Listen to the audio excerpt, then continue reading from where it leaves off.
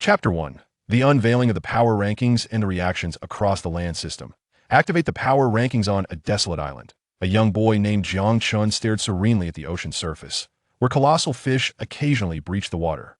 Just 3 days prior, he had unexpectedly traversed into the world of One Piece, binding himself to the power rankings system. This system, utilizing the essence of the world, would enumerate the 50 mightiest beings within the pirate realm.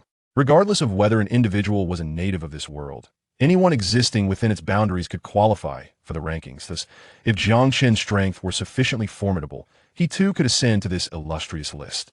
Connecting to the world's essence. Please hold connection. Successful initializing power rankings.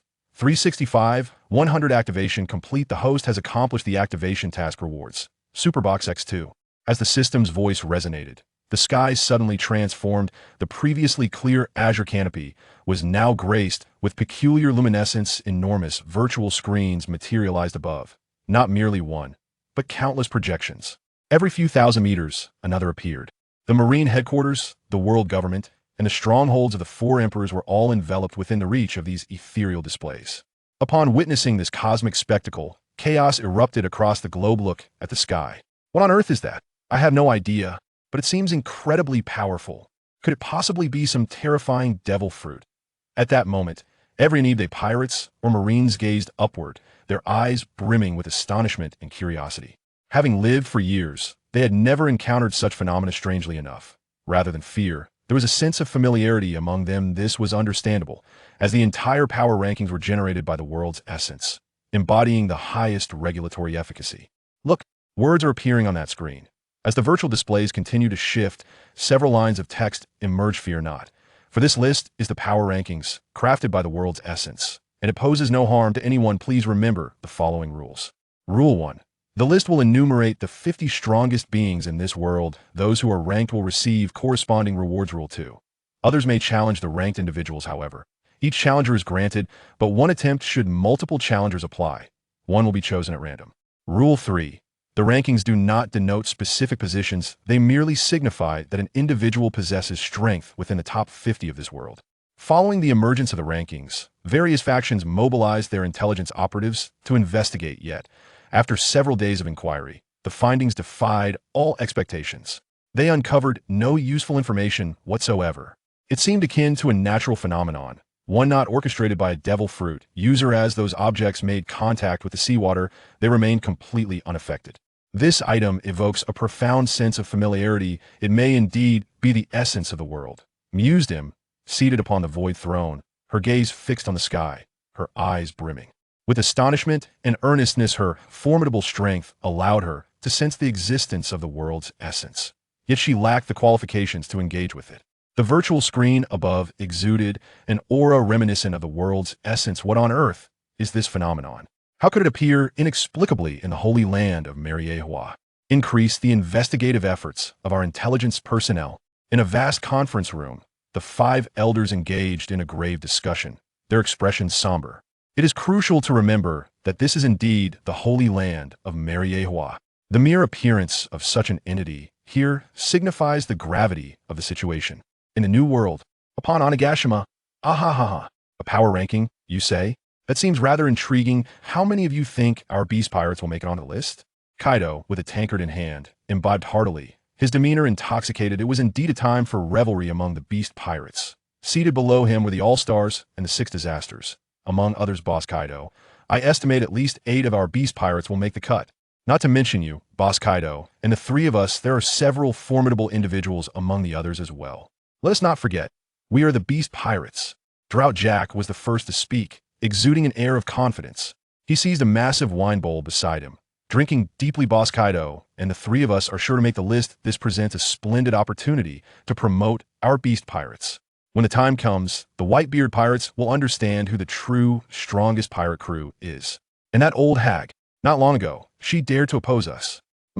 Once the power rankings are released, let us see if she dares to challenge us again.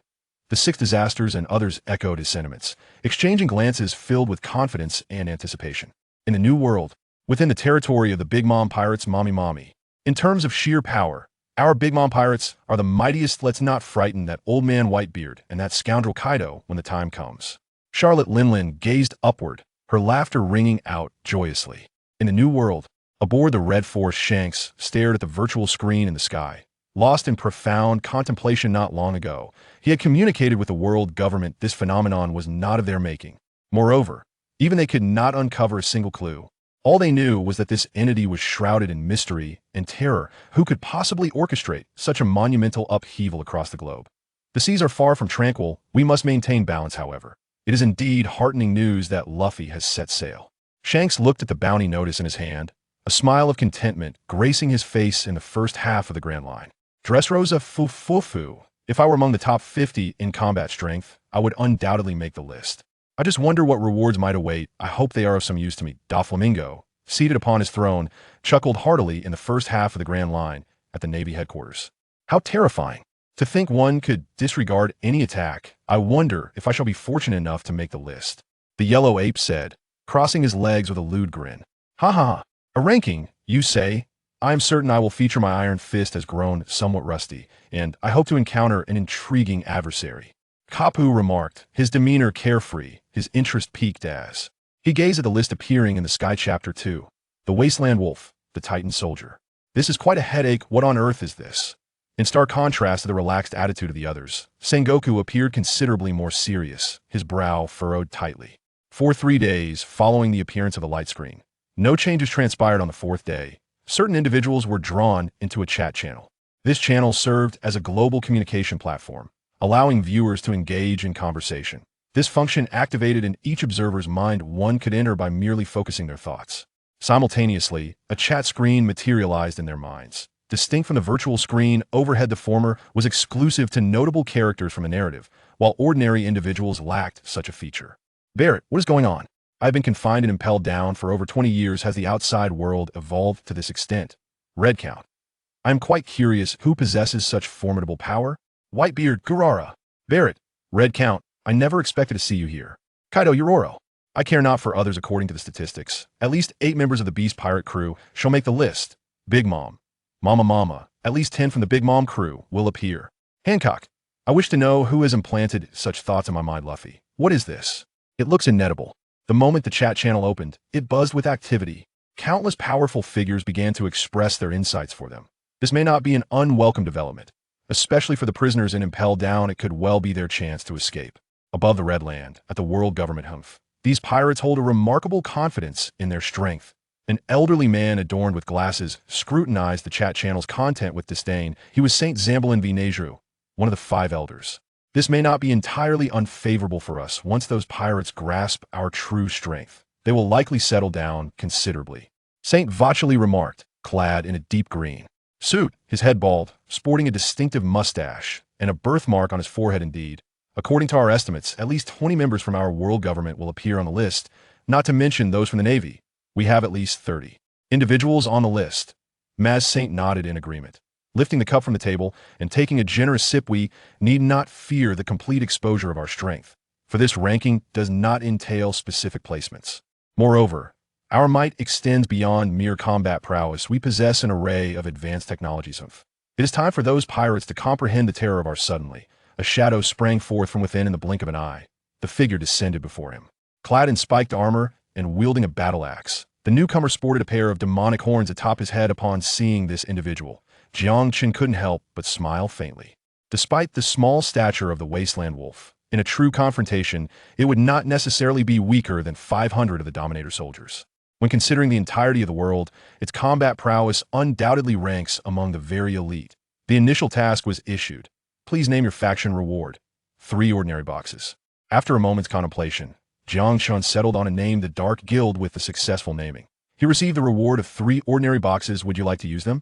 Yes. In the next instant, several boxes appeared in Jiang Chen's mind, however. These boxes were smaller than the previous 2, and the radiance they emitted was far less dazzling. As the boxes slowly opened, the prizes within were revealed. Congratulations, host. You have received 2 intermediate armament hockey cards and 1 thank you gift. The intermediate armament hockey card. Upon use, it allows the target to directly learn intermediate armament hockey. Each target can only utilize it once, and repeated use does not. Stack effects. This time, the lottery did not yield a golden character, nor even a character at all. This was to be expected, as these were merely ordinary boxes, and the prizes could not compare to those of super boxes. Use the armament hockey card usage in progress. The armament hockey card, entirely black and the size of a book, transformed into a swirl of black mist, which surged into Jiang Chen's body. Fragments of memory regarding the usage of intermediate armament hockey flashed rapidly through his mind, becoming firmly entrenched within once he fully absorbed the black mist. He had completely mastered the method of utilizing intermediate armament hockey. As if it were a skill he had cultivated himself. He did not retain the other card instead. He used it directly on the Wasteland Wolf. The Wasteland Wolf possessed formidable strength and was worthy of further cultivation. With mastery over intermediate armament hockey, even an admiral from the Navy would not stand a chance against him. The second initial task was issued when a match in the arena task description. Your faction has been successfully established, yet it remains a nameless entity. To bring it into the public eye, you or your members must secure victory in an arena match reward. 1 super box, 2 ordinary boxes. Chapter 3. The first contestant is the Wasteland Wolf. Note, as the host of this system, you possess priority listing privileges. Priority listing privilege. If any members of your faction meet the criteria for listing, there is a 90% chance that the members of your faction will be selected first. They're coming. They're coming. The time is almost upon us. I wonder who will be the first to take the stage. I bet it's an admiral from the Navy or one of the 4 emperors of the pirates. They're truly monsters of the sea. It could also be one of the 7 warlords of the sea. I've heard they possess immense power. As time inexorably flows, we find ourselves mere moments away from the commencement of the rankings. Everyone gazes skyward, their eyes brimming with anticipation, particularly the 4 emperors' pirate crew and the Navy headquarters for them. Merely being listed represents an extraordinary honor. In contrast, the 5 elder stars maintain an air of composure, seated confidently as they observe the discourse in the chat channel, their hearts filled with muted derision. In their estimation, the first individual to make an appearance must inevitably belong to their world government. Let us not forget that among the top 50 in the power rankings, their world government claims a staggering 30 positions. Statistically speaking, it stands to reason that the individual will be one of theirs at long last. As the collective gaze of the crowd intensifies, the time strikes 0. The moment has arrived, and the power rankings are officially unveiled. The first contender is the Wasteland Wolf, identified as a member of the Dark Guild. As the system announces this vocally, the large screen begins to transform before our very eyes. The silhouette of the desert wolf emerged within the frame. Clad in armor adorned with sharp spikes, he wielded a battle axe. With each swing of the axe, a deep pit would manifest upon the ground. His presence was both ferocious and terrifying. Once this scene was broadcast, the entire world erupted into chaos. What is happening here? Who is the Wasteland Wolf? Surely it cannot be anything other than an admiral of the Navy. Wasteland Wolf, such an unusual name. A member of the Dark Guild, what could that possibly be? I have no idea. They certainly appear formidable. The audience, upon witnessing the outcome, exchanged bewildered glances. Their faces a canvas of confusion and astonishment. In the minds of most, the only entities of terrifying power were the Navy headquarters and the 4 emperors of the sea. At the very least, one could add the 7 warlords of the sea. Yet now, the individuals who made the list were entirely beyond their expectations. Meanwhile, within the chat room, discussions commenced. Kaido, well. I never anticipated that the first to appear would be someone I have never even heard of. Big Mom, damn it. The first to show up is not from our pirate crew. I shall challenge him. Whitebeard, Garara. Quite the surprise, indeed. However, if he has made the list, this Dark Guild must possess some degree of power. Jack, I shall issue a challenge. Blackbeard, ha ha ha. How lively this is. Toru, I too wish to enlist. The reward must not fall into the hands of pirates. The results of the power rankings astonished everyone. Even the members of the 4 emperors and Navy headquarters were taken aback. Yet, it was merely surprise. After all, for them, if it were just someone in the top 50 of the rankings, it posed a slight threat, but not a significant one. How infuriating. The first to appear is not one of our world government's people. Within the world government, St. Nejuru's expression darkened, his tone laced with anger. Statistically, it should have been one of our own. What is this Dark Guild? Could it be a newly emerged pirate crew? The expressions of the other 4 elders were equally grim. They, the world government, were supposed to be the rulers of the world. The first to appear should have been one of their own. Yet, unexpectedly, others had seized the opportunity first. Such a situation cannot be tolerated. Let CP0 and the Knights of God all register to challenge. The personnel from Navy headquarters must also register. No matter what. The first to receive the reward must be one of our world government's individuals. St. Voculi declared solemnly. It must be noted that those on the rankings would receive substantial rewards, though the specifics of the rewards remained unknown to them. They had an inkling that they were anything but ordinary. 10 minutes later, a system announcement appeared on the light screen. The first participant had been preliminarily selected, and should anyone disagree, they may register to challenge. Note 1. Regardless of the number of participants, there will only be one challenge match. If more than one individual registers, a random selection will be employed. Note 2. The registration period will conclude in 2 hours, followed by the commencement of the competition. Jiang Chun dispatched the meticulously crafted announcement. In truth, every word displayed on the screen was his own creation. However, he could not send it indiscriminately. Adherence to the established rules was imperative. Of course, within those parameters, he could make certain adjustments. With the announcement sent, all those brimming with confidence began to feel exhilarated. Wonderful. Kaido. We can register and eliminate that fellow known as the Wasteland Wolf. The first name on the leaderboard will be ours. Jack exclaimed with uncontainable enthusiasm. Indeed. We shall all register for the competition, and let the Flying Six join us. How dare he usurp our place in the Beast Pirates? He must learn of our might. Quinn concurred, his expression rife with menace. In the vast ocean, few commanded his respect. A mere petty character, he could easily dispatch with a wave of his hand. Burp. You speak truly. It is time to showcase the strength of the Beast Pirates. Kaido remarked, letting out a hearty belch. He opened the chat interface and sent a message. Kaido, the first match will be fought by the Beast Pirates alone. No one else is permitted to register. Otherwise, they will be opposing us. Whitebeard. Gururara. Kaido. What grandiose claims. The Whitebeard Pirates shall not yield. Let us see who draws the competition qualification. Kaido, old man Whitebeard. Do you wish to provoke a war with us? Whitebeard. Let it come. Big Mom. Those two wretched fools, this competition should belong to the Big Mom Pirates. Kizaru, how terrifying. I too wish to witness the strength of the Dark Guild. Barrett, I never anticipated I could register as well. It has been far too long since I last exerted myself. Allow me to take the lead this time. In the ensuing period, the number of registrants continued to surge. Chapter 4. Challenger, Ember of the Beast Pirates. 2 hours later, registration for this challenge has concluded. As the number of registrants exceeded 1, a random selection of challengers is currently underway. Selection successful. The chosen challenger is Ember. Affiliated faction, Beast Pirates. The match will commence in half an hour. New world. Within the territory of the Beast Pirates. Fantastic. We actually drew Brother Ember. The first name on the leaderboard truly belongs to our Beast Pirates. Jack beamed at the result displayed on the screen, his eyes narrowing in delight. Brother Ember, you must ensure that scoundrel comprehends our strength. Quinn's face was alight with excitement, the excess flesh on his body jiggling with every movement. Rest assured, I shall conclude this battle within 10 minutes, Jin proclaimed with unwavering confidence. This battle is utterly inconsequential to him. He is determined to demonstrate to this newcomer the true extent of their disparity. Big Mom, damn it. How could the Beast Pirates snatch away the opportunity? Barrett, you scoundrel.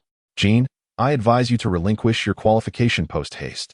Otherwise, once I am free, I will ensure you regret it.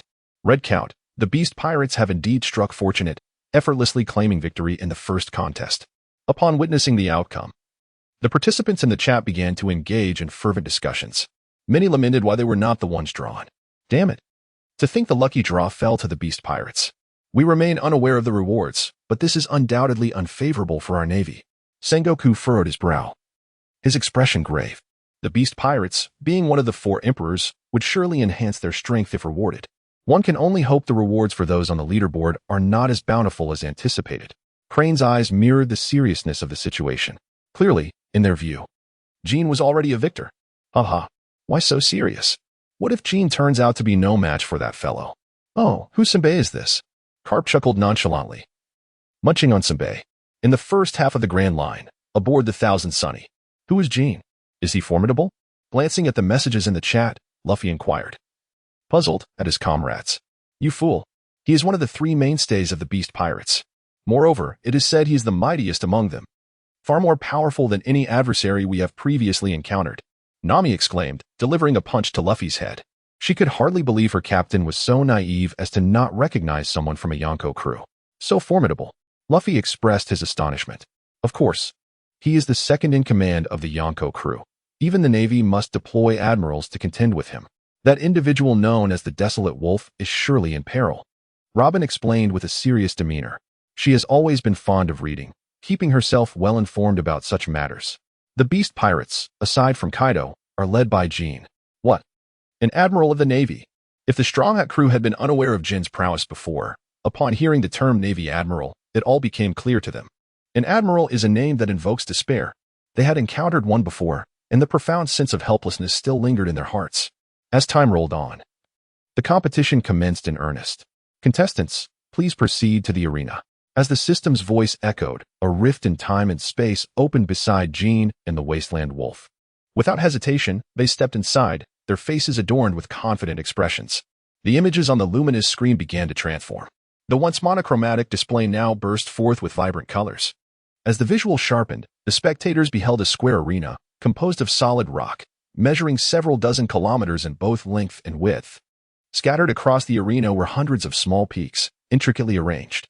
At the center stood two figures, one large and one small, Jean and the Wasteland Wolf. Jin's massive form loomed over the other, resembling a towering mountain, exuding an overwhelming presence. Kid, I advise you to vacate immediately, or I shall not hesitate to obliterate you. Jean stood casually, his katana sheathed. You foolish creature, you have no inkling of my power. I shall unleash darkness upon you. The Wasteland Wolf's eyes narrowed as he gripped his battle axe and charged forward with remarkable speed. With each step, he left depressions in the ground beneath him. You insolent little wretch. Jean scoffed, opting not to draw his weapon, and unleashed a powerful punch. Boom, as their fists collided. A ferocious shockwave erupted from the point of impact, radiating outward. Under the immense pressure, a large crater formed on the ground, sending countless fragments of stone flying into the air. Whoosh! In an instant, a colossal figure was propelled backward, crashing into a mountain like a cannonball. As the spectators recognized the identity of the figure, astonishment swept through the crowd. It was the Inferno Jean. Damn it, I was careless. Jean coughed, the disdain fading from his face, replaced by a serious and solemn demeanor. He realized that this seemingly insignificant opponent possessed formidable strength, far surpassing his own. What's wrong? Big guy? Are you merely a pretty face with no substance? The Wasteland Wolf stepped forward, leaping through the air with agility, raising his axe high and striking down towards Inferno Jean. Do not overreach. Jean swiftly drew his katana and swung it with great force. Clang! The battle axe and katana clashed, producing a sharp and resounding echo. The ensuing shockwave shattered the ground beneath them, unleashing a fierce gale that sent debris and dust swirling in every direction. Your strength is lacking. The Wild Wolf raised his arm with great force, instantly deflecting the warrior's katana with the might of his battle axe. He followed up with a powerful kick, landing squarely in the belly of the Inferno. Thud! The impact reverberated through the hardened armor, sending the internal organs of the Inferno into turmoil. He was propelled backward, skimming along the ground for dozens of meters. The robust arena was carved with a long gash. A thick cloud of smoke enveloped the air, obscuring the spectators' view and leaving them uncertain of the outcome. As the smoke dissipated, those who witnessed the scene were left in utter shock. What had just transpired? How had the Inferno been sent flying by that individual? Such strength. Is this what it means to be among the top 50 in combat prowess? This fellow, known as the Wild Wolf, was indeed formidable, able to exchange blows with the Inferno. Yet, this was no mere exchange. The Inferno was utterly dominated. Chapter 5. The Inferno under siege. Does the Wild Wolf possess the might of a general? Even the members of the 4 Emperor's Pirates in the Navy headquarters exhibited expressions of astonishment. Humph, that lad's strength is not to be underestimated. He managed to trade a few blows with Brother Inferno. However, Brother Inferno has certainly not unleashed his full power. Otherwise, this battle would have concluded long ago. Jack remained unimpressed. Thud, thud, thud. The fierce battle continued on the battlefield. The Wild Wolf swung his battle axe repeatedly at the Inferno. Each strike was imbued with boundless momentum. With each clash, the ground fractured beneath them. Several mountains crumbled under the force. Damn it! How is this fellow so incredibly strong? The Inferno retreated while parrying with his katana. Flames blazed fiercely along the blade, flickering with each swing. He was now exerting nearly all his strength. Yet, even so, he found himself with no opportunity to counterattack, forced to defend passively. Not only was his opponent immensely powerful, but his speed was astonishing as well. When the battle axe collided with his katana, it sent tingles through his arms. What is wrong with you, you bastard? I haven't even gone all out yet. Is that all you've got? The Wild Wolf's gaze was filled with disdain. Initially, he had assumed that, given the opponent's imposing stature, he would possess considerable strength. Indeed, he had some prowess, but it fell far short of his expectations. Impossible. Hearing those words, the Inferno's expression was filled with disbelief and astonishment. In his view, there was no way the opponent could be holding back. After all, he was the second in command of the Beast Pirates. To suppress him while concealing part of one's strength, one must possess the power of a general or an emperor. The wild wolf had no intention of explaining himself, with a mere thought. Flames erupted from his battle axe as well. Moreover, the quality of this flame was superior, seemingly capable of scorching even the very soul. Roar. The howling of the wasteland wolf reverberated, exuding a terrifying aura. He then raised his colossal axe and struck it forcefully against the ground. A thunderstorm echoed, causing the earth to crack and rapidly spread across hundreds of meters.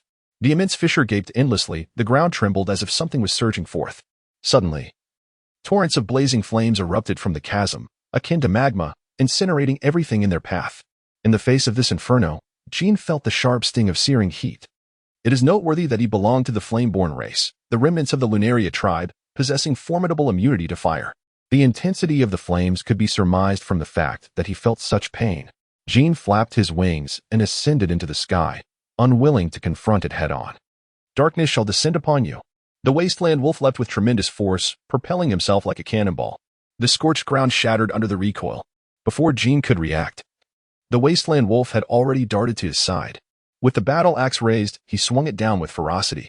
Witnessing this aggressive strike, Jin's pupils dilated in alarm. He hastily lifted his katana to defend. Clang. Ah! The battle axe struck the katana, producing a sharp yet resonant sound. The overwhelming force instantly repelled the katana, ultimately crashing into Jin's chest. Whoosh! Jin was sent hurtling downwards at an angle, akin to a meteorite, colliding with a mountain peak. Boom! The entire summit crumbled under the sheer force of the impact. This power. Jin's heart tightened in fear and pain.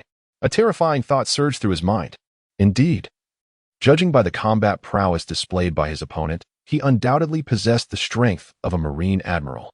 It was even possible that he was a figure of the Emperor's caliber, for only an admiral-level power could not inflict such devastation with a single blow.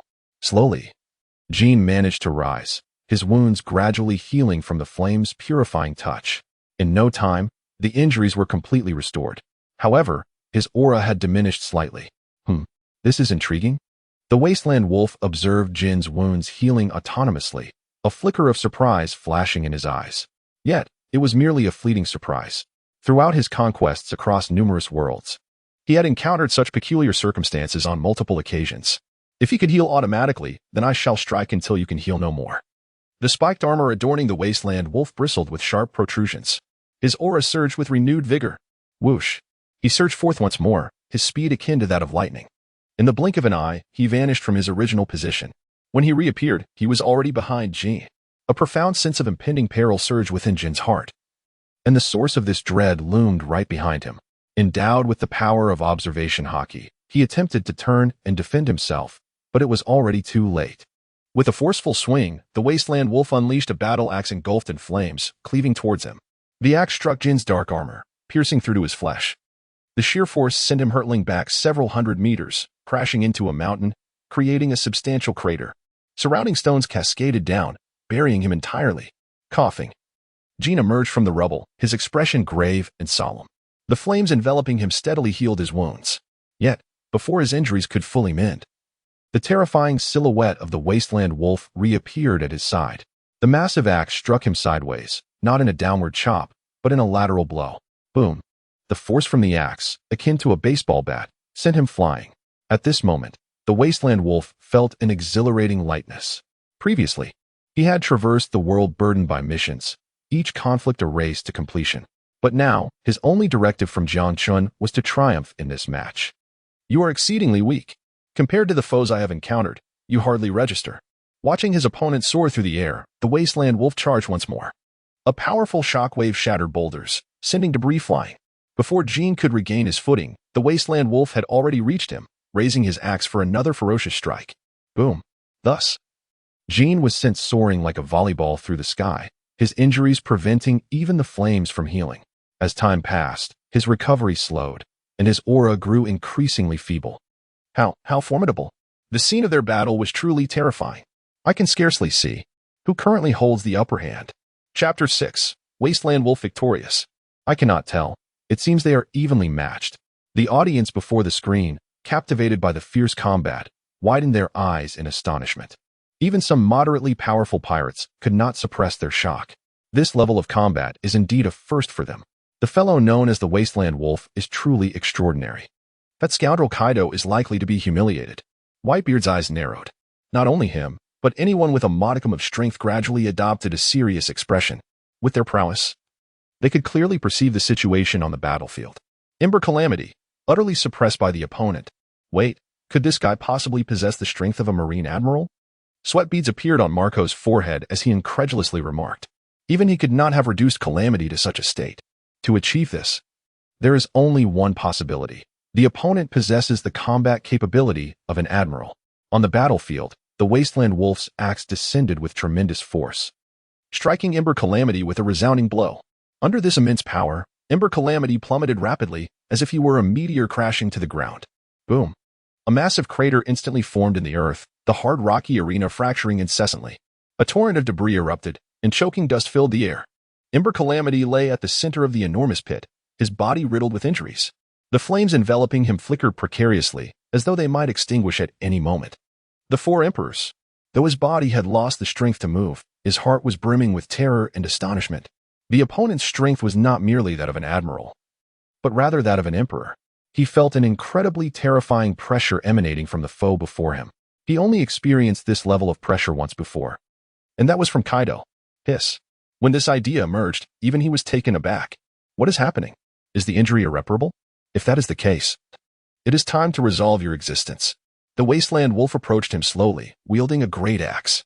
However, just as he raised the axe to eliminate his opponent, the body of the Calamity of Flames suddenly vanished from sight. Surrender. Observing the scene on the battlefield, Kaido's expression darkened. In the arena, aside from the individual choosing to surrender, the leader of their faction could also facilitate the surrender. If it were merely an ordinary subordinate, Kaido would not care for their fate. However, on that stage was one of the three prominent figures of the Beast Pirates. Calamity of Flames. Kaido could not allow him to be slain. Such an event would undoubtedly be a monumental loss for the Beast Pirates. The Dark Guild. I shall remember you. Kaido took a swig of his drink, his face a mask of ferocity and rage. Calamity surrenders. The victor of this match is the Wasteland Wolf. Rewards will be dispensed in 1 hour. The moment the result of the match was announced, everyone stood frozen in disbelief. No. What is happening? How has the match concluded? After a considerable amount of time, the audience in front of the screen finally reacted. The Calamity of Flames from the Beast's Pirates had indeed been defeated. How terrifying. Could the one known as the Wasteland Wolf possess the strength equivalent to that of a Marine Admiral? I have heard that the Calamity of Flames is the mightiest among the prominent figures, second only to Kaido of the Beasts. This is truly frightening. This Dark Guild must be an exceptionally formidable pirate crew. Upon confirming the outcome, everyone's pupils constricted in shock. According to their deeply ingrained beliefs, the Marines and the four Emperors were insurmountable mountains. Yet now, the second strongest force of the Beast Pirates had been vanquished. I never expected that Flames would be defeated. It seems we must keep an eye on this Wasteland Wolf. Furthermore, we should send someone to investigate the Dark Guild behind him. Doflamingo sat upon his throne, crossing his legs, with a flicker of concealed astonishment in his eyes. He was well aware of the strength of the Calamity of Flames. They had crossed paths several times before. If a serious confrontation arose, he would undoubtedly be no match for Flames. Yet now, his opponent had been defeated. Even more alarming was the fact that the Wasteland Wolf had triumphed with overwhelming dominance. In the first half of the Grand Line, at Marine Headquarters, the atmosphere was one of mixed emotions. The good news was that the Beast Pirates had been defeated, and they would not receive this reward. The bad news was that yet another terrifying powerhouse had emerged upon the seas. Considering the opponent's combat prowess, it is evident that their strength rivals that of the admirals within their navy. Were it not for the existence of a combat power ranking, we would remain oblivious to such a formidable presence on the high seas, indicating that the adversary is deeply concealed. Furthermore, the Dark Guild that supports him must be investigated thoroughly. We cannot afford any missteps. Sengoku cast a grave glance over all those present. A pirate crew possessing such formidable strength, if allowed to flourish unchecked, will undoubtedly pose a significant threat in the future. We must approach this matter with the utmost seriousness. For the current state of the seas is highly unstable, and we cannot permit any unforeseen incidents. The expression in Crane's eyes was equally filled with solemnity. The emergence of such formidable individuals has a monumental impact on the seas. In the chat channel, individuals like Big Mom mercilessly mocked the situation. Big Mom, Mama, that little brat, NTI, has been defeated. How utterly pathetic, Kaido. Whitebeard, Kaido, is it possible that you and your crew are incapable? The three great figures have fallen to a newcomer. Ha ha ha. Kaido, bastards. Do you wish to provoke the beast pirates? Barrett, that fellow known as the Wasteland Wolf possesses commendable strength. Should the opportunity arise, I would relish a duel with him. Upon witnessing the derisive remarks in the chat, the recently awakened NTI nearly spat blood and fury. Enduring the pain in his body, he sent a message to the chat channel. NTI, you bunch of scoundrels. What do you know? That fellow's strength is on par with the four emperors. Big Mom, upon reading NTI's message, couldn't help but erupt into mocking laughter. Big Mom, when defeated, to claim the opponent's strength is on par with the four emperors. Did Kaido teach you to say such things? Mama. Marco, NTI must be too ashamed to accept this loss, hence concocting such an excuse. George, how amusing.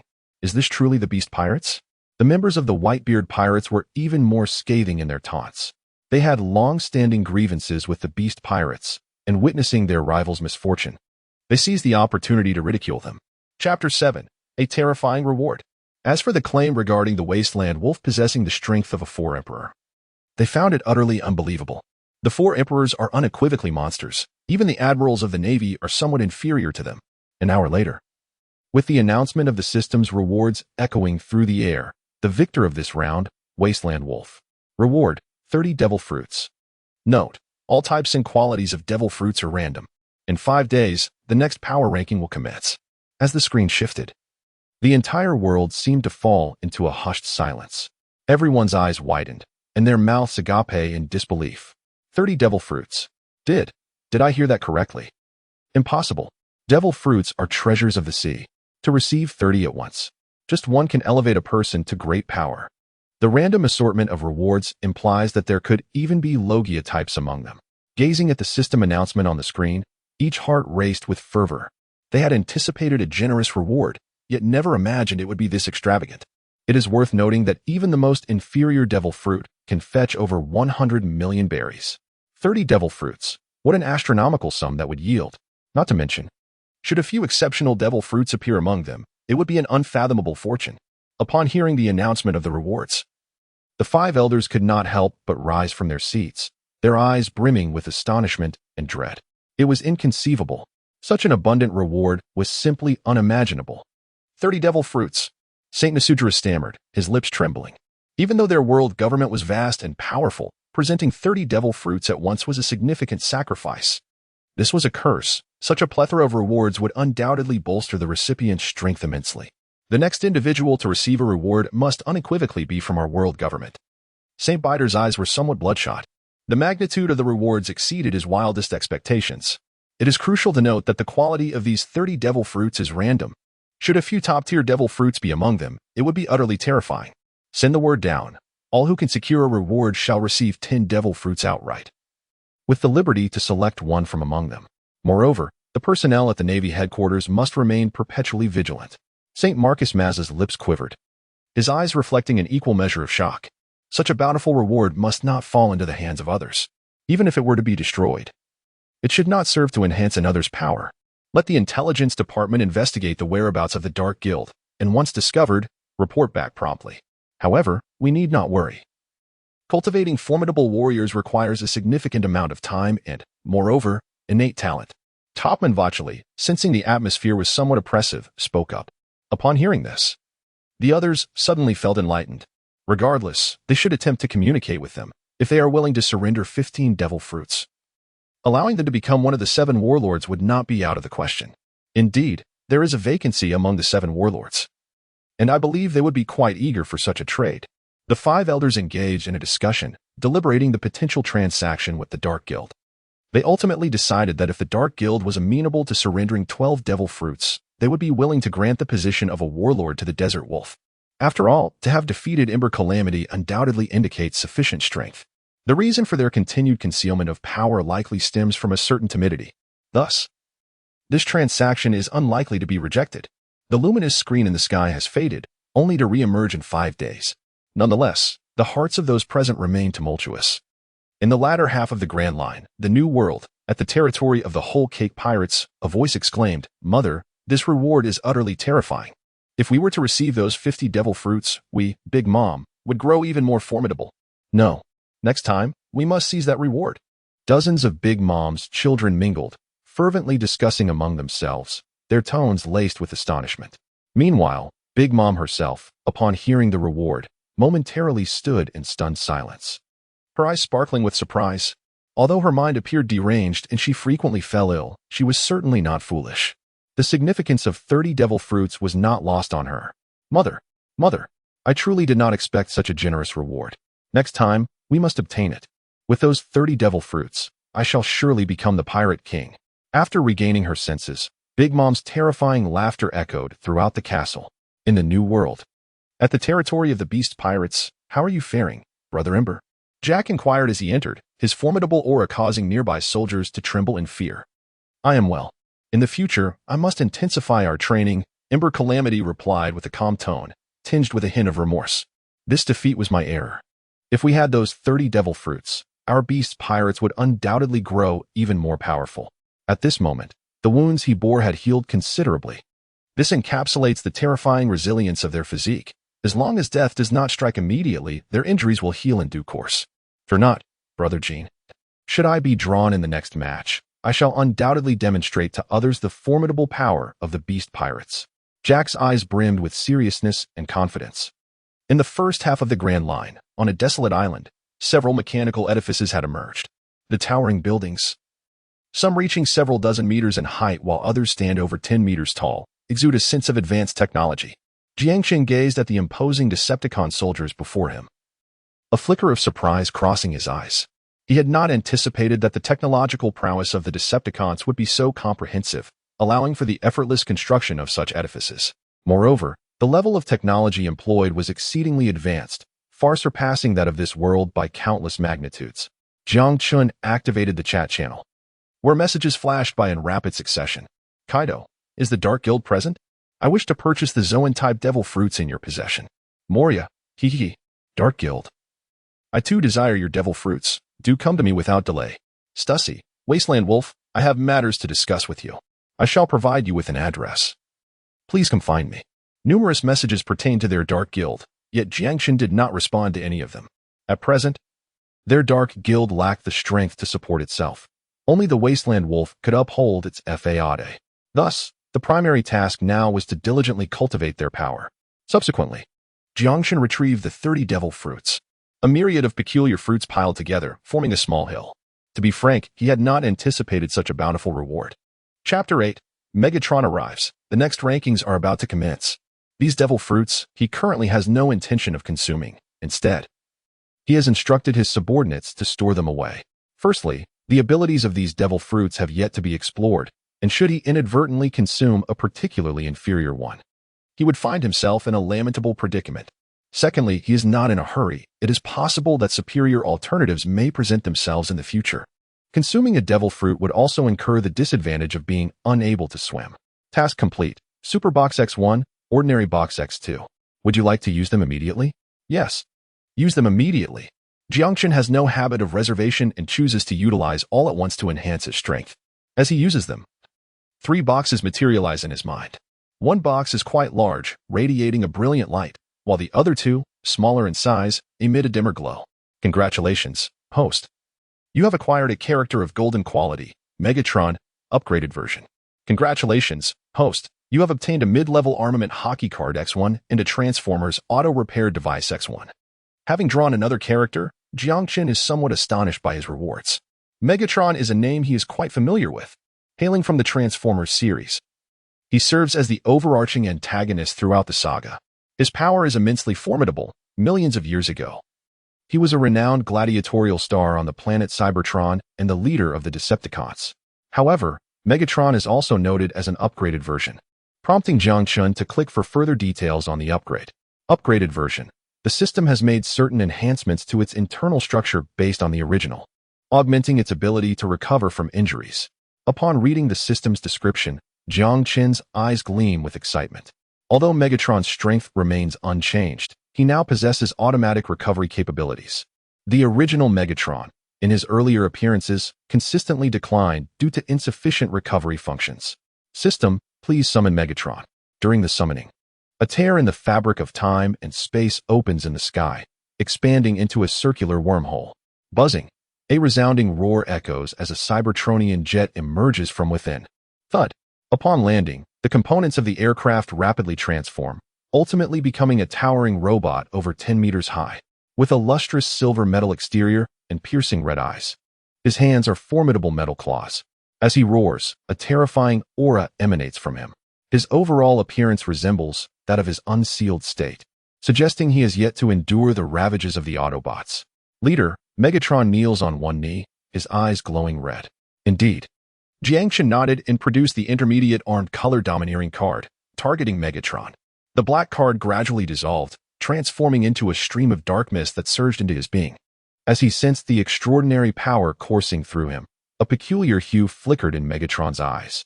With a mere thought, his body was swiftly enveloped in a violet-black aura of armed color domineering. In an instant, the silver exoskeleton of the mech entirely morphed into black. This incarnation of Megatron is undeniably more formidable than before. Subsequently, Jiang Chun retrieved the Transformer's self-repair apparatus. With a thunderous rumble, a colossal structure, approximately 50 meters in height and around 80 meters in both length and width, descended before him. It was entirely composed of rare metals. The Transformer's repair device allows Transformers to enter, infusing basic materials to autonomously mend their injuries. A remarkable invention indeed. Jiang Chen's eyes lit up upon reading the system's description. With this device at their disposal, the Decepticon soldiers need not fear injury. Mission: showcase power once more. Mission description: although the Dark Guild has already secured victory in one match, it is insufficient. You must achieve another victory. Mission reward: Super Box X1, Ordinary Box X2. Do you accept? Accept. Without hesitation, Jiang Chen chose to embrace the mission presented by the system. In truth, even if the system had not issued a task, he had already resolved to triumph in the upcoming arena match. After all, the rewards were exceedingly generous. Furthermore, those who receive rewards are prohibited from participating in subsequent arena matches, lacking even the eligibility to register. Nevertheless, with Megatron at his side, they were sufficiently prepared for the time being. 5 days later, 3 hours remained until the power rankings would be unveiled. The once vanished light curtain re-emerged, hovering in the sky. It is imminent. In just over 2 hours, the next contender on the rankings will be revealed. I speculate it will be someone from the Navy or the world government. The rulers of the world, who have the highest probability of appearing. I suspect it could be a member of the Four Emperors pirate crew. They are truly the monsters of the sea. It is highly likely to be Whitebeard, known as the strongest man in the world. Everyone gazed upward at the light curtain, their eyes brimming with anticipation. Although such matters were largely irrelevant to most of them, it did not hinder their enjoyment of the spectacle. Moreover, the intensity of battles at this level was utterly breathtaking. They were reluctant to even blink while witnessing the combat. In comparison to this crowd of ordinary spectators, the Navy and the members of the Four Emperors were evidently far more exhilarated. This matter is intricately connected to them. Once the reward is obtained, it will signify a tremendous leap for them. Sengoku, the power rankings are about to be revealed. Surely this time it will be one of our Navy personnel. Whitebeard, Gururara. Let us not rush to conclusions. Perhaps it will be one of my Whitebeard Pirates instead. Kaido, the Navy is nothing but a bunch of fools. Do you really think you can make the list? Haha. How laughable, Sengoku. Akainu, all pirates deserve to perish. Red-haired, while we do not require the devil fruit. I am quite eager for this reward. Our red-haired pirates wish to partake as well. Dracul Myhawk, I merely wish to know if there exists a swordsman capable of challenging me. The messages in the chat channel swirled rapidly. Even the previously unassuming red-haired pirates were joining the fray. Although none among them possessed the powers of the devil fruit, the allure of 30 fruits was simply too great. If they were to fall into the hands of others, it could very well incite a tumultuous upheaval across the seas. Humph, what a group of imbeciles. They remain utterly oblivious to the might of our world government. The 5 elders sat confidently, their eyes sparkling with conviction. In their view, the recipients of this reward must undoubtedly be from their world government. Fufufu. Who shall emerge as the victor of this reward? The Four Emperors, the Navy, or the world government, which has ruled for 800 years? Fufufu. Let us await the outcome with bated breath. Don Quixote Doflamingo sat upon his throne, his gaze fixated on the shifting screen. Chapter 9. The Reckless Celestial Dragons. At long last, under the watchful eyes of all, the screen began to transform. Several lines of bold text emerged, accompanied by the System S announcement. Power ranking, 2nd place, Wrecker. Faction, Dark Guild. Personality, highly ambitious, ruthless. If you're his enemy, he will not hesitate to end your life. The competition will commence in 2 hours. Those wishing to challenge must register before the deadline. Meanwhile, an image materialized on the large screen, showcasing a breathtaking Cybertronian fighter jet soaring at breakneck speed. It landed in a desolate wilderness, and the components of the jet rapidly morphed into a towering and formidable robot. For a moment, the venue fell into a profound silence. Everyone stared, mesmerized by the images on the screen, their faces awash with astonishment. What is happening? How can it be the Dark Guild again? Wasn't the last to defeat Ember the Wasteland Wolf from the Dark Guild? The newspapers claimed he possessed the strength of a general. No. Am I seeing things? The Dark Guild has appeared twice in succession. What kind of pirate crew are they? After a considerable amount of time had passed, the crowd finally emerged from their state of shock. Gazing at the results displayed on the luminous screen, many were convinced they had misread. After all, only recently had the Dark Guild made an appearance, and now it was revealed that members of the Dark Guild were once again present. Bang! One of the 5 elders, Saint Satan, slammed his palm forcefully onto the table, leaving a hand-shaped indentation in the solid surface. What on earth is happening? Where did this character, known as Megatron, come from? His face was etched with seriousness. Initially, he had been utterly confident that the individuals topping the list would undoubtedly belong to their world government. Yet, once more, the outcome exceeded his expectations. This pirate crew called the Dark Guild had previously gone unnoticed, and now it possessed 2 formidable warriors ranked within the top 50 of the power list. It seems they will require heightened scrutiny going forward. A shadow of gloom flickered in the depths of Saint Topman Walchuli's eyes. Even if there are 2, what does it matter? The forthcoming rewards will not belong to him. Let us not forget, there is still a tournament ahead. As long as we triumph in the tournament, the rewards will still be ours, declared Saint Nejiru. Observing the visibly irate individuals around him, he continued, this Megatron appears rather peculiar. Not like a genuine person, but rather like some form of technology. If it is indeed a type of technology, we must delve deeper into the investigation, remarked Saint Marcus Moss. As they scrutinized Megatron's iron-like physique, it bore a resemblance to their pacifists. Hiss! Upon realizing the strangeness of Megatron's appearance, the other 4 elders collectively gasped in astonishment. Indeed, from the enormous iron bird that first appeared to its transformation into a robot, everything indicated that Megatron was out of the ordinary. Moreover, it could not possibly be a devil fruit. Whether it be a Logia, Zoan, or Paramecia, none could exhibit such a form. It seems implausible. If it truly is technology, then their mastery of it surpasses even that of Dr. Vegapunk, which is evidently impossible. St. Peter resolutely dismissed, though astonishment lingered in his gaze. Regardless, we must designate the Dark Guild as a target for investigation and ensure they do not act recklessly. Indeed, we, the world government, are the rulers and shall not permit such occurrences. The 5 elders continued to discuss in secrecy and issued a command for all to participate in the tournament. Anyone with the rank of Rear Admiral or above must register. Mother, what an unexpected turn of events. Once again, it is that newcomer pirate crew of unknown origins. Relay the message. Everyone must enroll in the tournament. We must reclaim the rewards. A chilling laughter, reminiscent of the infamous Big Mom, echoed throughout the heavens. The nearby soldiers trembled under the weight of his terrifying presence. Whitebeard chuckled. It appears the Dark Guild has piqued my interest. Jack shouted, Hey, are there any members of the Dark Guild present? I seek to duel with the mighty warlord. Doflamingo remarked with a sinister laugh. The last wolf of the wasteland possessed at least the strength of a vice-admiral. I wonder how formidable this warlord truly is. Moria cackled. He possesses a fine physique. I hope to draw him.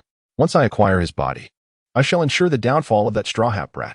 Rebecca pondered, am I a match for him? In the following moments, innumerable powerful individuals eagerly registered for the duel. Not only could those in the chat channel sign up, but even those who remained hidden could reach out and click the registration button from afar. However, amidst this surge of registrations, some individuals began to court disaster. St. Charlos exclaimed, that one seems exceptional. I shall make him my steed. Father, I no longer desire a mermaid. I wish to enslave that fellow known as Warlord. St. Roseward reassured him, fear not, My son, we are celestial dragons. And with CP0 at our disposal, quickly capture that warlord. In the Sabaody archipelago, St. Charlos, perched upon a slave, gazed intently at the image on the screen. He had originally come to procure a mermaid, yet now he coveted the warlord displayed before him. Observing the messages in the chat channel, Jiang Qin's expression darkened. As the primary overseer of the rankings, he was keenly aware of all communications within the chat. Though there had been light-hearted jests directed at the Dark Guild in recent days, those taunts had been mild, intended for future reckoning when strength permitted. However, the words of these three foolish individuals had truly tested their limits. Yet, he refrained from responding, instead focusing on the system panel within his mind. A new mission materialized before him. Mission title, Terrifying Catastrophe, dispatch subordinates to assault the Sabaody archipelago. The mission outlined several requirements. Requirement 1. Eliminate the three who mocked the Dark Guild. Requirement 2. Slay over 1,000 Navy personnel and 1,000 pirates. Requirement 3. Inflict widespread devastation upon the Sabaody archipelago, destroying at least 20 districts. Chapter 10. Challenger, Admiral Aokiji. Completing any one requirement yields a reward of Superbox 1. Completing any 2 requirements grants Superbox 2. Complete any 3 requests to earn 2 Superboxes and 5 regular boxes. Will the host accept? Accept. Glancing at the words on the system panel, Jiang Qin chose to accept without hesitation. After all, if the tasks were unachievable, he would simply forfeit the rewards. However, he did not intend to act immediately. The competition was about to commence, and Wreaking Havoc would certainly participate. He decided to wait until after the contest, with Wreaking Havoc leading the charge against the Sabaody archipelago. Nevertheless, for now, he would collect some interest. Jiang Qin, the leader of the Dark Guild, declared, "Three foolish pigs. Do you even comprehend whom you are addressing? Individuals of your caliber are utterly unworthy of existence in this world." Upon uttering these words, the chat channel erupted.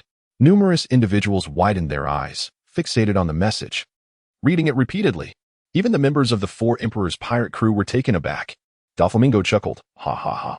The leader of the Dark Guild has emerged. It seems he is unafraid of the celestial dragons." Kaido remarked, "Indeed, to dare insult the celestial dragons shows a measure of courage." Hancock added, "My benefactor." Luffy inquired, "What are the celestial dragons?" Those who witnessed the message could not help but exclaim in astonishment. Meanwhile, the Charlos family of the Sabaody archipelago stood frozen in shock, gazing blankly at the chat channel's message. St. Charlos fumed, "You insolent wretch, do you know who I am? I am a celestial dragon. You lowly scum, you are doomed. Marine Admiral, come and eliminate him." Charlia Palace echoed, "Kill him. We must eliminate this lowborn." Once they regained their composure, St. Charlos was infuriated, his anger rendering him incoherent. On the other hand, Jiang Qin chose not to respond to them. It would not be long before the competition concluded, allowing them to linger a while longer. 2 hours later, the text on the screen changed, and the system's announcement resonated. Registration period has ended. This round's challenger, Marine Admiral Aokiji. The competition will commence in 1 hour. At the moment the results were revealed, gasps of astonishment filled the air. What? The challenger is none other than Marine Admiral Aokiji. It's over. The Dark Guild is doomed. The rewards will surely belong to the Marines. After all, he is a Marine Admiral. No one can defeat a Marine Admiral. In the minds of many, the Marine Admiral epitomizes invincibility, particularly for ordinary pirates, who view them as a nightmarish presence. Merely hearing the name could send shivers down their spines. At this moment, upon learning that the challenger is a Marine Admiral, shock and dismay painted the faces of everyone present. In their eyes, that individual known as Wreaking Havoc was undoubtedly finished. Above the Red Earth continent, the world government convenes. Excellent. Splendid. This time, we have drawn the navy, and those scoundrels from the Dark Guild shall pay dearly for their arrogance. Upon hearing the results, the 5 elders beamed with excitement. The audacity of the Dark Guild's leader to disrespect the celestial dragons was intolerable. They conveyed to Aokiji that this match must be secured. A smile crept across St. Pitt's face, for in his eyes, the involvement of an admiral guaranteed victory. If possible, they must strive to eliminate the one known as Wizhntin. Admiral Aokiji, on board the Thousand Sunny. Luffy gazed in astonishment at the figure on the shimmering screen, his eyes wide with disbelief. The other crew members were equally pale with fear. Aokiji was the only admiral they had ever encountered. The memory of that terrifying pressure lingered, evoking a sense of dread within them. "Hey Aokiji, How terrifying. It's over. The individual known as Whitebeard is doomed. Surely he will be annihilated by Aokiji. Chopper and Usopp clung to one another, trembling in fear. It's really him. Beads of cold sweat formed on Nico Robin's forehead, her eyes filled with horror and trepidation. The terror of that man had etched itself indelibly in her heart. Nami, equally aghast, stared at the screen with her mouth slightly agape. Phew. Luckily, this time the target is not us. Simultaneously, every member of the Straw Hat Pirates breathed a sigh of relief, grateful that they were not the chosen ones this time. Hee. Who would have thought that the victor would be from the Navy? Doflamingo's gaze burned with intensity, a smirk playing at the corners of his mouth. In his estimation, Whitebeard stood little chance against Admiral Aokiji. After all, the Dark Guild had already showcased formidable strength. Whitebeard's prowess could hardly be substantial. He even felt confident in his ability to defeat this Whitebeard. Damn it. This opportunity should have been mine. Curse the Navy. Moria trembled with rage, shouting defiantly at the heavens. Curse the Navy. We, the Beast Pirates, shall avenge ourselves upon the Dark Guild. How dare you usurp our chance? On Ghost Island, thunder rumbled and dark clouds loomed ominously. A terrifying blue dragon circled above. Amidst the fervent discussions, an hour swiftly elapsed. The competition commenced. Contestants who had not arrived early were instructed to step into the ominous black hole before them. With the system's announcement, two colossal wormholes materialized before Whitebeard and Aokiji, resembling a temporal tunnel aglow with strange lights. Admiral Aokiji, you must secure victory in this match. The battle is about to begin. We shall undoubtedly claim an effortless triumph. Those pirates are finished. Within the naval headquarters, the officers gazed at the figure slowly stepping into the wormhole, their eyes reflecting a blend of confidence and anticipation. How terrifying it is. That individual known as Megatron dares to duel with Aokiji. Kazuru, with a pouting expression and legs crossed nonchalantly, feigned fear with his words. Yet his countenance bore no trace of trepidation, instead appearing rather relaxed and somewhat lecherous. Based on the rewards from the previous encounter, it is inferred that this time's bounty will also be exceedingly generous. It must not fall into the hands of pirates. Sengoku's face was etched with seriousness, his brow furrowed. Even though the Navy was overwhelmingly confident in securing victory in this contest, they could not afford to be complacent until the outcome was determined. Chapter 11. Will the weapon of war be armed with haki? Under the watchful eyes of the crowd, Aokiji stepped into the arena. Simultaneously, the imagery on the screen shifted, the previous text vanishing to be replaced by a grand stage. Spanning several dozen kilometers, it was a landscape of rolling hills. At the center of the arena stood Admiral Aokiji. Buzz at that moment. A thunderous roar echoed through the sky as a Cybertronian fighter jet surged toward this direction with astonishing speed. The air behind the aircraft shimmered with the haze from the force of its propulsion. Upon reaching an altitude of approximately 1,000 meters, the jet's weapon systems underwent a rapid transformation. Many components on its wings rotated and morphed. Several missile launchers emerged from either side of the wings. The weapon targeting system whirred to life, locking onto the position of Aokiji. Whoosh, whoosh. After securing the target, four immensely powerful missiles were propelled from the launchers. The speed of the missiles was extraordinary, surpassing the technological capabilities of this world. Trails of smoke billowed from their rear as they accelerated forward. Simultaneously, they adjusted their trajectory, autonomously locking onto the enemy's location. Just as Aokiji lifted his gaze skyward, the missiles hurtled toward him. Boom, boom. Upon impact with the ground, a series of earth-shattering explosions resounded, causing the entire arena to tremble. Fiery flames and shockwaves cascaded outward, uprooting layers of earth. Several hills crumbled under the ferocity of the explosion, with debris shooting forth like bullets. When the remnants of the blast dissipated, a massive crater spanning hundreds of meters emerged at the epicenter. Gulp. The audience before the energy screen involuntarily swallowed in awe. The force of the explosion was truly immense. Even through the screen, they could sense its terrifying power. Zing. Zing.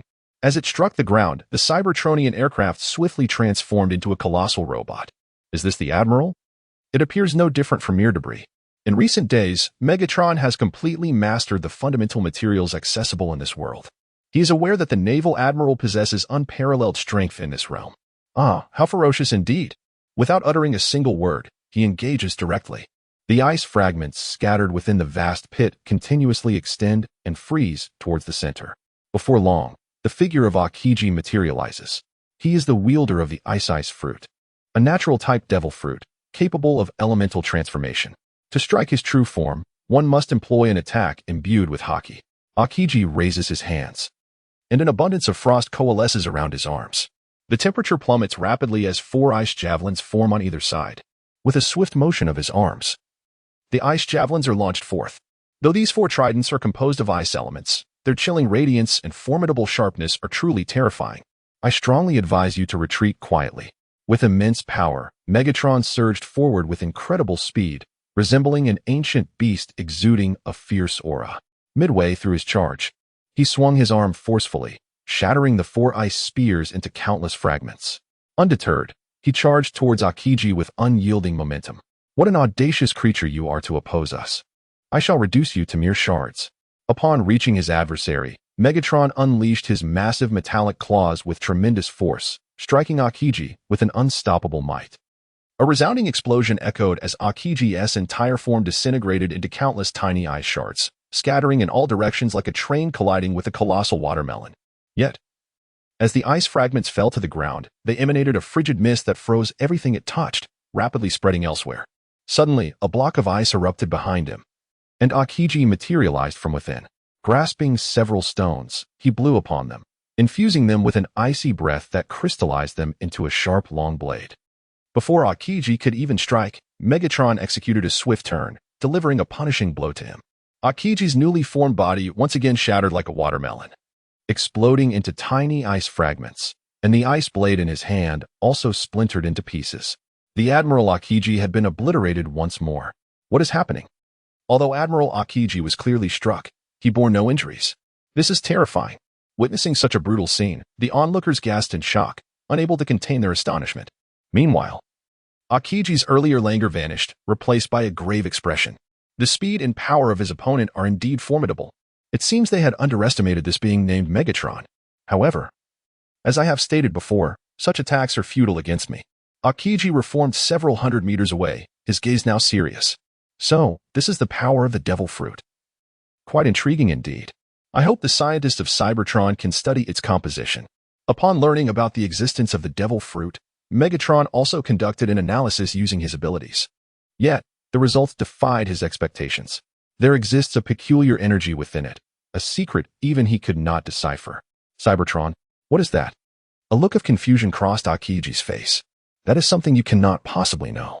The game has concluded. Now, you face your demise. With a thunderous roar, Megatron's armor began to transform rapidly, enveloping him in a majestic hue of dark purple and black. At that moment, he resembled a metallic robot of deep, dark hues. Witnessing this scene, Aokiji's pupils dilated in alarm, his vigilance intensifying. This is impossible. The 5 elders of the world government appeared even more astonished than Aokiji, with several of the elderly figures rising to their feet. How could he possibly wield haki? Is he not a weapon crafted by the Dark Guild? As rulers of the world government, the 5 elders possessed more knowledge than anyone else. Through their analysis, they had concluded that Megatron was not a living being but rather a weapon. Just moments ago, they had received a direct affirmation from Punk Hazard. Yet, it is inconceivable for a weapon to master haki. Even Punk Vega himself acknowledges that this is beyond his capabilities. What on earth is happening here? A weapon of war is capable of wielding such formidable power. The hand of Marcus Mazes, resting on the table, trembles slightly, his face a canvas of shock. Is the technology of the Dark Guild truly this formidable? Not only have they developed such weaponry, but they can also imbue it with such might. Satan Sage has taken his seat once more, his heart brimming with astonishment and uncertainty. Chapter 12. The Power of the 4 Emperors. Aokiji finds himself suppressed. It appears that our approach towards the Dark Guild must undergo a thorough reassessment. Thus, we shall dispatch envoys to engage with the president of the Dark Guild, informing them that by surrendering 5 devil fruits, they can ascend to the ranks of the 7 warlords, and the previous slandering of the celestial dragons will be overlooked. However, they must relinquish this technology. The visage of Nazashuru Sage is equally grave. This matter is of utmost significance. They have recently developed a formidable weapon of war, which is now ready for deployment on the battlefield. Should this weapon harness its overwhelming might, the transformation and strength would be revolutionary. Indeed. Let us dispatch envoys to engage with them immediately. The other 4 elders nodded in agreement. On the battlefield, whoosh, Megatron surged forward, his massive form crashing onto the ground, shattering the resilient rocks beneath him. Iceberg. Aokiji raised his right arm, instantly transforming it into a solid block of ice. An intense chill permeated the air, freezing everything in its vicinity. With a powerful thrust of his arm, a colossal ice bird was launched, hurtling towards the advancing Megatron. The frigid aura enveloping the ice bird froze everything in its path. Foolish wretch, you are no different from those Autobots, merely engaging in detestable acts. Megatron clapped his hands, and the components at the tips of his claws swiftly morphed. An enormous cannon barrel extended outwards, measuring a staggering 7 to 8 meters. Boom! The cannon roared, unleashing a formidable shell that hurtled towards the iceberg. Bang! The iceberg, imbued with chilling energy, collided with the shell and was instantly obliterated. The explosion unleashed flames that surged wildly in all directions. The ice, laden with frost, melted away beneath the ferocity of the flames. Before the echoes of the attack faded, Megatron burst forth from the debris. Approaching his adversary, he wielded his massive claws with tremendous force, striking towards Aokiji with the might of a tidal wave. Truly a fearsome opponent. Aokiji crossed his arms in defense, simultaneously activating his haki. His haki appeared remarkably potent, evidently surpassing that of Megatron. Bang! The black mechanical claws impacted against him, the immense force driving him backwards, carving a long trench in the arena. Debris and dust were sent spiraling into the air. This little creature possesses commendable strength. A flicker of surprise crossed Megatron's eyes, clearly unprepared for such formidable power from his foe. However, with this alone, you cannot withstand my might. Megatron unleashed another punch, this time with even greater ferocity, sparing no mercy. When his claws struck Aokiji, the latter could only withstand for a brief moment before being sent hurtling away. He plummeted like a falling meteor, crashing into a great mountain. Boom! A deep crater formed instantly in the mountain, rocks cascading downwards. Cough, cough. Aokiji emerged from the depths of the pit, his eyes filled with shock and gravity. The four emperors. This reflects his internal assessment of Megatron's formidable power. Judging by the strength displayed by his opponent, it is evident that he has reached the level of the four emperors of the seas. After all, only those of such caliber can instill such immense pressure on him. With this thought, Aokiji's gaze grew increasingly grave. Although admirals can certainly hold their own against the four emperors, in a true comparison, they may still fall slightly short. Boom! As he emerged from the deep pit, a powerful cannonball was fired towards him, striking him directly and shattering him into countless tiny ice fragments. The concept known as haki significantly enhances my capabilities. I must find a way to decipher its principles. Megatron, somewhat taken aback, clenched his fist. He realized that after harnessing haki, both his strength and the hardness of his exterior had increased significantly. If he could unravel this peculiar power and equip all the Decepticon members with it, their forces would become even more formidable. However, the immediate priority should be to deal with this audacious scoundrel. Megatron surged toward the side of the explosion like a frenzied beast, transforming one of his claws into an energy cannon, relentlessly firing projectiles. Boom, boom. The explosions echoed continuously, and the entire mountain trembled under the intensity of the assault. Crumbling under the relentless barrage. How terrifying. Is this truly the nature of a battle involving an admiral? Megatron. This individual, Megatron, is capable of matching an admiral blow for blow. Gulp. The onlookers before the light screen widened their eyes in shock, transfixed by the spectacle of the battle. This scene was not only astonishing for ordinary folks, even among powerful Navy personnel and pirates, witnessing such a confrontation was exceedingly rare. The sheer destructive force profoundly impacted their spirits. Even within the chat channels, exclamations filled the air. How terrifying. This Megatron can contend with an admiral in such a manner. We must avoid provoking them in the future. Nami, glancing at the screen above, spoke with fear in her voice. Yes, if we encounter them, we must keep our distance. Chopper and Usopp nodded vigorously, terrified at the notion of facing such an enemy. The other members of the Straw Hat Pirates stared blankly at the scene above, their faces etched with astonishment. For them, the magnitude of such a battle was utterly unimaginable. Mother, those useless Navy personnel cannot even handle a rookie pirate crew. They are becoming increasingly inept. Big Mom, savoring her cake, observed the battle scenes displayed on the screen. While mocking the Navy, a hint of astonishment gleamed in her eyes. She had initially presumed that this individual, known as Megatron, would be eliminated shortly after entering the arena. Yet, to her surprise, he not only remained in the contest, but showcased prowess rivaling that of an admiral. On the battlefield, a thunderous roar echoed. Amidst the precise bombardment, Aokiji had just materialized when he was met with explosive force, shattering into fragments of ice. Fortunately, the bombs lacked haki, thus failing to inflict any significant damage. Now, how will you evade this? After unleashing a torrent of cannon fire, Megatron seized the opportunity and charged swiftly towards Aokiji, who was preparing to solidify his form. The cannon transformed rapidly, morphing back into gleaming metallic claws. With a powerful swipe, the claw lunged forward, enveloped in a dark purple hue of haki. Boom! Just as Aokiji solidified, the claw crashed into him. This time, due to the haki-infused attack, his body did not shatter into ice, but rather was propelled backward with tremendous force, akin to a cannonball striking a mountainside. Chapter 13. The battle rages on. A devastated battlefield. Boom! The hard rock splintered as he was driven into the earth. Aokiji slowly rose, his expression grave and resolute, a trickle of blood staining his lips. Yet, this minor injury bore little impact on him. Ice Age.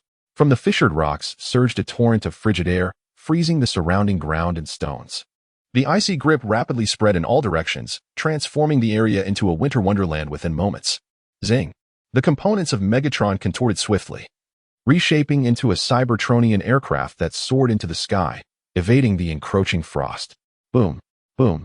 Missiles erupted from his wings, hurtling toward the mountainside. Icebird. Aokiji raised his arm, summoning a colossal icebird that surged forth, soaring past the flying debris to intercept the missiles. The air crystallized into frost in its wake. Rumbling. The missiles collided with the icebird, resulting in a thunderous explosion. The flames and shockwaves unleashed from the blast surged violently outward, scattering debris like bullets in every direction. Damn it, you've provoked me. Now transformed into an aircraft, Megatron locked onto Aokiji's position and charged forward, ready to strike. Iceblade. The spirit of Aokiji was taut, not daring to let down his guard for even a moment. His opponent showed no mercy. Each strike aimed to eliminate him. The fighter jet soared through the air with astonishing speed, reminiscent of a majestic eagle diving for its prey. At this moment, the aircraft was shrouded in a deep purple-black hue, indicating that it was fully enveloped in the aura of haki. Aokiji executed dozens of rapid footfalls on the ground, propelling his body with remarkable velocity, vanishing from sight in the blink of an eye, evading the onslaught of the speeding jet.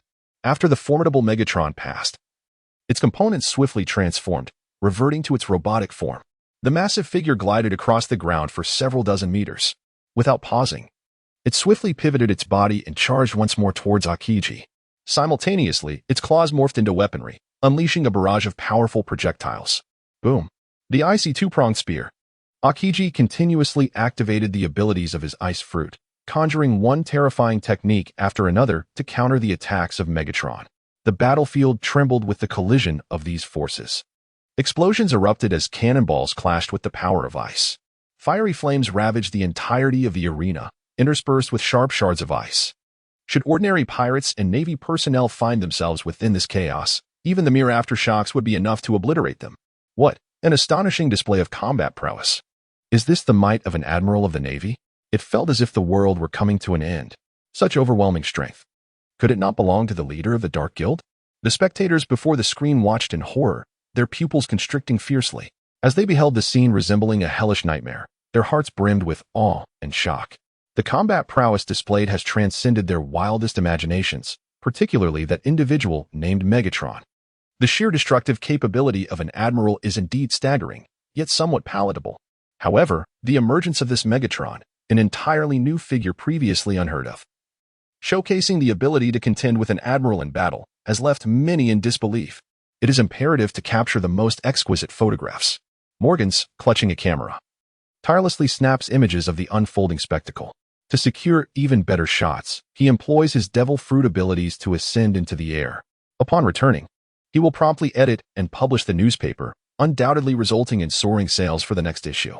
Morgan serves as the president of the World Economic News Agency, relishing the pursuit of diverse news stories to disseminate through print. His devil fruit, the bird fruit, model albatross, greatly aids his profession. At this moment, his visage radiates joy and vigor. In the previous edition, they reported on the battle involving the Wasteland Wolf. Initially, he presumed that viewers, having witnessed the combat on screen, would show indifference towards the newspaper's coverage. However, To his astonishment, that particular issue did not suffer dismal sales. Rather, it achieved unprecedented success, setting new records for the past few years. Although everyone witnessed the battle footage, they were merely spectators, lacking detailed analysis. Thus, the advanced viewing of the combat footage not only failed to diminish interest in the newspaper, but served as a substantial promotional boon. The fact that Megatron could engage an admiral on such terms indicates that the force known as the Dark Guild is formidable indead. Morgan's eyes brim with astonishment and delight. The more terrifying the power of the Dark Guild, the more he relishes it, as it promises to propel his newspaper to extraordinary sales. In the first half of the Grand Line, on Amazon Lily, the Dark Guild rallies to defeat that scoundrel. Should others witness this, they would undoubtedly be astonished. 4. Among the 7 warlords of the sea, Hancock is presently cheering for Megatron. Hancock, what are you doing? You are one of the 7 warlords. An elderly woman beside her shouts in anger. Yet Hancock pays no heed. Initially, she held no interest in the Dark Guild. But witnessing the guild leader audaciously insult the celestial dragons shifted her perspective entirely. In the latter half of the Grand Line, within the New World, it appears the seas are poised for unrest. Aboard the Red Force, Shanks bears a grave expression. His strength surpasses that of the ordinary onlookers. The confrontation between Megatron and Aokiji is far from equal. In this clash, he finds himself in a position of advantage. The level of strength exhibited here has indeed reached the caliber of the 4 emperors. However, it is evident that the overall might of the Dark Guild pales in comparison to that of the 4 Emperor Pirates. After all, the 4 Emperor Pirates boast not only the formidable presence of the emperors themselves, but also a plethora of powerful core members and countless subordinates. In contrast, the Dark Guild is currently represented by only a couple of potent figures, namely, the likes of the Titan and the Wasteland Wolf, which is still significantly inferior when juxtaposed with the 4 Emperor Pirates. Nevertheless, this strength warrants considerable attention. I hope that you all can maintain your composure and refrain from disrupting the delicate balance at this critical juncture. On the battlefield, the fierce clash rages on, with a multitude of terrifying attacks emanating from the 2 combatants. The arena, spanning thousands of meters, is now engulfed in flames and ice. The might of the Marine Admiral is undeniably formidable. Even though the Titan has ascended to the level of the 4 emperors, subduing Aokiji remains an arduous task. In fact, one misstep could result in a counterattack from the adversary. Under the relentless barrage from both sides, the battlefield has been utterly transformed. No area remains unscathed. Every inch bears the marks of their fierce confrontation. Chapter 14. The Dark Guild. Titan wins. To my astonishment, this little one possesses some genuine strength. The Titan has maintained the upper hand in this battle. After several dozen exchanges, he has managed to strike Aokiji's physical form at least once. The immense force of his strike sends Aokiji's insides into turmoil. Aokiji suffers a blow to his left eye, causing it to swell grotesquely, the scara now tinged with crimson. Yet, the Marine Admiral's constitution is remarkably resilient. Such an assault fails to inflict any fatal damage. Armed with 2 ice blades, Aokiji intermittently retaliates, the blades slicing through the Titan's armor, leaving behind superficial cuts. However, these minor wounds are utterly insignificant when compared to the Titan's colossal physique. Boom. Whoosh. The battlefield reverberates with the relentless exchanges of their attacks. Given their respective strengths, determining a victor may require substantial time. Seconds turn into minutes as the battle progresses. Upon reaching the 100-minute mark, the screen shifts, signaling a change.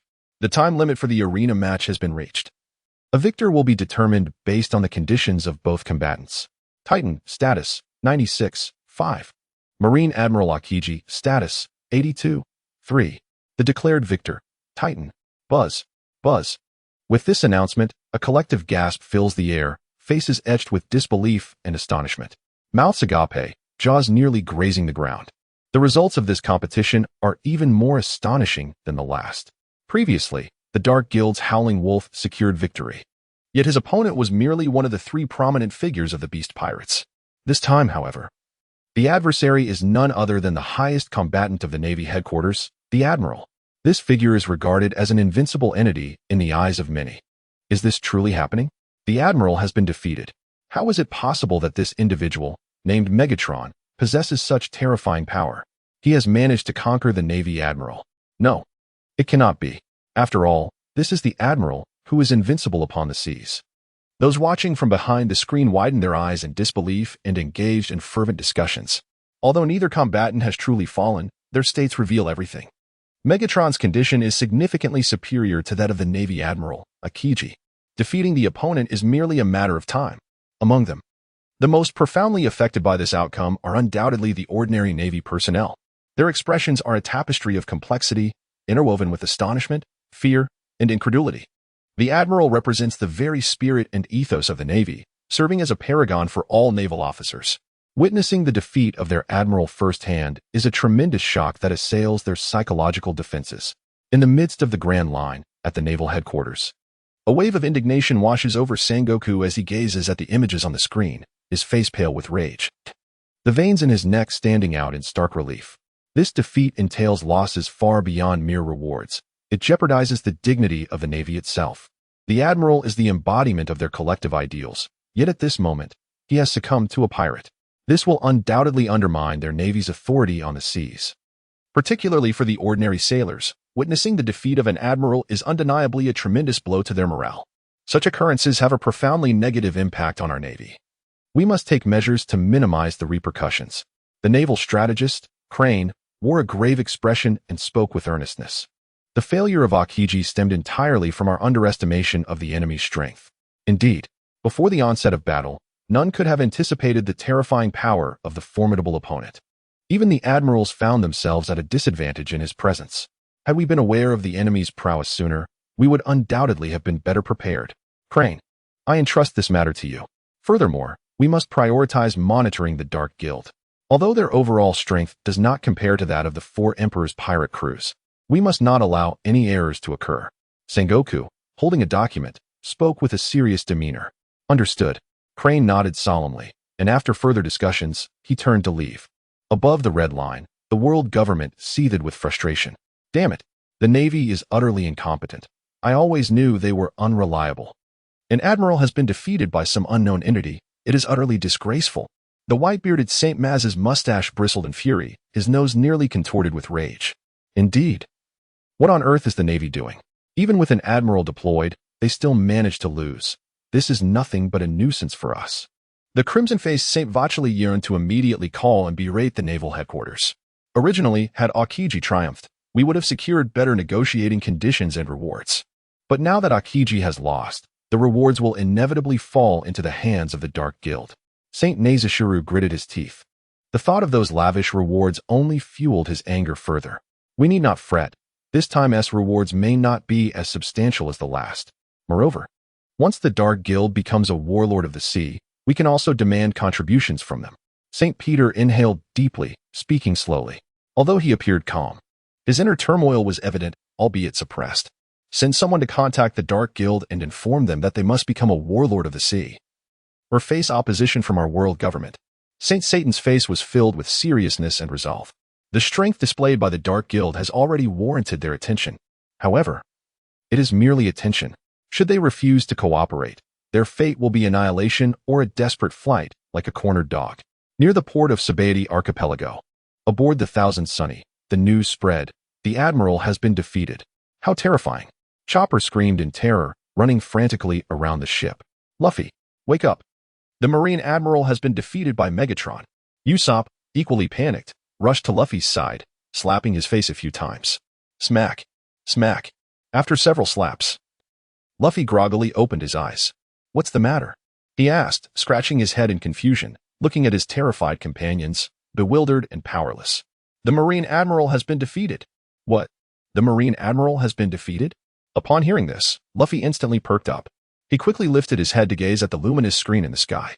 Upon recognizing the bold letters above, astonishment flooded his face, and he couldn't help but exclaim, the Marine Admiral Aokiji has been defeated. By the way, that name Aokiji sounds so familiar, as if I've heard it somewhere before. You fool. He's the one we encountered before. The one who came to capture Robin. Nami, appearing beside them, was filled with rage as she punched Luffy on the head. Chapter 15. 20 Devil Fruits and a Mythical Zoan? To think someone could defeat Aokiji. Nicole Robin was drenched in cold sweat, her eyes wide with shock. Among the Straw Hat Pirates, none had a more profound impression of Aokiji than Robin herself. That terrifying strength left a deep sense of despair. Yet now, she was witnessing the Marine Admiral's failure firsthand. Though he had not fallen, his state spoke volumes. Whatever happens, I must avoid encountering Megatron. I do not wish to cross paths with such a terrifying being. Chopper and Usopp trembled in fear, their hearts fervently praying. Stop dawdling. How could we possibly encounter such a terrifying individual? We have arrived at Sabaody Archipelago. Hurry and assist. Wow, I never expected even a Marine Admiral could be defeated.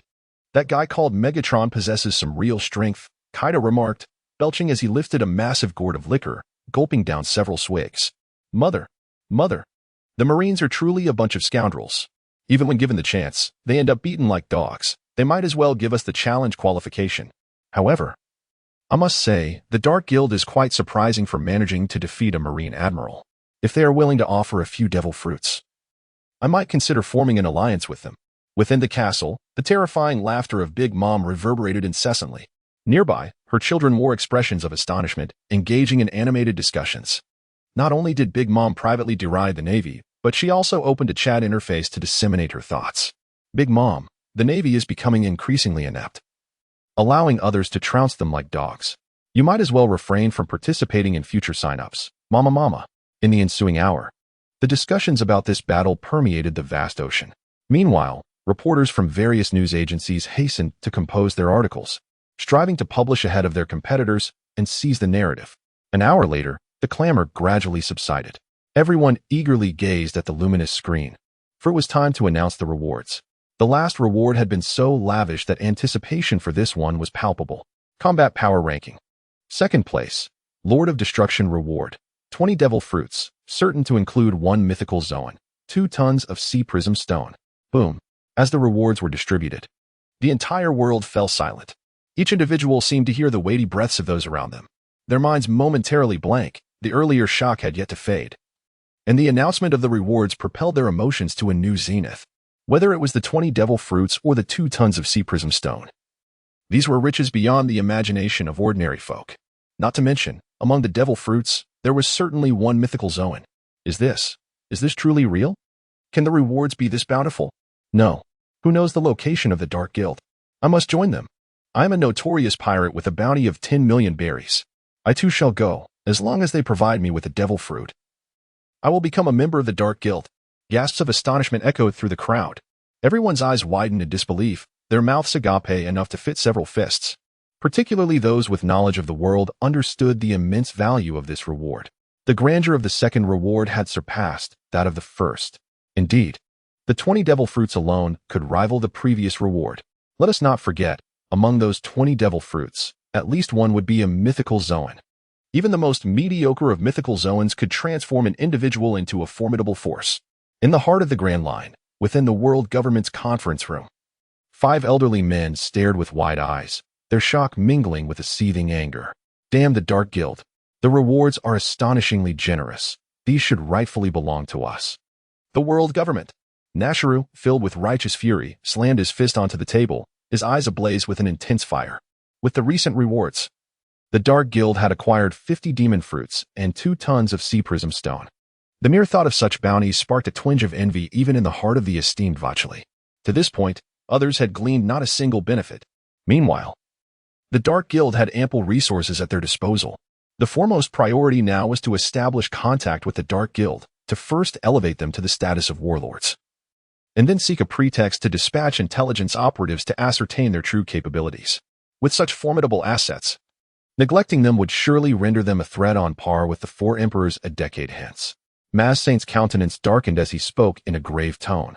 Indeed, should the threat escalate, we must mobilize CP0 and, if necessary, request the intervention of the Knights of God to quash them in their infancy. Satan Saint, taking a sip from his cup to temper his emotions, considered the gravity of the situation. Upon hearing his counsel, the other 4 elders nodded in agreement. However, mobilizing the Knights of God was no trivial matter. Even they, the 5 elders, lacked the authority to issue such commands. Only with Im's directive could that be accomplished. 20 demon fruits, among which was a Mythical Zoan. Jack, make arrangements to approach the Dark Guild and procure their Zoan-type demon fruit. Upon catching sight of the Mythical Zoan designation, a glimmer of excitement ignited in Kaido's eyes. As a current user of a Mythical Zoan ability, he understood all too well the terrifying potential it possessed. Acquiring that Mythical Zoan would undoubtedly bolster the strength of the Beast Pirates. Rest assured, Boss Kaido, we are the Beast Pirates. They will surely be eager to collaborate with us. Following his orders, Jack strode out with heavy, purposeful steps, exuding an aura of command. The henchmen hurriedly cleared the way, fearful that Jack might unleash his wrath upon them. Meanwhile, those who had overheard the details of the rewards, whether from the red-haired pirates or the Whitebeard Pirates, stood momentarily dumbfounded. The ship buzzed with animated discussions. Even the typically composed red-haired and Whitebeard exchanged glances of astonishment. Despite their lofty reputations, the sheer opulence of the rewards compelled them to take notice, especially that mythical Zoan. For the Whitebeard Pirates, it was an object of covetous desire. Even if it were not utilized, selling it would yield substantial profits. After all, while Whitebeard himself held little interest in wealth, his crew certainly did. On the other hand, the Navy headquarters seethed with indignation.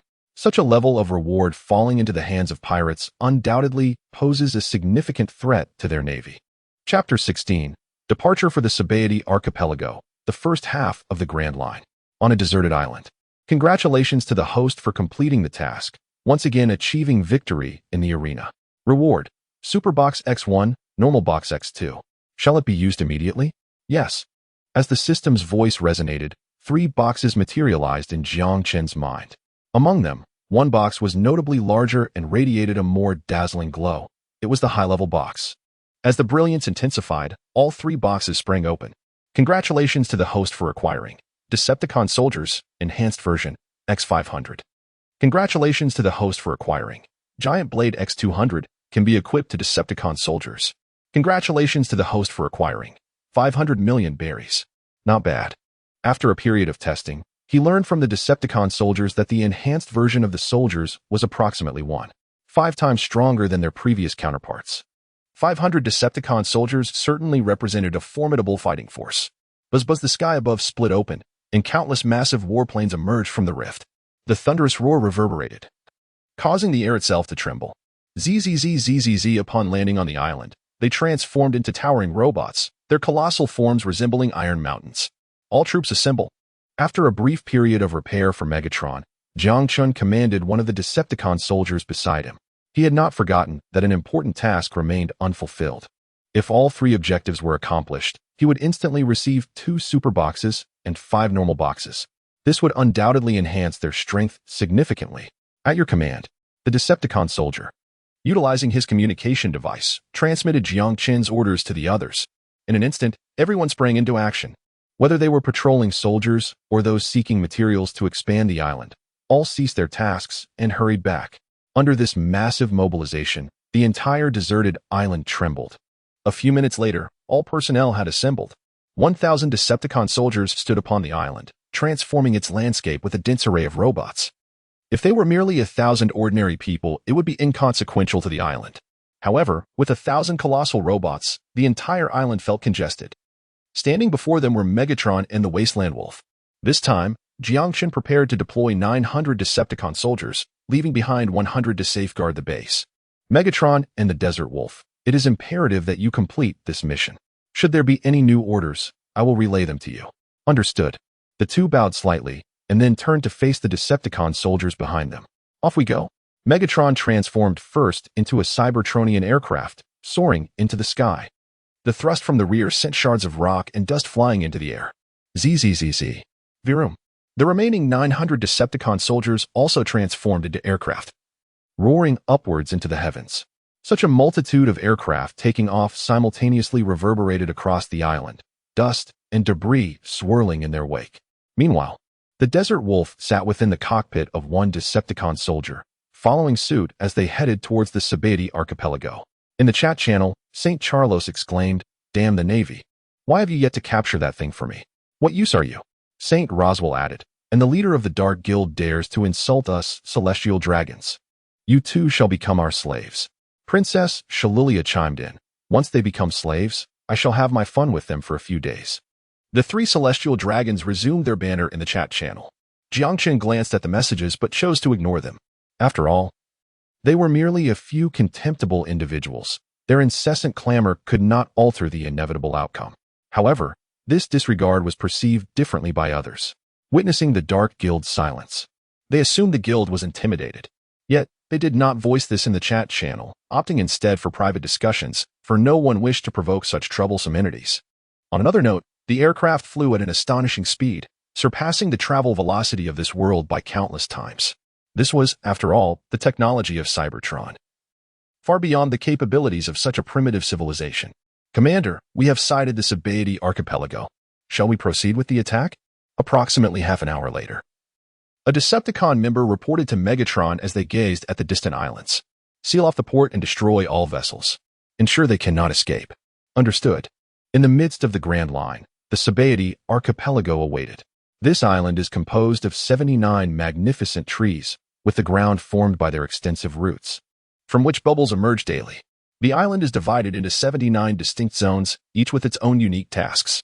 Upon entering the new world from the first half of the Grand Line, one can choose between two paths. One traverses the Red Line, while the other leads through the nearby Sabaody archipelago, progressing to Fishman Island, and subsequently into the New World.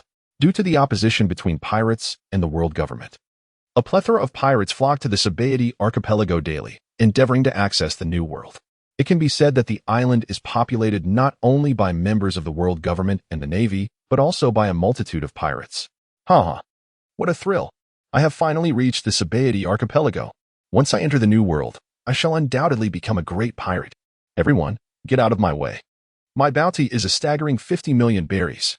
Anyone who dares obstruct me shall face my wrath. Safely arriving at the Sabaody archipelago, the port is bustling with countless ships coming and going, creating a cacophony of lively sounds. Today is particularly special as it marks the gathering of 11 supernovas. Each of them radiates confidence, their faces adorned with pride, for they are the ones with the highest bounties here, exceeding 100 million berries. Naturally, they have the right to be haughty. Other pirates roam about cheerfully, while the station navy remains passive, refraining from making any arrests, unless a sudden event occurs. The Navy will not intervene directly, for the interests here are exceedingly intricate. Even the celestial dragons frequently visit this place. Suddenly, a tremendous roar reverberates through the sky above the Sabaody archipelago. Everyone at the port hears it distinctly. It seems as if some colossal object is approaching. Looking up, the sky is filled with strange entities, numerous and dense. Moreover, these entities appear to be quite large. Their sheer number casts a shadow over the sea. At this moment, that shadow is rapidly moving towards us. What could it be? It looks extraordinary. What strange thing flies in the sky? It is coming our way, and it feels as though something significant is about to unfold. The crowd at the port gazes upward, their eyes brimming with curiosity and bewilderment. This peculiar phenomenon was something they had never encountered before. Chapter 17. Arrival at the Sabaody Islands. Port under siege. The entity, resembling a colossal bird, yet not entirely so, and in such vast numbers, ignited within him an endless stream of imagination. However, before they could gather their wits, the great bird had already approached within mere hundreds of meters from the Sabaody Islands. With a sudden whir, the wings of the aircraft ahead began to morph, and cannons extended forth. They locked onto their targets and unleashed a barrage of missiles. Whoosh, whoosh. The tails of the missiles trailed thick plumes of smoke as they hurtled toward the vessels in the harbor. Each aircraft launched several missiles in succession, resembling a torrential downpour. Amidst the bewildered and terrified gazes of the onlookers, the missiles surged toward them. Boom! A missile struck a ship, resulting in a violent explosion. Before they could comprehend the situation, another missile followed suit. One after another, they rained down. The accuracy of the missiles was remarkable, nearly all hitting their intended targets with precision. In an instant, the entire harbor was engulfed in chaos, filled with the cacophony of explosions. Countless ships were shattered into fragments by the force of the blasts. The explosive power of the missiles exceeded the resilience of wooden vessels. Some pirates, unable to disembark in time, were obliterated without any understanding of what had befallen them. What on earth is happening? What is that in the sky? What are those things they are launching? Cannonballs. Counterattack. Quick, counterattack. The targets of the Decepticon soldiers did not merely include the ships. The entirety of the harbor, and all who inhabited it, were equally within their sights. Let us not forget, their objective was to eliminate 1,000 pirates and 1,000 naval personnel. The artillery fire from the Decepticon soldiers was ferocious, and in no time, the entire harbor had been bombarded. After the flames subsided, fewer than 1 in 10 pirates remained alive. Proceed as planned, disperse. At the command of Megatron, the Decepticon soldiers scattered. Following a relentless barrage, they ceased their attack, opting instead to seek out the Charlois family. Should they launch a full-scale assault immediately, the chaos would ensue, making it difficult to locate their targets. The purpose of demolishing the harbor was to prevent any from escaping. As the main force dispersed, 30 Decepticon soldiers descended from the sky. Their components swiftly transformed, assuming robotic forms as they landed at the harbor, prepared to secure the entire area. Who are you? Monsters. This band of pirates, predominantly newcomers hailing from distant seas, had scarcely encountered the harsh realities of the world. At this moment, witnessing the unfolding scene, they stood frozen in terror. Identifying the target, pirates, was followed by a resolute command: eliminate. With a swift scan of the surrounding individuals, the soldiers of the Decepticon army entered a state of combat readiness, poised to eradicate the pirates at the harbor. Suddenly, a soldier unleashed a powerful strike with his iron claw, crashing down upon one of the pirates and reducing his body to a gruesome wreck. Even the solid ground beneath him buckled under the force, sinking several centimeters. Upon confirming the target's demise, the soldier wasted no time, pivoting to continue his assault on the next adversary. The other Decepticon soldiers joined the fray, and the surviving pirates, still reeling from the explosion, visibly faltered in their resolve. "Damn you scoundrels! You've killed my crew. I will fight you to the end," shouted one pirate. "Please, spare me. It's a misunderstanding. I am also a member of the Dark Guild." Counterattack. The pirates who have successfully arrived here have undoubtedly endured numerous battles. As the Decepticon soldiers unleashed their massacre, many pirates immediately launched a counterattack. Among them were even those endowed with the powers of devil fruits. One pirate swordsman charged forward with great speed, wielding a razor-sharp blade, his eyes glinting with ferocity. "Prepare to meet your demise, scoundrel. I shall cleave you in twain." The swordsman leaped high, swinging his blade down with ferocious intent towards one of the Decepticon soldiers. The edge of his sword shimmered ominously, appearing exceedingly sharp. Clang! The Decepticon soldier raised his arm, effortlessly deflecting the cold blade with his armored forearm. "This is impossible. I am a notorious pirate with a bounty of 50 million berries. I can slice through steel with ease. How could you possibly withstand my attack?" The swordsman's eyes widened in disbelief, filled with incredulity. Since setting sail, he had relied on his exceptional swordsmanship to carve a path of destruction, vanquishing every enemy he encountered. He had never known defeat. Yet, he was taken aback that this colossal iron monstrosity could so easily withstand his onslaught. Zing! The Decepticon soldier raised his other arm, transforming his claw into a cannon. A shell was fired, hurtling towards its target with lightning speed. Boom! The projectile struck the pirate swordsman, the forceful explosion catapulting him across the battlefield. He crashed heavily against a nearby tree, splintering it in half. At that moment, the pirate swordsman was charred and battered, his body mangled by the blast. However, he was not dead. On one hand, the shell's power was not overwhelmingly great. If it had been, such close proximity would have surely harmed him as well. On the other hand, the swordsman possessed a robust physique, his body remarkably resilient. Smash! Another Decepticon soldier, witnessing the still-breathing pirate swordsman on the ground, crushed him beneath his boot. Under the unyielding steel, the pirate's body was utterly obliterated. Elsewhere, screams of agony echoed continuously. After a while, the cacophony gradually subsided. Looking up, the port was devoid of any living souls. Only the remnants of battle and the aftermath of explosions remained. The 30 Decepticon soldiers did not continue their assault, but instead stood guard to prevent any potential escape. Although some pirates might have fled elsewhere, this was the largest port. As long as they secured this location, completing their mission was a certainty. Buzz! Buzz! In the sky, countless aircraft circled overhead. Subsequently, some began to descend, transforming into robotic beings. What are those creatures? They appear to be robots. Where did they come from? They seem so familiar, as if I have seen them somewhere before. The Decepticon soldiers descended among the crowd, instantly inciting a wave of chaos.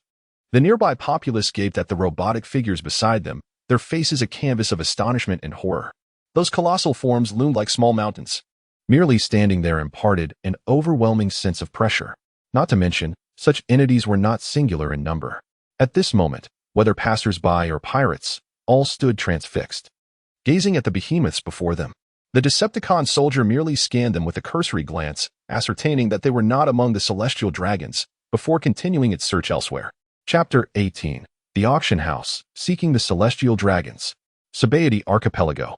Auction House, District 1. "Now, let us present our next item for bid," the host announced from the stage, his voice brimming with excitement as he described the auction piece. The audience was nearly filled to capacity, comprising merchants, nobles, and numerous pirates. Luffy Law Kid and other supernovas were also among the spectators. Among them, the most conspicuous were the three celestial dragons at the forefront, adorned in hoods. They were none other than the Charlos family. "I want a mermaid. I demand a mermaid," Charlos exclaimed, his nose dripping, as he witnessed a mermaid being brought forth. His excitement palpable. Meanwhile, Luffy's crew wore expressions of anxiety. The mermaid being presented was none other than their dear friend, Cammy. Nami tightened her grip on her purse, vigilantly observing the unfolding events on stage.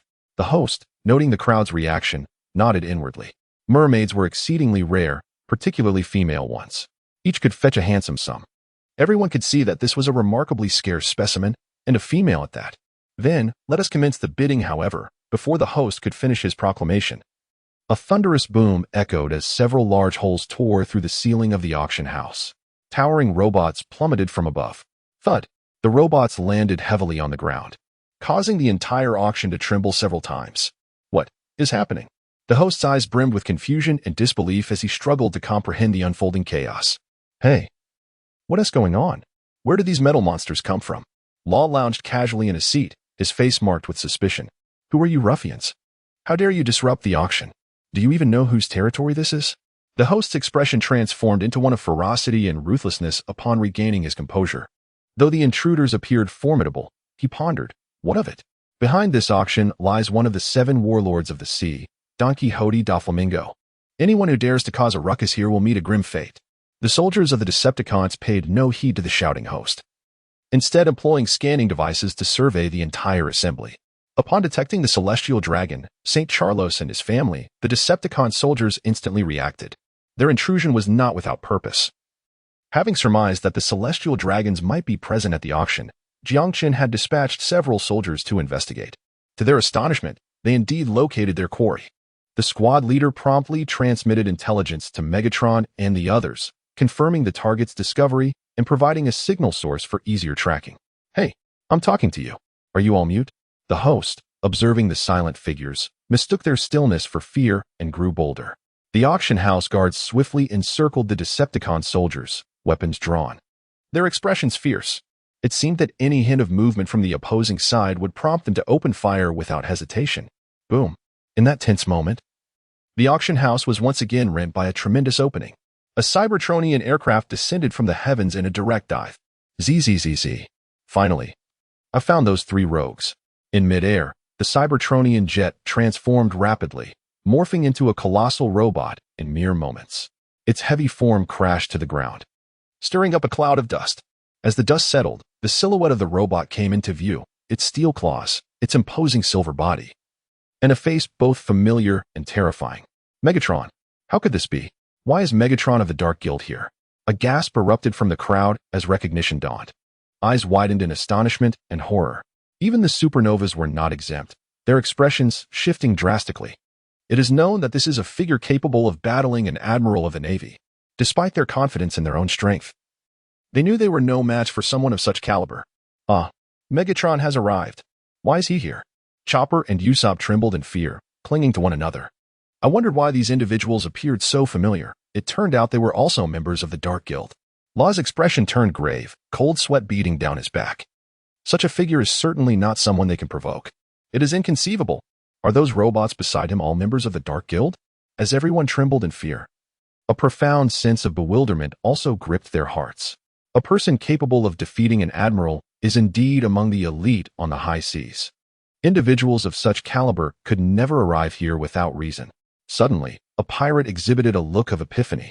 The crowd turned to him, their faces adorned with expressions of confusion, seemingly awaiting his subsequent words. The pirate swallowed hard, alleviating his tension, and then spoke. Have you all forgotten?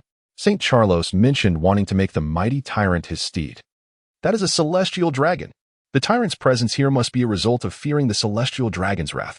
He has come either to serve as a slave or to negotiate. Upon hearing his words, the crowd collectively displayed expressions of realization. So, the tyrant's arrival here was due to this matter. Although it transpired in a chat channel, the news had long since spread beyond its confines. After all, reports involving individuals of such stature are always sensational. Hiss. Simultaneously, the crowd inhaled sharply. their gazes towards the three celestial dragons now tinged with astonishment and dread. Is this the authority of the celestial dragons? Not even a figure capable of defeating an admiral dares to provoke them. It is truly terrifying. Do you think Megatron might serve that celestial dragon as a steed? It is hard to say. The Dark Guild's presence here clearly indicates their fear. I believe the likelihood is slim, for he is indeed capable of vanquishing an admiral. He may not necessarily be here for the celestial dragons. Perhaps he has other matters to attend to. All eyes were riveted on the scene, not daring to blink. Sure enough, when Megatron's gaze fell upon the celestial dragons, he strode towards the trio. Witnessing this, the crowd exhibited expressions of anticipated confirmation, simultaneously exhaling in relief. They were grateful that Megatron's visit was not intended for them.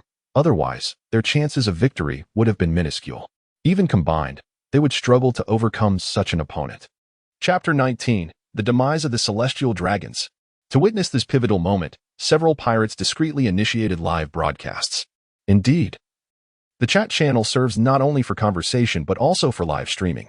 The instant the broadcast commenced, numerous curious individuals tuned in.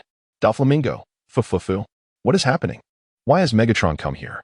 Moria, if I am not mistaken, those three fellows ahead are the celestial dragons, right? Is the Dark Guild about to capitulate to them? Blackbeard, Ziahaha, could it be that the Dark Guild is frightened? Shirahoshi, how terrifying. The visuals were utterly captivating. Within a mere moment, the viewership soared into the hundreds. As they discerned the situation, speculation abounded. Many opined that the Dark Guild had indeed succumbed to fear. After all, it was their belief that the Dark Guild's arrival indicated a willingness to submit to the celestial dragons. Naturally, the possibility of serving as mounts was unlikely. More probable was an intent to negotiate. As for teaching the celestial dragons a lesson, such thoughts were never entertained. Even the four emperors of the pirate world would hesitate to provoke the celestial dragons, let alone venture to Sabaody archipelago. Even Kaido, who often courted death, had never sought such peril. Urulul, the Dark Guild, have you truly succumbed to fear? It is immensely disappointing. A hint of derision crept across Kaido's face. Initially, he regarded the Dark Guild's strength favorably. Had they been inclined to join the Beast Pirates, allowing them to serve as prominent figures could have been feasible. However, now he felt compelled to reconsider. He never anticipated that this faction, the Dark Guild, would be so apprehensive of the celestial dragons. In the days of my time with the Roger Pirates, we would not hesitate to retaliate against the celestial dragons if they dared to harm our comrades. Barry gazed at the live broadcast, a glimmer of disdain igniting in his eyes. According to his recollections, their pirate crew, the Roger Pirates, had once clashed with the celestial dragons. Their captain had even laid hands on one of those celestial beings. It seemed the Dark Guild dared not oppose them. The words uttered by the guild's leader were likely mere bluster. The five elders observed the live feed, their faces wreathed in cold smirks. Yet, what transpired next took everyone by surprise. Boom, boom, boom. In the auction house, the towering figure of Warlord walked with immense strides, swiftly approaching St. Charlos. The guards nearby wore expressions of palpable anxiety, their trembling hands clutching their firearms, although they suspected their adversary would not act recklessly. The presence of such a formidable being instilled an undeniable fear. Great harvest, my steed has arrived. St. Charlos exclaimed, exuberantly waving his hands, a stream of mucus escaping his nose. Foolish swine, how can such a dimwit exist in this world? A fierce light flickered in Warlord's eyes as he raised his claw and struck. Boom. The colossal claw collided with St. Charlos, distorting his visage and causing blood to flow profusely. In mere moments, his face was drenched in crimson. The glass dome atop his head shattered, shards embedding themselves in his flesh. The sound of cracking bones echoed as agonizing screams erupted from St. Charlos's mouth. Before anyone could react, Warlord seized St. Charlos with a powerful grip. As he exerted pressure, the sound of bones fracturing rang out once more, accompanied by a crescendo of agonizing wails from the celestial dragon. Nearby, all eyes widened in horror, their minds struggling to comprehend the scene before them. They witnessed the unthinkable. A celestial dragon had been struck. Yet, before they could fully process this shocking revelation, an even more terrifying spectacle unfolded. With a swift motion, Warlord tightened his grip. Snap! St. Charlos's body burst like a ripe watermelon, blood and entrails splattering across the ground. In that fleeting moment, the entire auction house fell into an eerie silence. Everyone's eyes were wide with disbelief, as if their very orbs would pop from their sockets. Their jaws dropped, nearly grazing the floor. At that moment, Their minds were a blank canvas, consumed by a singular thought. The celestial dragon is dead. I must be dreaming. A celestial dragon has been slain. I know nothing. This has nothing to do with me. Impossible. This cannot be real. We are all doomed. In an instant, the entire auction house erupted into chaos. Panic-stricken faces filled the crowd as people leapt to their feet, frantically rushing towards the exit. At that moment, a singular thought consumed their minds. Survival. The celestial dragons had been assaulted, and this would undoubtedly summon the wrath of the marine admirals. And now, a celestial dragon had been slain. Who could predict what calamity might follow? For so many years, they had never heard the news of a celestial dragon being killed. Yet, it was not difficult to surmise that it was undoubtedly a horrific catastrophe. The multitude watching the live broadcast stood transfixed. Whether they were from the Navy, the Shichibukai, or the crews of the four emperors, waves of astonishment surged within their hearts at this moment. The celestial dragon has been slain. This is an act so audacious that even the Yonko pirate crews would refrain from doing so unless absolutely necessary. Kaido, what audacity. To dare to kill a celestial dragon, this has crossed the world government's bottom line. Dakihoti Doflamingo, fufufu. How terrifying. Truly befitting of the Dark Guild. It seems this era is on the brink of chaos. Barrett, I never expected someone to be even more insane than me. Hancock, the Dark Guild are esteemed guests of our Amazon Lily. No one is permitted to disrespect my benefactors. Chopper, the celestial dragon has been killed. Will the marine admirals be dispatched? Messages in the chat channel scrolled furiously. Those atop the vast ocean were momentarily struck with astonishment at the unfolding scene. Their eyes alight with disbelief. Yet, being seasoned individuals, many quickly regained their composure, redirecting their focus toward the Chambered archipelago, eager to discern the impending actions of the world government. Chapter 20. One celestial dragon is insufficient. Let us slay two more. Upon the Red Soil continent, a curse echoed through the air. Damn those bastards. They must all be exterminated. How dare they slay a celestial dragon? This is a direct affront to the very limits of our world government. The veins on Ma's saint's neck bulged, his vision darkening as he nearly succumbed to unconsciousness, only to be steadied by an elder nearby. Our collaboration with the Dark Guild is now utterly unfeasible, given the rewards they have accrued. They will undoubtedly pose a significant threat in the future, and they must be dealt with post-haste. Lighter Saint clenched his teeth, his gaze filled with ferocity and murderous intent. The severity of this incident demanded more than the deployment of a mere admiral. It necessitated a force of 50,000 elite troops, complemented by an additional 20,000 from the Navy, forming a formidable army of 70,000 to obliterate the Dark Guild. Na's Shuru Saint's countenance darkened, his inner fury akin to a volcano on the verge of eruption. Humph. Do they truly believe that acquiring a mere handful of devil fruits enables them to oppose our world government? In this battle, they shall discover who truly reigns over the world. Ah, the celestial dragon is dead. Seize him. Eliminate them. The nearby guards, caught off guard by this turn of events, took a considerable time to react. Once they regained their wits, they hastily armed themselves, suppressing their fear, and launched an assault on Wraith. Bang, bang, bang. Bullets erupted from their firearms, striking against Wraith's armor with a sharp clang. Yet these assaults inflicted no damage whatsoever, merely bouncing off harmlessly. The guards need not rely on the might of Megatron. Nearby, the Decepticon soldiers surged forth, their arms transforming to forge long blades, precisely the ones Jiang Chun had drawn. With a swift motion, the enormous blades sliced through the air, leaving a sharp, glistening arc. With a single stroke, several guards were cleaved in twain. Their weapons appeared woefully fragile in the face of the blades. Should the guards attempt to defend with their arms, both their weapons and their very bodies would be obliterated. This is a formidable blade. Zaro, observing the colossal swords wielded by the Decepticons, felt a shiver run down his spine. The aspiring world's greatest swordsman, Zaro had an unwavering affinity for blades. Thus, he possessed an acute sensitivity to their quality. Just a fleeting glance was sufficient for him to discern the excellence of a sword. What astounded him was that the long blades wielded by these towering behemoths were of exceptional caliber. You damn scoundrel, you dare slay my son. You are doomed. All of you are doomed. The Marine Admiral shall soon arrive, and none shall escape. Witnessing his son perish before his eyes, Roswell bellowed with righteous fury, his facial muscles contorting in rage. Ah, brother, I shall avenge you. Quickly, eliminate that wretched scoundrel. The expression on Shalilia's face was one of venom and sorrow. Should anyone be present, they would surely be astonished to see that even the celestial dragons could shed tears. She wept as if deeply grieved, tears cascading down her cheeks. Silence, you pitiful insects. You worthless trash are not fit to inhabit this world. Megatron again raised his claw, striking toward the other two celestial dragons. Crack. The immense claw collided with the two, leaving them dazed and disoriented. Their skin cracked, and blood flowed profusely. He then extended his mighty claw, seizing the two with a firm grip. With a gradual pressure, he began to crush their very beings. Ah, ah. The agonizing screams erupted from their mouths, resonating throughout the auction house. After what felt like an eternity, he finally extinguished their lives. Blood dripped continuously from their lifeless forms. Again, yet again. He has slain celestial dragons once more. No. Does he truly fear not death? The pirates, unable to flee, stared in disbelief as Megatron unleashed his wrath once more, their eyes nearly popping from their sockets.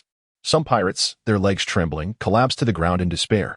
The death of a single celestial dragon would spell monumental calamity, and now, 3 have perished. The world government will surely seek vengeance upon them all.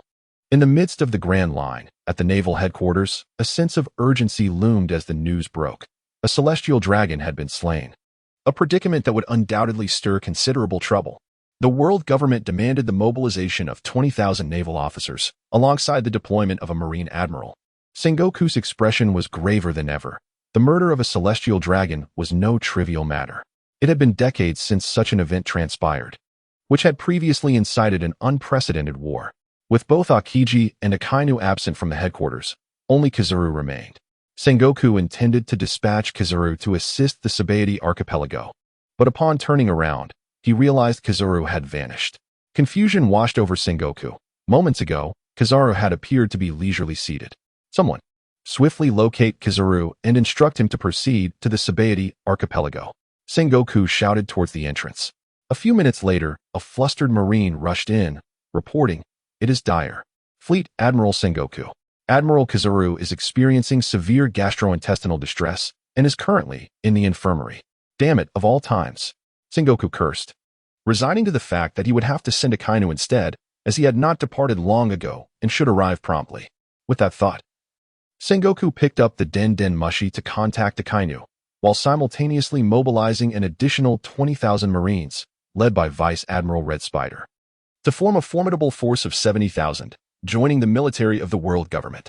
At the auction venue, the primary target had been neutralized. All units, proceed as ordered and sweep the designated area. The soldiers summoned by Jiang Chun, known as the Predacons, would remain loyal solely to him under normal circumstances, even unrecognizing their former leader, Megatron. However, upon their arrival, he temporarily granted command authority to 2 individuals, allowing Megatron to issue orders. Numerous Marines stationed nearby responded to the command and rushed to provide support. Outside the auction house, the area was now teeming with Marines engaged in combat with fleeing pirates. The components of Megatron's arm shifted rapidly. His claws vanished, replaced by a cold cannon barrel. With a thunderous roar, he aimed at the Marines and pirates outside, unleashing a cannonball that soared forth with explosive ferocity. The ground erupted in a violent explosion, flames shooting skyward and sweeping outward. Nearby Marines and pirates were violently thrown back by the blast, with those closest to the epicenter suffering catastrophic destruction, their flesh and tissue charred in the searing inferno. It appeared that the situation had taken a turn for the worse. A silver-haired elder stood at the rear, observing the indiscriminate assault unleashed by Megatron, feeling an ominous premonition within. Judging by the targets of the onslaught, it was evident that the aggression was not solely directed at the Navy. Zing! Zing! The Decepticon soldiers joined the fray, their armed components swiftly transforming into a myriad of cannons. Aiming with precision, projectiles erupted from the barrels. Another Decepticon soldier unveiled a colossal cannon from his back, launching even more formidable missiles. Boom! Boom! Shells rained down ferociously upon the beleaguered Navy and pirates. The explosions erupted violently at their positions, creating a relentless cacophony of destruction. The bombardment was incessant, the concentrated gunfire nearly engulfing the entire area outside. Chapter 21. A full-scale assault, the besieged pirates and Navy. The power and precision of these bombs are unparalleled by any conventional artillery in this world. Alas, we are under attack. What are they doing? The pirates, engaged in battle with the Navy, were filled with confusion and terror upon witnessing their adversaries being bombarded as well. Yet, at that moment, No one answered their queries. Several Decepticon soldiers charged towards them, their arms transforming into an array of formidable weaponry. At this moment, not just here, but the entire Sabaody archipelago was engulfed in combat. 900 Decepticon soldiers roamed throughout the archipelago, predominantly concentrated in the initial zones, where pirate activity was more prevalent. The first few zones were particularly chaotic, teeming with both pirates and Navy personnel. Hence, a greater number of Decepticon soldiers were dispatched to these areas, buzzing and roaring. Several fighter jets swiftly approached from the skies. Shells erupted from their cannons, raining destruction upon the pirates and Navy below. Not only them, but bounty hunters and slave capturers were also within the strike zone. Whoosh! A Decepticon soldier lunged towards the Heart Pirates, exuding an aura of ferocity. As he reached his target, he swung his weapon with tremendous force. Clang! Law drew his sword, striking back with equal vigor, the clash resonating through the air. However, in that fleeting moment of contact, Law's expression shifted dramatically.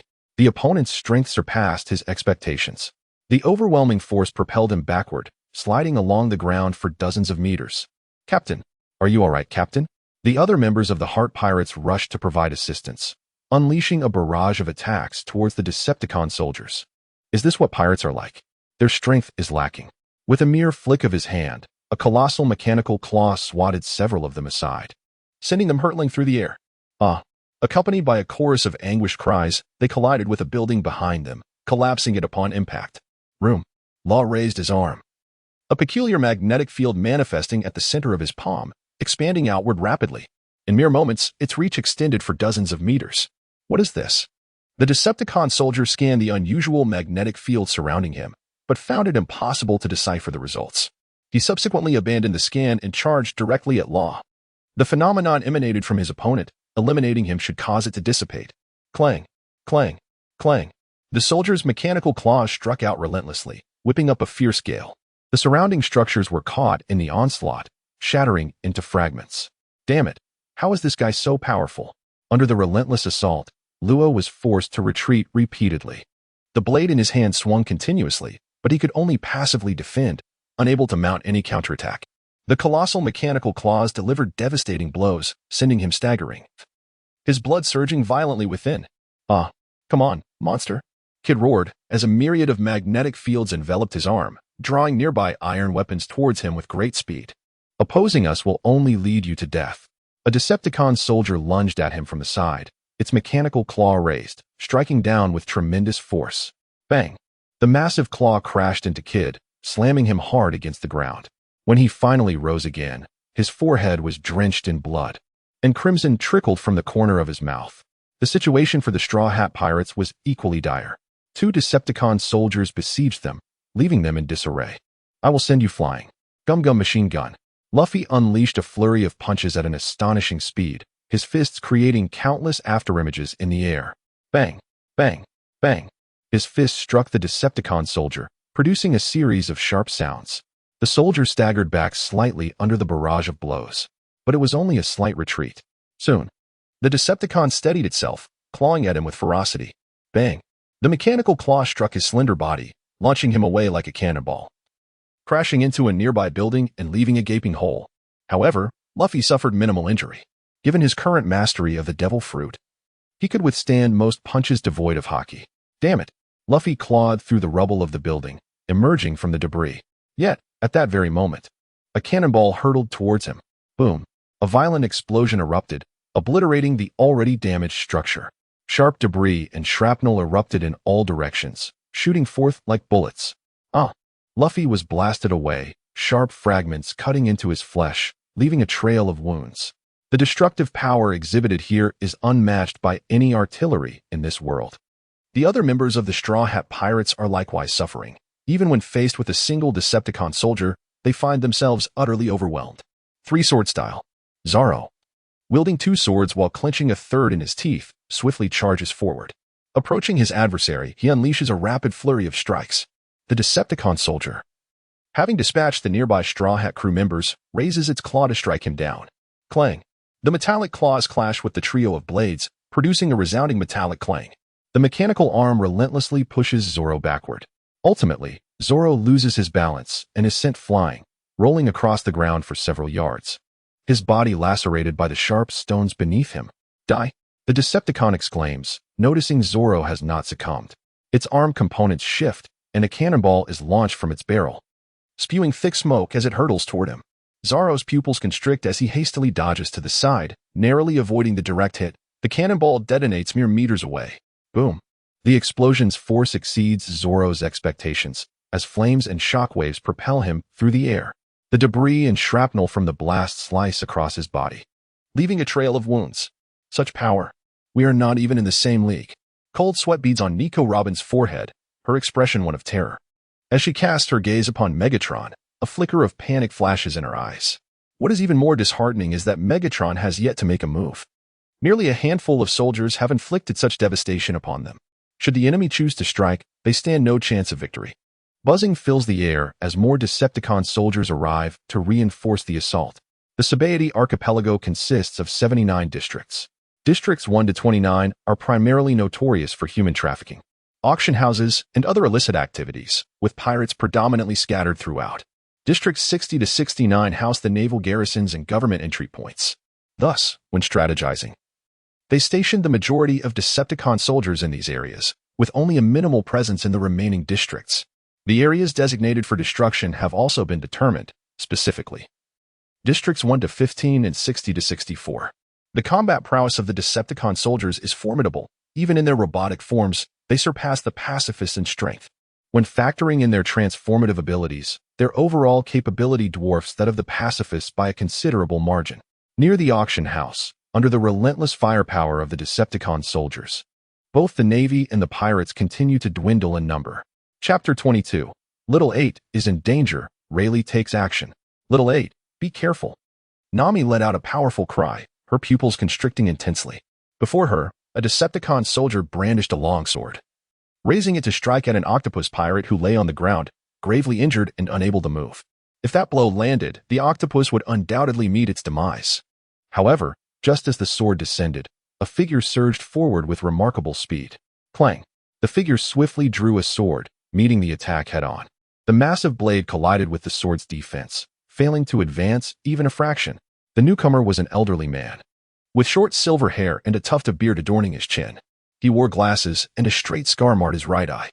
The Decepticon soldier quickly scanned the old man, subsequently matching his identity against the database. In recent days, the Decepticon soldiers have assimilated the information of individuals from this world into their database. However, the compilation remains incomplete, as the majority of ordinary people lack detailed records. The vice captain of the Roger Pirates, the Dark King Rayleigh, was under their scrutiny. The Decepticon soldiers' eyes glinted with a crimson light as one of them raised a cannon, aiming at the target. Boom! A shell was launched, striking the designated position and resulting in a violent explosion. Flames and heat surged wildly in all directions, the intense temperature scorching the earth. Upon scanning the interior, the Decepticon soldiers realized that the old man's life signs had vanished. Just as they assumed they had neutralized him, Rayleigh's arm cannon was suddenly severed. Was it not too explosive? Rayleigh, wielding a sharp sword, dashed past from the side. With a swift motion, he slashed through the air, leaving a glimmering arc of cold light. He is my savior. I cannot allow you to kill him. A smile crept onto Rayleigh's face as he regarded the Decepticon soldiers before him with a calm demeanor. Remarkable. With a single stroke, he had severed one of their arms. Nami gazed at Rayleigh in astonishment, her eyes wide with disbelief. They had struggled tirelessly, unable to even inflict a wound, while Rayleigh achieved such an effect effortlessly. Seeking death. Infuriated by the loss of an arm, the Decepticon soldier wielded his long knife and struck fiercely. It had been a while since he had exercised. Rayleigh deftly pivoted his body, evading the incoming slash, and countered with a swing of his sword. Whoosh! A flash of sword light sliced through the Decepticon soldier's form, opening a gaping wound in his metallic abdomen. Zzz. The soldier's eyes flickered with a red glow as electric currents coursed through his mechanical body, diminishing his combat effectiveness significantly. Leave this one to me. You handle the others. As the voice resonated, a massive axe came crashing down from behind Rayleigh. The axe, imbued with fiery energy, radiated a violent aura, causing the air itself to ripple with its movement. Clash! Rayleigh swiftly turned to defend, the axe colliding with his sword, forcing him to stagger backward. The ground was uprooted, leaving deep gouges where his feet had been. This is troublesome. This individual has also arrived. Upon recognizing the assailant, a flicker of gravity crossed Rayleigh's gaze. The Wasteland Wolf, another formidable force from the Dark Guild. Even facing one alone proves to be a challenge. Let alone with Megatron nearby. If they both should strike together, he might find himself in peril. Wasteland Wolf. The appearance of the Wasteland Wolf incited a cacophony of cries from the supernovas, their faces etched with horror and despair. One Megatron alone is enough to instill fear. Yet now another has emerged. However, Megatron merely cast a fleeting glance at them before transforming into a Cybertronian fighter jet, soaring into the sky. With a thunderous roar, the aircraft ascended towards other districts. A distress signal resonated through the communication system, requesting assistance. District 13 is facing an exceptionally formidable adversary, requesting support. Thus, Megatron departed without hesitation. Furthermore, the combat capabilities present here were more than sufficient to annihilate that group without his intervention. In District 13, numerous colossal robots appeared on the streets, relentlessly sweeping away everything in their path. Their arms morphed into artillery barrels, ceaselessly bombarding the surroundings. Whether it be pedestrians or structures, all fell victim to their relentless assault. These utterly devastated regions are predominantly engaged in nefarious enterprises, with their inhabitants being either pirates or naval officers. Even if they do not belong to either faction, they are essentially part of the underworld. Of course, should anyone dare to venture here as a tourist, it would merely be their misfortune. Boom, boom. The relentless bombardment reduced structures to rubble. Ferocious flames and shockwaves permeated the surroundings. Monsters. A horde of beasts. Damn them. I shall fight back. What are these things? Why won't they perish? Faced with the terrifying soldiers of the Decepticons, countless pirates began to flee in a frenzy. Amidst the chaos, some pirates dared to resist while others came to assist the Navy. Yet, under the Decepticon soldiers' merciless artillery, they were obliterated into mere scraps of flesh. It was nearly impossible to preserve a single intact body. Thus, the destruction mission proceeded seamlessly until a bar made its appearance. The sign beside it read, Shaki's Bar. The Decepticon soldiers showed no regard for the establishment, raising their arms to unleash a barrage of artillery. The shell sped forth with astonishing velocity towards its target. However, this formidable projectile was thwarted by an unseen force. Deflected by a kick, it soared skyward, ultimately detonating in the heavens. What was that? The Decepticon soldiers were taken aback. Although they were machines, they possessed a wealth of emotions. Naturally, they were astonished by such an occurrence. Moreover, before their transformation into robots, they were once corporeal beings. Thud. Thud. A woman stood in front of the bar, her short black hair framing her face, a cigarette gripped in her right hand. Eliminate her. The other Decepticon soldiers, having noticed her, raised their arms to unleash a relentless volley of shells. The projectiles flew forth as swiftly as thunder, a veritable storm of firepower. Boom, boom. The sheer volume of shells converged, amplifying the explosive force. Within mere seconds, dozens of shells rained down. The fiery blasts and shockwaves coalesced, violently sweeping in all directions. Buildings in their path were instantly shattered. When the smoke finally cleared, the small bar had vanished without a trace. However, the figure of the woman stood resolutely amidst the chaos. She survived? The Decepticon soldiers were once again taken aback. To endure such a calamity indicated that she was no ordinary adversary. Charge. Eliminate her. With artillery proving ineffective, the Decepticon soldiers surged forward. The ground trembled beneath the fury of their assault. Damn them. How dare they destroy our bar? My bar is worth 2 billion berries. If you cannot take it out, do not expect to leave. A shadow of displeasure crossed Aokiji's face as she surveyed the ravaged surroundings, slowly discarding the cigarette butt in her hand. With a mere thought, armed Haki surged forth from her arm, radiating an extraordinary blue hue that amplified its formidable power. Chapter 23. The Arrival of the Overlord in the Battle with Aokiji Clang. The claws of a Decepticon soldier struck against her arm, producing a sharp metallic sound. Enhanced by armed Haki, the resilience of her arm escalated to unprecedented levels. Die. Aokiji thrust forward with tremendous force, propelling the massive Decepticon soldier back 7 or 8 meters. In an instant, she vanished from her original position, reappearing at a sideways angle. Her fist crackled with blue lightning as she swung it with vigor towards a nearby Decepticon soldier. Boom.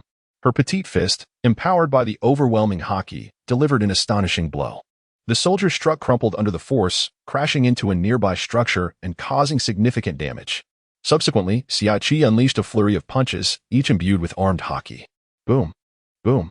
In a heartbeat, several Decepticon soldiers were sent flying, their bodies similarly caving in from the impact. Bang. Bang. A group of Decepticon soldiers raised their arms and fired a barrage of projectiles, including a particularly powerful missile among them. The missile soared swiftly, striking their targets with devastating precision. The ground trembled with each explosion, reverberating through the air. Thick smoke and flames rapidly spread, engulfing the adversaries. Yet, before the smoke and flames could dissipate, Sabaody emerged from the inferno. Open fire. Eliminate her. Damn it. What is wrong with this woman? The remaining Decepticon soldiers continued to shoot, launching an incessant stream of artillery fire upon her. However, Sabaody moved with incredible swiftness, her footsteps barely touching the ground as she darted like a specter, constantly evading their attacks. Every projectile was effortlessly dodged through her elusive maneuvers. Where did these guys come from? Their firepower is tremendous. Sabaody mused, glancing at the remnants of the explosion and recalling the ferocity of the earlier blast. Astonished by the sheer intensity of the confrontation, this artillery shell, in terms of both velocity and power, surpasses anything she has ever comprehended in terms of terror. Especially during detonation, it emits numerous sharp blades in all directions. This blade may pose little threat to those of her caliber, yet it is undoubtedly lethal for those of moderate strength or below. It seems that in the future, it would be prudent to thoroughly investigate the intelligence of the Dark Guild. A glimmer flashed in Sabaody's eyes. Aside from running the tavern and engaging in some unscrupulous dealings, she had another lucrative avenue, the sale of information. If she could acquire intelligence regarding the Dark Guild, she was certain many would be willing to pay a handsome price for it. Boom. The bombardment continued. After several flashes, Sabaody dashed to the side of other Decepticon soldiers. Her fist rose, enveloped in a blue aura, and struck with tremendous force. Thud. The Decepticon soldier struck by her fist felt a significant indentation in his body, staggering backward for dozens of meters. Despite the rapid movement of her adversaries, the artillery fire, although aimed accurately, failed to connect. Thud. Thud. In a brief span, several Decepticon soldiers were sent flying again. How resilient! Sabaody rubbed her somewhat numbed fist, her eyes reflecting renewed astonishment at the formidable durability of her opponents, which exceeded her expectations. Even with the enhancement of armed haki, her fist still ached. Requesting support. We are no match for her. Requesting assistance. The Decepticon soldier, who had fallen to the ground, managed to rise despite his injuries, still capable of movement. Upon receiving the report, Megatron rushed over, fully aware that District 13 was a target for complete annihilation and that no mistakes could occur. His speed was remarkable, and given the relatively small size of the Sabaody archipelago, it took only moments for Megatron to locate the source of the distress signal. From a distance, he observed a diminutive figure continuously darting between the Decepticon soldiers. Dozens of Decepticon soldiers were utterly helpless against her. With a mere punch, she could send a Decepticon soldier flying. How dare a mouse disrupt our operations? Gazing at the figure, Megatron's eyes filled with fury as he surged forth with remarkable speed. Just as he was about to reach his target, the Cybertronian aircraft transformed rapidly into a colossal robot. With metallic claws poised, he struck towards her. Buzz. Buzz. The vibrations in the air caught Sabaody's attention. By the time she turned to look, it was too late. Thud. The metallic claw crashed into her, propelling her downward into the ground. The earth shattered instantly, creating a large crater, stones and dust exploding in every direction. Megatron, trapped beneath the earth. Sabaody found the dust in the air rendered her unable to open her eyes. When at last she managed to pry them open and discern the identity of her visitor, a look of astonishment and gravity illuminated her gaze. She had witnessed that battle, and the opponent's strength was formidable, surpassing even that of the Marine admirals. With their arrival, her situation became exceedingly precarious. Rodent, perish! Roared Megatron as he aimed at the beleaguered Sabaody and unleashed another devastating punch. This time, the fish transformed into a deep black, enveloped in the formidable haki of armament. Its power was evidently far superior to before. Bang! Summer Chi hastily summoned all her strength, breaking free from the bindings and narrowly evading a terrifying strike. The fist struck the ground, causing the entire earth to tremble momentarily. The already deep pit was further deepened and enlarged by another blow. Whoosh! Summer Chi's figure flickered, and in mere moments, she appeared above her opponent's head. With her right leg cloaked in the haki of armament, she harnessed the force of gravity, delivering a fierce kick towards Megatron. Cease your futile resistance, insect. Megatron forcefully swung his mechanical claw, shrouded in a purplish-black hockey, colliding with her attack. Boom! Another deafening roar erupted, and a powerful shockwave emanated from the point of collision. It visibly spread outward in all directions. Nearby structures, swaying precariously, were utterly shattered and collapsed under the force of the shockwave. Debris shot out in all directions. Crackle! The blue and purple lightning intertwined, devouring one another. In terms of the quality of hockey, Megatron appeared significantly weaker. Yet, his strength was considerable, and in this clash, he held the upper hand. Nevertheless, the fact that Summer Chi could contend with Megatron for such an extended duration was a testament to her immense power. Even if she was not as formidable as an admiral, she was certainly not to be underestimated. As Megatron's mechanical claws surged forth once more, Summer Chi was sent flying. Weak little rodent, I shall tear you apart. Megatron relentlessly pursued, launching himself towards her position. Thud, thud, thud. His metallic claws struck repeatedly, resembling a ferocious beast unleashed. Chapter 24, Master Roshi, the Super-Enhancing Potion. The surrounding buildings crumbled under his assault, with wood and stone debris flying chaotically. Amid such fierce attacks, Summer Chi could only evade and defend, wholly lacking the qualification to confront Megatron head-on. A moment's carelessness could result in her being struck, suffering significant injuries. Meanwhile, the coalition of the world government and the Navy had already set forth. Currently, 3 armies from the world government and the Navy were en route to provide support. One was the pacifist who had just arrived on the battlefield. Another, the Red Dog, was coming from a different direction, being away from the Navy headquarters. His journey would take a bit longer, approximately several tens of minutes. Lastly, there was the coalition formed by the world government and the Navy. In response to the Dark Guild's recent slaying of 2 celestial dragons, the 5 elders were incensed. They immediately augmented the coalition's numbers to a staggering 100,000. 70,000 troops from the world government and 30,000 from the Navy formed a colossal alliance.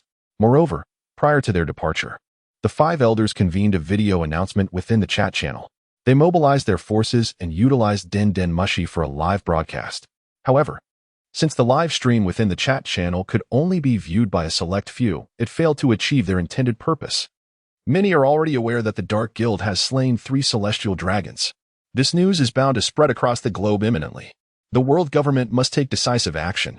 They must ensure that the rest of the world understands the grave consequences of slaying a celestial dragon. Only annihilation awaits. Hurry, accelerate the efforts. Do not allow those scoundrels to escape.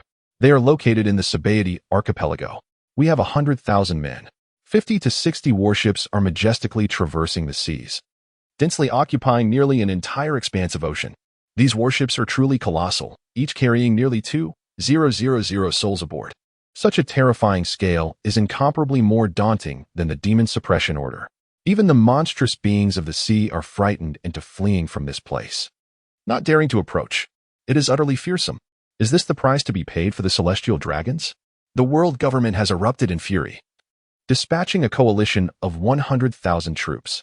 The Dark Guild is doomed. With such a formidable display, only the 4 Emperor's pirate crews might stand a chance against it.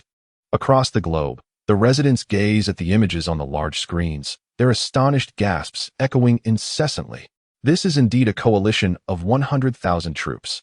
For many years, they had never witnessed such a spectacle. It is worth noting that the demon-slaying order commanded a mere 20,000 troops, a scale that could instill fear in most.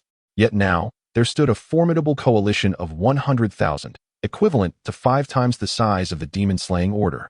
Of course, the world government would not annihilate all beings as they did in the execution of the demon-slaying order, especially since they were broadcasting live.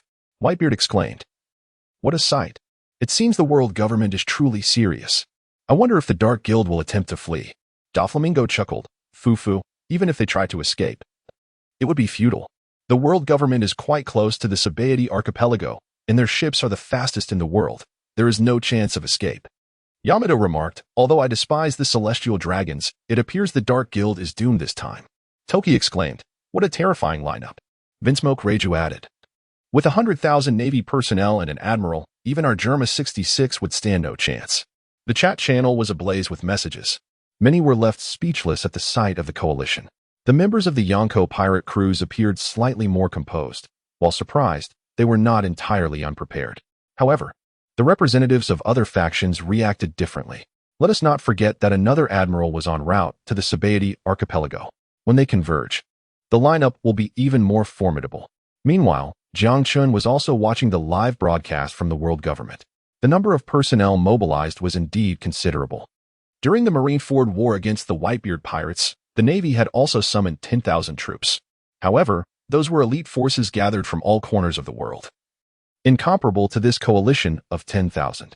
In terms of combat power, the disparity was significant. Congratulations, host, for completing 3 objectives. Rewards: Super Box X2, Ordinary Box X5. Do you wish to use them immediately? The destructive power of the Decepticon soldiers was truly fearsome. Within a mere few minutes, they had accomplished all their objectives. After all, they were equipped with exceptionally advanced weaponry, unmatched in both potency and destructive capability in this world. Use all. Without hesitation, Jiang Chun opted to utilize all his lottery tickets. As he did so, 7 boxes appeared in his mind, 2 large and 5 small. As the radiance from above grew increasingly brilliant, the boxes began to open slowly. Congratulations, host, for obtaining the golden character, Master Roshi, early stage, combat power under 100. Congratulations, host, for obtaining super strengthening potion. Upon use, the host's basic attributes will increase tenfold. For the host use only. Congratulations, host, for obtaining intermediate armament hockey cards X2. Congratulations, host, for obtaining 500 million berries X2. Congratulations, host, for obtaining 100 kilograms of gold X1. What splendid treasures! Gazing at the prizes he had drawn, Jiang Chun's eyes sparkled with delight. The 2 super lottery tickets had yielded items that were nothing short of dazzling, whether it be characters or super enhancement potions.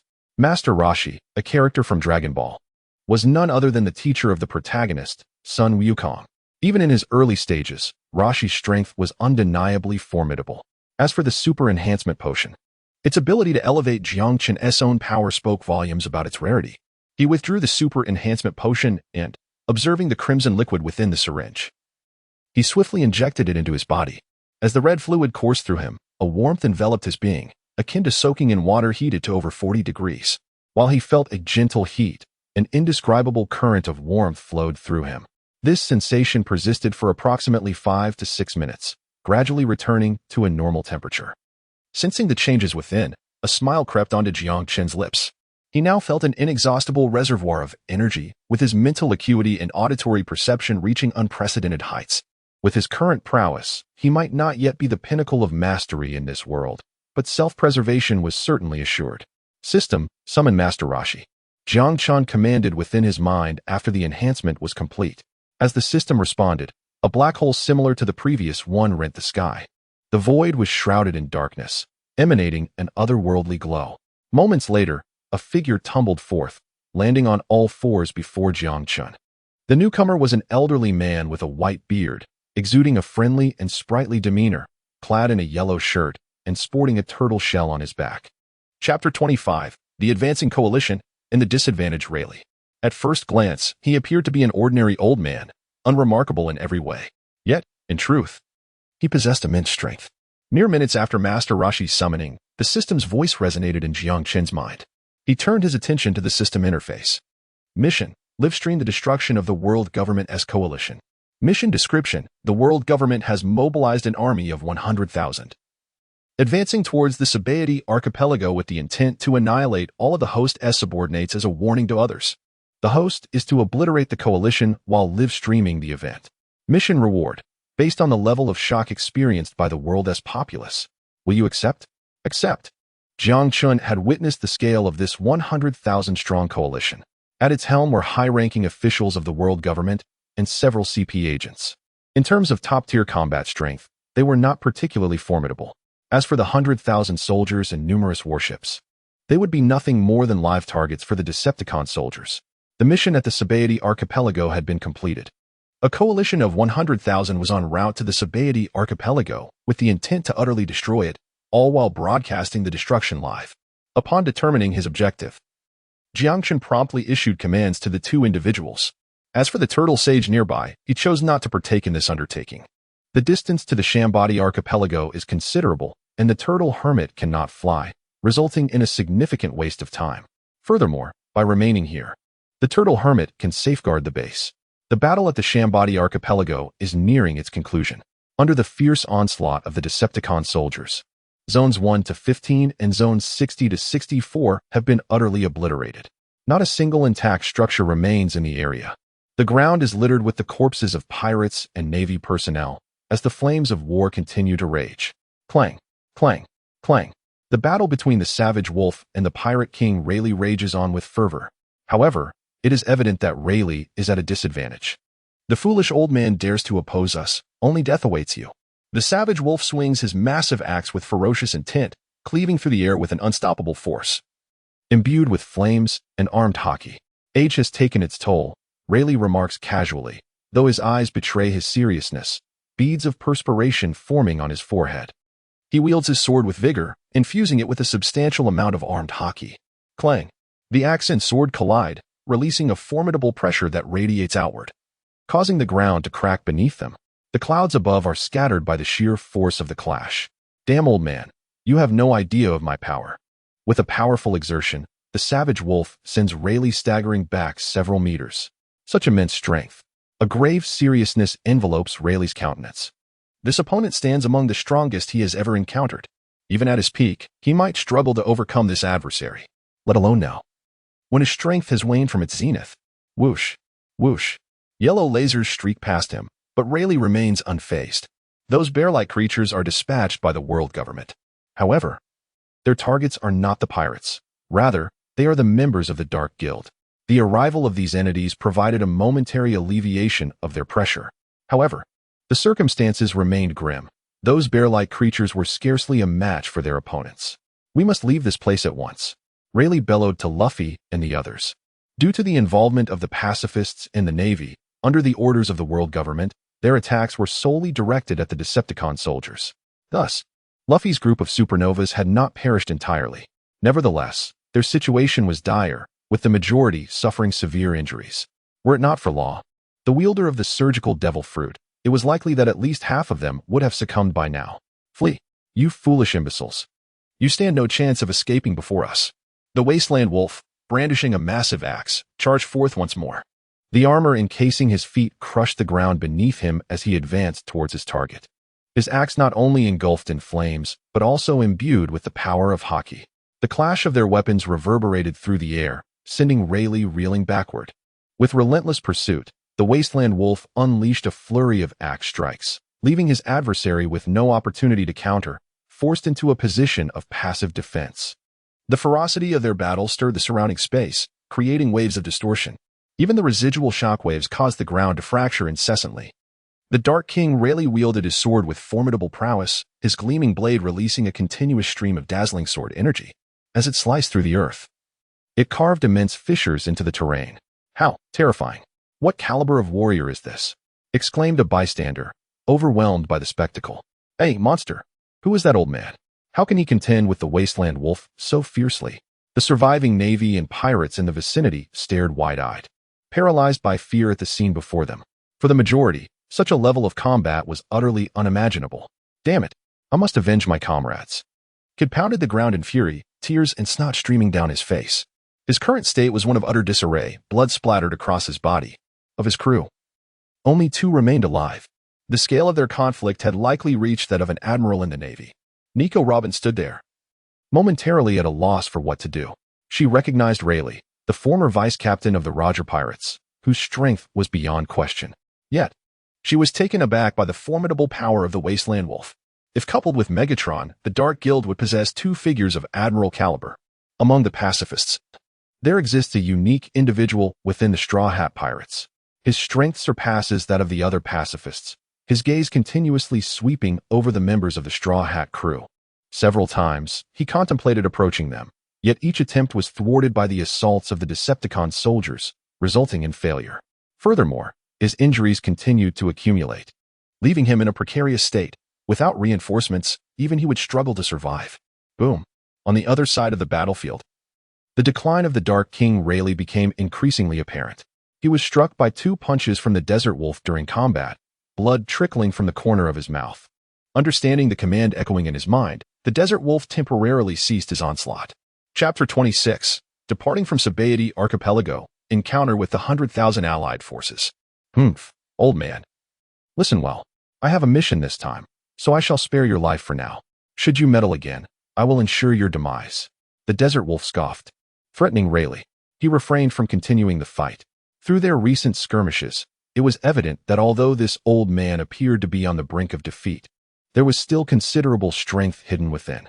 The opponent's prowess was formidable, and a resolution would not be reached in the short term. You cannot escape. Stop right there. As the adversary prepared to flee, Kid shouted and charged forward. A surge of magnetic energy enveloped his arm, causing weapons in the vicinity to rush towards him. As the arsenal accumulated, his arm grew robust and formidable. With a mighty shout, he swung his arm toward his foe. The desert wolf's eyes narrowed, retaliating with a punch that landed squarely on Kid. The resounding impact reverberated. The immense force sent Kid crashing into the ground, creating a deep crater. He lay within the pit, his limbs broken, blood soaking his body, his eyes devoid of life and consciousness. How dare such garbage attack me? This is nothing short of a death wish. The desert wolf sneered disdainfully before boarding a warplane and departing. Zzz. Other Decepticon soldiers transformed into warplanes, soaring into the sky. After their departure, the number of surviving pirates and Navy personnel on Sabaody Archipelago dwindled to less than a third. The island was engulfed in thick smoke, with a significant portion of its structures reduced to ruins. Buzz. The Decepticon soldiers regrouped in the sky, forming a dark cloud as they headed towards their designated target, reminiscent of a migrating flock of birds. Huff. They have left, observing the retreat of their adversaries. The surviving Navy and pirates exhaled a sigh of relief. Many, overcome with fatigue, collapsed to the ground, greedily inhaling the air. It took a considerable amount of time for them to regain their composure. Yet, their eyes still glimmered with terror and lingering dread. Recalling that nightmarish scene, they remained haunted by it. Hey, they have departed. A faint smile graced Rayleigh's face as he slowly approached the members of the Straw Hat Pirates, gently rousing the dazed group. Huh? Upon hearing Rayleigh's voice, they finally came to their senses, their pupils reflecting profound shock. This battle has utterly overturned their perception of the world. The desert wolf is unlike the blue pheasant. Previously, when the blue pheasant captured Nico Robin, he did not exert his full strength. However, the desert wolf showed no restraint. Each strike is terrifyingly powerful. What will the state of the seas be next? Rayleigh gazed intently in the direction the Decepticon soldiers had departed, his expression suddenly grave. Before their confrontation, he had assumed that the opponent barely reached the level of an admiral. Yet, after their encounter, he realized that the opponent's strength far exceeded his expectations. Coupled with those peculiar robots, the Dark Guild's power is likely formidable. If they are allowed a few years to develop, they could potentially surpass the Yonko pirates. Eradicate the pirates. We have 100,000 men. We can surely annihilate the enemy. In a certain maritime expanse, 50 to 60 warships sailed majestically. Each vessel was laden with a multitude of soldiers.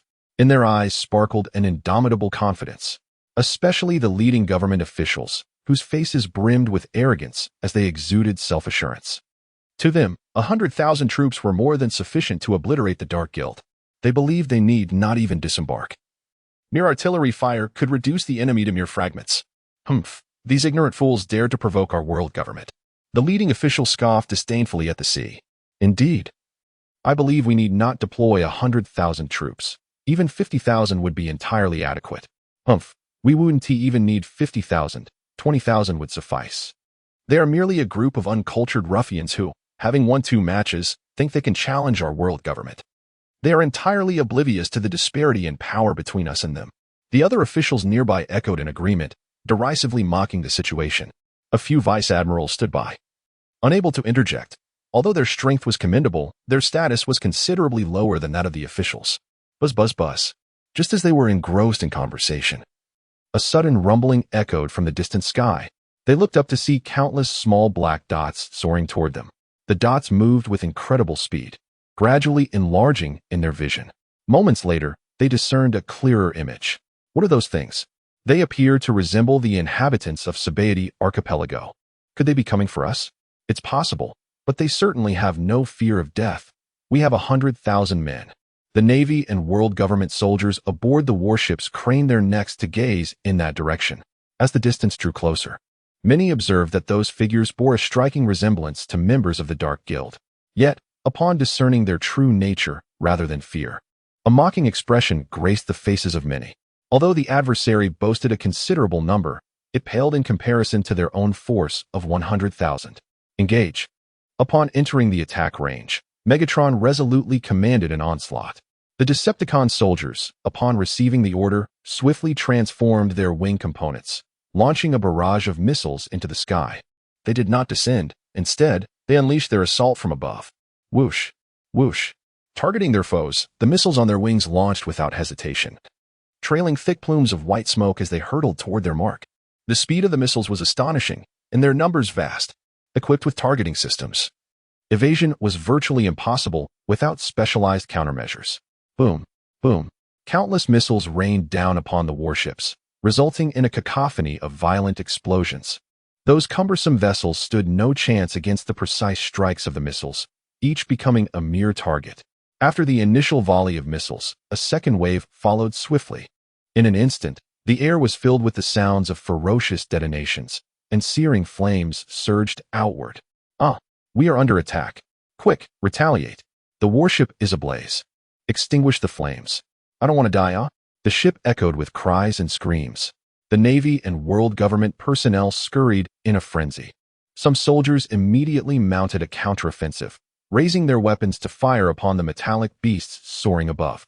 Others hastily prepared cannons, loading shells to fire skyward. However, their weaponry was woefully inadequate, lacking both firepower and rate of fire.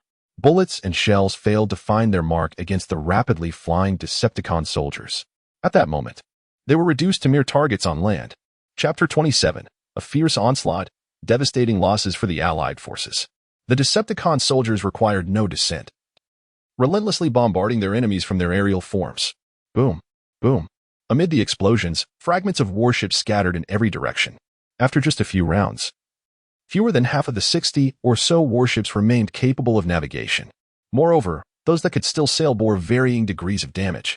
What are those things? Are they devil fruits? What shall we do? Run quickly. We cannot strike them at all. In the wake of successive bombardments, panic etched itself onto the faces of the Navy and world government soldiers. The enemy's weaponry surpassed their wildest imaginings.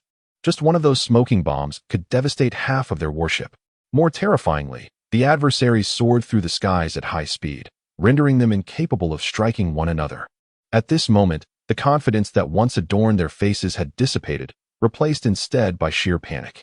Damn it, how could this be happening? With a graceful leap, several naval admirals and CP-0 agents ascended, treading the air with agility.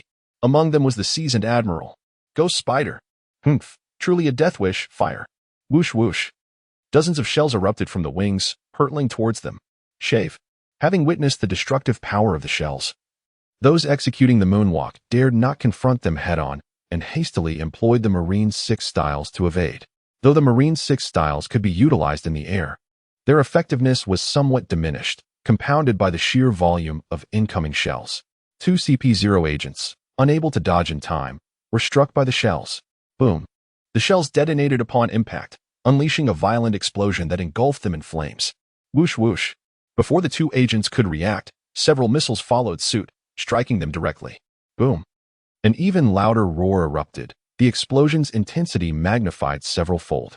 The searing flames scorched the sky, and even from several meters away, they could feel a wave of warmth.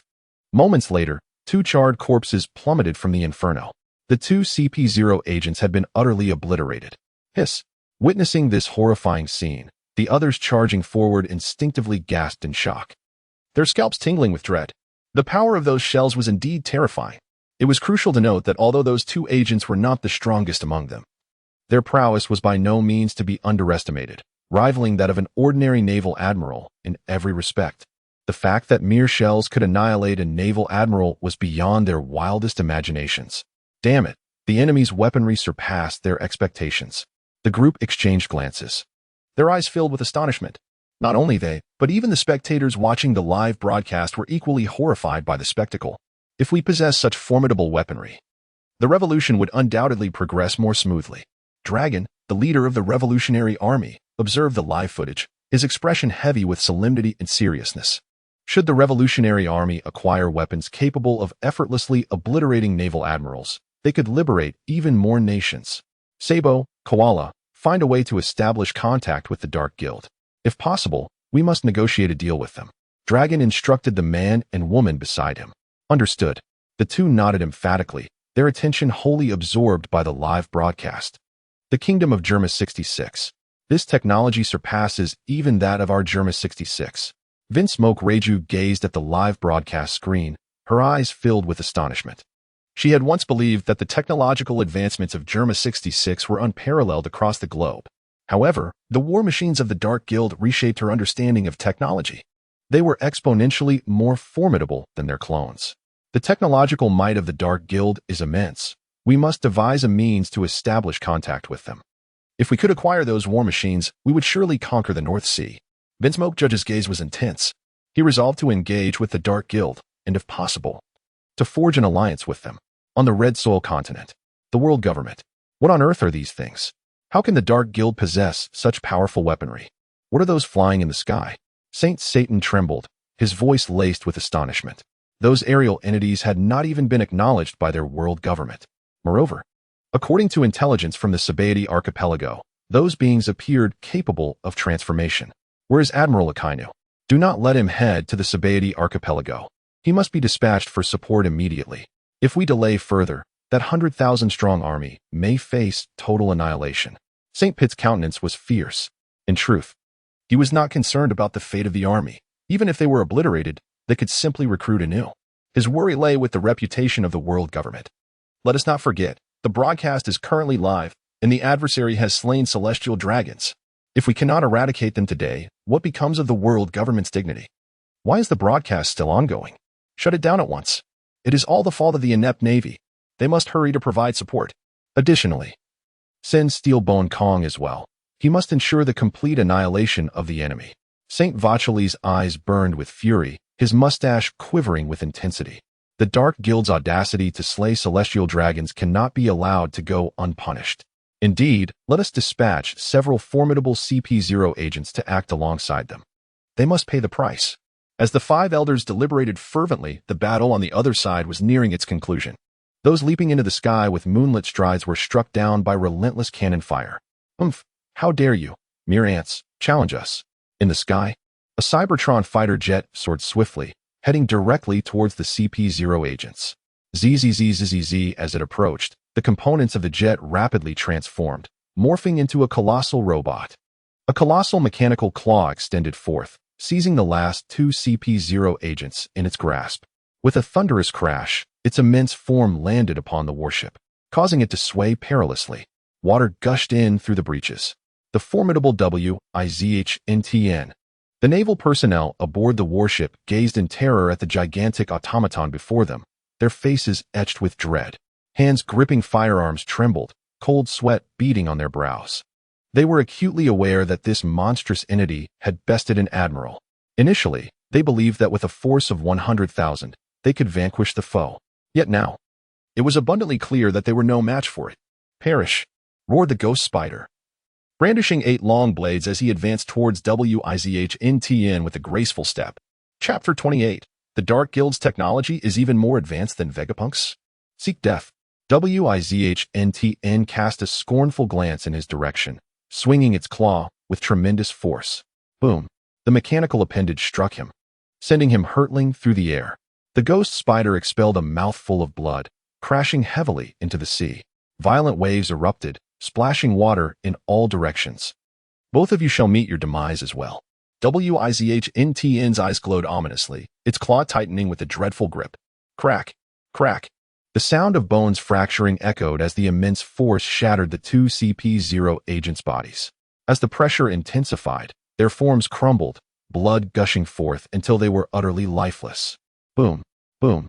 The cacophony of explosions persisted as shells rained down from the sky, bombarding the warships. I hit it. I hit it. One sailor shouted in exhilaration.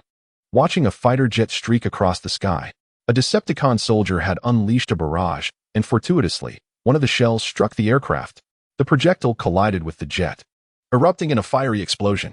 However, before the sailor could revel in his triumph, a scene of horror unfolded before him. As the flames gradually dissipated, the Decepticon soldier emerged unscathed. With a thud, the sailor collapsed onto the deck, his excitement transforming into despair. Shortly thereafter, another shell detonated beside him, obliterating his body into fragments. More than 10 minutes later, under the overwhelming might of the Decepticon soldiers, the sea was devoid of any navigable warships. Most had been shattered to smithereens. The remaining vessels, though somewhat intact, were also reduced to several pieces, engulfed in flames. The ocean was littered with the wreckage of warships. Tens of thousands of soldiers floated upon the surface, crying out in anguish and despair. After several rounds of bombardment, the surviving soldiers have dwindled to less than half. The weaponry of the Decepticon soldiers possesses an immense lethality against the vast ranks of ordinary troops. After more than 10 minutes, the war has come to a definitive end. The aircraft in the sky departed in grand fashion before the arrival of the world government's support. The remaining naval forces are now fewer than a quarter. Although the conflict has ceased, the hearts of all remain profoundly unsettled. The coalition of 100,000 has been utterly annihilated. Monsters. They are indeed monstrosities. What are those entities soaring through the heavens? Are they the secret weapons of the Dark Guild? It is utterly terrifying. The coalition of 100,000 was no match for them. Recalling the earlier scene, everyone's hearts constrict and expand in dread. Their pupils are filled with terror and astonishment. The imagery was overwhelmingly impactful. It was indeed a coalition of 100,000. Such a multitude of warships spread across the ocean, occupying a vast expanse of several thousand meters. They had believed that under the siege of the coalition, the perpetrators responsible for the death of the celestial dragons would surely meet their demise. Yet, to their astonishment, the adversaries not only survived but also obliterated all naval vessels. Moreover, the enemy's weaponry was so fearsome that the Navy had no means of retaliation.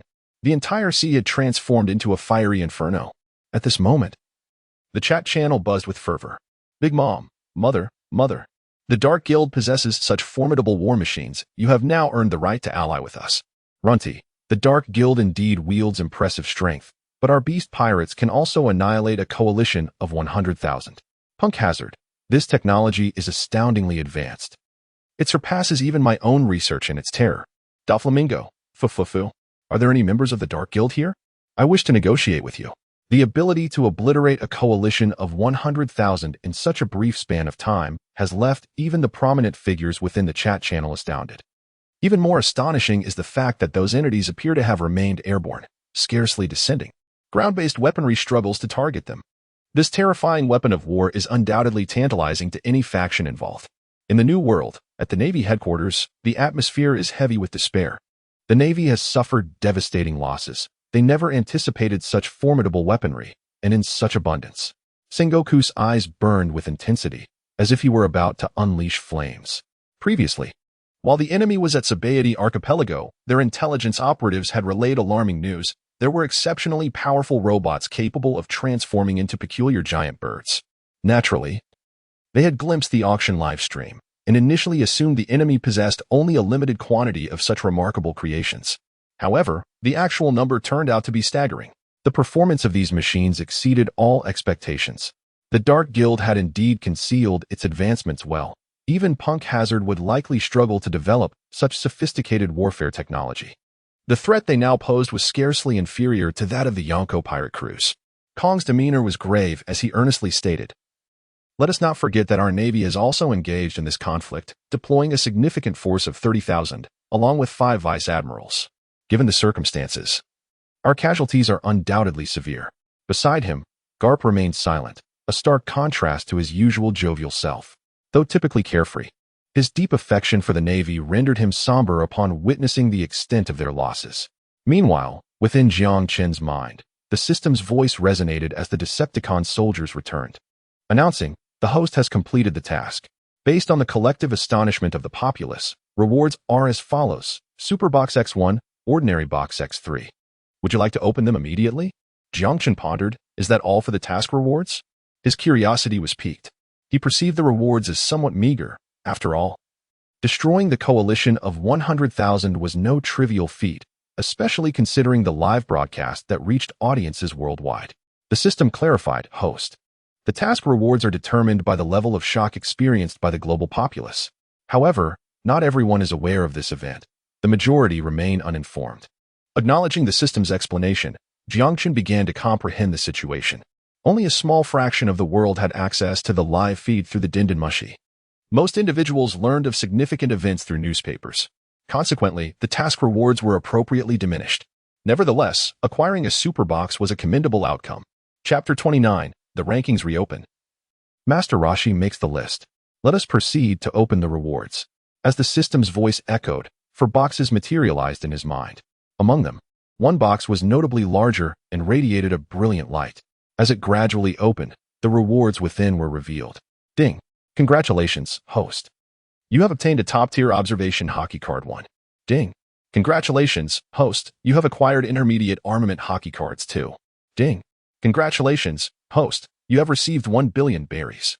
The top-tier observation hockey card allows the user to impart mastery of advanced observation hockey to a target, with each target eligible for use only once. Top-tier observation hockey. Jiang Chun could not suppress his exclamation upon witnessing the rewards. In this world, the hallmark of a formidable warrior is undeniably hockey. And those who possess top-tier hockey are exceedingly rare. Although this reward may seem less impressive than acquiring a golden character, it tangibly enhances his own strength.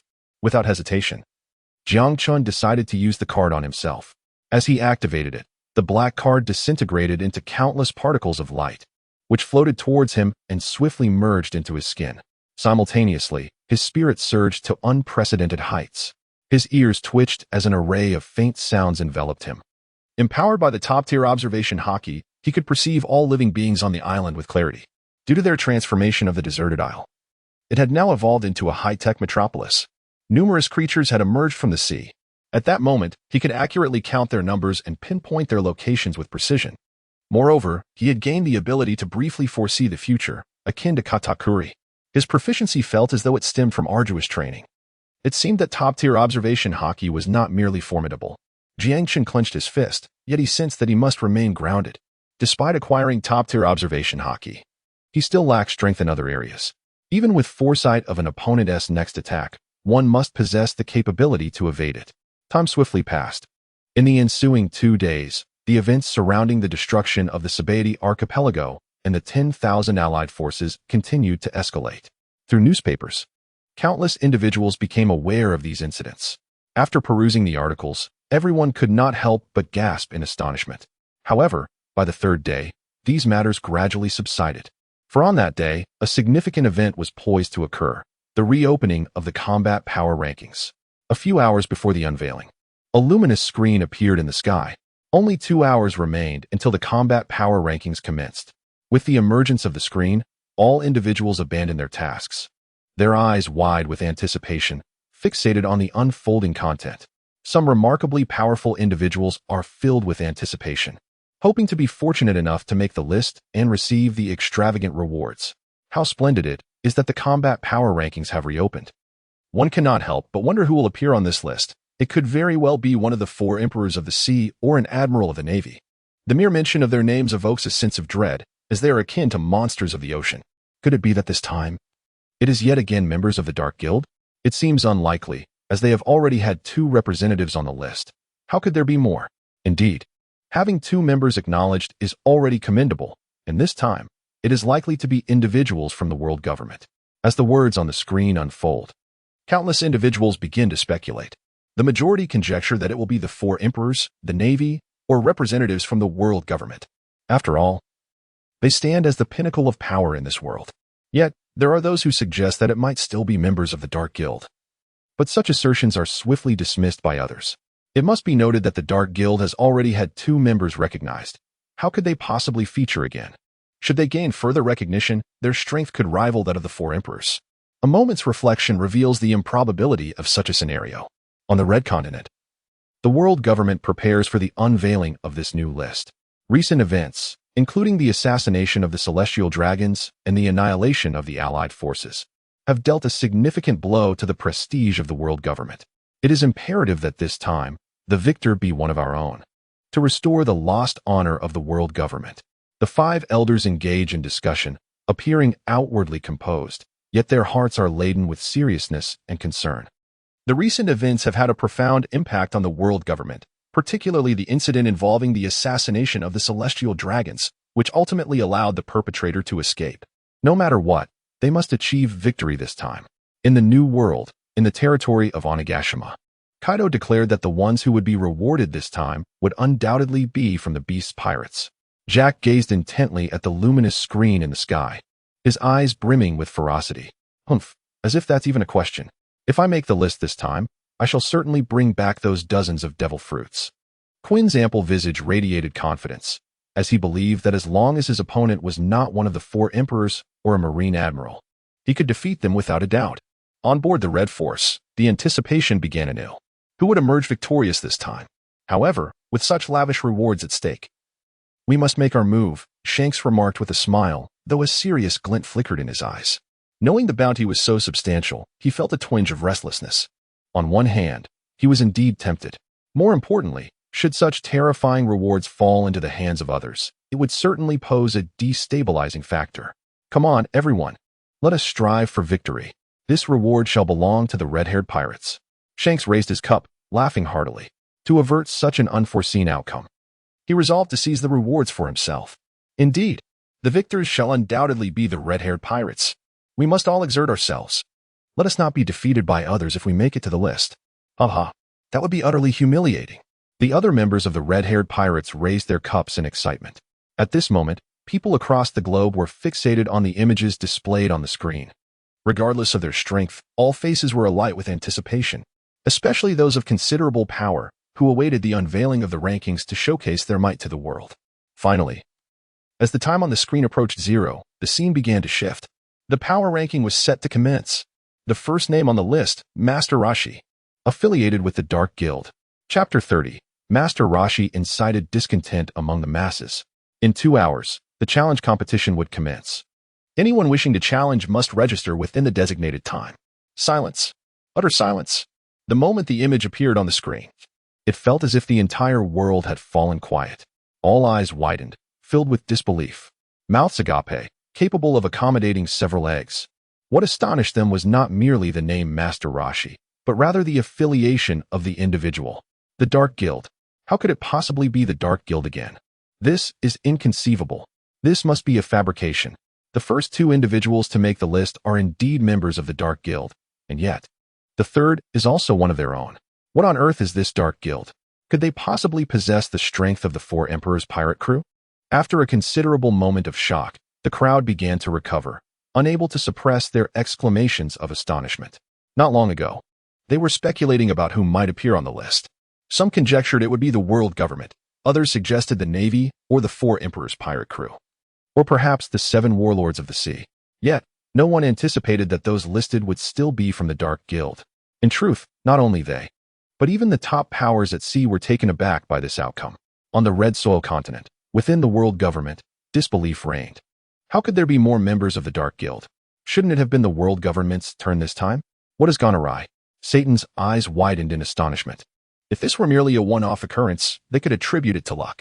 However, with a third instance now, it could no longer be dismissed as mere fortune. The fact that 3 individuals have made the list underscores the formidable nature of the Dark Guild.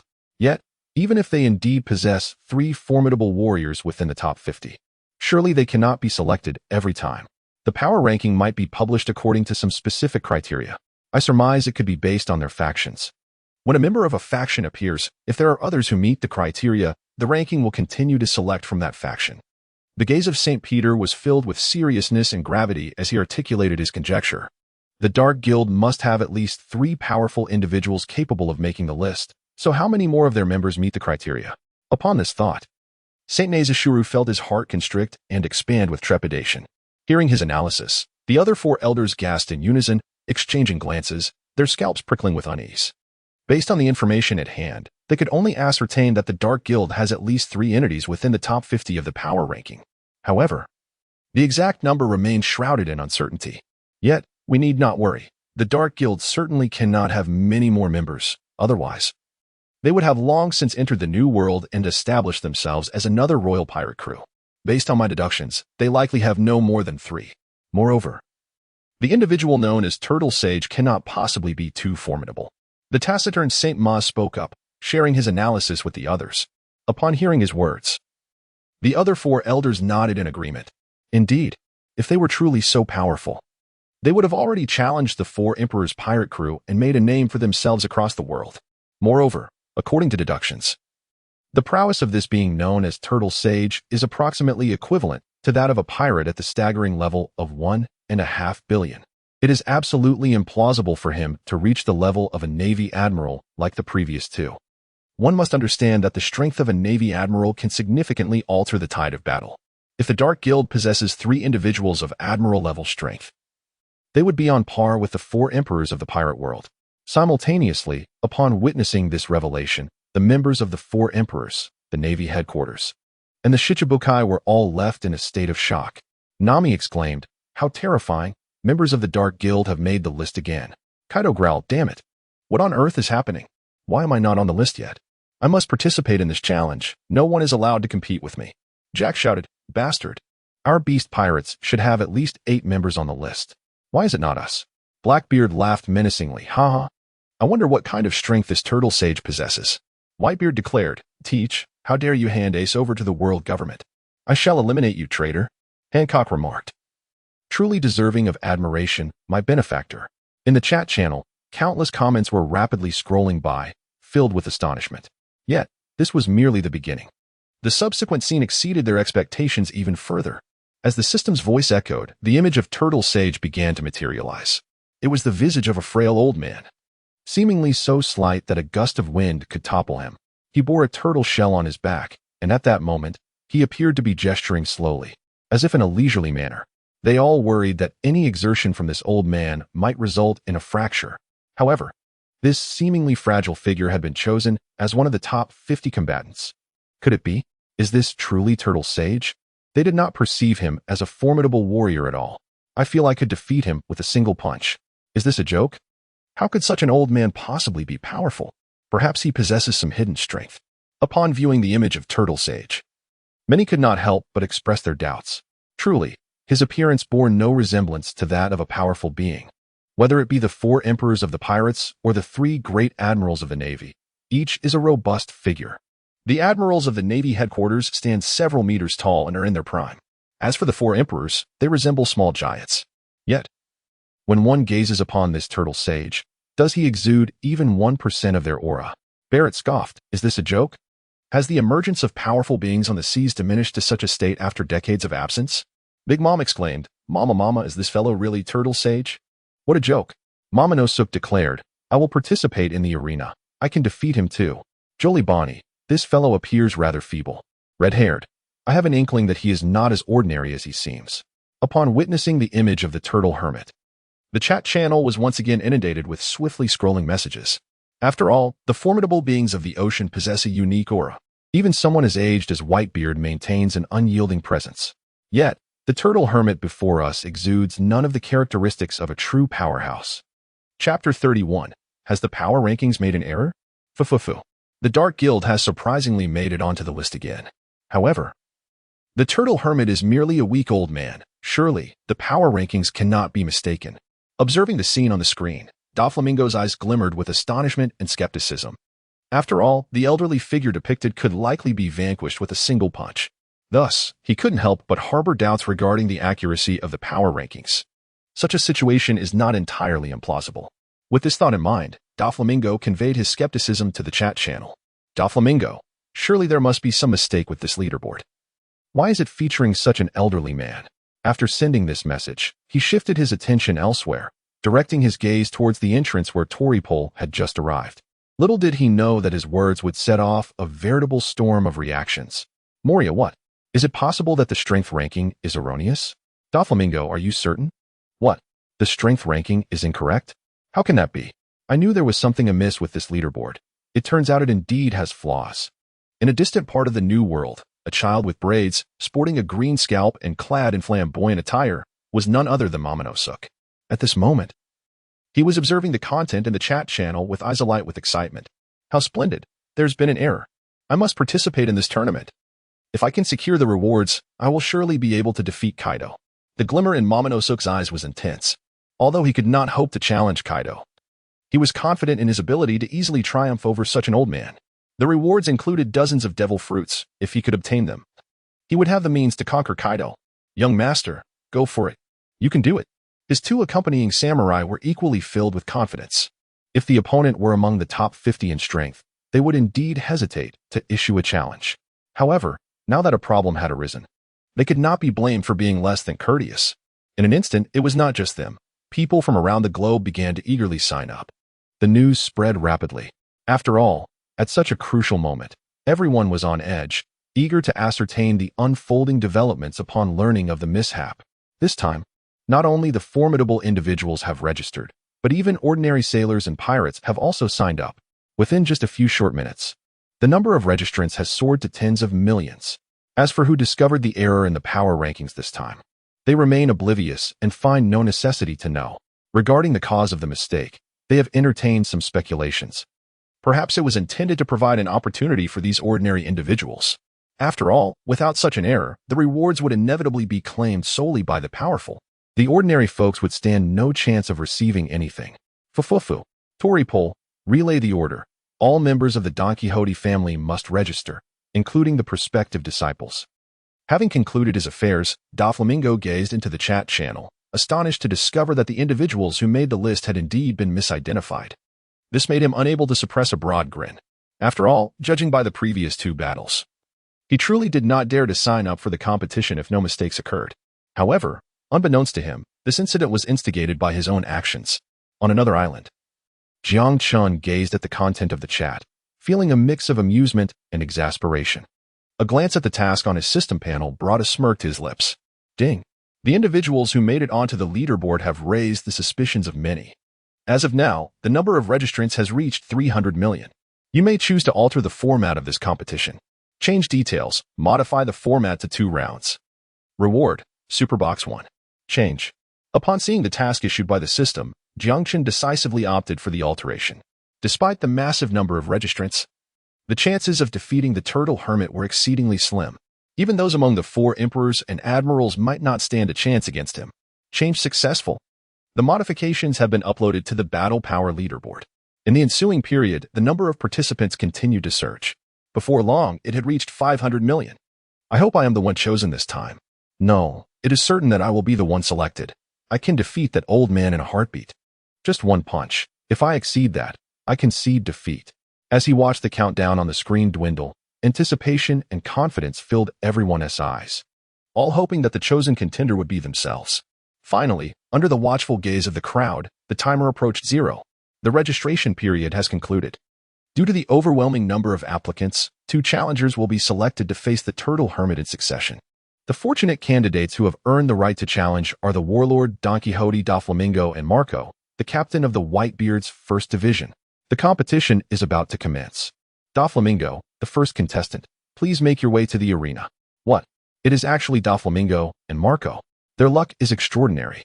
It must be Doflamingo's good fortune. As the first challenger, if he wins, there will be no second chance for anyone else.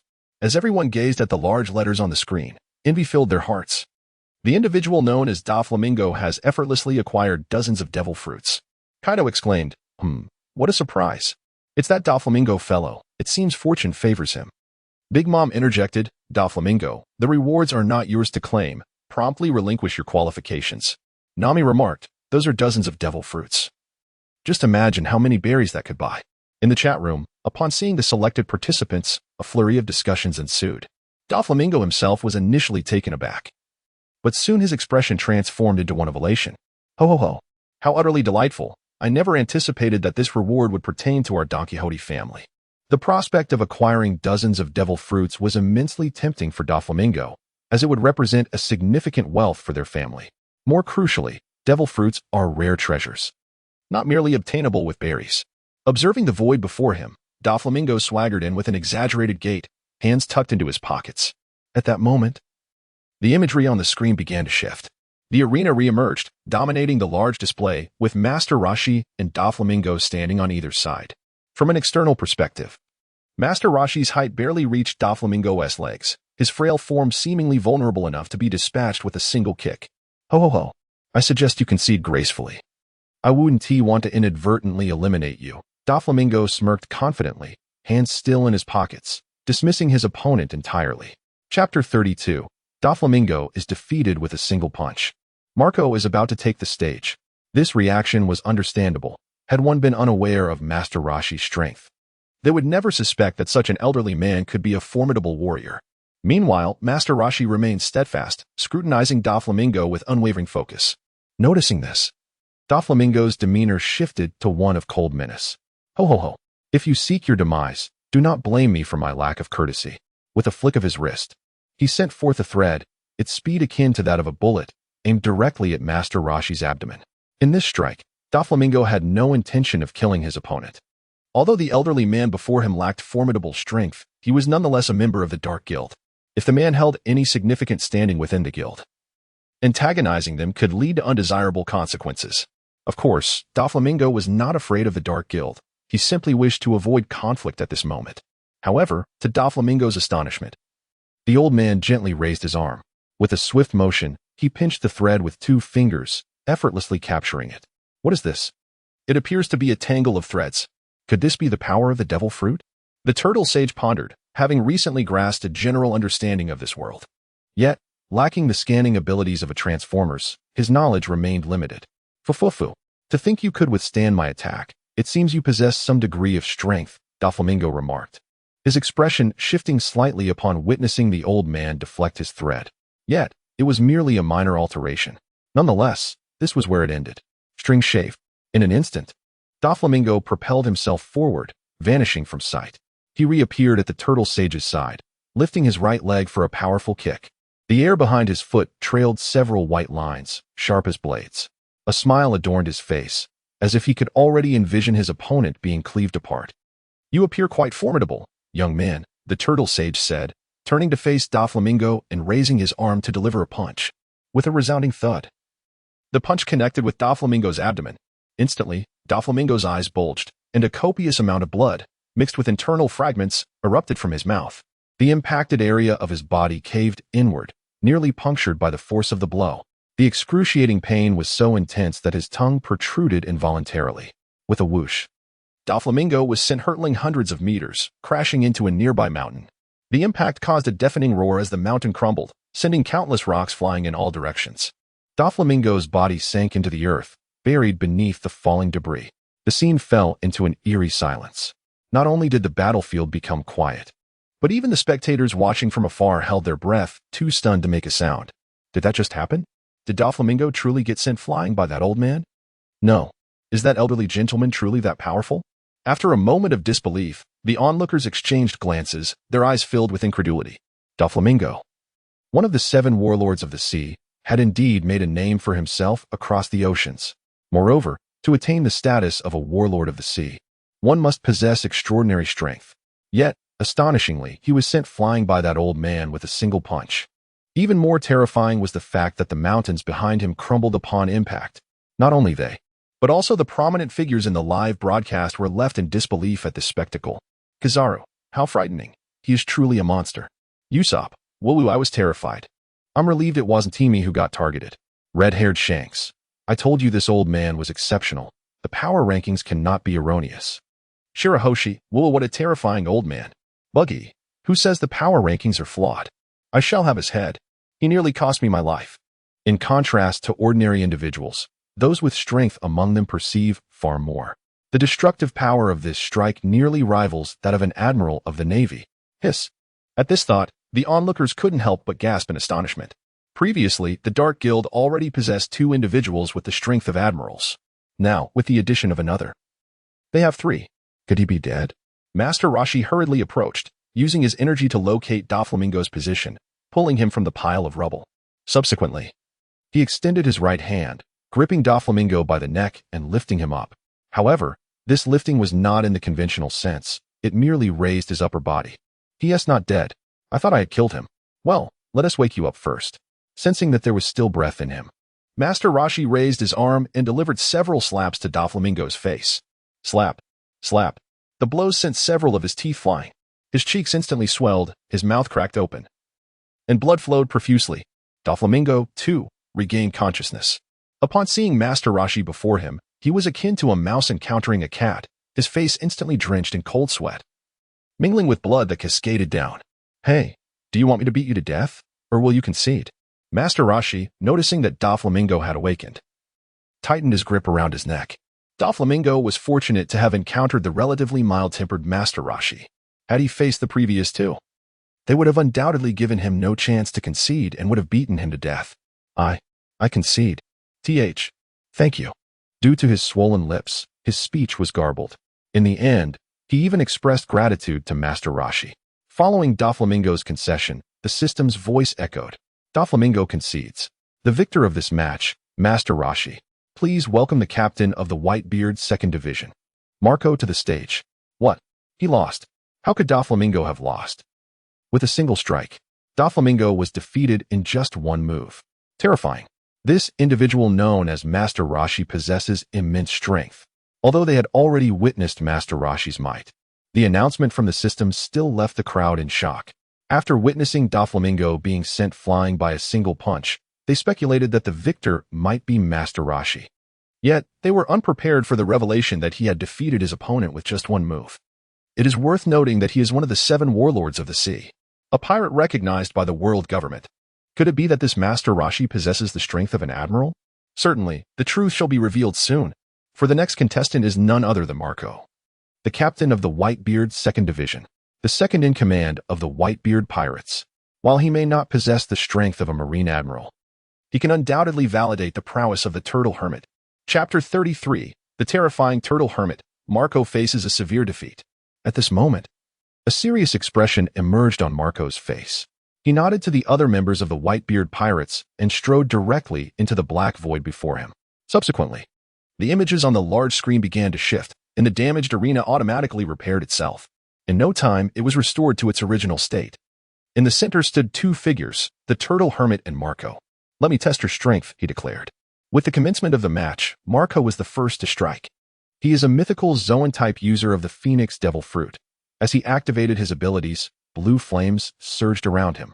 The flames erupted continuously, coalescing into 2 blue wings on his back. With a whoosh, he propelled himself towards the Turtle Hermit.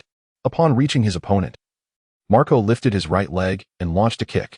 His entire leg was enveloped in blue flames, transforming his foot into the talon of the phoenix. Thud! As his leg connected with the Turtle Hermit, blue flames erupted forth, swirling in all directions. The Turtle Hermit was entirely engulfed by this inferno. Is it over? Marco questioned, a look of uncertainty on his face. With that strike, he showed no mercy. Confronted by an opponent whose strength was not significantly inferior, and perhaps even superior to his own, he remained vigilant. Even if his blow did not result in elimination, it would undoubtedly inflict injury. However, as the flames gradually dissipated, the figure of Master Roshi emerged unscathed. He raised one hand in a defensive gesture, as if a barrier had formed, repelling all the azure flames. What? He effortlessly blocked it. It seems the opponent's strength surpasses my expectations. Marco's expression shifted to one of astonishment and seriousness. This opponent was indeed stronger than the previous one. It was time to resolve this quickly. Master Roshi propelled himself forward with a sudden burst of energy, moving with lightning speed, his figure vanishing in an instant. So fast. Upon witnessing Master Roshi's disappearance, Marco's pupils constricted in shock. He could scarcely perceive the trajectory of his movement. Even his haki was struggling to catch up. An elderly man, seemingly immobile, possessed such astonishing speed. Hey, I'm right behind you. When he reappeared, Master Roshi had already positioned himself behind Marco. Raising his arm, he unleashed a punch toward him. Though his fist was not large, it bore an immensely terrifying aura, causing the surrounding air to resonate with the sound of rupturing. Just as Marco turned around and raised his arms in defense, the punch collided with his crossed limbs, which were still engulfed in blue flames. Boom! A resounding impact echoed, sending Marco hurtling through the air like a cannonball, crashing violently into a mountain several hundred meters away. The mountain trembled, cracking under the force, as massive boulders tumbled downwards. Cough, cough. Such power. Marco coughed several times, astonishment and horror etched across his face. At that moment, his arms tingled with numbness, the points of impact visibly sunken.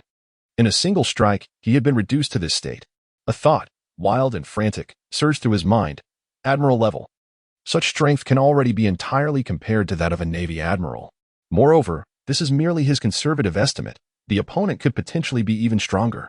Contemplating this, cold sweat beaded on Marco's forehead. If his conjecture holds true, then the Dark Guild possesses at least 3 formidable forces at the admiral level. This lineup is not inferior to the 4 emperors of the pirate world. Boom. I thought you had perished. As Marco pondered, the figure of Master Roshi suddenly appeared behind him. Surrounding boulders, upon a mere wave of his hand, seemed to be drawn by an invisible force, launching outward in all directions. Gazing at the amiable elder before him, Marco felt an immense pressure, as if he were facing a ferocious beast ready to devour him. Oh, your injuries have healed? A hint of astonishment flickered in Master Roshi's eyes. Moments ago, he distinctly sensed that the opponent's arm was injured, yet now, under the scorching blue flames, it appeared completely unscathed. Is it the ability of a devil fruit? However, surely such powers must have limits. Master Roshi surged forward once more, shattering the boulders in his path with each swing of his hand, sending fragments scattering in every direction. Even if the opponent possesses a peculiar devil fruit, it is of little consequence. Their strength is not particularly formidable, posing minimal threat. Through the explosion of the boulders, Marco discerned the trajectory of the opponent's movements. Yet, even with this knowledge, he felt a chill run down his spine. It was simply too fast. Such speed could perhaps rival that of Admiral Kizaru. Buzzing, Marco raised his right fist, engulfed in azure flames, and struck towards the indistinct figure. However, his punch met only air. Master Roshi deftly evaded by slightly shifting his body, simultaneously delivering a powerful blow to Marco's chest. Bang! Another resounding impact echoed as Marco's chest caved in. The surrounding areas of his body also suffered from the fierce shockwave, resulting in varying degrees of injury. Marco's eyes bulged, the crimson capillaries prominently visible, as an overwhelming surge of pain engulfed his mind, propelling him backwards at an astonishing speed. Thunderous sounds echoed. This time, the descent was swifter, piercing through several mountains in succession before crashing down to the ground. Coughing, Marco lay on the ground, blood continuously trickling from the corner of his mouth. Blue flames coiled around his wounds, incessantly mending his injuries. Were it not for the ability of the Phoenix, this blow would have undoubtedly incapacitated him. The opponent's strength surpassed even that of an admiral. If there had been any lingering doubts before, he could now assert with complete certainty. He was compelled to accept the terrifying truth. The adversary possessed the strength of an admiral of the Navy. No, even more than that. The strength of such a monstrous level has already reached a comparison with the 4 emperors. Hiss. Given the current prowess exhibited by the Dark Guild, it is likely that they have fully attained the level of the 4 emperor pirate crews. Outside the arena, Whitebeard's expression grew somewhat serious. He had not anticipated that the opponent's strength would be so formidable. Such power is absolutely beyond Marco's capability to contend with. As his father, he certainly does not wish for any unforeseen mishap to befall him. Within the arena, under the influence of the Phoenix's ability, Marco's injuries swiftly mend. Yet, as he barely regains his footing, the figure of the turtle sage reappears behind him. With a powerful leap, he drives his right leg forward, infused with formidable momentum in the fierce aura of Haki, sweeping horizontally towards his opponent. Boom. Still somewhat dazed, Marco has no time to evade, and is sent flying once more. Chapter 34, Turtle School Key Blast, Marco's defeat. The immense force behind the punch leaves a deep indentation in his back, accompanied by a series of cracking sounds emanating from his body. Boom. As the turtle sage lands, he launches himself forward, pursuing the airborne Marco. In the fleeting moment before Marco touches down, the sage appears right in front of him. With his fists clenched tightly, he gathers strength to strike. Boom. Marco, suspended in the air, is utterly unable to dodge. The punch impacts him, causing his insides to churn. His body, akin to a struck baseball, changes trajectory and hurtles away in a different direction. Boom, boom, thud. The turtle sage's figure flickers incessantly, offering Marco no opportunity to react. Before Marco can stabilize himself, the sage's relentless barrage continues unabated. This method of combat resembles the previous confrontation between the Desert Wolf and the Flame Calamity. Father, surrender quickly. Indeed, Father, if this continues, Captain Marco will be killed. It is terrifying. Captain Marco cannot possibly win. Only your personal intervention can change the tide. Outside the arena, members of the Whitebeard Pirates gazed at the screen, their hearts filled with shock and concern.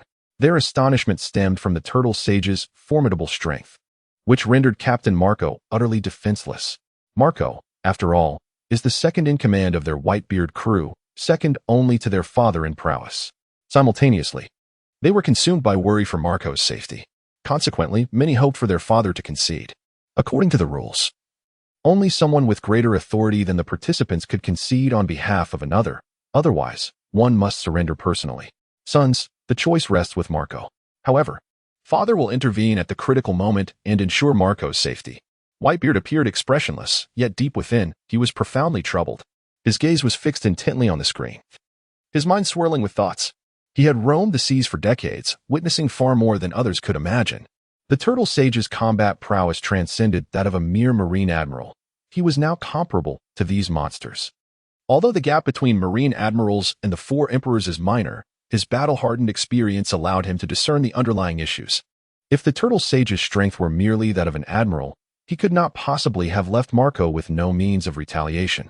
It seems the seas are destined for turbulence. Thus far, the power displayed by the Dark Guild is undoubtedly on par with that of the four emperors' pirate crews. Should they enter the New World, they would undoubtedly unleash a storm of bloodshed. On the battlefield, after enduring relentless assaults, Marco's recovery abilities were gradually diminishing. Although his devil fruit power is that of the phoenix, he is not truly immortal. Thud! Marco was struck once more, his body crashing violently to the ground. The immense impact created a deep crater in the solid arena. A cloud of dust erupted, sending countless fragments flying in all directions. Is your body quite resilient? The turtle sage mused, scratching his head as he observed Marco lying on the ground. At this moment, Marco appeared utterly wretched, although the blue flames enveloping him still burned. They were feeble. His recovery from injuries was exceedingly slow. Damn it! How can he be so powerful? Marco lay on the ground, his entire body feeling unbearably heavy. It seems your body has reached its limit. I wonder if you can withstand this strike? The turtle sage's expression suddenly became serious as he prepared to deliver the final blow. Kamehameha. Master Roshi clasped his hands together, resting them at his left waist. As he gathered strength in his arms, a formidable aura emanated from his being. Under the onslaught of this formidable aura, the ground beneath trembled and fractured. Countless fragments of rock soared into the air. A luminous sphere of white light materialized in the palm of Master Roshi. The orb pulsated, expanding and contracting, radiating resplendent brilliance that rendered the onlookers momentarily blinded. Sensing the overwhelming pressure, Marco's pupils constricted sharply. With a swift motion, Master Roshi thrust his hands forward, unleashing the Kamehameha wave toward his adversary. The terrifying energy uprooted the earth below, carving a colossal chasm. Surrender. Marco, no longer hesitating, opted for capitulation. Even before the orb reached him, he could already feel the immense weight of impending doom. To withstand such a blow in his current condition would most likely result in his demise. Yet, he was not afraid of death. Rather, he recognized that such a senseless demise could be entirely averted. Should he perish in this manner, it would yield no benefit for the Whitebeard Pirates and would only serve to weaken their formidable strength. At the moment he silently resolved to surrender, a black hole materialized, engulfing him entirely. Although Marco had vanished, the Kamehameha wave continued its relentless advance, crashing down upon the very spot where he had lain. A thunderous explosion reverberated through the heavens, an inferno erupting skyward. A cataclysmic shockwave emanated from the epicenter of the explosion, radiating outward with devastating force. Under the assault of this shockwave, the arena was instantly obliterated, while the mountains crumbled around it. Sturdy boulders were swiftly reduced to mere dust by the energy wave's might. The entire arena trembled violently. The aftershocks of the explosion persisted, whipping the arena with ferocious winds. After a considerable interval, as the tumultuous waves subsided, a colossal crater with a diameter of several hundred meters emerged at the site. Gasping in disbelief, every spectator stood wide-eyed, utterly stunned. Even the system's announcements seemed to fade into oblivion. Beholding this cataclysmic strike, some were rendered speechless, their jaws nearly dropping to the ground, their eyes nearly bursting from their sockets. Is this truly real? Can such devastation be wrought by a mere human? Look at the arena. It is on the brink of annihilation. Surely, even an admiral of the Navy would not exhibit such terrifying power. This is unfathomable. Is he truly the leader of the Dark Guild? In the eyes of all, disbelief reigned supreme, as gasps of astonishment escaped their lips. That terrifying orb had created a crater hundreds of meters wide. The sheer destructive force of such an attack was beyond their wildest imaginations. Master Roshi's power undoubtedly rivaled that of a Navy admiral. How terrifying it is. The entire arena seems to have been utterly destroyed. Kazara gazed at the images on the screen, his lips pursed in a seemingly casual manner, yet deep within his eyes flickered astonishment and shock. Such a level of destructive power has already surpassed him. Moreover, the combat prowess demonstrated by the opponent seems to be no less formidable. Chapter 35, Aftermath. Meanwhile, Sengoku was visibly shaken, beads of cold sweat forming on his forehead. Above the Red Earth continent, within the world government's parliamentary hall, the atmosphere was unusually tense. The five elders exchanged glances, each reflecting astonishment and dread in their eyes. The destructive force of the Kamehameha had even startled the five elders. What technique could possibly possess such immense power? If unleashed upon an inhabited island, it would likely lead to the extinction of all life upon it. St. Maz's fingers trembled, his eyes glimmering with shock. The turtle hermit had effortlessly defeated Marco, indicating his strength might rival that of a marine admiral.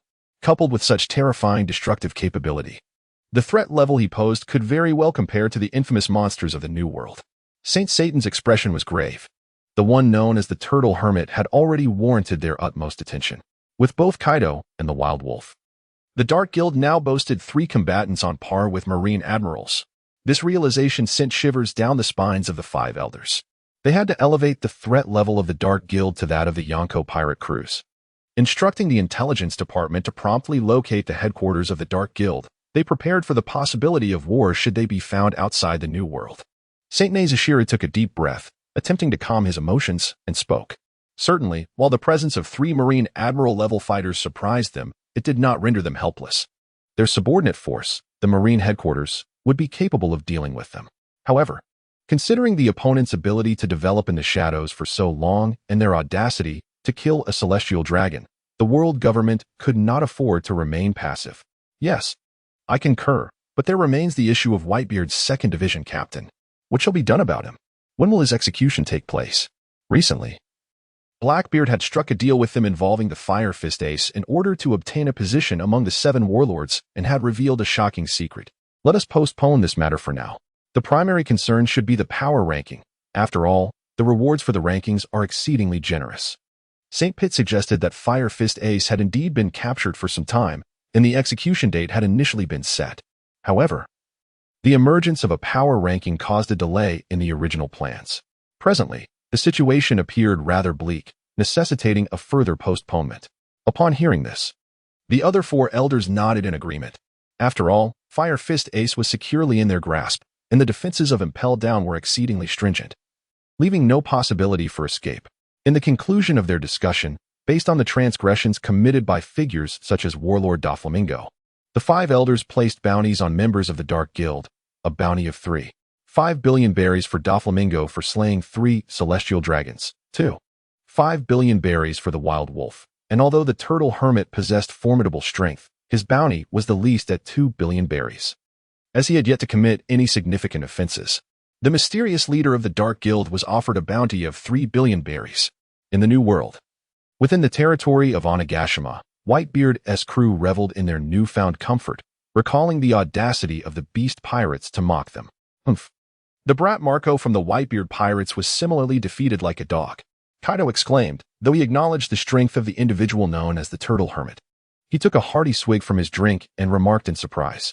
Despite his confidence in his own power, he recognized that the Turtle Hermit possessed considerable prowess, capable of effortlessly defeating Marco, suggesting that his strength might surpass that of even a Marine Admiral. Jean's face bore an expression of seriousness and gravity. During previous confrontations with the Whitebeard Pirates, he had engaged with Marco multiple times and was acutely aware of his strength, which was certainly not inferior to his own, possibly even superior. If the Turtle Hermit could so easily best Marco, he could undoubtedly do the same to him. On the Red Force, Shanks sat at the bow of the ship, gazing solemnly at the sea. Captain, what are your thoughts on this Turtle Hermit? Beckman approached, cigarette in mouth, his expression as taut as ever. The rest of the red-haired pirates gathered around, curious about their captain's assessment of the opponent. It is difficult to say. His strength is formidable. If a confrontation were to arise, I would likely find myself at a disadvantage. At best, it would be a stalemate. Shanks stated earnestly, devoid of jest. And he was not joking. What? Is it possible? The captain claims he cannot match the Turtle Hermit. Could it be that this Turtle Hermit is truly that powerful? Upon hearing the words of the red-haired captain, a chorus of astonished exclamations erupted from the crew. The jovial expressions on their faces vanished, replaced by solemnity and shock. It is crucial to note that, despite their captain's usual cheerful demeanor, which belied the fearsome nature of a four-emperor. They were acutely aware of the extraordinary strength that he possessed. Comparatively, he was not merely on par with the other four emperors, but perhaps even surpassed them. Therefore, witnessing Marco's effortless defeat elicited only mild surprise from them. However, now, the words spoken by their captain struck them like a bolt from the blue. It appeared that the so-called Dark Guild possessed formidable power. They must remain vigilant to see if this entity would venture into the New World. Beckman's pupils dilated with a mixture of shock and apprehension, his surprise surpassing that of his comrades. Simultaneously, a sense of caution unfurled within him. Should the opposition enter the New World, it would undoubtedly incite a monumental conflict. The potential for a shift in the balance of power among the four Emperor pirate crews was not out of the question. In the chat channel, countless individuals fervently sent messages expressing their astonishment. Don Quixote Doflamingo exclaimed, "Fufufu! Such a level of combat prowess must surely rival those monsters."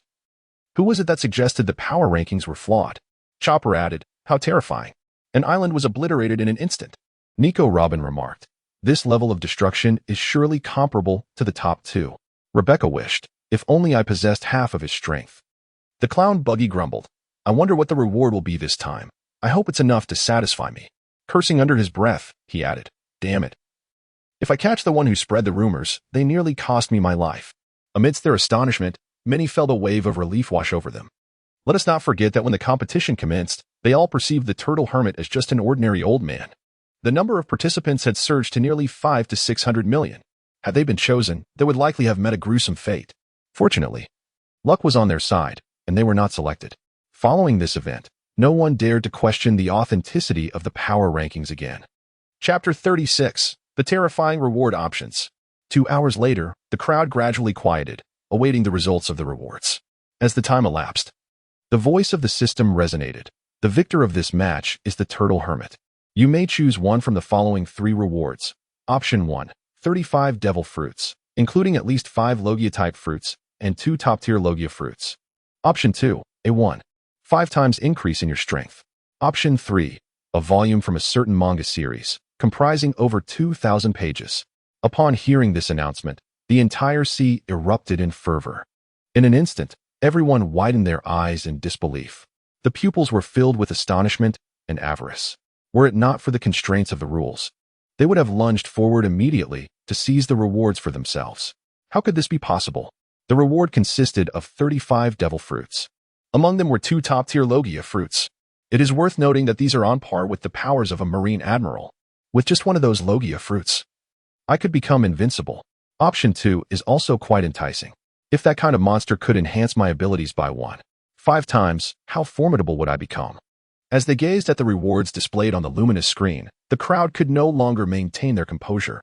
This time the reward is even more bountiful than the previous 2, especially Option 1, which astonishingly includes 2 top-tier natural elements. Its value is undoubtedly no less than that of a mythical beast's devil fruit. Moreover, the total number of devil fruits is not inferior to that of the first reward. Due to the constraints of their power, most individuals have fixated their gaze upon Option 1. However, what they fail to realize is that Option 2 harbors true terror. What? A power increase of 5 times. This is utterly impossible. Upon witnessing the reward options presented by the system, Satan Saint abruptly rose from his seat. His eyes filled with shock and concern. Indeed, even the esteemed 5 Elder Stars displayed an expression of worry at this moment. Curse it! Why grant him such a reward? For a powerhouse of his caliber, an increase of 5 times would be an inconceivable existence. The other 4 elders also wore expressions of alarm, their faces etched with anxiety. While others may remain oblivious to the horrors of Option 2, they are acutely aware. If a mere pirate were to receive a 5 times boost, it would be inconsequential. But the Turtle Hermit is no ordinary individual. He is a supreme powerhouse. An enhancement of 5 times is not merely a matter of dealing 5 blows. It could mean delivering 2 or even 3. At that point, the opponent's strength would inevitably reach an entirely new level, surpassing even the Navy admirals and the 4 emperors of the sea. A 5 times increase is indeed a significant escalation. Should the opponent choose reward 2, the level of threat posed would undoubtedly exceed that of the several monsters in the New World. Nazular Saint's breath grew heavy, his gaze filled with ferocity. Upon reaching their level of power, they are acutely aware of how arduous it is to enhance one's strength. After living for so many years, It seems as though they have hit a bottleneck since centuries ago, with little to no substantial improvement. The opponent may not necessarily select Reward 2. Perhaps the Turtle Hermit may not even realize and mistakenly choose Reward 1 instead, consoled St. Pitt, beads of cold sweat forming on his forehead. Yet, upon reflection, there is a semblance of truth in this statement. After all, the reward for option 1 is also quite substantial. Perhaps the opponent may simply not react in time and choose incorrectly. As for option 3, it was utterly disregarded by them. That reward pales in comparison to the other two. In fact, placing it alongside them would be an insult. Such an unequivocal choice has left them on the verge of expletives. Let us hope so. Otherwise, the world's strongest man may soon find a new contender. No. This is far more than a mere change of personnel. It would undoubtedly herald a calamity. The 5 elders engaged in serious dialogue, their words steeped in gravity and trepidation. Amidst the fervent discussions outside, the chat channels were equally ablaze with activity. Whitebeard, this reward is truly astonishing. A 1. 5-fold enhancement in strength. Could it surpass that monstrous figure from decades past? Sengoku, damn it. This reward offers a 1. 5-fold increase in strength. What on earth is happening? Aokiji, oh dear, this is not good news at all. Nami, am I the only one who has noticed option 1? Barrett, once Master Roshi enhances his strength, I genuinely wish to challenge him to a duel. The barrage of comments flowed rapidly. Even the members of the 4 Emperor's pirate crew wore expressions of seriousness. Particularly, Marco and Don Quixote Doflamingo broke into a cold sweat, their foreheads glistening with anxiety. They had faced Master Roshi firsthand and had directly felt his terrifying prowess. Even before any enhancement, his formidable strength had been nearly insurmountable. The thought of his augmented abilities was simply unfathomable. A 1. 5-fold increase in strength. How formidable could that truly be? Chopper blinked, his face etched with confusion. His focus remained primarily on the rewards. The others also appeared bewildered, as their current power levels rendered them incapable of grasping the full extent of the impending terror. Nearby, Nico Robin approached, her expression tinged with lingering fear, and explained, "It is far more than impressive. The increase in strength is not simply additive." Observing the opponent's performance, Master Roshi's strength is undoubtedly on par with that of an admiral. If he were to achieve a 1. 5-fold increase, he alone could potentially contend against 3 admirals. Upon uttering this, even Nico Robin felt a shiver run down her spine. After all, a figure capable of besting 3 admirals was nothing short of legendary. She had never even heard of such a being. What? 3 admirals? How terrifying is that, Robin? Upon hearing Robin's analysis, the Straw Hat Pirates were left nearly speechless. Their jaws agape. They had felt the dread that a single admiral instilled. The thought of facing even one was enough to inspire despair. The notion of 3 admirals was beyond their wildest imaginings. We must train diligently. In 2 years, we shall surely overcome them all. Monkey D. Luffy, while astonished, clenched his fist with unwavering determination. Despite not having been provoked by Kizuru on Sabaody Archipelago, the Straw Hat Pirates were resolute in their resolve. Having witnessed the terrors of the world, they nonetheless resolved to pursue their cultivation. Amidst the tumultuous clamor of the outside world, Master Roshi stood there, scratching his head. He scrutinized the cover of the comic book, a spark of wisdom illuminating his gaze. Subsequently, he made a decision that left the entire world astounded. Chapter 37. An unexpected choice, frightening everyone. I choose reward 3. Selection successful. This round's victor, Master Roshi. Award received, a complete series of comic books. Within lies a plethora of intriguing adventure tales, which will greatly enrich one's life. At the moment the system announced the results, the world fell into an eerie silence. Everyone exchanged bewildered glances, blinking in disbelief, their faces etched with incredulity and confusion. Could it be that my eyes deceived me? Did I truly witness Master Roshi selecting reward 3? Impossible. This is absolutely unfathomable. Surely, Master Roshi must have misspoken. What folly! What madness! What purpose does reward 3 serve? How outrageous. That comprises 35 devil fruits. The onlookers, riveted to their screens, were overwhelmed with frustration, pounding their chests in despair. Their minds buzzed with disbelief, nearly leading them to faint. They had encountered foolishness before, but never such staggering absurdity. To forego a magnificent reward in favor of a worthless tome. Though these rewards were not theirs, witnessing Master Roshi's folly felt like a lump lodged in their throats. Impossible to swallow. Surely even the celestial dragons would not squander their fortunes so recklessly. Nami, this is dreadful. Those are 35 devils. Big Mom, What on earth is happening? Am I mistaken? Moria, this fellow named Master Roshi is utterly dim-witted. Red-haired Shanks. Thankfully, if Master Roshi had chosen reward 2, no one in the known seas would stand a chance against him. Kaido, you fool, red-haired. Do you comprehend what you are saying? I am the mightiest. Even if Master Roshi selected 2, he would still be no match for me. The chatter in the channel reflected the widespread confusion regarding Master Roshi's actions.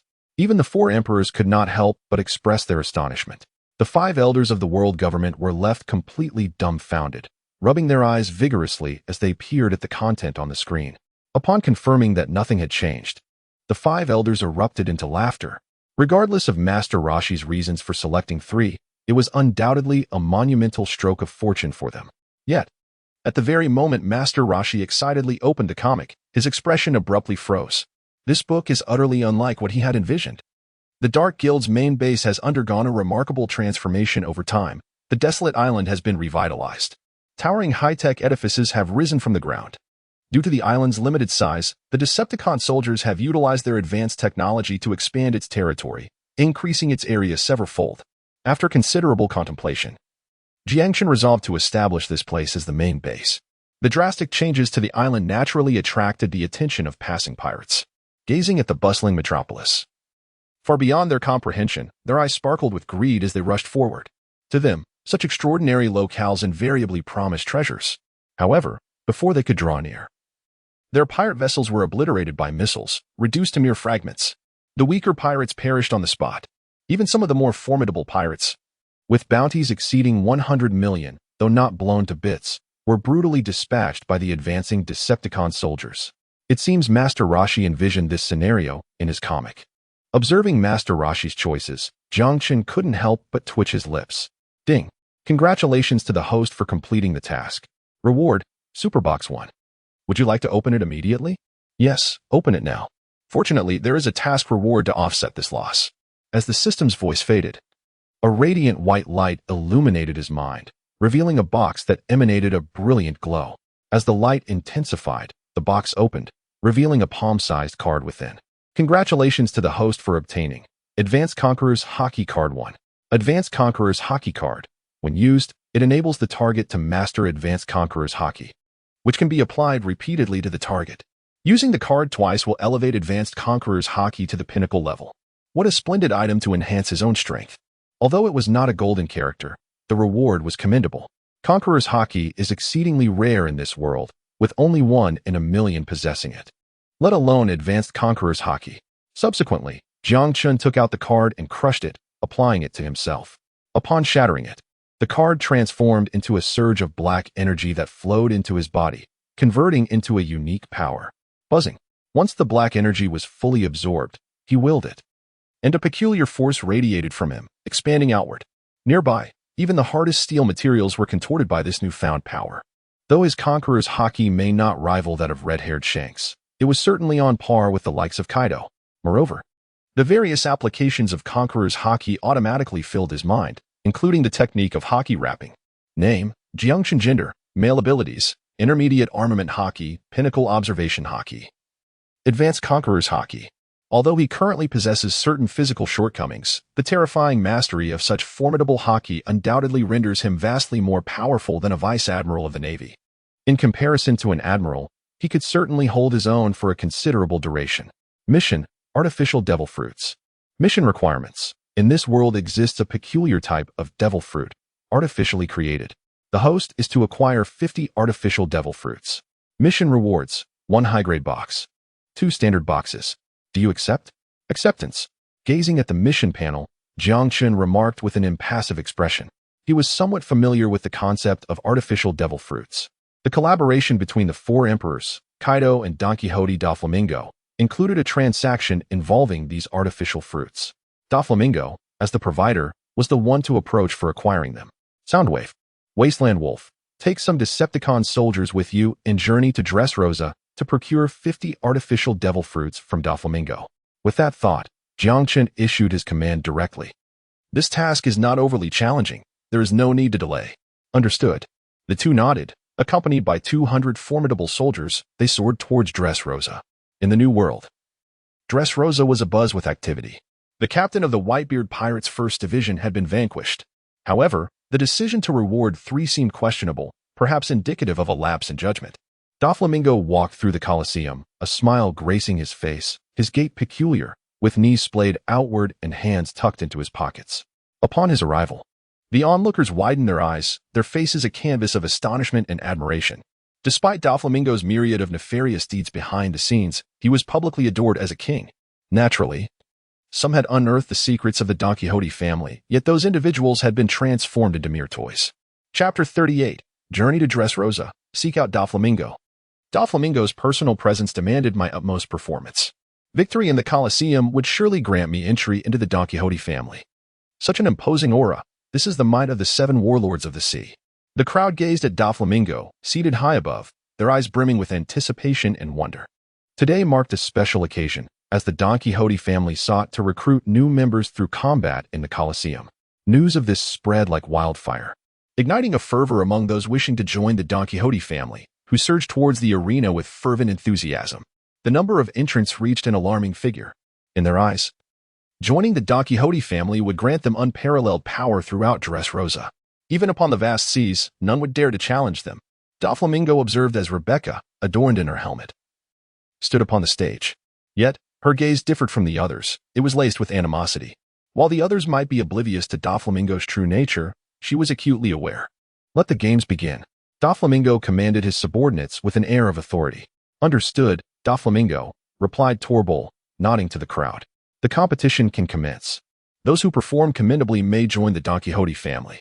With his declaration, the Colosseum erupted in cheers as the spectators engaged in a tumultuous melee. The cacophony of explosions, clashes, and anguish cries intertwined. How fascinating, Doflamingo remarked, reclining with a sense of amusement. Meanwhile, Violetta, beside him, suddenly paled, her eyes widening involuntarily. As a user of the parameciatide dingiki fruit, she possessed the ability to see into the hearts of others and discern their thoughts, a skill also useful for reconnaissance. Endowed with the formidable powers of the devil fruit, it can be said that the entirety of Dressrosa lay within her watchful gaze. At this moment, numerous dark specks were hurtling towards Dressrosa in her field of vision. Initially, these insignificant dots posed no concern. However, as they rapidly approached, the nature of these entities sent a jolt of fear through her. The soldiers of the tyrant. Just days prior, the leader of the Dark Guild had proclaimed their name. If her eyes did not deceive her, those ominous specks were indeed the tyrant's soldiers. The memory of their brutal assault on the celestial dragons and the annihilation of the world government's coalition remained vividly etched in her mind. This was dire news. Someone had infiltrated Dressrosa. Violetta hastily reported the situation to Don Quixote Doflamingo, emphasizing the gravity of the matter. Although her loyalty to Doflamingo was tenuous at best, this situation was of utmost seriousness. What? Someone dares to trespass upon the territory of the Don Quixote family? Who could it be? A glimmer of amusement flickered across Doflamingo's face. Yet his expression shifted upon hearing the next words. It is the tyrant soldiers, and it appears there are quite a number of them. A cold sweat beaded on Violetta's forehead. In her line of sight, there were at least hundreds of them, with so many arriving. Did this signify an impending assault on Dressrosa? The tyrant soldiers? What could their purpose be? Doflamingo's smile faded, replaced by a more somber demeanor. The tyrant soldiers were affiliated with the Dark Guild and possessed formidable strength.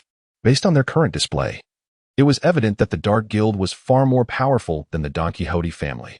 Suddenly, before anyone could fully process the situation, a thunderous roar reverberated through the sky.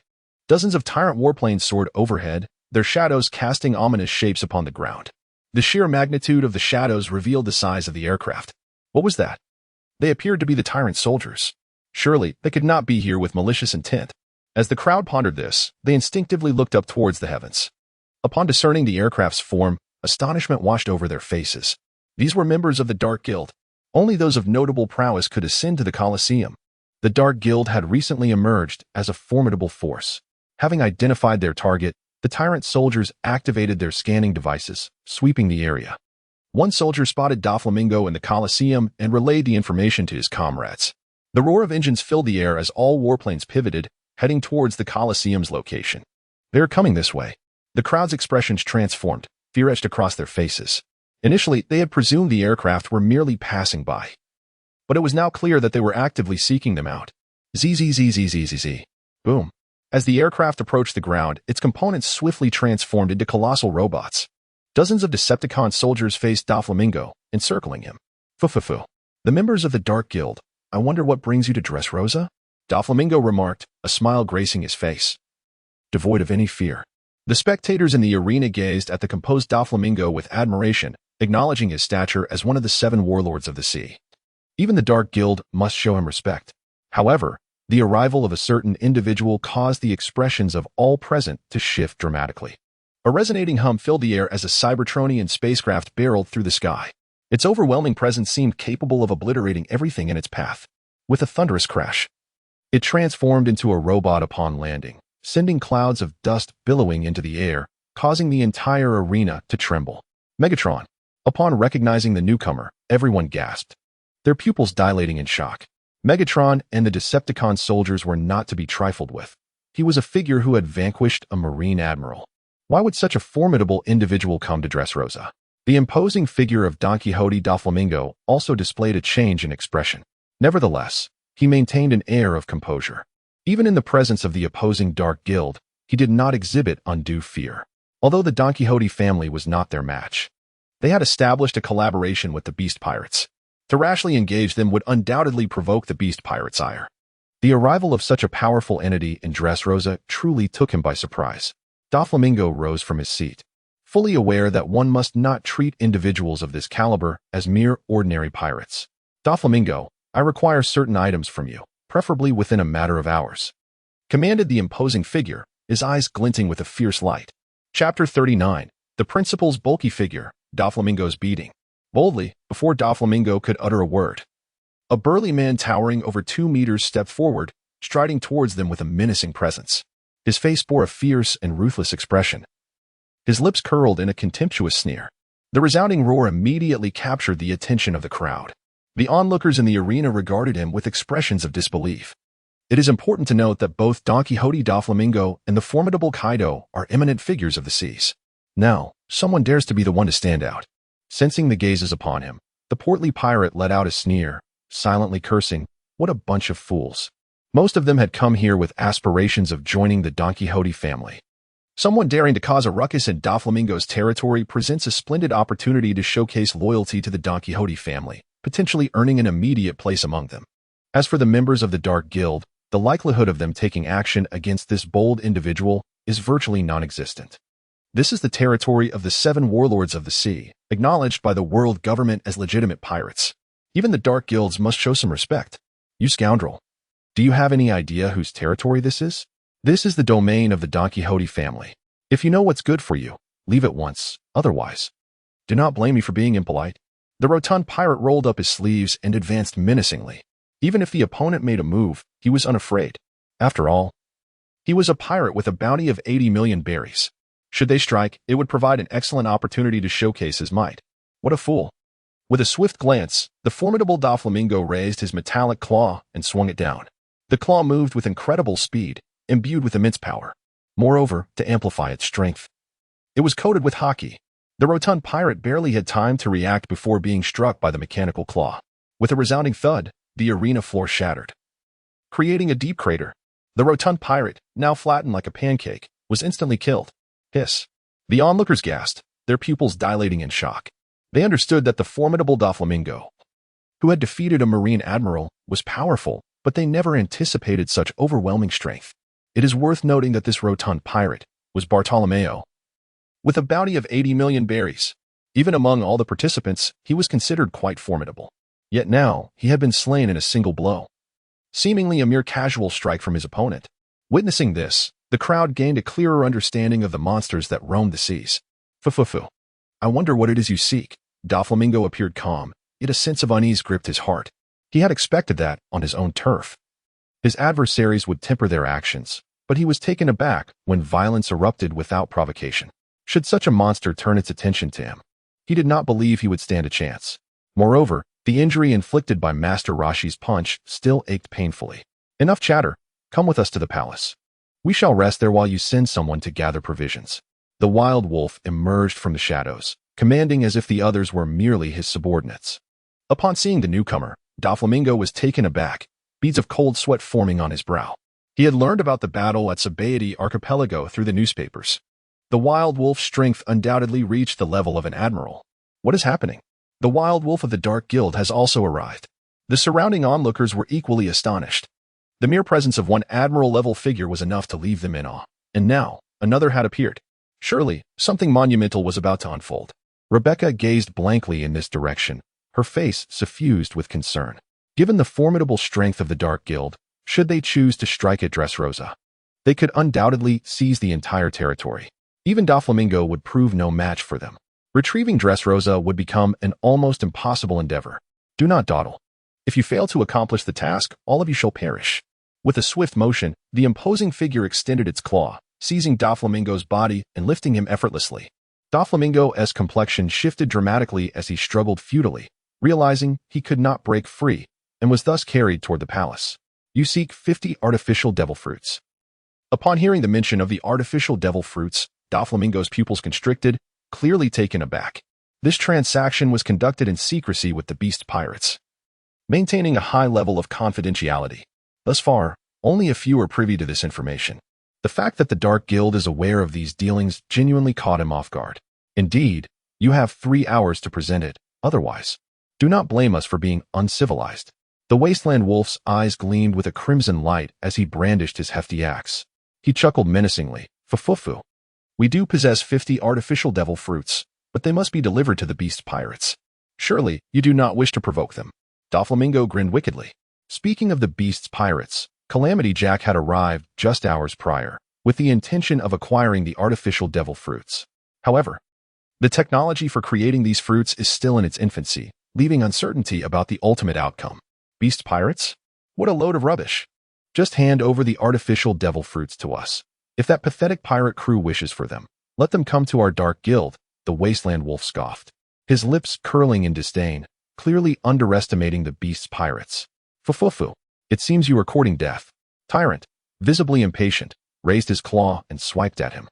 Infused with a dark purple haki. Boom. The speed of the claw was astonishing, striking Doflamingo directly. The immense force caused his insides to churn violently, and he spewed a mouthful of fresh blood, crashing hard against the ground. Boom. The solid floor of the palace instantly cracked, creating a large pit, with debris and dust swirling into the air. Doflamingo. Several members of the Don Quixote family, filled with concern, rushed toward him, to avoid revealing any hints. Violet feigned worry as she jogged in their direction. Halt. No one is permitted. The Decepticon soldiers immediately sprang into action, brandishing their weapons at the Don Quixote family members, keeping them at bay. Tension filled the air. Moments later, Doflamingo struggled to rise, pain evident in his eyes, blood continuously trickling from his mouth. I am fine. Everyone. Stand down. Doflamingo's expression was exceedingly grim, as tumultuous waves surged within him. The opponent's strength was beyond his expectations. He had initially thought that even if he was not a match for them, he could still hold his ground for some time. But now, he comprehended the chasm between their powers. Coupled with the presence of the Wasteland Wolf, they were fully capable of annihilating the Don Quixote family. Chapter 40. The Arrival of Calamity Jack. Doflamingo, how is the preparation of the artificial devil fruits coming along? At that moment, a towering giant, over 8 meters in height, strode in from outside. 2 elongated and sharp tusks adorned his formidable visage, and his entire form was a manifestation of robust muscle. Ah, it is Jack, exclaimed Doflamingo, a smile returning to his countenance, for the newcomer was none other than the notorious Jack the Drought, one of the 3 prominent figures of the Beast Pirates. What brings you, members of the Dark Guild, to this place? Jack's tone turned brusque upon spotting the members of the Desert Wolf. The Beast Pirates harbored a rather unfavorable relationship with the Dark Guild. Not long ago, the Desert Wolf had injured Ember the Calamity and seized what was rightfully theirs. Had he not perceived a semblance of strength in them, he would have lunged forward to apprehend them without hesitation. Whatever it is you are, make yourselves scarce at once. Or do not blame me for being ungracious. The Desert Wolf glanced back, and upon beholding the giant's towering figure, a flicker of astonishment glimmered in his eyes. The individuals in this world tend to be rather imposing in stature. What did you say? You wretched scoundrel. Do you have any idea who I am? I am Drow Jack. His eyes widened, blood vessels appearing in the whites of his eyes, and an overwhelming aura radiated from him, as if he were poised to strike at any moment. He is one of the 3 prominent figures of the Beast Pirates, with a bounty reaching a staggering 1 billion berries. Yet, Judging by the expressions of those before him, they seemed utterly oblivious to his identity. What nonsense is this, Jack? You shall perish. The menacing figure of Megatron displayed a fierce countenance, striding towards him with enormous strides. The ferocity of his metallic form was palpable, and any pirates unfortunate enough to be in his path were effortlessly sent flying. Several hapless souls were even crushed beneath his feet. You scoundrel! Do you intend to wage war against us? Witnessing Megatron charge at him, Jack bellowed in fury. Simultaneously, he reached behind his neck, drawing forth two weapons, one resembling a straight sword and the other akin to a scythe. Whoosh! His muscles tensed as he swung the short sword forward, cleaving the air with two menacing arcs. Humph! Worthless. Observing the fierce onslaught, Megatron raised his mechanical claw, infused with haki, lunging toward the two blades. Clang! Clang! The sound of metal colliding echoed as the mechanical claw firmly grasped the swords. The sharp blades struck against his claws, yet failed to leave even a mark. The steel of the Transformers is inherently robust, and with the added haki, its hardness ascended to another level. What? Witnessing his attack thwarted, Jack's pupils dilated in shock. Just as he prepared to counter, an axe came crashing down from behind him, delivering a brutal blow. The axe was engulfed in searing flames. Splat! The blade swiftly pierced Jack's defense, embedding itself into his flesh, splattering blood everywhere. The flames coursed through the axe into his body, searing the wound. In an instant, the injury became charred and blackened. Ah, you damned fiend! The excruciating agony compelled Jack to cry out, and with a sudden surge of strength, his body began to swell. He was a user of the ancient Zoan-type elephant fruit, and his transformation was a manifestation of his devil fruit abilities. However, before he could fully unleash his powers, Megatron raised his mechanical claw and struck him fiercely. Boom! The solid claw collided with his body, causing the impacted area to cave in, rendering the flesh swollen and red. Clearly, such an assault was more than sufficient to breach his defenses. Since you dare to provoke us, then you shall meet your demise. Megatron showed no mercy, relentlessly swinging his claws at him. Boom! Boom! Under the relentless onslaught, Jack found himself sprawled on the ground, his skin marred and torn, blood gushing forth. The earth beneath him bore the brunt of the assault, forming a deep crater that continued to deepen and expand with each strike. Nearby, Doflamingo's eyes widened in disbelief. Cold sweat trickling down his brow, his earlier composure shattered. He had anticipated that the enemy would exercise restraint out of respect for the beast pirates. But he was taken aback when they launched a brutal attack on the three prominent figures of the crew without an ounce of mercy. Did they not fear provoking the beast pirates? Madmen, they were truly madmen. Kaido, that monstrous being, was surely on the verge of fury. Yet, the Dark Guild might not be any weaker than the beast pirates. Doflamingo exclaimed in astonishment, unable even to muster his trademark laughter. This is a matter of war between two formidable powers. Who could possibly remain calm in such a situation? After launching over 10 consecutive attacks, Megatron clapped his hands, transforming to extend a cannon barrel over 10 meters long. Boom! A laser projectile erupted from the barrel, striking Jack. The sound reverberated, causing the entire palace to tremble. An inferno of flames erupted, sweeping wildly in all directions, and a massive hole was torn through the palace's apex. Nearby structures crumbled under the force of the shockwave. Ah, run. No, I don't want to die. Some ordinary pirates, caught in the proximity, were sent flying by the impact. Even those further away felt a scorching wave wash over them, singeing their eyelashes. What is that? What has happened within the palace? I just spotted members of the Dark Guild. Surely they wouldn't be launching an attack against us. Could it be? Feeling the ground quake, the nearby populace rushed out, gazing towards the source of the tremor. Upon witnessing the towering mushroom cloud rising from the palace, their pupils constricted in unison. Those aware of the Dark Guild's arrival became paralyzed with fear, dreading a sudden assault. Inside the palace, as the remnants of the explosion gradually dissipated, a massive crater emerged. The exposed soil charred black. At the center of the crater lay a lifeless body, grotesquely burnt, its flesh and skin a mere blur. Such insolent ants! With such feeble strength, daring to provoke us. The wasteland wolf regarded the lifeless form with disdain. Initially, seeing the adversary's fierce demeanor and muscular build led him to believe there was some strength to be found. He was sorely mistaken. They were utterly fragile. Even the first foe he encountered proved more formidable. Chapter 41. Yellow Ape on the list? What are you doing here? Hurry and search for the artificial devil fruit. The wasteland wolf turned back to find Don Quixote Doflamingo lost in thought, and he shouted in anger. "WL? All right, Treble, bring the artificial devil fruit here." Awakened from his stupor by the intense aura of his companion, Doflamingo glanced at the corpse, a flicker of surprise and dread crossing his gaze. It appeared that these individuals were recklessly insane. Should Jack the Drought perish, Kaido would undoubtedly erupt in fury. Even he could potentially face repercussions. The thought sent a cold sweat cascading down Doflamingo's forehead, his back drenched in perspiration. Understanding, Doflamingo.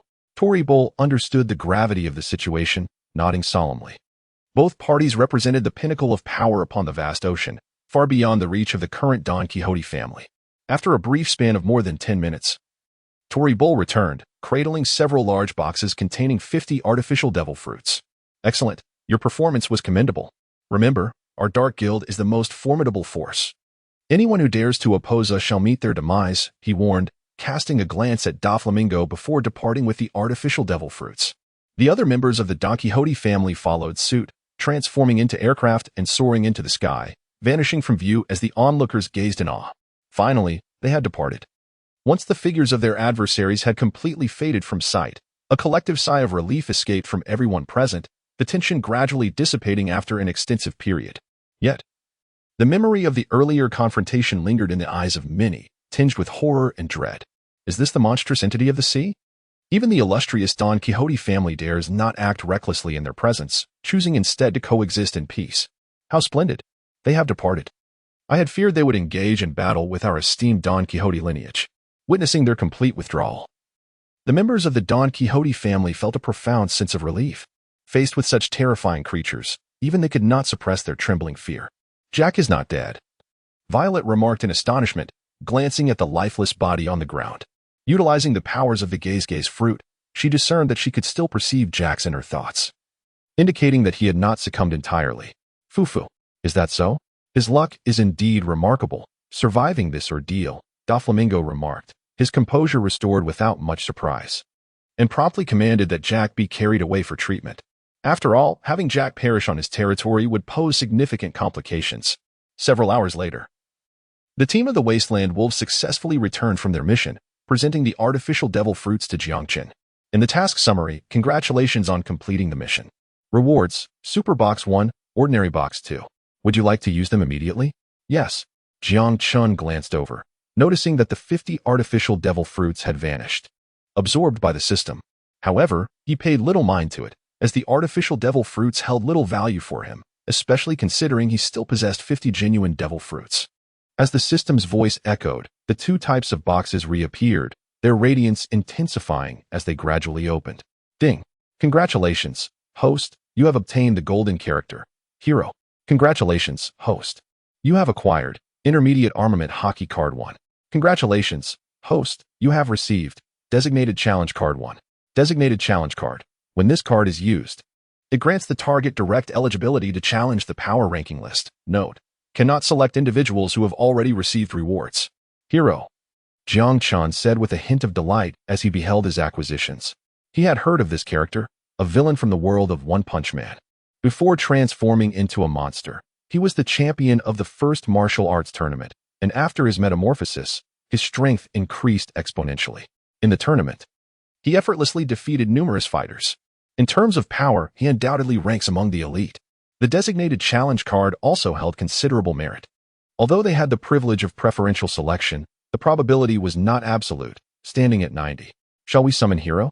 Yes, summon him.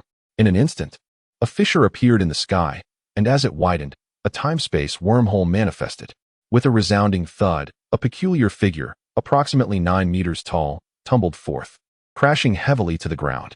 This strange being possessed an unusual appearance, featuring 2 sharply protruding fangs, a face adorned with 4 vertical red eyes, grayish-black skin, and hair that stood on end like an explosion.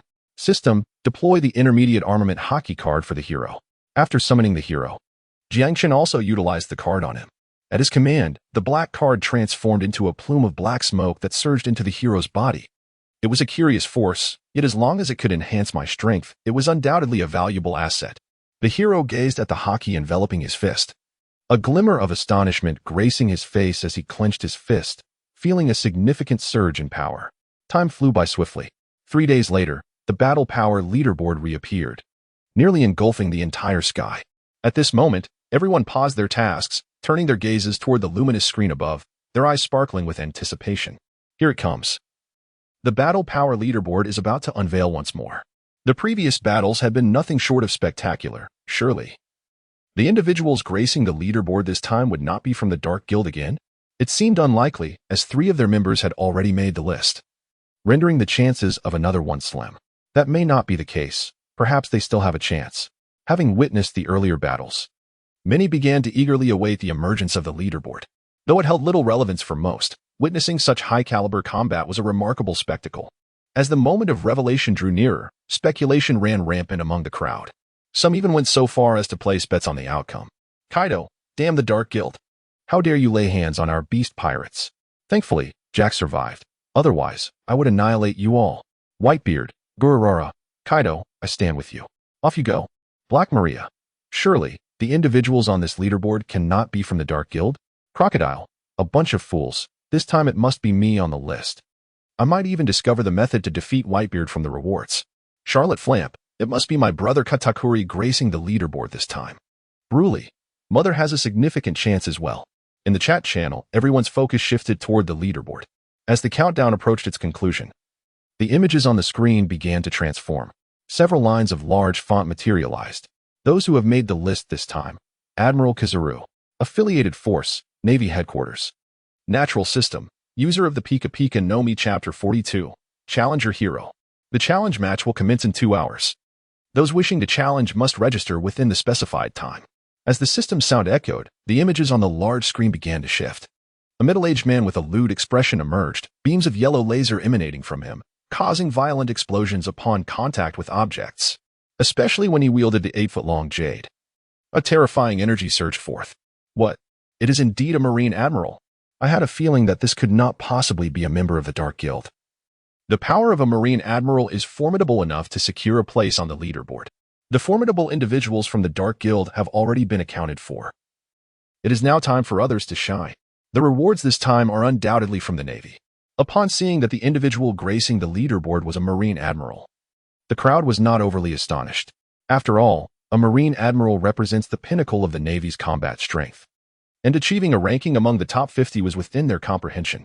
On the Red Earth continent, the world government. Excellent. Remarkable. Kizaru has performed admirably this time. Inform him that if he wins the competition, his reward will be multiplied tenfold. Additionally, he will receive an extended vacation. Satan Saint rose from his seat, his face brimming with excitement, his entire visage blossoming with joy. It is the first time in a long while that he feels such a sense of exhilaration. The Navy has truly performed admirably this time. The Dark Guild has been rampant for far too long, and it is high time they recognize the might of our world government. Having won a few matches, they have become oblivious to their own limitations. Upon witnessing the results, the other 4 elders, who had been anxious, finally relaxed, and a smile unexpectedly graced their usually stern faces. Furthermore, one of the elders opened the chat channel and, for the first time, made a statement within it. Vachely Saint, Dark Guild, your members have already made their mark. Hasn't he it? From this moment forth, it is our turn. Additionally, allow me to remind you that the Navy is merely the facade of our world government. Upon the dissemination of this news, it immediately garnered some attention. However, for the majority, the identity of the 5 elders remained a mystery. Yet, the speaker's name bore a sacred title, indicating that the spokesperson was a celestial dragon. Nonetheless, the intrigue was fleeting, soon overshadowed by subsequent reports. In the eyes of most, celestial dragons are merely foolish beings. Nevertheless, this revelation was not lost on Jiang Chun, who recognized its significance and triggered a system quest. Inside the main base of the Dark Guild, the mission was clear: secure victory in the upcoming tournament. The quest's description stated that, although no representatives from the Dark Guild had been drawn, many presumed their strength had been fully exposed. In truth, they would only become more formidable. The reward for success included 1 super box and 2 ordinary boxes. Would he accept? Acceptance was granted. A glint of cold light sparkled in Jiang Chen's eyes as a sinister smile crept upon his lips. System, utilize the designated challenge card. Targeting. Hero. As Wei Jin Tian and his companions had previously received rewards, they were ineligible to register according to the tournament rules. However, it mattered not. With the intermediate level of armament hockey, Hero undoubtedly possessed the strength equivalent to a Navy Admiral. The usage was successful, and the content modifications would be transmitted to the leaderboard, taking effect upon the announcement of the list. Meanwhile, the oblivious crowd continued their registrations. The chat channel buzzed with fervent exchanges. Kaido, a Navy Admiral? Allow me to take this match. Doflamingo, now is not the time to engage with a Navy Admiral. I do not intend to participate. Chopper, oh no, it's a Navy Admiral. The rewards are surely going to the Navy this time. Shirahoshi, why it looks so terrifying. Will there be casualties? Sengoku, all Navy personnel must register. Whoever is selected will surely claim the rewards. Though each message was sparse, the sheer volume caused the stream of communications to refresh rapidly. Finally, as the crowd's anticipation grew, the countdown reached its conclusion, and the display screen began to change. Registration was now closed. The challengers for this round, Hero from the Dark Guild. The competition was about to commence. Both parties were instructed to step into the ominous black void before them. The Dark Guild? The challengers hailed from the Dark Guild? They had already placed 3 individuals on the leaderboard. Could they possibly have more skilled fighters? This is utterly amusing. Allowing a mere hero to challenge an admiral of the Navy. Upon seeing the challenger, everyone could not help but blink in astonishment. Their faces adorned with expressions of surprise and confusion. Initially, they believed the Dark Guild had no involvement this time, yet to their astonishment, the challenger turned out to be from their ranks. However, many did not consider the hero a match for the admiral, as the 3 primary forces of the Dark Guild had already made their appearance. Regardless of the prowess of others, it seemed implausible that they could rival an admiral of the Navy. Even the elders could not hide their amusement. Not only would they gain rewards, but they could also teach the Dark Guild a lesson, possibly even vanquishing the one named Hero. In the arena, Kizaru and the hero stepped into the black void, arriving at the center of the stage. As the crowd beheld the hero's peculiar appearance, a wave of trepidation swept through them. His looks were exceedingly disheveled. Just the sight of him was enough to startle them. Hey, you really are foolish. Do you not realize this is an arena? Observing Kizaru's seemingly foolish demeanor, the hero spoke with a chilling tone. With a sudden glint in his eyes, he raised his arm and struck out at his opponent. Boom. His palm, infused with a ferocious aura, moved with the swiftness of lightning, causing the ground to erupt upon impact with Kizaru, accompanied by the sound of an explosion. Countless fragments and dust soared into the air, enveloping the surroundings, while Kizaru's figure had already vanished from sight. What a temper. You nearly knocked me out with that first blow, Kizaru remarked, materializing a short distance away, pouting and maintaining a stoic expression. Is this the capability of a Logia devil fruit user? The hero scoffed coldly, his expression unfaltering. Upon arriving in this world, he had grasped the general circumstances. All 3 admirals of the Navy were indeed users of Logia-type devil fruits, rendering ordinary attacks ineffective against them. To strike their true form, one must employ Haki. Do you truly believe that your Logia powers can match my combat prowess? Such folly, the hero declared disdainfully, his countenance shifting to one of contempt as he concentrated, manifesting a dark violet Haki upon his palm. With a swift motion, the hero surged forth, his imposing figure moving with extraordinary speed. The velocity created a tempest, lifting countless stones into the air. Chapter 43. The hero versus Kizaru. The spectators merely caught a fleeting shadow as the hero closed the distance, raising his arm to deliver a powerful strike. Kizaru, observing the hero's remarkable speed, felt a flicker of surprise. Such swiftness was not far beneath his own. In an instant, he evaded, utilizing the abilities of his Pika Pika Nomi to dart aside. Boom. The palm struck the small hill, causing it to collapse instantly. The fractured boulders crashed heavily to the ground, and choking dust filled the air.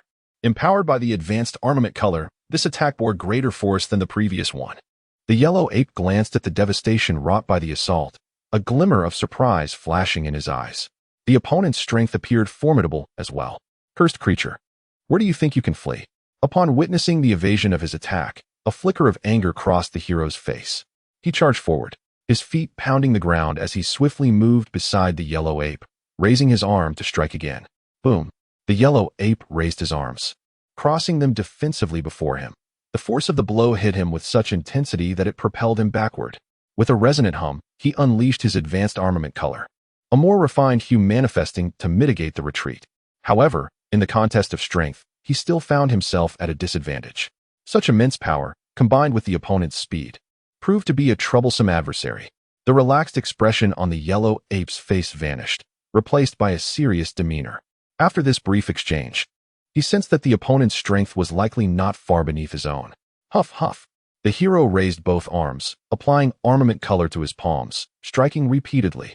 As his arms swung, the air resonated with a thunderous sound. Boom, boom. The palms hit the arena, causing it to tremble, the sturdy stones shattering into fragments. Leaving behind massive handprints, the yellow ape flickered about, utilizing his superior speed to evade the onslaught. Seizing the opportunity during his opponent's attack, the yellow ape transformed into photons. Leaping into the air and crossing his hands together, the power of his devil fruit activated, two beams of yellow light igniting in his grasp, he swung his arms forward, unleashing a multitude of dazzling energy orbs toward the ground. They fell like raindrops, densely packed. What is this? The hero squinted at the barrage of energy orbs, then swiftly dodged to the side, escaping the area of impact. Boom, boom. The energy orbs struck the ground, exploding instantaneously, with countless blasts erupting skyward. The entire area was engulfed in flames and searing heat, the temperature soaring rapidly, the arena's solid rocks charred black. Witnessing the scene on the screen, the spectators felt a shiver run down their spines. Such widespread destructive power was truly terrifying. Though it paled in comparison to the Kamehameha, it was still formidable. Cursed scoundrel! You dared to attack me. You have successfully provoked my wrath.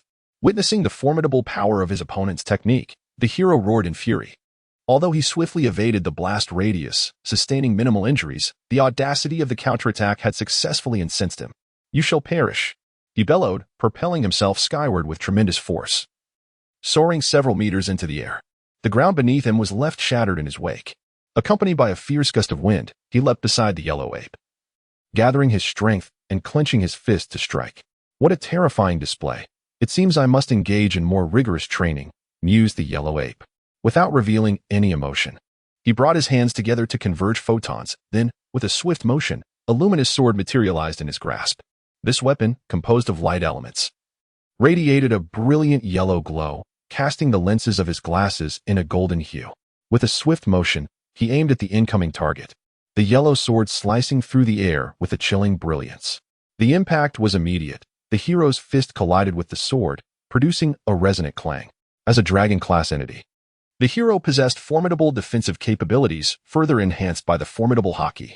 Nevertheless, even with such defenses, the sharpness of the light sword left a shallow mark upon his skin. However, in comparison to his towering height of over 8 meters, such a wound was inconsequential, barely noticeable unless scrutinized closely.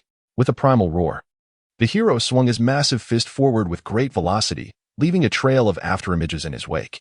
The sound of impact resonated as the yellow ape was struck, sent hurtling through the air like a fallen meteor, crashing diagonally into a small mountain. The ensuing explosion reverberated as the mountain crumbled, sending debris cascading in all directions, completely engulfing him. The spectacle is far from over. Aokiji, with unwavering focus, leaped forth with remarkable agility, positioning himself where the yellow ape had fallen. He raised both fists and struck the ground with tremendous force. Boom, boom. As his fist collided with the earth, a series of resounding explosions reverberated throughout the battlefield, shaking the very fabric of the space around them. The impact sent countless stones and dust soaring into the air, creating a vast pit that continued to expand and deepen. Beneath this ferocious onslaught, the fate of the yellow ape remained uncertain. Could it be that this individual, Aokiji, possesses such terrifying destructive power? The naval admiral has been struck down. Is it possible that this creature possesses strength on par with that of a naval admiral? The horror is palpable. Could it be that the victors in this clash are once again the denizens of the Dark Guild? Witnessing the fierce battle unfold, those on the sidelines were left aghast, exchanging incredulous glances, with some rendered speechless in utter disbelief. The individuals who have made it onto the list are, indeed, admirals of the Navy. The mere fact that they can engage in combat with such esteemed figures is enough to leave them in awe. Furthermore, it is astonishing that these adversaries are affiliated with the Dark Guild, which already boasts 3 formidable monsters of admiral caliber. Should another be added to their ranks, they would possess a total of 4.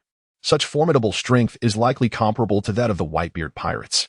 Gwahaha, truly remarkable. The Dark Guild is indeed no ordinary entity. Whitebeard gazed at the images upon the screen. Although he spoke with a smile, his heart was laden with gravity and earnestness. With his keen perception, he could already discern the prowess of the hero, which was undoubtedly on par with that of an admiral of the Navy. Even at his peak, Overcoming such an opponent would be an exceedingly arduous task. Chapter 44.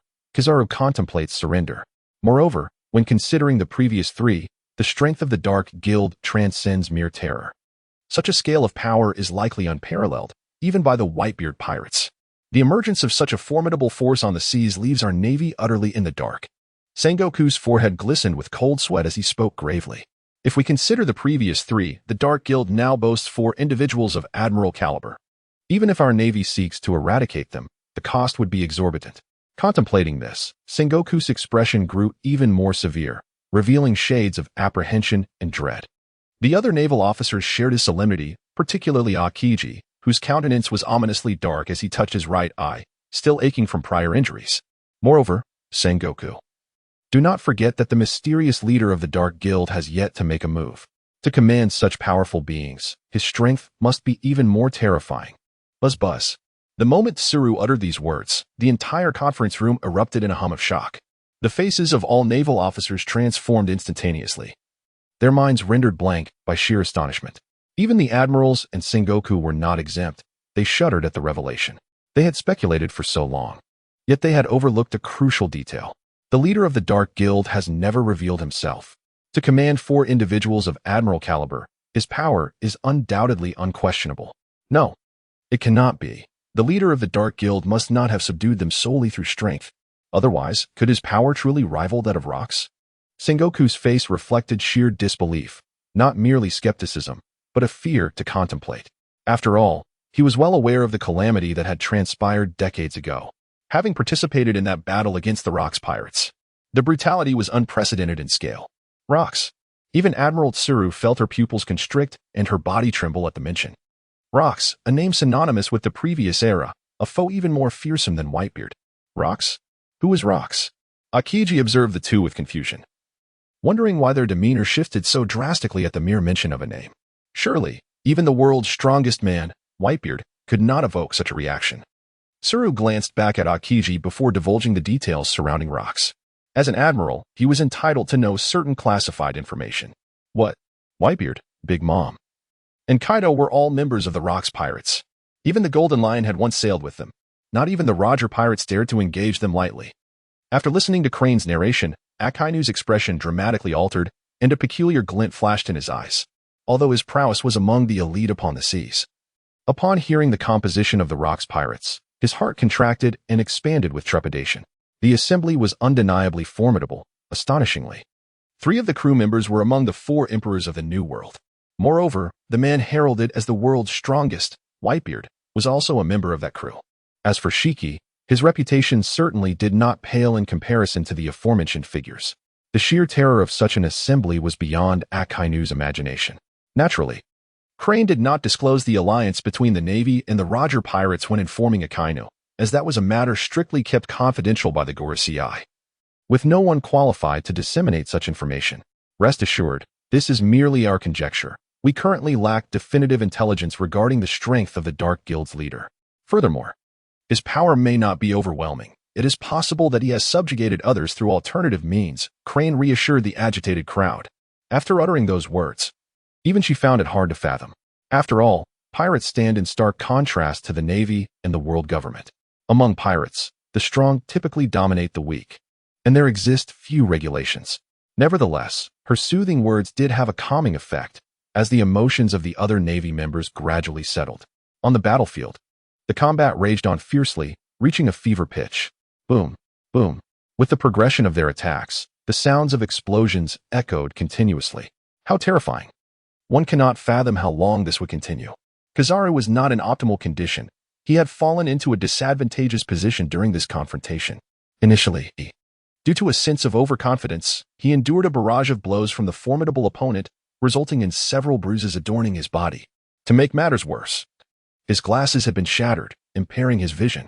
He had initially contemplated surrendering, yet upon reflection, he felt that such a course of action was rather inappropriate. The forthcoming reward holds immense significance. Should one choose to surrender outright, the 5 elders would undoubtedly place the blame upon them, adversely affecting their regular bonuses and time off. Thus, it is prudent to delay for a while. Although Hero exhibits a slight deficiency in speed, his strength is formidable. Furthermore, as a martial arts champion, His skills are exceptionally potent, allowing him to launch unexpected assaults upon his adversaries. You possess some degree of strength, yet this is where it ends, Hiro declared. A hint of impatience etched upon his visage. He lifted his right leg, enveloped in a substantial layer of armed haki, and swept it forcefully. 8-foot mirror. Yellow Ape opted not to withstand the blow directly. Placing both hands at the center, he gathered a luminous, mirror-like radiance that subsequently shot forth, utilizing the reflections of surrounding objects to create a trajectory of light. In an instant, Yellow Ape's form flickered, transforming into particles of light that swiftly relocated and reconstituted at a distance. With a whoosh, Hiro's immense kick met only air, witnessing his opponent evade once more. Hiro's fury intensified as he charged forward with renewed vigor. Arriving at his opponent's position, he slashed downward with his palm, shattering the sturdy hillock into countless fragments. As he maneuvered, Yellow Ape did not neglect to retaliate. Seizing the moment, he raised his arm, the tips of his fingers igniting with a brilliant glow, unleashing a barrage of terrifying laser beams directed at Hiro. The energy of the laser beams was fearsome, particularly in the battleground devoid of any bystanders, allowing Yellow Ape to unleash the full might of his devil fruit powers without restraint. A torrent of violent energy erupted, obliterating towering hills in its wake. Having already sheathed his Amaterasu's sword, he remained wary of his opponent's close-quarters combat prowess, evident from the bruises and spectacles he bore from previous encounters. Chapter 45, Hiro's Triumph. A terrifying metropolis. Little one, I've got you now? Hiro's form darted with remarkable speed, evading the laser beams while simultaneously closing the distance to his opponent. Upon reaching Yellow Ape, he raised his arm, aiming to grasp him. Buzzing, Yellow Ape's body trembled, and several identical clones dispersed from him. Each clone wielded a luminous sword. Advancing toward Hiro. Despite his disadvantage in close combat, these clones could engage in melee, as their demise would not affect his true self. Damn it, these annoying nuisances again. Hiro's expression morphed into one of disdain and fury as he beheld the clones resembling Yellow Ape. Though their strength was lacking, they proved to be as bothersome as flies. Boom. He raised his fist, channeling power into a single blow, his arm enveloped in dark purple lightning. Striking a clone, he obliterated it into nothingness. In that fleeting moment, the other avatars rushed to the side of the hero, engaging him in a fierce struggle. However, the true form of the Yellow Ape was already no match for his opponent, let alone these mere projections, which were swiftly vanquished in a short span of time. Roar. Do not let me catch you. The hero bellowed, his voice resonating like thunder, as his feet struck the ground, propelling him forward with explosive force. As the match progressed, the two clashed once more, unleashing a myriad of attacks upon each other. The hero launched a frenzied offensive, akin to swatting flies, relentlessly striking with both hands. Each blow infused with his utmost strength, the shockwaves of his assaults could obliterate a mountain.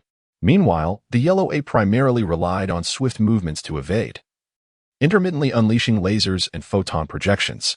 Boom. The sound of explosions echoed continuously, and after several dozen exchanges, both combatants bore minor injuries. Fortunately, these wounds were trivial, thanks to the Yellow Ape's strategic approach. He no longer sought victory. His sole desire was to prolong the match until its conclusion, thereby securing greater rewards and respite. Moreover, he had no intention of engaging in a death match with a maniac stronger than himself. As time ticked away, 2 hours swiftly elapsed. The voice of the system resonated from the grand screen. Time's up.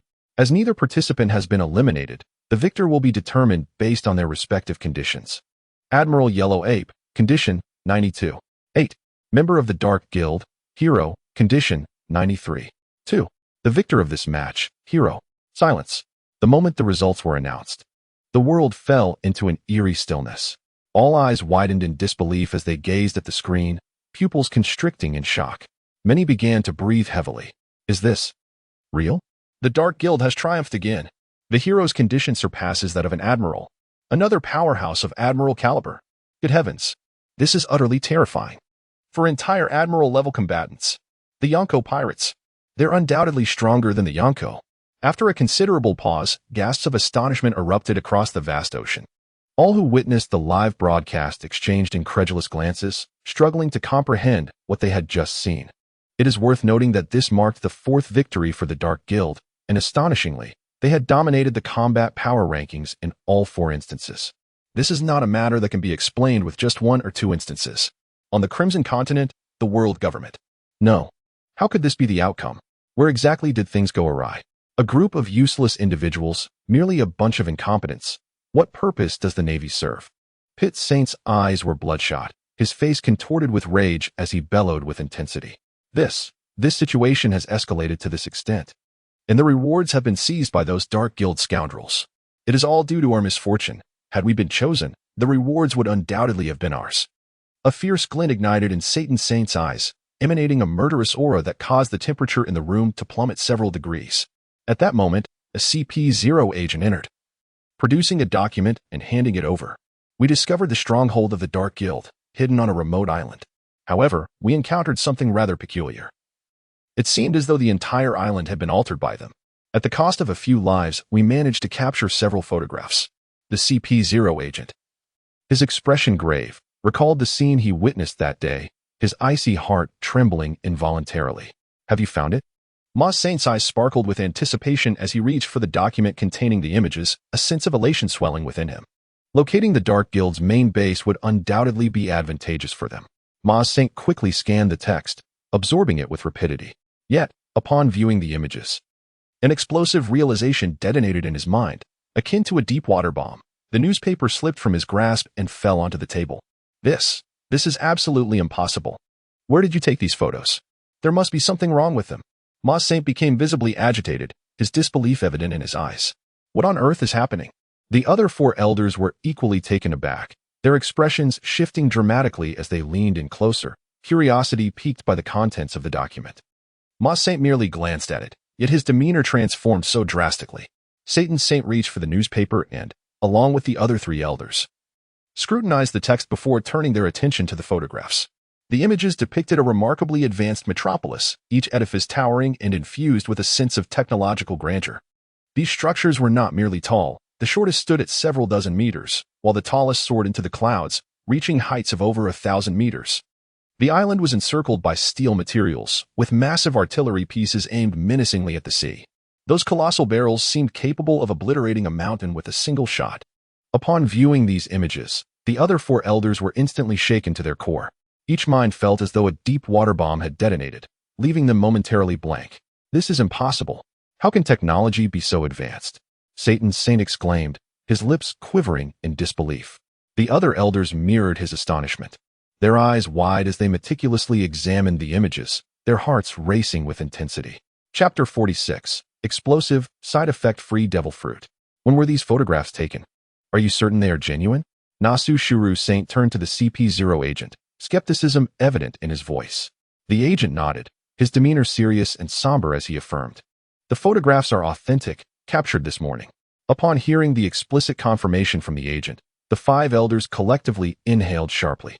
The CP0 agents are rigorously brainwashed and trained, rendering them incapable of betraying the world government. This implies that the image captured is indeed authentic. What, then, is this Dark Guild that possesses such advanced technology? And what of this tower, soaring nearly 1,000 meters high? How is it constructed? Could there be a connection to the kingdom from 8 centuries ago? No, that is implausible. The technology of that kingdom is entirely dissimilar to this. Once this revelation was confirmed, even the typically composed 5 elders could not suppress their astonishment. Their faces were etched with awe, and the hairs on their bodies stood on end. Were it merely a case of unknown technology, it might pique their curiosity, but it would not warrant their grave concern.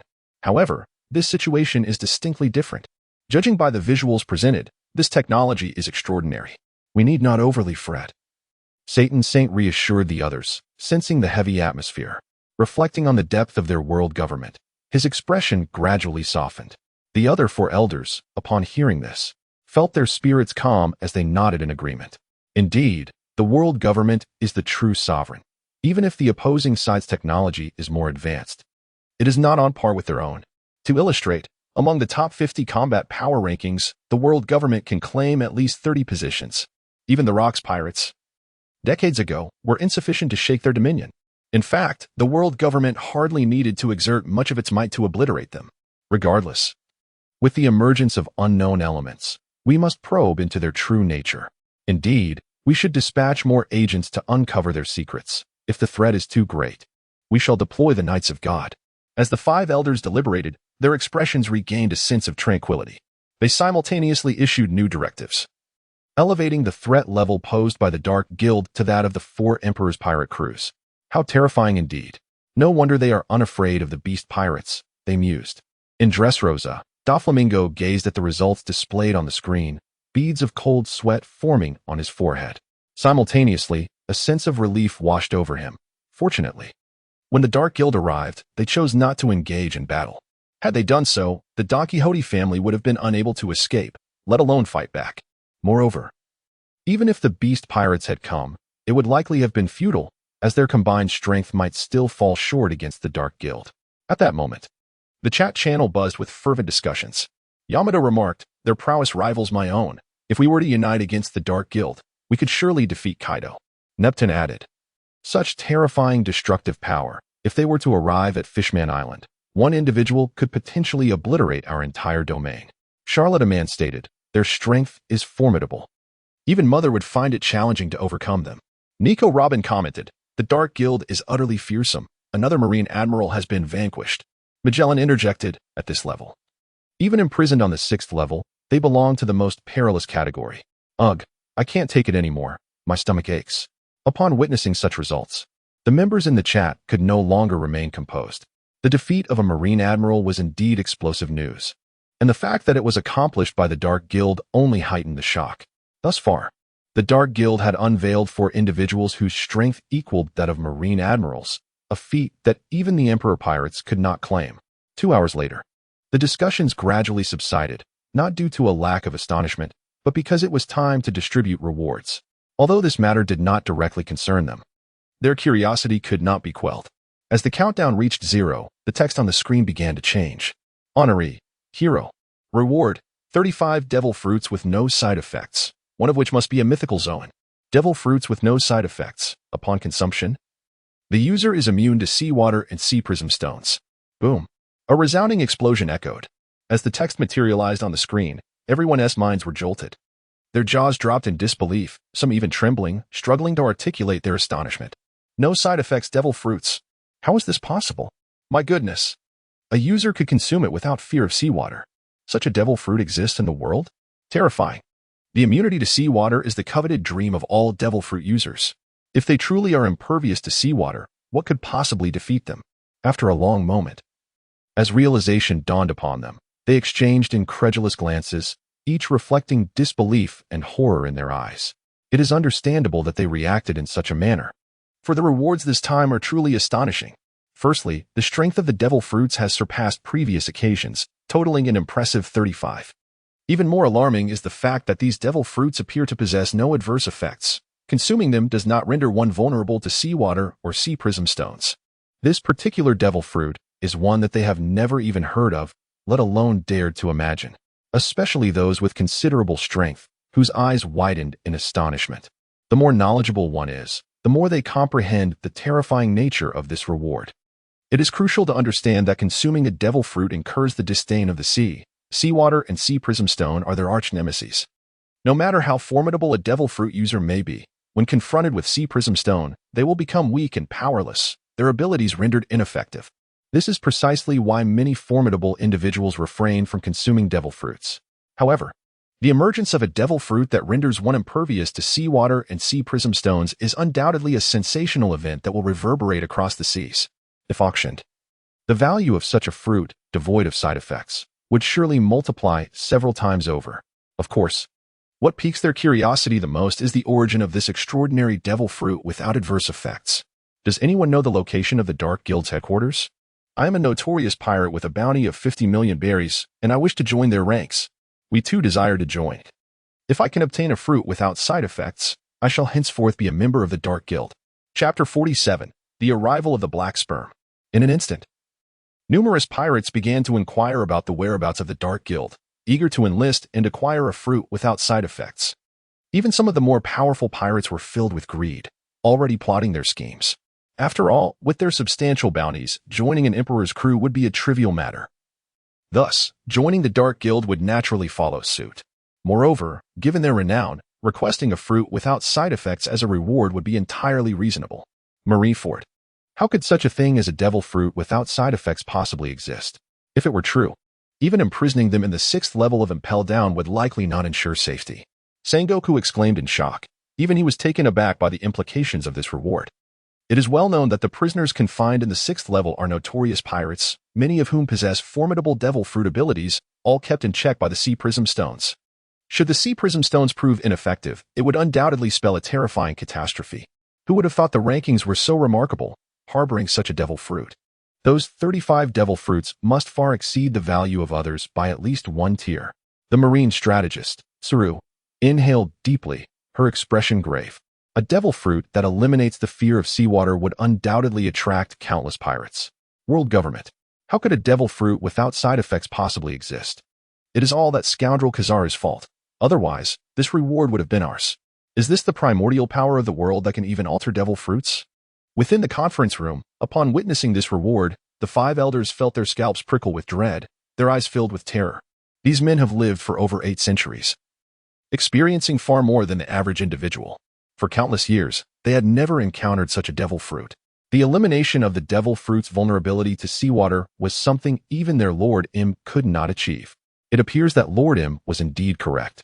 The power of the ranking is unparalleled by any individual. From this moment forth, we must treat the rankings with utmost seriousness. Anyone selected must commit wholeheartedly.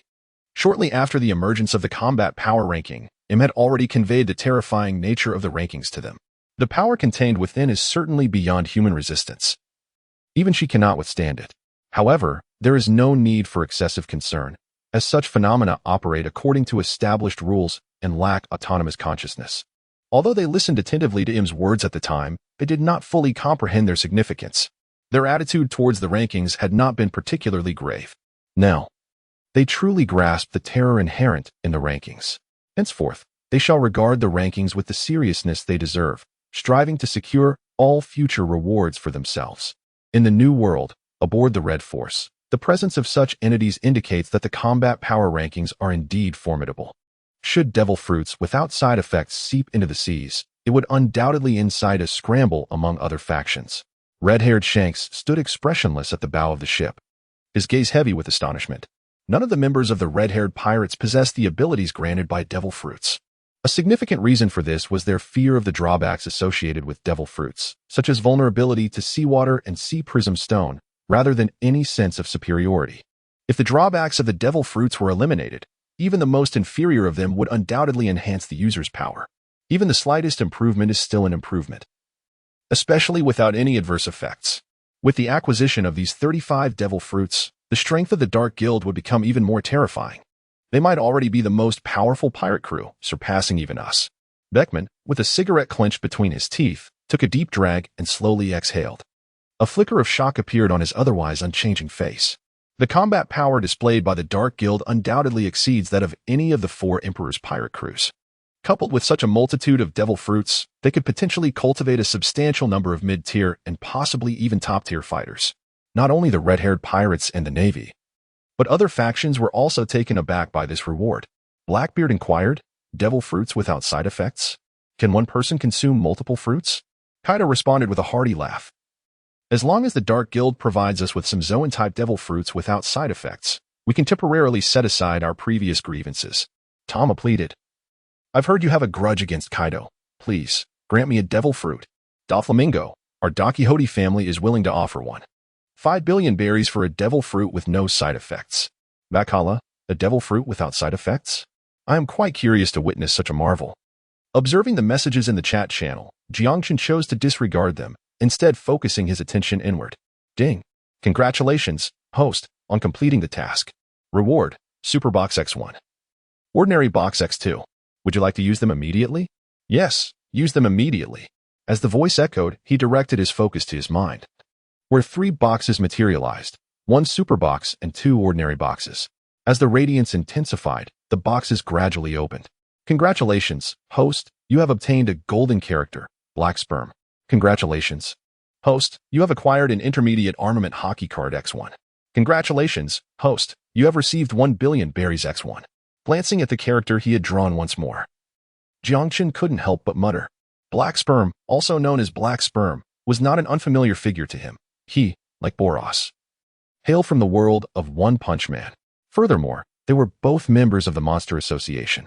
However, Black Sperm's prowess surpassed that of Boros, with a higher standing as well. Drawing Black Sperm was undoubtedly a significant boon for him. System, transport black sperm. Jiangchen concentrated inwardly, addressing the system. Transporting. With a crack of thunder, a black hole opened in the sky, and a shadowy figure descended from within. He was quite diminutive, entirely shrouded in darkness. With an antenna sprouting from his head, his face, pale and somewhat lewd, resembled that of Master Roshi at first glance, seemingly fragile.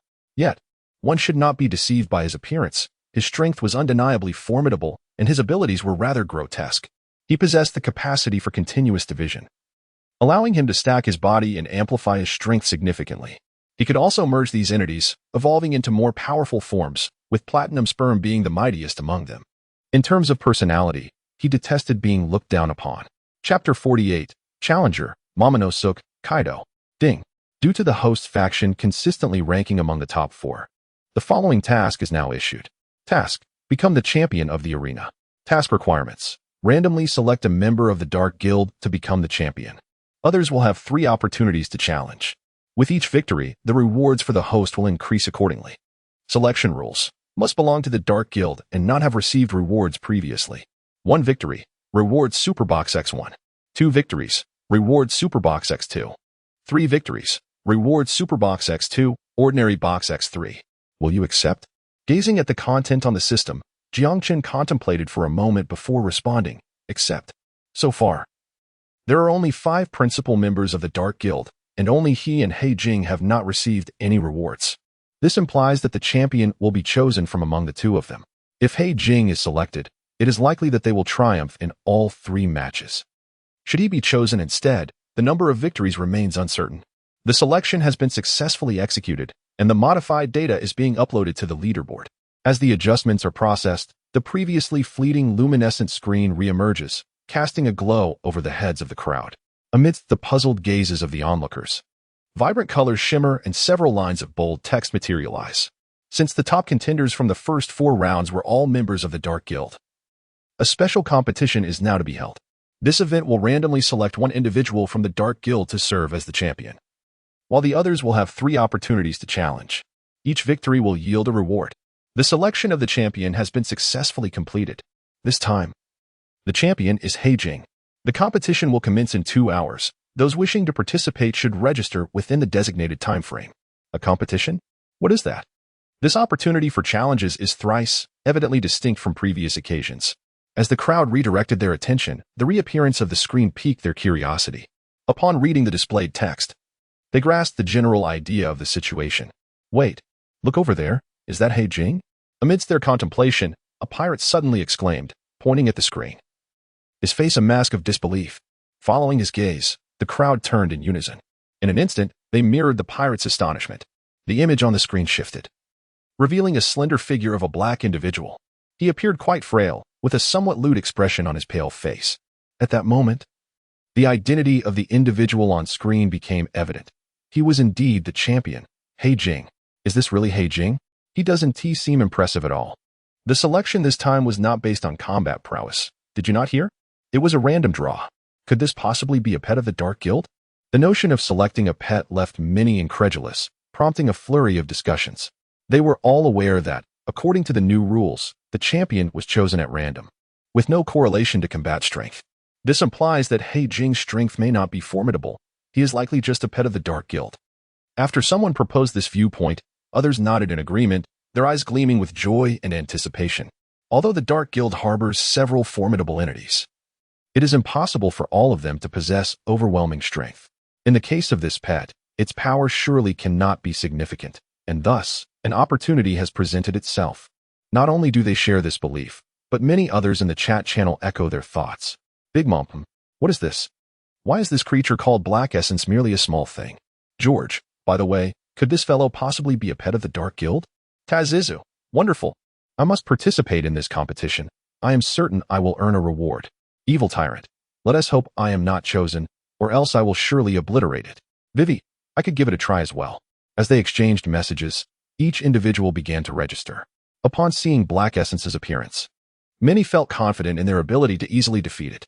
Perhaps they wouldn't even need to lift a finger. Merely standing there might be enough to intimidate the creature into submission. After all, their strengths were simply on different levels. Consequently, The number of registrants steadily increased over the course of 2 hours. Although not as numerous as during the Turtle Sage S event, it was certainly a considerable amount. After 2 hours, the noise gradually subsided.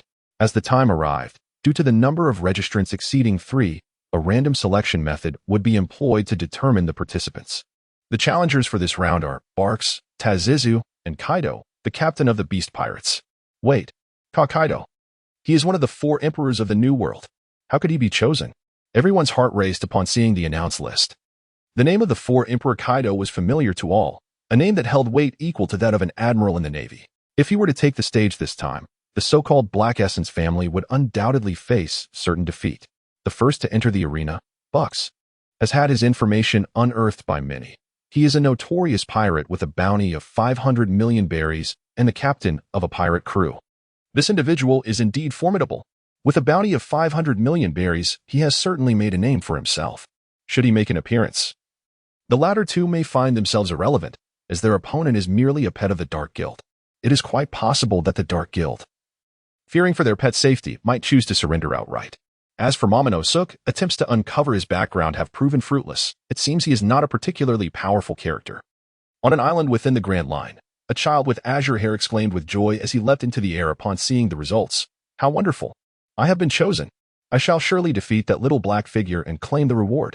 His face was alight with excitement and mischief, his hands waving exuberantly. Under normal circumstances, he would never have dared to participate, but this time was different. His opponent was merely a pet of the Dark Guild. What splendid news! The young master has indeed been selected. He is our beacon of hope, and under his leadership, we shall surely vanquish Kaido. The 2 warriors beside him, their eyes sparkling with excitement, offered their congratulations. On Onigashima, Kaido, who had been sulking and drinking, saw the announcement on the screen, and his gloom dissipated in an instant. Waha! After such a long wait, it's finally my turn. What do I care for the Dark Guild? Even if I defeat a Marine Admiral, what of it? This time, I shall demonstrate the full extent of my power. He hurled his wine bowl to the ground, shattering it with a resounding crash. Utterly indifferent to the shattered remnants. Grasping his kanabo, he unleashed a ferocious aura. Chapter 49, The Increasingly Numerous Black Essence. Vasquez stepped into the abyss. Laughter spilling from his lips. Ha ha ha. I've drawn the short straw, and yet, here I am. Captain, you must give it your all. After all, it's merely a pet. Eliminating it is of no consequence. Once the reward is secured, our captain will surely ascend as the Pirate King. His crew members rallied around him, their faces aglow with enthusiasm, knowing that once their captain claimed his prize, they too would share in the bounty. The scene shifted. As the 2 entered, the screen transformed, revealing a pristine arena where they stood at opposite ends. Vasquez regarded the diminutive black figure before him with derision. I say, you pet-like creature, spare us the embarrassment of your presence. Do not assume that, simply because you are a pet of the Dark Guild, I shall show you any mercy. If you concede now, perhaps you may yet keep your life. Upon concluding his words, Barks tilted his head at a 45-degree angle, exuding an air of confidence. Indeed, at a glance, his towering height of over 3 meters seemed capable of dispatching an opponent with a mere slap. Furthermore, Barks had garnered a certain degree of renown as a formidable swordsman, whereas his adversary was merely a pet. However, he had no intention of slaying the creature outright. After all, it belonged to the Dark Guild, and provoking them over the death of a pet would be an unwise trade-off. Yet, should the creature prove obstinate, he would have no qualms about delivering a fatal blow. Unbeknownst to him, his words had already incited the fury of the dark creature. Who do you think you are? You scoundrel! I shall end your life. The creature's face contorted with rage as it leapt toward him with ferocity. Seeking death, are we? Barks's eyes widened in indignation as he unsheathed his blade, ready to strike. While he wished to avoid conflict with the Dark Guild, he would not tolerate insolence, especially from a mere pet that dared to act defiantly before him. With a swift motion, the long blade sliced through the air, delivering a cold gleam as it cleaved the creature from head to toe, its lifeless form collapsing to the ground. Strangely, however, no blood spilled from the severed body. Foolish creature, Bark scoffed, casting a disdainful glance at the bisected corpse before slowly sheathing his sword. Yet, in a bizarre turn of events, the fallen halves of the body began to writhe, grotesquely transforming as human features and limbs emerged. Moments later, 2 identical dark creatures stood before him. What sorcery is this? Barks gasped in shock, bewildered by the spectacle. Is it a devil fruit user? Nevertheless, even such a being must meet their demise. He swung his blade once more. this time imbued with the power of Haki, enhancing its already formidable sharpness. The black blade sliced through the dark creature with astonishing speed, cleaving it anew. Surely this will be the end. Do you truly believe you can contend with me using your devil fruit? How laughable, Barks mused, exhaling slowly as he gazed at the four-segmented remains on the ground. However, a sense of unease washed over him as he noted the absence of the system's announcement, a signal that would denote defeat or death. Fool, do you truly think you vanquished me? The previously motionless segments of the body began to squirm, and in the blink of an eye, four identical dark creatures rose to their feet. This is impossible. What is happening? Are you not a devil fruit user? How can Haki have no effect on you? As he gazed upon the resurrected black spirit, now multiplied into four, a look of terror graced Basque's face. The peculiar devil fruit was not something he had never encountered before. However, he had always managed to subdue such powers with Haki, even against the users of Logia-type devil fruits. Yet, his recent assault, enhanced by Haki, had failed to eliminate the foe. This perplexity was not limited to him. The audience watching the live broadcast shared in the intrigue. Doflamingo inquired, "What is happening? Can anyone elucidate why a blade imbued with Haki could not vanquish the opponent?" Marco remarked, "While my Phoenix ability can mend injuries, it cannot resurrect the dead." That individual's heart was struck, was it not? Aokiji pondered. "Is this a peculiar devil fruit user?" Blackbeard chuckled, "Ha ha ha. It seems this fellow named Black Spirit possesses some formidable strength. I wonder if he can escape the grasp of the dark fruit suppression." For them, Haki was a standard tool, and its suppressive effect on devil fruit abilities was well known. With formidable Haki, one could subdue almost any devil fruit power. Yet, now they were witnessing firsthand someone being cleaved in two by a Haki-infused blade and still surviving, indeed, splitting into two. "Fools, I am no devil fruit user. Perish." The four black spirits lunged forward, leaping high into the air, intent on their assault. Swish, swish. While astonished, Basque, having roamed the Grand Line as a pirate for several years, quickly regained his composure. With his blade, enhanced by armament Haki, he unleashed a flurry of strikes, each slicing through the air with chilling arcs. "If one cut cannot end you, I refuse to believe you can evade death indefinitely," Basque shouted, his hands a whirlwind of motion as he relentlessly carved into the black spirit's form. After a considerable duration of relentless hacking, Basque finally ceased his assault. The four black spirits lay in countless pieces across the ground, yet astonishingly, not a drop of blood was shed. Surely, this must be the end, Basque mused, casting a glance at the scattered remnants and exhaling a heavy sigh, his heart momentarily at ease. However, his reprieve was short-lived, as a horrifying sight unfolded before him. The fragmented black flesh on the ground began to writhe and swell. Moments later, hundreds upon thousands of black spirits emerged, standing ominously in unison, a dark mass. "What on earth are you?" Basque's pupils constricted and expanded in shock, his gaze filled with terror as his hand, slick with cold sweat, hovered in the air. This time, he truly felt a sense of dread. If he were to sever the opponent into four pieces and they still did not perish, he could accept it. However, cutting them into so many fragments without achieving death was somewhat terrifying. "Damn it, how dare you underestimate me?" Hundreds, even thousands, of black spirits surged forth like a tidal wave, rushing towards him. "No matter what you are, if you dare obstruct my path to fortune, I shall annihilate you." Bucks gathered all his strength, charging towards the oncoming tide of darkness, veins bulging on his arms as he wielded his blade with relentless fury. The sword was enveloped in the power of Haki, indicating that his opponent was evidently a user of a devil fruit ability. Although his Haki-enhanced strikes did not slay the foe, there must exist a threshold. Once reached, he was certain he could bring them down. As for the claim that this was an innate ability, Bucks believed not a word of it, leaving aside the fact that only a few races possess such extraordinary powers. He had studied them, and even if there were abilities unknown to him, they could not possibly be so grotesquely powerful. Chapter 50, The Black Spirit's Victory, Momonosuke's Escape. Swoosh, swoosh. Bucks, renowned as a notorious pirate with a bounty of 500 million berries, was indeed a formidable swordsman. His swordsmanship was impressively fluid and razor-sharp. As the black spirits lunged at him, they were cleaved in two by the long blade. However, the sheer number of black spirits, combined with their reckless tenacity, meant that being sliced in half did not spell death for them. Instead, they would split into two. In this battle, the black spirits held the upper hand. What in the world are these creatures? Bucks swung his blade with all his might, carving arcs of cold light through the air, severing one black spirit after another. Yet, the bizarre nature of his foes meant that their numbers did not dwindle. In fact, they only seemed to multiply. As time wore on, beads of sweat began to form on Buck's forehead. The relentless onslaught of strikes was gradually sapping his strength. Yet, given the current circumstances, he could not afford to cease his attack. The black spirits became even more numerous and dense. A moment's hesitation would see him overwhelmed by their dark tide. You underestimated me, and now you shall pay the price. A hefty black spirit leaped forth, extending its hand as nearby black spirits rushed towards him, clinging to his arm. In an instant, that black spirit's arm swelled grotesquely, resembling Luffy in his third gear. The arm was menacing, sending chills down one's spine. For it was grotesquely adorned with countless white human faces, each bearing an eerie smile. With a swift motion, the massive arm swung towards Buck's, cloaked in a purplish-black haki. Clash! Marcus's pupils constricted momentarily as he valiantly raised his blade to strike. In an instant, his fist collided with the long knife, producing a crisp sound. The resounding crackle of his armament haki was formidable, nearly reaching an intermediate level.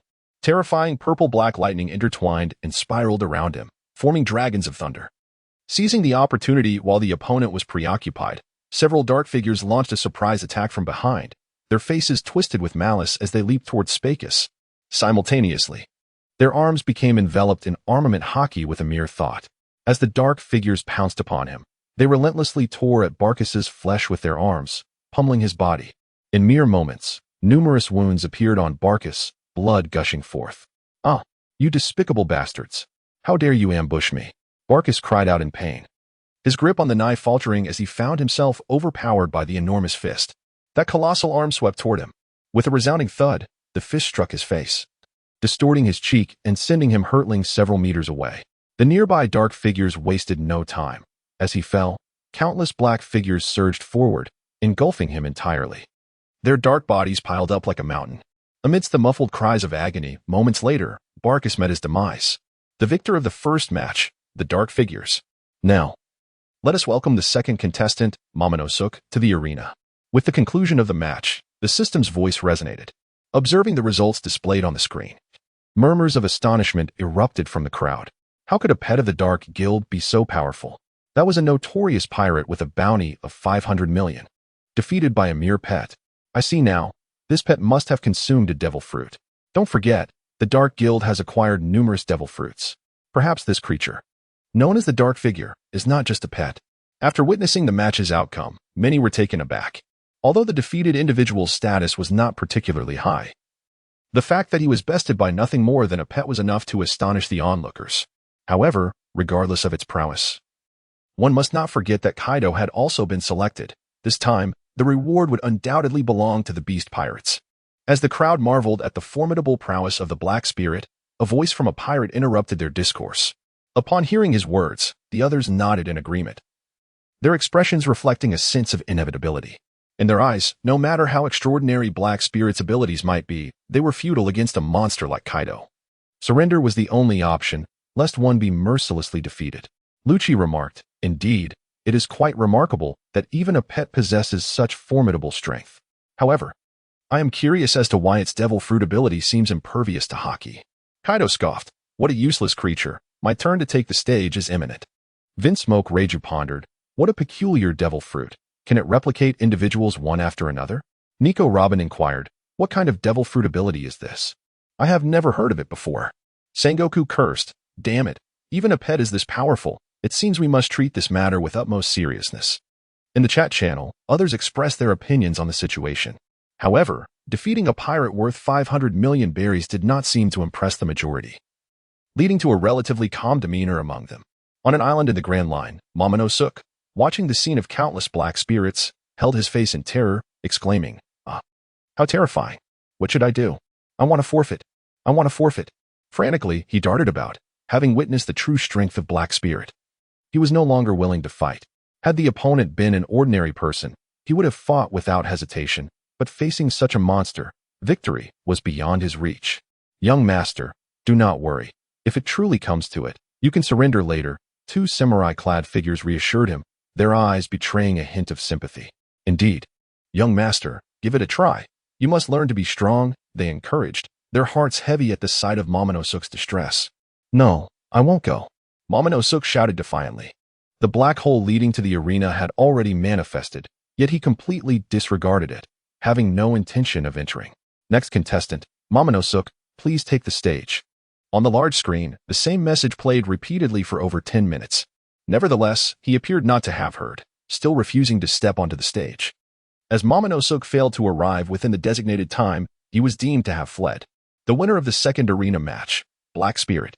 Next contestant, Kaido the Beast. Please take the stage.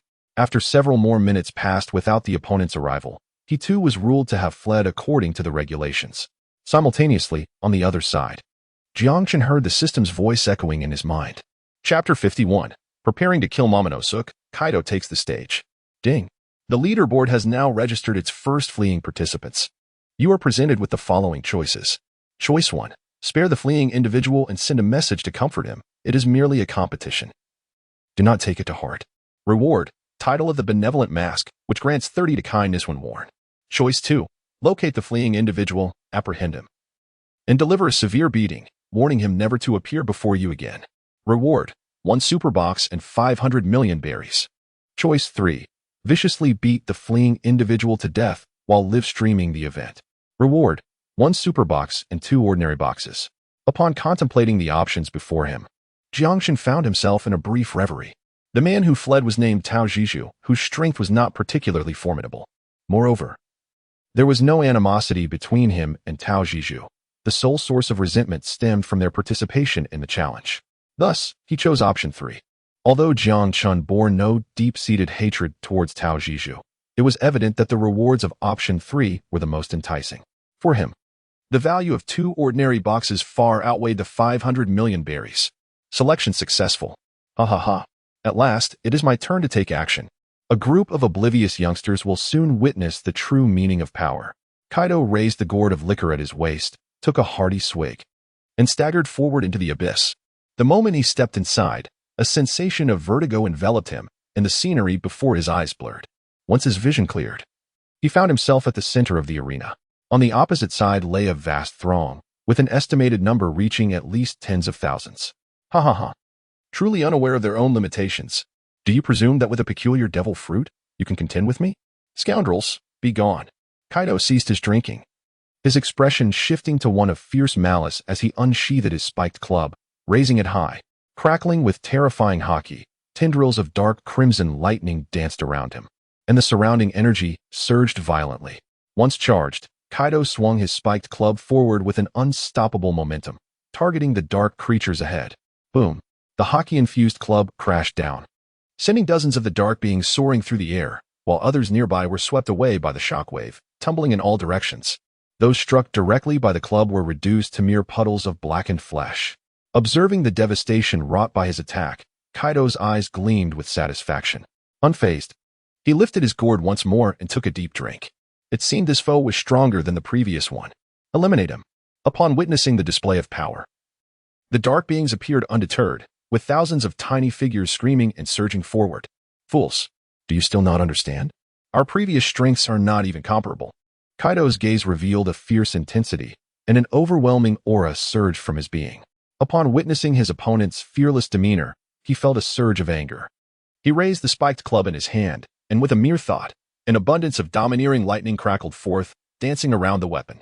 With a swift motion, the spiked club swung through the air, creating a deafening explosion. The speed was akin to lightning, conjuring a tempestuous wind that swept the sand and debris from the ground. With a resounding thud, the spiked club struck the foremost group of over a dozen dark creatures, shattering their bodies as if they were mere pancakes, sending them flying. The most severely injured among them was torn asunder, with his torso splattering in all directions. Another thud echoed. Once more, the club swung, impacting another cluster of dark creatures, causing them to burst apart and be sent sprawling. The remaining dark creatures nearby, caught in the aftermath, were uncontrollably hurled in various directions. Yet, the sheer number of dark creatures was overwhelming. As one group was sent flying, another emerged from the shadows, forming an impenetrable tide once more. Kaido, perish! Shouted a towering amalgam of dark creatures, leaping high and massively increasing its arm, delivering a powerful punch toward Kaido.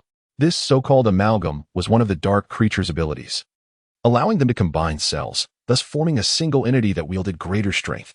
As energy erupted, the armor-clad haki enveloped it. Kaido glanced up. his eyes narrowing menacingly as he spotted the bizarre entity in the sky, and he swung his spiked club with ferocity.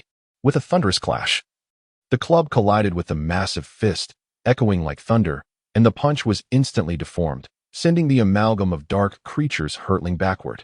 Meanwhile, several smaller dark figures seized the opportunity, leaping onto Kaido's back and striking at him with their fists. These dark creatures' fists were also imbued with haki, revealing a mid-tier quality of armed haki. Despite the division into numerous individuals, their collective haki remained undiminished in quality. Bang! Bang! Kaido felt the impact on his back. A wave of numbness coursing through him, yet aside from that, he sustained little significant injury. This illustrates the extraordinary nature of Kaido, one of the four emperors. His defensive capabilities are remarkably formidable, with skin as tough as leather. Furthermore, his regenerative abilities are equally impressive. Minor injuries are utterly inconsequential to him. Even after sustaining severe wounds, he can recover with astonishing swiftness. Truly vexing indeed. Thunderous chaos ensued. A contemptuous expression crossed Kaido's face as he raised his spiked club, briefly gathering energy, after which a tempestuous force surged forth. Crimson lightning crackled, and the lightning dragons grew ever more robust. With a sudden, forceful swing of his club, an explosion of energy erupted, crashing toward his adversary like an imposing mountain. Boom! The violent strike unleashed chaos, sending hundreds of shadowy figures soaring. As the red lightning dragons roared, mercilessly battering their forms. Under the immense force of the impact, the shadowy figures were hurled into the air, leaving a colossal crater in the ground. Fragments of stone erupted, scattering like shrapnel in all directions. In the wake of this assault, dozens of shadowy figures were torn asunder, their dismembered parts becoming independent entities. What is happening? Kaido scanned his surroundings, sensing something amiss. Despite his relentless attacks, it seemed he had obliterated at least 1,000 of these shadowy figures. Yet, their numbers not only remained unchanged but appeared to multiply. Upon closer inspection, Kaido discerned the anomaly. The disintegrated shadowy figures, rather than perishing, writhed upon the ground, gradually swelling and revealing limbs, reconstituting into even more shadowy entities. Chapter 52. Fusion. The emergence of golden sperm. Witnessing this, even Kaido's stoic visage betrayed a hint of astonishment. Previously, while observing the battle, he had noted the abilities of the shadowy beings. However, he had thought the swordsman pirate merely lacked the strength of will to suppress their powers. Now, confronted with the futility of his own attacks, Kaido's expression shifted. Brat, what on earth is going on? Kaido inquired, his tone menacing and devoid of emotion. Though his haki may not be the strongest in the world, it undoubtedly ranks among the most elite. During the earlier confrontation, he had showcased his might to the world, even employing Conqueror's haki. To his astonishment, this had not vanquished his foe. Rather, their numbers continued to swell. Could it truly be as the shadowy beings claimed, a trait of their species? How dare you call me a brat? You seek death. Upon hearing the derogatory term directed at him, the shadowy being, now enraged, exhibited signs of swelling on its pallid face. Such a title clearly belittles him. Destroy him. Adjusting their formation, the black tide surged once more towards Kaido, densely packed, nearly filling the area within several hundred meters. As the black figures charged, their faces bore no trace of fear, for even if struck, they would not truly perish, but rather multiply further. Do you truly believe that with this rabble you can defeat me? Our levels of power are simply not on the same scale. Kaido raised his spiked club, black lightning crackling across its surface, his aura erupting with ferocity. Observing the oncoming black tide, he swung his club. Boom! With a single swing, dozens of black figures were sent flying, some shattering upon impact, their remains scattering across the ground. Yet, those black figures were not dead. They writhed and reformed into complete beings once more. The number of black figures swelled to an astonishing 50 or 60,000 as they reshaped their formation to encircle Kaido. Damnable creatures! Who are you calling trash? My power is formidable. Indeed, he must be made aware of our might. Kaido's taunt struck a chord with the black figures, igniting their emotions. Once stirred, their tactics grew more aggressive as they launched themselves forward with reckless abandon. What does it matter if they split further? These creatures cannot inflict harm on a top-tier powerhouse like me. You should go battle with those weaklings instead. Kaido's disdain was evident as he swung his club, sending dozens of black figures hurtling away. Boom! Boom! Without pause, he exhaled a plume of heat, his spiked club dancing wildly as it struck the encroaching black tide. Each blow was terrifyingly powerful, far beyond what the black figures could withstand. Even if dozens charged together, they could not alter their fate of being sent flying. Under such relentless assault, most of the black figures never even had a chance to approach, being launched away in an instant. However, due to their sheer numbers, many succeeded in closing the distance, raising their fists imbued with haki, and pummeling Kaido's body furiously. Yet, the opponent's flesh was far too resilient. Their capacity to absorb blows was extraordinary, rendering such attacks ineffective. Do you see? These creatures are utterly useless, merely a bunch of worthless beings. Kaido's expression was filled with impatience and disdain. Though individually weak, their overwhelming numbers were a nuisance, and their inability to be easily vanquished was indeed vexing. Worthless? You damned wretches shall pay a heavy price for your insolence. Hey, let us combine our strength and show this brood our true power. Well, you have provoked us greatly. Once again subjected to mockery, the entire assembly of dark beings was nearly incensed, leading many of the shadowy figures to engage in fervent discussion, preparing to unite into a more formidable entity. Following their division, the dark beings did not share a singular consciousness. Each possessed an independent awareness. Each was a complete individual. Thus, their deliberations became quite cacophonous. After reaching a consensus to merge, countless shadowy figures converged in one direction, writhing together until they fused into a singular form. With a resonant hum, as the merging progressed, the mass of darkness began to undergo a transformation, an overwhelming aura erupting forth. Choking clouds of dust swirled upward, engulfing the air and obscuring visibility. After a considerable time, the obscuring haze gradually dissipated. A figure radiating a metallic sheen gradually emerged before all.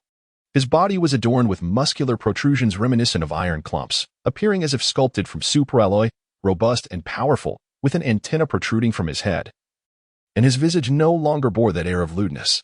This is the golden sperm resulting from the fusion of 43 trillion cells. Its speed and strength have been significantly enhanced, and its physique has transformed into an imposing and robust form. Observing the figure before him, Kaido's eyes glimmered with a hint of intensity and ferocity as he took a deep swig from the gourd at his waist. You little brat. Have you deluded yourself into thinking you can contend with me just because you've altered your appearance? Kaido slowly raised his kanabo, though his words belied a growing seriousness on his face. His observation haki was formidable, and through its warnings, he sensed a threat emanating from his opponent, a sensation only found among the most elite of warriors. Foolish brute, you shall soon comprehend my terror. The golden sperm crossed its arms defiantly, its gaze cold and haughty. Then, with a slight push against the ground, it vanished from sight, propelling itself forward at an astonishing speed. Its velocity was akin to a bolt of thunder. In the blink of an eye, the golden sperm was upon its adversary, raising its fist to strike. The metallic sheen of its fist appeared exceptionally hard and sharp, and when augmented by the armament haki, its power became truly extraordinary. Boom. In that moment, Kaido was caught off guard. Though he had anticipated a significant enhancement in his opponent's strength, he never expected it to be to such an extent. The fist struck his abdomen, instantly indenting his tough, rugged flesh, propelling him backward for over 10 meters. With a resounding crash, his immense form collided with the hillside, causing it to shatter and sending countless boulders tumbling downwards. As the debris settled, Kaido pushed aside the stones weighing him down and rose to his feet. Rather than displaying a grim countenance upon witnessing his opponent's prowess, he instead appeared somewhat exhilarated. For many years, he has longed to find someone capable of defeating him. Ah, your strength is commendable, but do not underestimate my might. Kaido's muscles suddenly contracted, and an overwhelming aura enveloped him, dark clouds gathering ominously in the sky. As the clouds thickened, terrifying lightning danced within. He then charged forward, wielding his spiked club, intent on striking his opponent. In Chapter 53, the might of the golden sperm is revealed, possessing the strength of an emperor. Facing the imposing Kaido, Black Sperm maintained a stoic expression, raising his metallic glimmering arm to shield himself. Clang! The spiked club collided with his arm, the sharp sound reverberating around them, and from the point of impact, a formidable force erupted. The shockwave visibly expanded, causing the arena beneath their feet to crack under the pressure, a large pit forming in its wake. Behold, this is my power. You shall pay a heavy price for your ignorance. A fierce glint appeared in Black Sperm's eyes as he raised his other arm, the muscles tensing, and unleashed a powerful hook punch. With a resounding thud, his fist struck Kaido's jaw, distorting it and sending frothy spittle flying. Kaido was sent sprawling over 10 meters, crashing into the hillside behind him, his form embedded within. The stones above tumbled down, burying him completely. with his arms crossed over his chest. Black Sperm wore an expression of triumph, his chin slightly raised. "Foolish creature, you cannot hope to match me in this state. Surrender and roll away quickly. You dare underestimate me. I am Kaido of the Beasts." Kaido exclaimed, pushing aside the stones that pinned him down, raising his spiked club and bursting forth. His colossal frame crushed the ground beneath him into dust. Whoosh! Black Sperm also surged forward, vanishing in an instant, only to reappear in the midst of combat with his opponent. Thunderous explosions echoed as their attacks collided, sending shockwaves that caused nearby hills to crumble into massive boulders.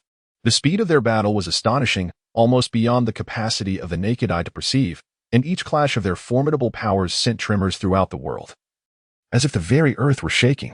This battle is not one of equals. Rather, Kaido finds himself at a disadvantage. In the brief exchange, Kaido has already been struck several times. As one of the 4 emperors of the New World, his strength ranks among the finest across the seas, certainly not inferior to that of an admiral. His defensive and regenerative capabilities are sources of immense pride for him. Thus, despite the blows he has received, they have not inflicted significant damage, allowing him to continue fighting with vigor. However, Black Ace is a cadre of the Monster Association, possessing strength that is unrivaled within the organization. Therefore, even though Kaido boasts an extraordinary physique, he still finds himself at a disadvantage in this confrontation. Outside the arena, the world holds its breath in silence. Those before the screens gaze in astonishment, their eyes wide open, some even daring not to blink. The 4 emperors. This is indeed one of the 4 emperors. The prowess of Black Ace seems to rival that of Kaido. The scene of battle is utterly terrifying, reminiscent of an apocalypse. Could Black Ace merely be a pet? Surely, he is no mere pet. With the previous 4, the Dark Guild now boasts 5 monsters. They may even surpass the strength of the 4 Emperor pirate crews. As they watch the unfolding battle on the screen, gasps of astonishment reverberate.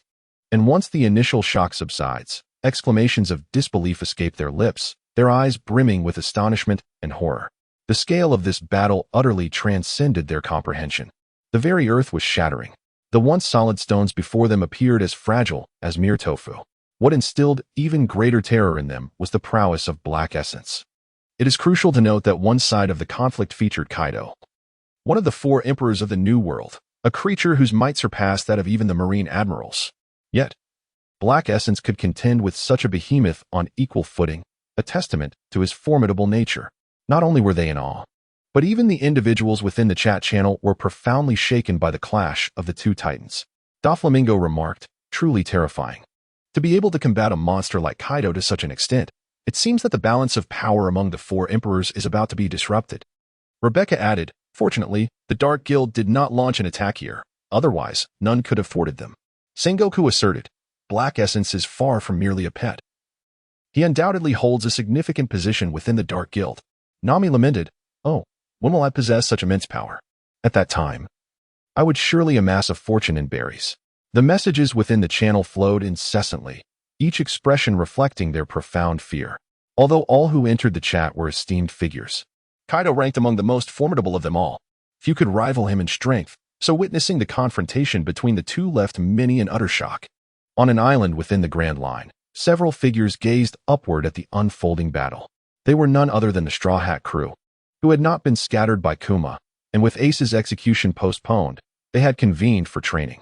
At the onset of the battle, Rayleigh halted their exercises, urging them to focus entirely on the screen.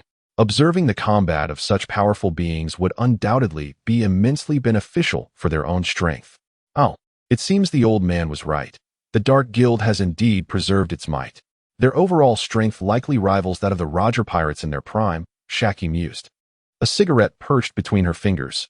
She inhaled deeply, exhaling a cloud of smoke, her gaze heavy with reminiscence. The memories of the Sabaody archipelago flooded back, and a hint of trepidation flickered in her eyes. Had the Dark Guild unleashed its full force during their assault on Sabaody, she and Rayleigh might not have been able to withstand it, and their very lives could have been at stake. Perhaps they have grown to match our former strength. She reflected, pondering the origins of those who had bided their time for so many years. Rayleigh took a sip of his drink, his expression grave and solemn, unable to suppress his memories. In the past, the Roger Pirates boasted formidable strength, with numerous powerful figures alongside him and Roger.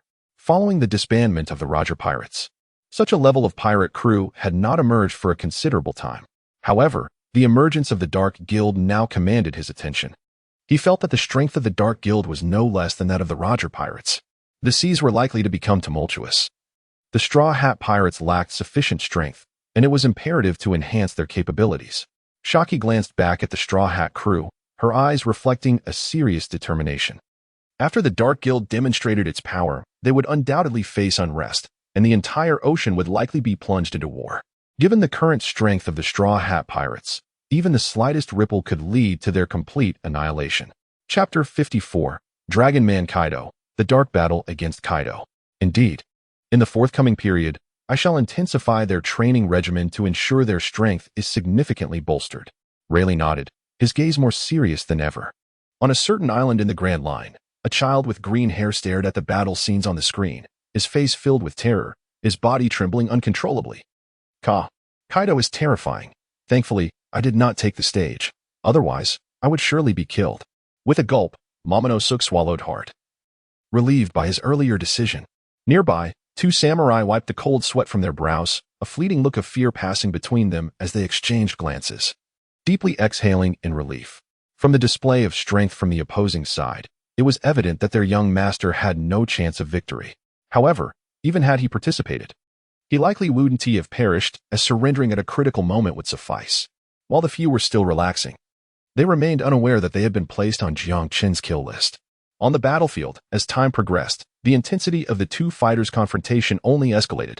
Wherever they went, the arena shattered and exploded. Golden Sperm leaped into the air, swinging his fist downward with tremendous force. His arm, gleaming with a metallic sheen, struck Kaido with incredible speed. Boom! A resounding impact echoed as Kaido's thick skin was struck painfully, sending him crashing to the ground. With another explosive sound, the hard earth cracked open, sending plumes of dust and debris flying. You are far too weak. You are simply no match for me. Golden Sperm cast a disdainful glance at the fallen Kaido. Shaking his head in contempt, his fists crossed over his chest as he stood proudly atop a small hillock. You don't think this is all my power, do you? Since you seek your demise, I shall reveal to you my true prowess. Kaido roared, his form suddenly transforming. His skin rapidly sprouted blue scales, and a pair of dragon horns emerged from his head. His limbs underwent a significant metamorphosis, becoming sturdier and more powerful, with elongated joints and nails resembling dragon claws. Furthermore, a robust tail sprouted from his back. Golden Sperm cast a glance at the Dragon Man incarnation of Kaido, a glimmer of astonishment in his eyes. It has been quite some time since I have engaged in such exhilarating combat. In this form, my strength shall be magnified. Kaido tightened his grip on his kanabo and charged forth with fervor. His speed had notably increased, and his aura radiated a more formidable presence. As his thoughts coalesced, an abundance of red lightning materialized around him, crackling around the kanabo. The very essence of the lightning was enough to send chills down one's spine. With a mighty swing, Kaido swept the kanabo towards Golden Sperm, as if intending to annihilate him with a single blow. Indeed, he appeared significantly more potent than before. However, this alone might not suffice. Golden Sperm forcefully struck the ground, spinning his body several times before delivering a retaliatory kick towards his adversary. With a thunderous crash, their attacks collided, causing the earth to tremble, and a powerful shockwave dispersed the clouds above. Those who observed closely would notice a colossal rift forming in the sky. Below, the arena was relentlessly shattered by this immense force, sending countless stones flying in every direction. In this clash, both parties retreated significantly. However, it was evident that Kaido withdrew a greater distance. Even in his dragon form, Kaido displayed a slight inferiority in strength compared to the Golden Sperm. With a fierce roar, the Golden Sperm steadied himself and, in the blink of an eye, vanished from his position, charging towards his adversary. Thunderous 8 trigrams.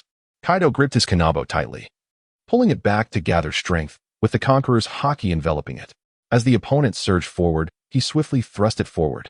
The kanabo, imbued with tremendous force, struck out. Clang! The Golden Sperm raised his arms, crossing them defensively in front of him. The impact of the kanabo struck against his arms, sending a wave of pain coursing through him.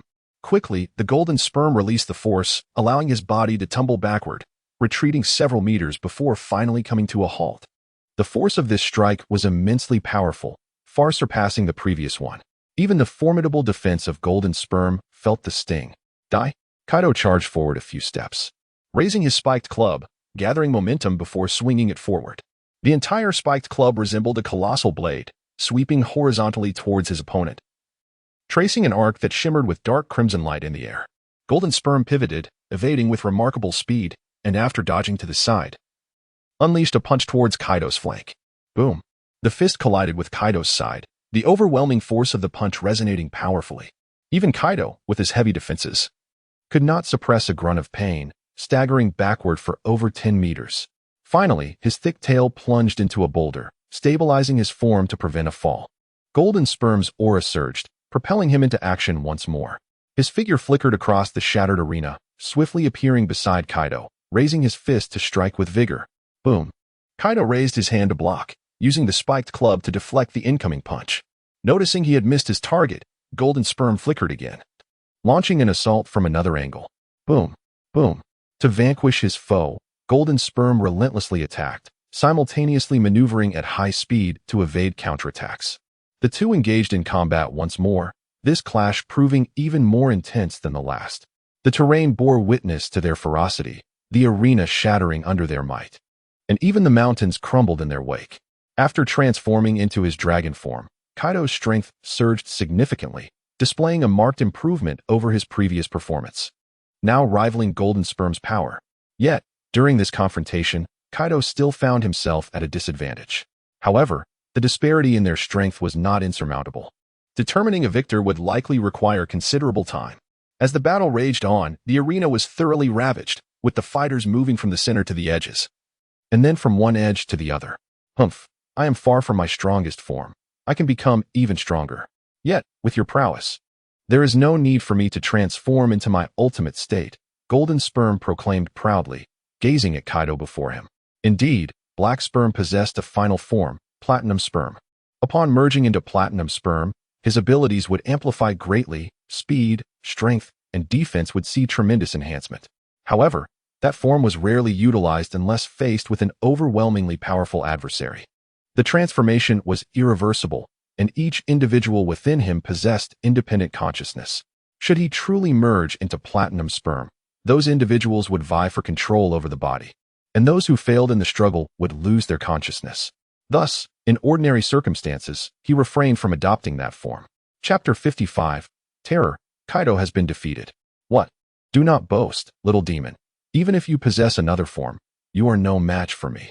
Kaido's aura surged with ferocity as he grasped the gourd at his waist and took a hearty swig, gulping down the liquor. It flowed smoothly down his throat and into his belly, rendering him somewhat inebriated. Yet, this did not diminish his combat prowess. In fact, he seemed even more formidable than before.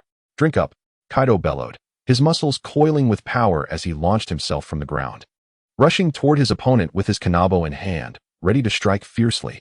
With a thunderous crash, the weapon, imbued with his overwhelming haki, descended upon the arena, instantly shattering the solid stone beneath, creating a massive crater amidst the rising dust. In that cloud of debris, the figure of the Golden Sperm had already vanished. With a sudden flash, the Golden Sperm zipped to Kaido's flank, launching a surprise attack with its metallic fist raised high, delivering a powerful blow. The impact reverberated through the air, as the metallic clash sent gusts of wind swirling around them. Surprisingly, the intoxicated Kaido had gained a slight edge in strength. Had it been earlier, that punch would have surely struck him squarely. Without hesitation, the two resumed their fierce battle, unleashing an even greater surge of energy. The intensity of their duel surpassed all previous encounters, as both combatants were titans in their own right, their full powers resulting in sheer devastation. Furthermore, their combat was frenzied, with neither showing mercy. In contrast to the earlier encounter with Admiral Kizaru, who had merely bided his time, seeking to prolong the fight, this clash was on an entirely different level of ferocity. The sky rumbled with thunder and dark clouds churned ominously, the layers of clouds twisting and turning. The Golden Sperm's strength was indeed formidable. Even as Kaido succumbed to his intoxication, he found himself at a disadvantage in the battle. However, this disadvantage was not overly significant, and to the untrained eye, it might have gone unnoticed. The sounds of their combat echoed continuously as they fought their way to the edge of the arena, which offered no protection, only a bottomless void, where scattered stars twinkled in the darkness. The Golden Sperm leaped into the air, delivering a powerful knee strike, reinforced with haki, against Kaido's chest. The tremendous force sent Kaido staggering back several meters, momentarily losing his balance. This attack, originally incapable of inflicting a fatal wound upon him, became his downfall as he focused intently on confronting the enemy, neglecting the boundary of the arena behind him. With a misstep, he found himself teetering into the void. And coupled with his still unsteady form, he plummeted downwards. At that very moment, the system's voice resonated, declaring, "Kaido has been knocked out of the boundary, eliminated. The victor of this round, Black Spirit." What? In the instant the system's announcement echoed, everyone stood frozen, their expressions akin to the sky collapsing upon them. Their eyes bulged in disbelief, jaws nearly grazing the ground. A cacophony of confusion reverberated within their minds, as if they had been struck multiple times. A ringing in their ears and a daze clouding their vision rendered the scene before them surreal. This is impossible. The fourth Emperor Kaido has been defeated. Is my hearing impaired? Not long ago, a Marine Admiral was vanquished, and now another Emperor has fallen. Who could possibly stand against the Dark Guild? This is utterly terrifying. With Black Spirit, the Dark Guild now possesses 5 supreme powerhouses. 5 formidable beings, surely even the Marine headquarters would hesitate to engage them in battle. After a brief silence, the ocean erupted with countless gasps of astonishment. Following the defeat of the Marine Admiral, yet another shocking event unfolded. An Emperor had also been bested.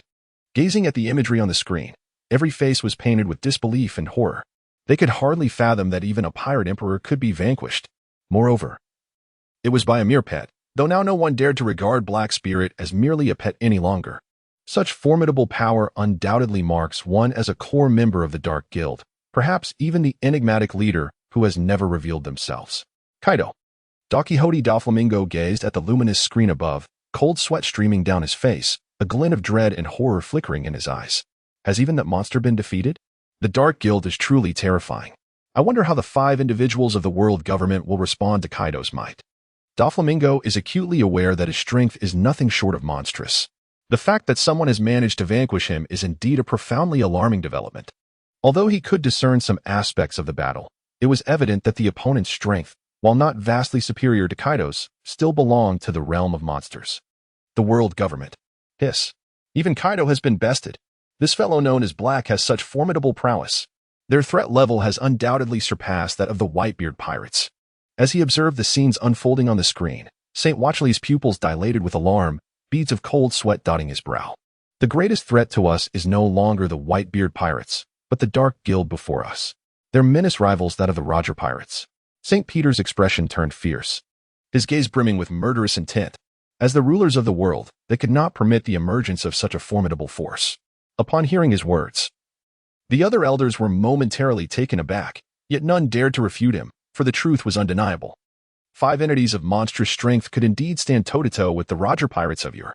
Let us temporarily set aside the execution of Fire Fist Ace, for now. We must direct our intelligence operatives to thoroughly investigate the Dark Guild's origins, suggested St. Moss. The other 4 elders nodded in agreement, endorsing his proposal. Publicly executing Fire Fist Ace would inevitably provoke a conflict with the Whitebeard Pirates. According to the original plan, this could serve as an opportune moment to engage them in battle. However, the emergence of the rankings has unveiled an even more terrifying force, necessitating the postponement of any plans concerning the Whitebeard Pirates. Our primary objective now is to discern the intricacies of the Dark Guild and devise a means to neutralize them. Moreover, we must avoid blind aggression, as misjudging their strength could lead to even greater losses. Thus, under their directive, several teams of CP agents were dispatched to meticulously investigate the Dark Guild's secrets. Chapter 56, King Piccolo, Advanced Conqueror's Hockey Card. What on earth is that? It is utterly terrifying. Chopper and Usopp screamed in terror, raising their hands as they fled, their faces pale with fear. The other members of the Straw Hat Pirates stood frozen, their eyes wide with astonishment. Their thoughts drifted back to their time at Sabaody Archipelago, where the Dark Guild had launched an assault, targeting both the Navy and pirates alike. At that time, just 2 members of the opposing force had nearly led them to their doom. Had the entire guild mobilized, even Uncle Rayleigh might have been unable to save them. A shiver of dread coursed through the Straw Hat crew as they reflected on their narrow escape, grateful that their adversaries had not unleashed their full power. Jack, Kaido. Damn it, what have you done to Kaido? Hancock. So formidable. My benefactor dares to slay a celestial dragon. There must be a reason for that. Red Earl, is the strength of this generation truly so great? The Dark Guild's might may well surpass that of the Roger Pirates. Rebecca, such power. Could it be that he is not the chairman? Toki. Humph. I am still superior. From now on, whenever danger arises, I shall simply refrain from participating. The chat channel buzzed with a torrent of messages, the flow of information now faster than ever before. Every text conveyed shock and disbelief, as even they struggled to comprehend that someone could vanquish the beast Kaido. Particularly for those of lesser strength, like Chopper and Vivi, the fear was palpable, and they exclaimed in terror. For them, the Yonko were figures of immense stature. Merely standing before one would leave them paralyzed with fear. At the Dark Guild's base, Jiang Chun observed the messages in the chat channel with an impassive expression. The moment the Dark General knocked Kaido off the stage, the system's voice echoed in his mind. It is worth noting that being knocked off the platform does not result in death. One is randomly transported to any corner of this world. It could be the depths of the ocean, high above in the sky, or even amidst molten lava. With a stroke of luck, one might land safely on solid ground. Thus, being thrown off the stage is a perilous affair. Ding. Congratulations, host, for completing the task. Rewards, Super Box 2, Ordinary Box 3. Would you like to use them immediately? Use them immediately, Jiangchen replied calmly. In the next moment, 5 glowing boxes appeared in his mind, 2 large and 3 small. Adorned with golden filigree and accented with silver gems, the boxes gradually opened as their radiance intensified. Congratulations, host, for acquiring the golden character, King Piccolo. Congratulations, host, for obtaining 1 advanced Conqueror's Haki card. Congratulations, host, for acquiring 2 intermediate armament Haki cards. Congratulations, host, for receiving 1 billion berries. The initial 2 rewards were procured from the Super Box, while the subsequent 3 arose from the Ordinary Box. The disparity in the opulence of the rewards is evidently substantial. The name Piccolo Daimao elicited a gasp from Jiang Chun upon his acquisition of this reward. He was well acquainted with this character, having heard of him on numerous occasions. He hails from the Dragon Ball universe, sharing his realm with Master Roshi. This green-skinned Namekian is considered one of the early major antagonists. Though he bears a resemblance to the later character Piccolo, they are not the same. Piccolo is actually the offspring of Piccolo Daimao. Despite being an early character, Piccolo Daimao possesses formidable strength, having been vanquished only after an arduous struggle by the young son Goku. The system proceeded to summon Piccolo Daimao. Although the character is inherently malevolent, Jiang Chun remained unfazed, for the being he summoned would unreservedly heed his commands. As the summoning unfolded, a rift in the heavens widened, ultimately manifesting as a wormhole capable of traversing time and space. A green-skinned figure tumbled forth from within, landing with a resounding thud. The impact of his descent stirred up a considerable cloud of dust. Adorned with a character symbolizing demon on his attire and possessing a notably large, rounded cranium with 2 antennae protruding from his forehead, he stood firmly upon the ground. The system activated the intermediate armament Haki card on Piccolo Daimao. Observing the formidable figure before him, Jiang Chun communicated with the system in his mind. Piccolo Daimao's strength was undeniably impressive, standing head and shoulders above the previous characters he had encountered. With the system's guidance, the black card transformed into a wisp of smoke that gracefully floated towards Piccolo Daimao, merging seamlessly into his being. The Advanced Conqueror's Haki card was next, as Jiang Chun understood that enhancing his own power was paramount. No matter how strong his subordinates may be, their might could not surpass his own. Thus, the Advanced Conqueror's Haki card held equal value in his eyes to that of the golden characters. As the system's voice resonated, the black card integrated into his body, transmuting into an extraordinary energy that he fully absorbed. Concurrently, fragments of memories flickered into his consciousness, embedding themselves deeply within his psyche. After a significant passage of time, the enhancement reached complete fruition. Jiangchen felt a surge of unparalleled might emanating from him. Buzzing. Nearby steel materials were on the verge of deformation. Naturally, he did not unleash his full power but exercised restraint, for this was their base. Any destruction would ultimately result in their own losses. Even so, it was sufficient for him to grasp the terrifying nature of his enhanced abilities. Although he had yet to reach the pinnacle of Conqueror's Haki, he was not far from it. In comparison to red-haired Shanks, whose Conqueror's Haki was undoubtedly among the finest and likely reached the highest echelon, it was clear that this was not the ultimate limit of such power. His current Haki was perhaps slightly inferior to Shanks, but with the acquisition of a high-level Conqueror's Haki card, he could undoubtedly surpass him. It was time to embark on another mission. He had not forgotten that another task remained unfinished, to punish Momonosuke. In pursuit of swift completion, he decided to deploy Megatron, Black Goku, and Majin Buu, alongside 500 Decepticon soldiers. The mobilization of such formidable forces was primarily due to the uncertainty of Momonosuke's precise location, while eliminating him would be simple. Locating him proved more challenging. Nevertheless, he felt no concern. The Decepticons possessed excellent reconnaissance capabilities, employing small spider-like robots to infiltrate the minds of living beings, manifesting the images they had witnessed. Chapter 57. Joining the Dark Guild? Do you even deserve it? Just as Jiangshin was preparing to send his companions forth, an unexpected occurrence transpired. Right here, boss. Look over there. There are Decepticon soldiers. This must be the territory of the Dark Guild. On the surface of the sea, a pirate ship was sailing towards them, its deck populated by several pirates, all wearing expressions of excitement as they gazed in their direction.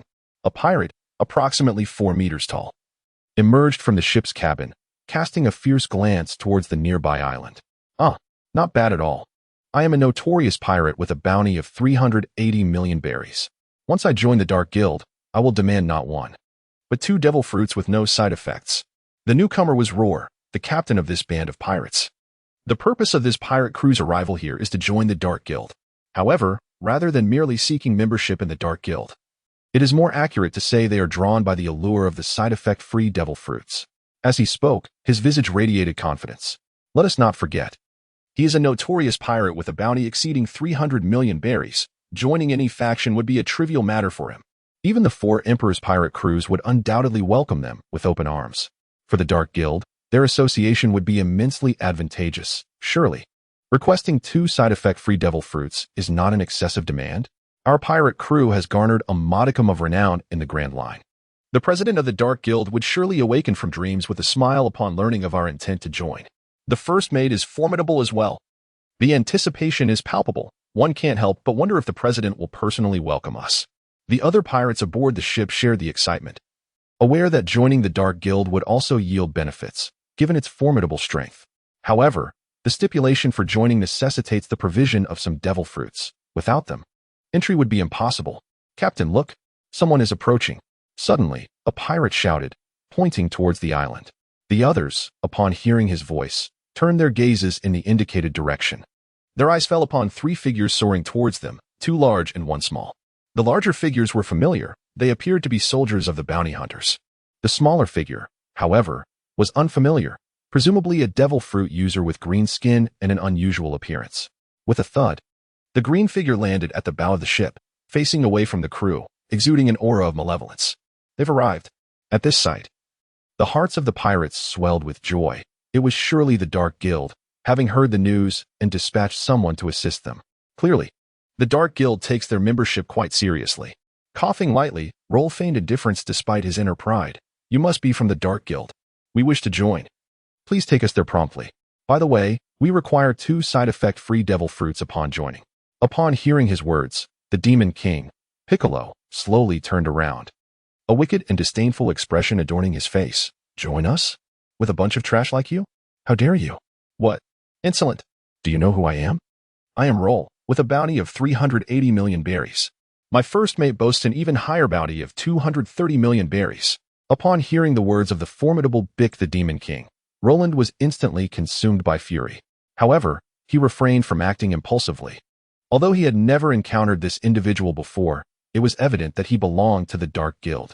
Should he eliminate this person before officially joining their ranks, it could lead to discontent among them. When Roland proclaimed his bounty, his visage was adorned with pride. For a reward exceeding 300 million berries positioned him as a paragon across the vast seas. At that moment, a sharp-featured swordsman emerged from the side, his tall frame and somewhat lecherous expression marking him as the vice-captain of the pirate crew, Roll's second-in-command. Is this the extent of your hospitality from the Dark Guild? To send forth a nameless lackey to greet us, and yet you dare to insult us? The vice-captain's voice dripped with malice. His temperament was notoriously foul. Prior to this encounter, he had dispatched hundreds of pirates and innocent civilians alike, including a fair number of Navy personnel. You fools, perish. With a fierce glint in his eye, the Demon King stomped his foot upon the ground and surged forward in an instant. His speed so remarkable that onlookers scarcely registered his disappearance. When he reappeared, he had already positioned himself beside several pirate crew members. Raising his arm, his clawed fist struck one of the pirates squarely in the abdomen. With a sickening squelch, the pirate's flesh yielded like tofu, the fist piercing effortlessly through, leaving a spray of blood in its wake. With a swift motion, Bika swept his leg, unleashing a powerful gust that howled through the air. His kick connected with other pirates, the tremendous force propelling them through the air, their bodies crashing violently against the railing, which splintered under the impact. They ultimately plummeted into the sea with a resounding splash.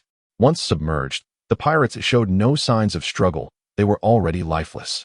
The assault had shattered their bodies, with entrails and organs cascading to the ground in the aftermath. The series of events unfolded rapidly, despite appearing lengthy. In but a fleeting moment, a singular, agonized scream pierced the air. Indeed, it was but one cry. Though several pirates were struck, only one managed to vocalize his torment, while the others succumbed to their fates in silence. Both Roar and the first mate were momentarily paralyzed, completely taken aback by the sudden aggression. "You dare slay my crew? You seek death." Roar erupted in fury, his astonishment quickly overshadowed by years of hard-fought experience.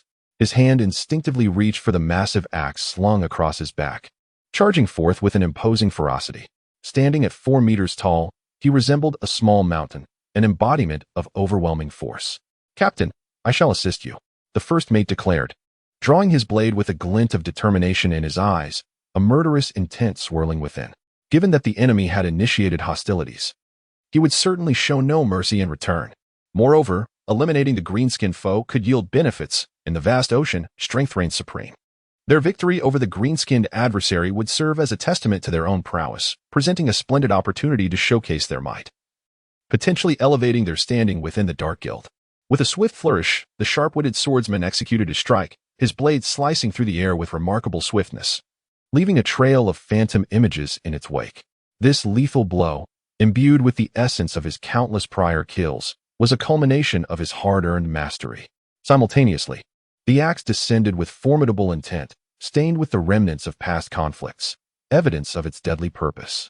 The polished blade gleamed with a menacing sharpness, poised to deliver a fatal blow. "Die, scoundrel." They both sneered, relishing the advantage as their opponent remained oblivious to the impending peril. With one decisive strike, the adversary would undoubtedly meet a gruesome end, cleaved into 4 segments upon impact. Chapter 58. The matter resolved. Preparations to eliminate Peach Boy. Whoosh, whoosh. The colossal axe and the long sword descended, shimmering with ethereal light. Yet, the anticipated scene did not unfold. At the very moment the blade and axe were about to connect, the green-skinned figure abruptly vanished from their sight. He. The Demon King Piccolo flickered, the deck beneath him swaying as he reappeared behind the 2 foes in a flash. "How dare you speak to me in such a manner? You too must be weary of life itself." A menacing glint sparked in Piccolo's eyes as he thrust his fists forward. With a sickening squelch, his clawed hands pierced through the backs of both men, emerging from their fronts. The two let out a pained gasp, enduring the agony as they glanced down, witnessing the green-skinned fist protruding from their bodies. You. Roar's eyes widened in disbelief, blood spilling from his lips, his muscles convulsing in torment. The sharp-beaked swordsman mirrored his agony and disbelief, shocked by the opponent's overwhelming strength. Though the green-skinned creature belonged to the Dark Guild, it had never made an appearance before, leading him to presume a lack of formidable power. Yet, the prowess displayed was indeed beyond his expectations. Squelch. The Demon King Piccolo withdrew his arm from their abdomens, dragging forth a torrent of blood and entrails. The two collapsed heavily onto the ground, their eyes bulging in shock, gradually succumbing to the void. Captain, has the boss fallen?" Nearby pirates gazed at the fallen duo, their eyes filled with terror, instinctively retreating from the Demon King's gaze. A sinister smile crept onto Piccolo's face, an aura of frost emanating from him. Jiangchen had issued a decree. Any navy or pirate threatening the base without prior consent could be executed on sight. This was to prevent any unusual individuals from infiltrating unnoticed. "You shall perish too." The Demon King Piccolo erupted with fury, a formidable aura radiating from him, crashing outward in all directions. The ship's deck, the surrounding railings, and the sails buckled and warped under the pressure of this tremendous force. However, this was not the Conqueror's haki. Rather, it was a manipulation of energy, akin to the Kamehameha technique, both belonging to the realm of energy control. What is this power? How terrifying! Nearby pirates were struck with fear, with some unfortunate souls being hurled several meters away. Piccolo raised his arm, his index finger extended, the thumb and ring finger partially clenched. As the energy swirled, A faint glow began to emanate from the tip of his finger, intensifying and brightening. Prepare to meet your demise. With a mere flick of his finger, the great demon king Bic unleashed a beam of laser that shot forth from his index finger, racing towards a pirate with astonishing velocity. The power of the laser appeared formidable, its sharpness rivaling that of the yellow monkey's rays. Zing! The laser struck the pirate, effortlessly piercing through him before continuing unabated to strike the ship's hull. Before the relentless force of the laser, the wooden vessel, crafted with care, crumbled like fragile parchment, ultimately splintering and plunging into the depths of the sea. Though the sequence of events unfolded rapidly, less than a breath had passed from the moment the laser was fired. By the time the pirate realized what had transpired, his abdomen had been pierced, a searing pain finally registering in his mind as blood flowed profusely from the gaping wound. You shall perish alongside him. After dispatching the unfortunate pirate, the great demon king Bic aimed his finger at the others, unleashing a barrage of lasers that relentlessly targeted the remaining crew of pirates. Whoosh, whoosh, whoosh. The lasers zipped through the air with blinding speed, and many among the beleaguered pirates, unable to evade the onslaught, found themselves struck, their anguished cries echoing into the void. The number of pirates was considerable, amounting to 100 or 200. Upon witnessing the demise of their companions, many began to react. Damn it! He intends to slay us all. The captain is dead. Run for your lives. Let us fight him. Together we shall prevail against this foe. The air was filled with cries and wails as chaos enveloped the entire pirate ship. Numerous pirates, seized by terror, scrambled in all directions, some plunging directly into the depths of the sea. A few brave souls, spurred by a fierce resolve, picked up their weapons, determined to confront the formidable King Piccolo. However, such daring individuals were but a minority. The sight of their powerful captain and first mate being vanquished had extinguished the fighting spirit in many. King Piccolo unleashed a widespread assault, raising his arm to gather a sphere of energy in his palm. With a sweeping motion, he released the energy blast, targeting the fleeing pirates. Boom! The energy struck various obstacles, resulting in a cataclysmic explosion, flames soaring skyward, and countless splinters of wood scattering in all directions. The hull of the ship was breached, a gaping hole allowing the relentless sea to surge in. The entire vessel began to tremble, gradually succumbing to the depths, teetering on the brink of sinking. The ship is sinking. Jump now. What manner of beast is this? The remaining pirates, no longer hesitating, leapt into the ocean. Although the chances of survival were slim, it offered a glimmer of hope. Remaining aboard meant certain death. Some pirates dove beneath the surface, hoping to evade this calamity. Yet, they had gravely underestimated King Piccolo's prowess. With swift gestures, he unleashed a barrage of lasers, precisely targeting the submerged pirates. Minutes later, King Piccolo ceased his onslaught. The ocean surface bore no signs of life, merely a vast expanse stained crimson and a pirate ship on the verge of capsizing. As energy surged, King Piccolo ascended into the air, raising his arm in preparation. With a powerful sweep, he launched an energy sphere from his hand, striking the pirate vessel with a thunderous impact. Boom! The entire pirate ship suddenly exploded, flames engulfing the surroundings, and wreckage was scattered in all directions. After a brief glance, the group lingered no longer and swiftly returned to their base. Currently, the construction of their stronghold was still undergoing meticulous enhancement, with numerous checkpoints established on the nearby waters, each manned by several Decepticon soldiers. Naturally, these sentinels were not intended to repel enemies but rather to surveil the sea. Should any unidentified vessels approach the base, they would immediately report. Having resolved this minor incident, Megatron and his companions set forth, accompanied by 500 Decepticon soldiers. In their quest, Jiangchen invested in acquiring substantial intelligence, ultimately pinpointing their target to a specific island. This island did not belong to the Beast Pirates, but was under the dominion of the Big Mom Pirates. It seemed that Momonosuke was wary of Kaido and dared not tread lightly into his territory. The island was also fortified, led by one of Big Mom's progeny. Chapter 59. Intruding upon Big Mom's domain, the reckless Owen. One day, the island basked in a gentle sun, serene and tranquil, with the diminutive pirates of the Big Mom crew wandering the streets, patrolling back and forth. The diminutive pirates exhibited peculiar appearances, resembling animated toys rather than actual human beings. Suddenly, a deep rumble echoed from the distant sky, akin to muffled thunder. What is happening? What is going on? Look over there. What is that? The patrolling little pirates wore expressions of bewilderment as they turned their gazes skyward. In their line of sight, a multitude of dark specks appeared in the heavens, progressively enlarging. The residents of the street also cast curious looks upward, their eyes brimming with confusion. As the dark dots gradually expanded, their forms began to materialize, resembling colossal metallic birds. Witnessing this, a collective gasp erupted from the onlookers. They recognized these entities as the Decepticon soldiers, the very force that had previously ravaged half of the Chambered Islands. This is bad. It's the soldiers of the Dark Guild. Quickly, report to Lady Charlotte. Why have they come here? Do they not fear Mother? The little pirates and townsfolk grew increasingly agitated, for they were well aware of the Dark Guild's notorious reputation. Moreover, just days prior, one of their own, Black Zetsu, had vanquished Kaido, another of the 4 emperors. It was evident that their strength was not to be underestimated, rivaling that of the Big Mom Pirates. Within a chamber constructed of cake, 2 women and a man sat in earnest discussion. Lady Charlotte, a grave matter has arisen. A little pirate rushed in, breathless and flustered. What is it? Charlotte and Gyro inquired with remarkable composure, her demeanor unfazed, clearly dismissing the urgency of the situation. After all, what significant event could transpire in Big Mom's territory? The only true crisis would be if Mother's aversion to food were to strike, but in such an instance, her siblings would undoubtedly relay the news. Lady and Gyro. It's the Decepticon soldiers. Numerous Decepticon soldiers are flying towards us. What? Decepticon soldiers? Upon hearing this, Charlotte and Gyro's expression shifted to alarm as she swiftly rose from her seat, her eyes now filled with gravity. The seas had been tumultuously unstable of late, particularly with the emergence of a formidable force known as the Dark Guild.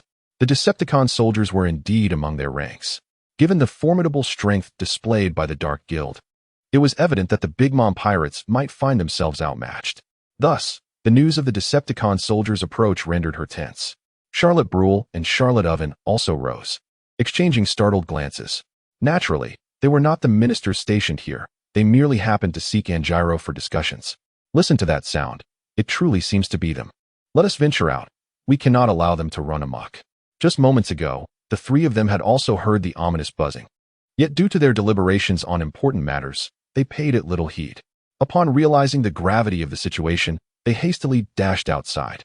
Meanwhile, Black Convoy and his associates had also arrived above the island, descending towards the land.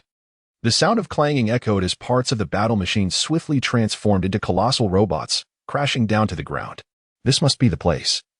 Instruct all soldiers to disperse and search for the whereabouts of Momonosuke. Megatron cast a glance at the terrified populace, conducting a brief scan before disregarding them, instead commanding the Decepticon soldiers to conduct a thorough search of the entire island. Upon receiving the order, 500 Decepticon soldiers swiftly moved aside, forming 100 small teams, each consisting of 5 members. They activated their scanning devices, initiating a carpet search. Prior to their arrival, all soldiers had already seen an image of Momonosuke and recorded his data. With such meticulous searching, they were certain to locate him as long as he remained on the island. If those informants dared to deceive us, they would face annihilation. King Piccolo's gaze was fierce, radiating a murderous intent. When it came to killing, none were more adept than he. Hey, what are you doing? This is our territory. Brule and her companions rushed over from a distance, immediately spotting the Decepticon soldiers scouring their island. The nearby small pirate crew did not intervene, merely displaying expressions of alarm and caution. Facing such formidable opponents, they dared not act without orders. Our territory, it seems you are the rulers here, Black Convoy remarked nonchalantly. You arrived just in time.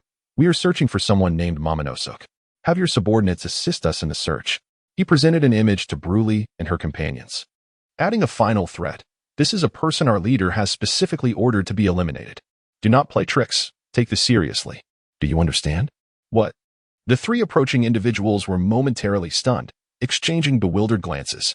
Brule blinked, perplexed by the situation. Not only had they intruded upon her territory, but they also demanded her assistance in locating someone.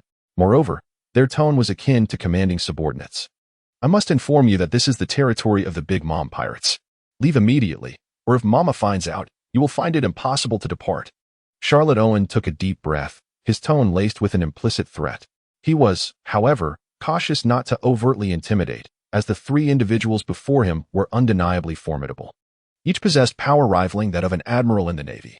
His sole intention was to impress upon them the gravity of the situation, hoping to instill fear by invoking Big Mom's name. What did you say? Upon hearing Owen's words, The expressions of the three individuals turned icy in an instant. The colossal figure of Wrench approached them with resounding steps. Thud, thud, thud. Each advance of his immense, metallic form reverberated through the ground. The aura he emanated was filled with a savage oppressive force, instilling immense pressure upon those present. Gulp. The three gazed at the towering giant before them, swallowing involuntarily, their pupils constricting in terror. Particularly for Owen, it felt as though a great mountain loomed over him, rendering each breath a laborious task. The giant was advancing towards him, its crimson gaze fixated solely upon him. Yet, his fear was not confined to Wrench alone. He was equally apprehensive of the two others beside him. The green-skinned individual seemed manageable, as he had never encountered him before and presumed his strength to be lacking. However, the one known as Black Spirit was a being who had vanquished Kaido. Chapter 60, Finding Momonosuke. As he pondered, a massive mechanical claw soared towards him, its swift approach slicing through the air with a piercing whistle.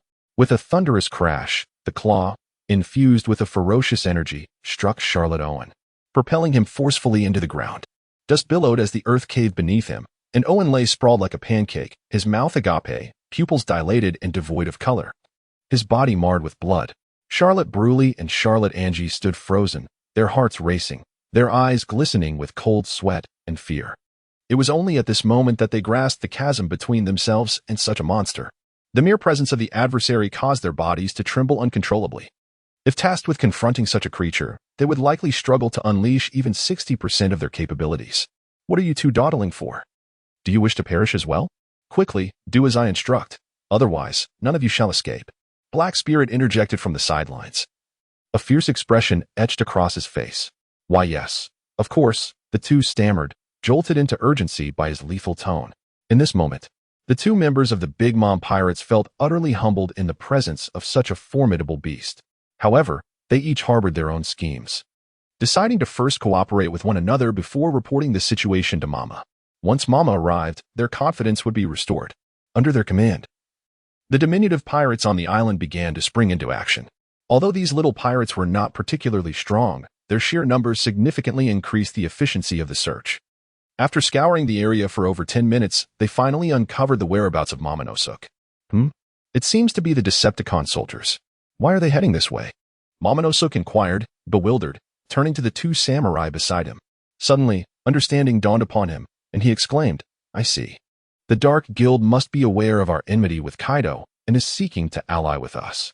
The recent incident where Megatron nearly defeated Jack had already spread far and wide. Kaido had raged in the chat channels over this matter. Moreover, during the last tournament, Kaido had been bested by Blackbeard, intensifying the animosity. Though the Dark Guild boasted 5 monstrous figures, their ordinary combat strength was limited. Engaging the Beast Pirates would not be a simple task for them. Hence, the only reason the Dark Guild sought them out must be to forge an alliance. To take down the Beast Pirates. Ha ha ha, Kaido. I shall exact my revenge and reclaim Wano. The thought of an alliance with the Dark Guild filled Momonosuke with newfound confidence, prompting him to smile broadly. The two samurai beside him scratched their heads in confusion, finding some merit in their lord's words. However, their expressions soon shifted to alarm as they realized a troubling fact. The opposing party seemed entirely unaware of their feud with Kaido. To maintain the element of surprise, they had kept their enmity well concealed over the years. How could the Dark Guild possibly know about their grudge? Moreover, given the strength of the Dark Guild, their assistance in dealing with the Beast Pirates would be minimal at best. Just as the two samurai sought to warn Momonosuke of the complexities at hand, it was too late. The Decepticon soldiers had already surrounded them. Boom, boom, boom. The colossal steel bodies crashed to the ground, a cacophony of impact resonating around them. In mere moments, the number of Decepticon soldiers had swelled to over 100. Let us hope they do not seek trouble with us, Kinemon and his companion thought, their palms perspiring with anxiety. Their faces were etched with vigilance. While they would scarcely fear a mere 100 ordinary men, these were Decepticon soldiers. Their combat prowess was well known, with each one potentially matching the strength of the ordinary officers of the Beast Pirates. Moreover, the number of adversaries continues to grow. The exact count remains unknown, yet it certainly amounts to several hundred. Faced with hundreds of Decepticon soldiers, even a Navy admiral would likely find themselves ensnared. What is happening? At this moment, Momonosuke also sensed something amiss. If the intention was merely to invite them to form an alliance, there would be no need to mobilize such a multitude of soldiers. According to the speculated figures in the newspaper, the Decepticon soldiers of the Dark Guild numbered only around 800 or 900. Thus, the sheer number of soldiers present prompted Momonosuke to harbor doubts. The arrival of 3 individuals further solidified his suspicions into certainty. With a resounding hum, a larger sound erupted as a Cybertronian aircraft descended from the sky. Upon landing, the craft transformed into a form both familiar and terrifying to the trio. "Megatron!" they exclaimed in unison, exchanging glances filled with awe and trepidation. The scene was far from over, as 2 more figures appeared before them. They did not recognize the other green-skinned individual, but the small black figure was unmistakably the formidable Black Demon, who had recently vanquished Kaido. What was happening? Why had they come here? A visage of terror and confusion enveloped Momonosuke. Even he, typically slow on the uptake, sensed something amiss. Given their own strength, it was inconceivable that their adversaries would mobilize such formidable forces merely to forge an alliance. "Dark Guild, what is your purpose here?" Kin-Eman had already placed his hand upon the hilt of his sword, his muscles taut with tension. The menacing aura radiating from the newcomers indicated ill intentions. Having identified their target, Megatron disregarded Kin-Eman entirely, instead utilizing a scanning device to assess Momonosuke. With the target confirmed, he took massive strides towards him. "Halt! What do you intend to do?" Upon witnessing Megatron's advance, Kin-Eman and his companions' expression shifted dramatically. They unsheathed their swords and lunged forward, their bodies brimming with awakened power, the haki enhancing their blades to an extraordinary sharpness. In the face of such a formidable opponent, they dared not let their guard down. Their senses heightened. However, they failed to notice that the green-skinned individual had also initiated an attack. A sinister smile danced upon the face of King Piccolo as he raised his arm, extending his index finger. His energy surged, and a faint white light emanated from his fingertip. With a swift flick of his finger, 2 laser beams composed of energy shot forth towards the pair, their speed akin to a lightning strike, reaching them in the blink of an eye. "This is bad." The 2 warriors sensed the impending danger through their haki. But the distance was too short, and the velocity of the attack too great to evade. Chapter 61. Momonosuke's Demise. Celestial Dragon provokes King Piccolo. With a piercing sound, the lasers pierced through their bodies, emerging from their chests and spilling forth a torrent of blood. The searing pain radiating from their chests caused their pupils to constrict, their forward momentum faltering as they collapsed to the ground. Witnessing this sudden turn of events, Momonosuke appeared utterly paralyzed with fear, sinking to the ground in terror as he gazed at Megatron. "It is now your turn." Megatron lifted his metallic claw and delivered a devastating strike, accompanied by a sharp whistle that landed squarely upon Momonosuke. With a thunderous crash, he was sent hurtling dozens of meters, crashing against a massive tree, which splintered under the impact. Fragments of wood embedded themselves into his flesh, and he remained pressed against the tree for a considerable time before finally crumpling to the ground. "What are you doing?" Blood oozed from Momonosuke's mouth, his body riddled with fractures, saturating his garments in crimson. Helplessly, he lay on the ground, tears streaming down his face. In this strike, Megatron did not employ his full strength, mindful of the necessity to keep his opponent alive for the impending broadcast. However, although the adversary survived, he was grievously injured, rendered nearly incapable of resistance. "Damn that young master!" Jean Wayman and his companion strained to lift their heads, struggling to rise. Yet 2 beams of laser light struck from behind, piercing through their hearts. Their expressions froze abruptly. After a brief struggle, they ultimately collapsed to the ground, powerless.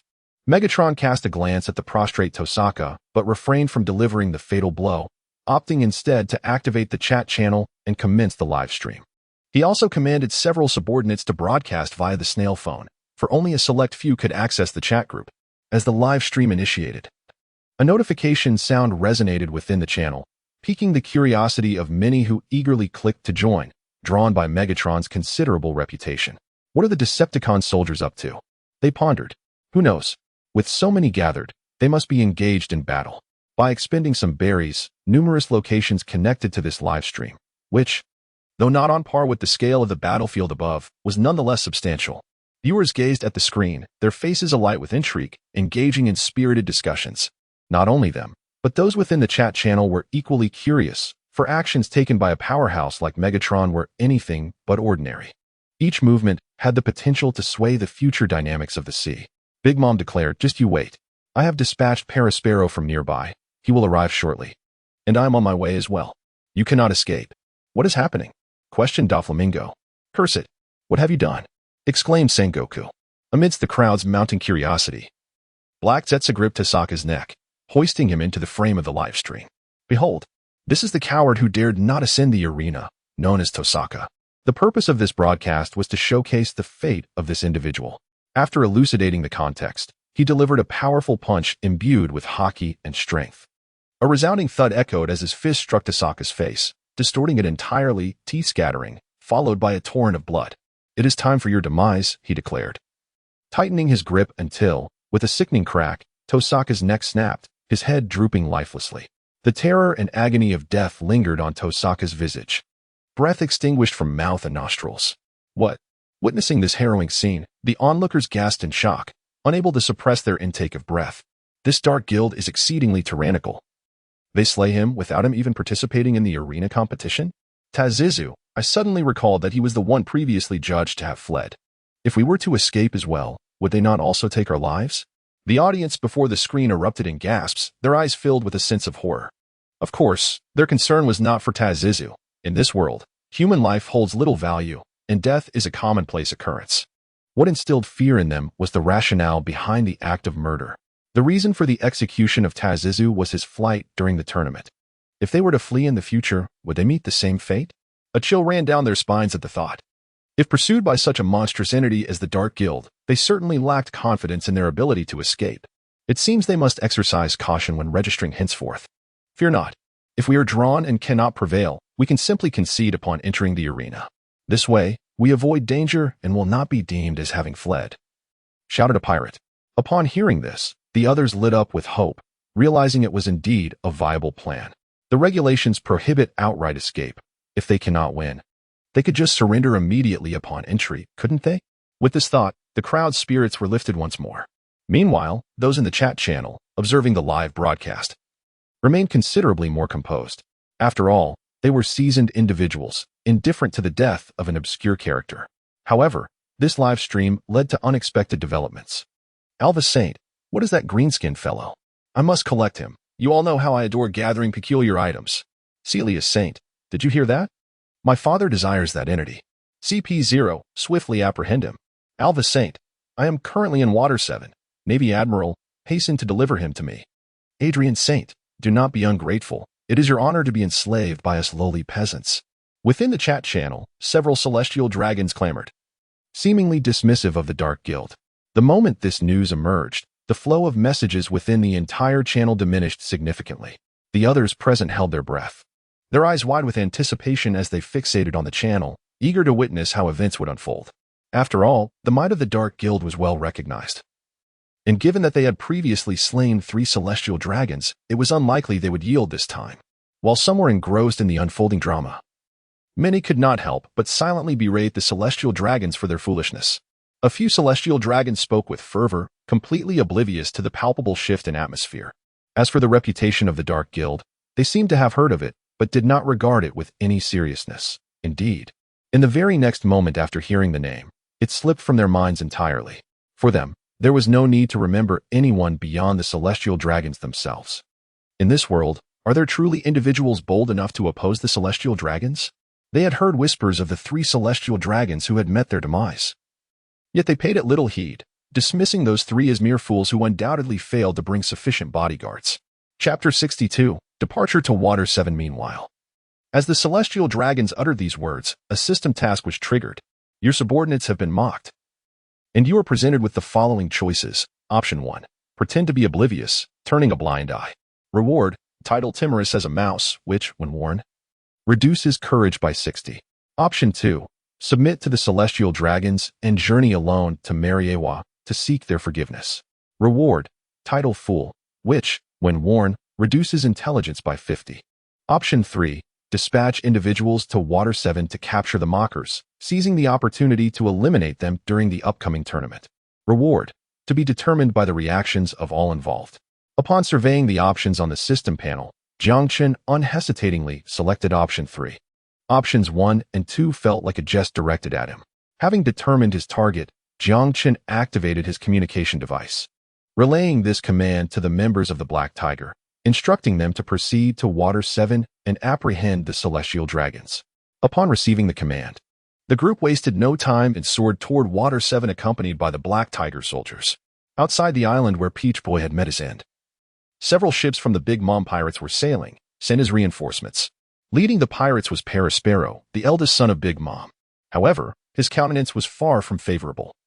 Beads of cold sweat adorned his forehead, and trepidation gripped his heart. As the eldest son of Big Mom, he ranked among the elite in both strength and strategy within the crew.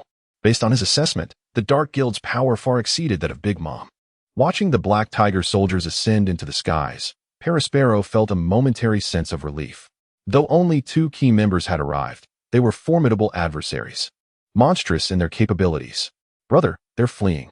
Let us attack," exclaimed a little girl clutching a doll, while the other children of Big Mom nodded in agreement. Their faces bore no trace of anxiety, as if they were simply on a holiday. "Fools," Paraspero fumed, directing a harsh rebuke at her. "Above us are those who have defeated Kaido, beings as monstrous as Mother herself. With the likes of Megatron present, even Mother would not stand a chance against them." His agitation was palpable, spurred by either their attitudes or their utter ignorance. "What?" The children were all taken aback, exchanging glances as their expressions shifted. "Brother Paraspero, what are you saying? Mother is invincible," one exclaimed. "Indeed, once Mother arrives, she will undoubtedly defeat them. Even if we combine our strength, we would still not be their match." The siblings chattered animatedly, their voices brimming with astonishment and disbelief. In their minds, their mother was an indomitable force. With only 2 adversaries to contend with, they believed that when Mother arrived, she could handle one alone while they together could easily subdue the other. "Silence," Charlotte Carrot interjected, unable to contain her frustration as she admonished the group. "You have no idea what you are up against. Those are not foes we can handle, no? Not even if we all joined forces could we take on just one of them. And even with Brother Katakuri, it would still be insufficient. Do you understand?" The impact of her words struck the hearts of the others like a bolt of lightning, leaving them stunned and shaken. If they had been uncertain about the strength of their opponents before, the mere mention of Katakuri clarified everything.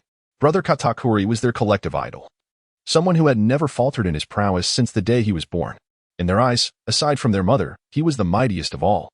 The realization that even together they would fall short against just one of their adversaries was a bitter pill to swallow. At that moment, the gravity of the situation dawned upon everyone. Among them, a little girl clutching a doll was so frightened that she burst into tears. With a clear path ahead and the rapid pace of the Decepticon soldiers, they reached the city of 7 Waters within just a few hours. On one of the streets of this city, an unusual scene unfolded. A group of civilians knelt on either side, their heads bowed low, not daring to breathe, fearing that the few individuals before them might take notice. In the center of the street, a party of individuals walked by. With 5 at the forefront clad in distinctive attire, their heads encased in glass helmets, each riding upon a slave beneath them. Following closely were several agents dressed in black and over a dozen armed guards. "If those wretches dare defy my orders, send someone to eliminate them all," seethed Alvis Saint, his face contorted with rage. He had been shouting in the chat channel for hours, yet the other party had yet to respond.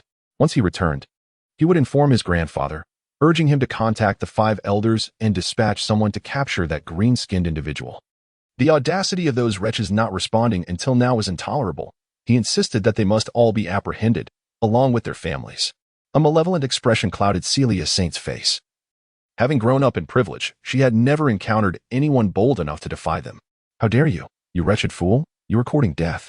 Alva Saint glared furiously in a particular direction.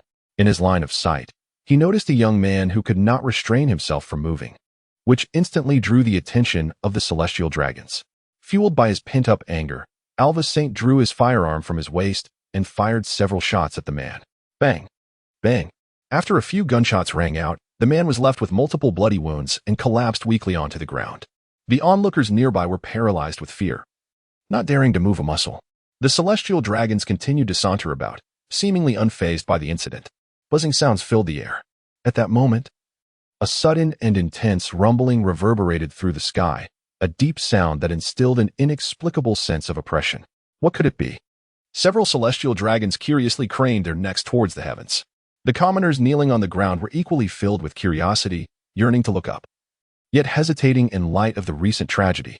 Soon, a swarm of small dark figures materialized, rapidly enlarging in size. What are those? Uncertain yet somehow familiar.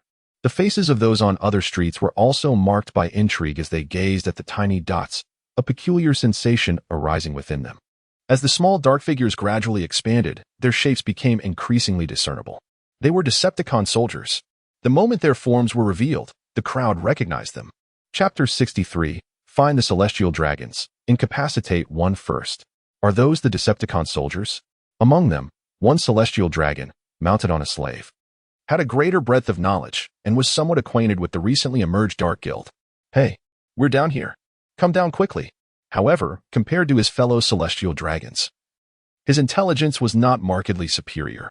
Upon spotting the members of the Dark Guild, instead of feeling fear, he began to shout loudly towards the sky, attempting to draw their attention. It's that green-skinned one. The green-skinned one is right there.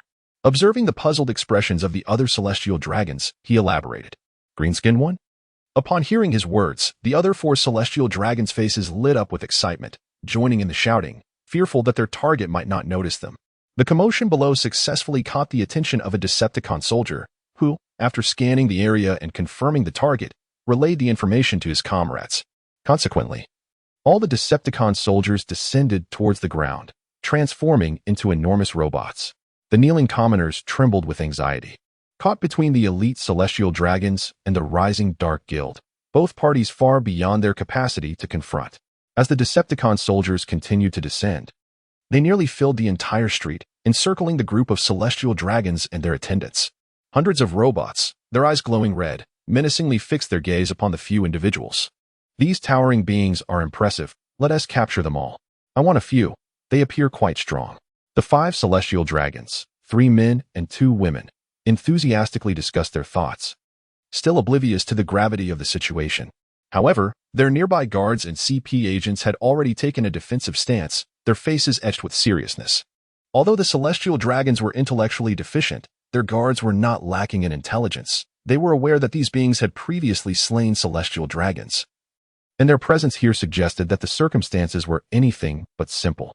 Certainly, there were indeed guards who had attempted to convey this information to the celestial dragons, urging them to take cover. However, that individual has already met a grim fate just moments ago. His lifeless body might still be warm. Are these the 5 foolish swine? They certainly appear exceedingly dim-witted. The dark-skinned figure advanced a few paces, expressing disdain. Upon witnessing the arrival of the dark-skinned individuals, the guards and CP agents grew increasingly anxious, their hands trembling around their weapons. How audacious! You dare to insult us. CP0, seize him at once. You, the green-skinned one, hurry over here. The 3 male celestial dragons shouted in fury, their corpulent faces flushed with rage. The 2 female celestial dragons were not idle either, launching a barrage of venomous words as if firing rapid volleys at the group. Seeking death, the great demon Piccolo erupted in fury, his aura surging as he charged forward. This is bad. Quickly stop him. Do not let him approach, or we shall all perish. The faces of the CP agents and guards paled, though fear gripped their hearts. They steeled themselves and rushed forward in an attempt to obstruct him. Yet, before they could cover much distance, a robust figure suddenly appeared before them, radiating a metallic sheen, his muscles as unyielding as steel. You lot are the bodyguards of the celestial dragons, aren't you? I truly cannot fathom what merit those imbeciles possess that warrants protection. The golden sperm bore a menacing grin, his fists clenched tightly as he gathered strength to unleash a powerful strike, accompanied by a whistling sound. The speed of his fist was astonishing. The CP agents and guards, unable to react in time, were struck with ferocious force. A resounding thud echoed as they were sent hurtling through the air, their bodies nearly shattered by the impact. The CP agents fared somewhat better due to their formidable strength and superior physical condition, yet even they coughed blood, their internal organs rattled to the brink of destruction. As for the weaker guards, their bodies were utterly mangled. The golden sperm's lips curled into a wicked smirk as he lifted his leg, executing a sweeping kick aimed at the remaining guards. With a swift motion, his leg sliced through the air like a great blade, emitting a chilling gleam. The icy brilliance struck the midsection of several guards, cleaving them in twain, their internal organs spilling forth, as the severed halves of their bodies thudded to the ground. The upper portion seemed to linger in agony, emitting pitiful wails. What? What is happening? Is the Dark Guild truly poised to strike against the celestial dragons? That cannot be, for they are the celestial dragons. Hearing the anguished cries, the kneeling populace trembled in fear, their legs quaking uncontrollably. A few curious souls dared to lift their gazes. Upon a mere glance, their pupils constricted in shock. The scene, reminiscent of purgatory, reverberated incessantly in their minds. Yet, despite the harrowing atmosphere, none dared to rise and flee, for before them stood the celestial dragons. Should they catch wind of any escape, death would be the only outcome. Meanwhile, King Piccolo approached the 5 celestial dragons, his gaze laced with cruelty directed at them. "What are you doing? Kneel at once. Do you wish to perish?" Upon witnessing the slaughter of their guards, a sense of foreboding gripped them, and in trembling voices, they expressed their fear. "As long as you spare our lives, that suffices." King Piccolo raised his arm, extending a single finger as his energy swirled, a radiant glow igniting at his fingertip. This luminescence intensified, and with a swift gesture, a brilliant beam shot forth, seemingly intent on penetrating all before it. The beam struck St. Alva's thigh, instantly perforating flesh and sinew, its momentum unyielding as it embedded itself into the earth behind him. A gaping wound marred his leg, the excruciating pain overwhelming his senses, eliciting a piercing scream from his lips. Alva grimaced in agony, his face flushed crimson. Accustomed to a life of luxury, he could hardly endure such torment. Writhing on the ground, he clutched his leg, rendered incapable of standing. With a whoosh, several lasers erupted, striking Alva's body almost simultaneously. However, they did not strike vital organs but rather targeted his limbs, skillfully avoiding major arteries due to King Piccolo's precise control over his energy. The lasers penetrated flesh, creating multiple gaping wounds. Each of Alva's limbs bore more than one bloody orifice. His agonized cries filled the air as he lay prostrate, his limbs rendered powerless, the searing pain threatening to engulf him entirely.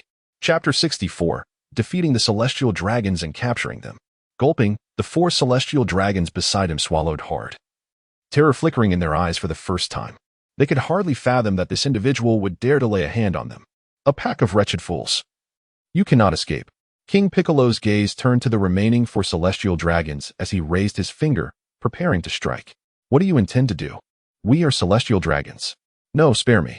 Upon my return, I shall not seek vengeance." The terrified cries and threats poured forth from the quaking celestial dragons. Yet, King Piccolo paid them no heed. With a swift motion, he unleashed a series of rapid strikes.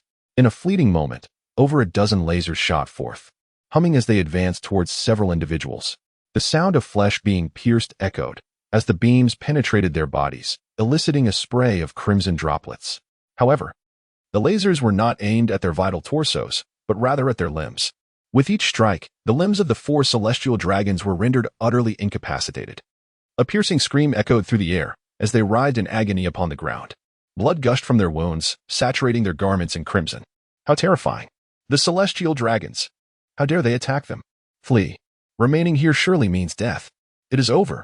The Marine admirals will undoubtedly arrive. Upon hearing the anguished cries, the kneeling populace could no longer contain themselves. They raised their heads to gaze towards the celestial dragons. Just one glance sent a shudder through their very souls, as though a colossal hand were gripping their throats, rendering their breaths labored. Witnessing the celestial dragons in such a pitiful state, the eyes of all widened in shock, plunging the streets into chaos. Countless individuals screamed and scrambled in every direction, their faces etched with terror. Thanks to the chat channels and the numerous spies of the world government, news of the situation swiftly reached the ears of the 5 elders.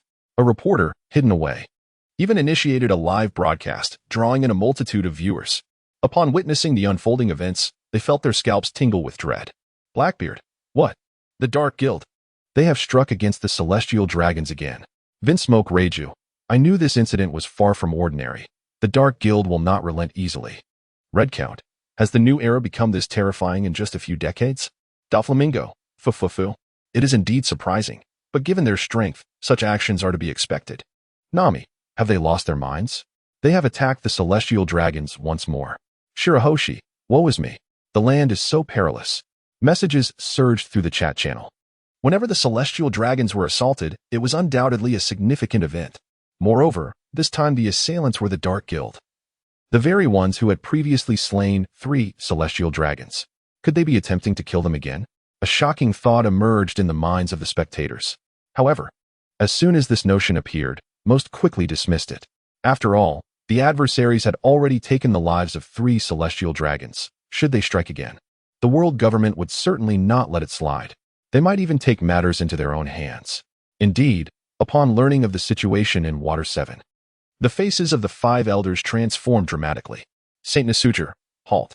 Release those celestial dragons immediately. If you dare to kill another, none of you shall escape.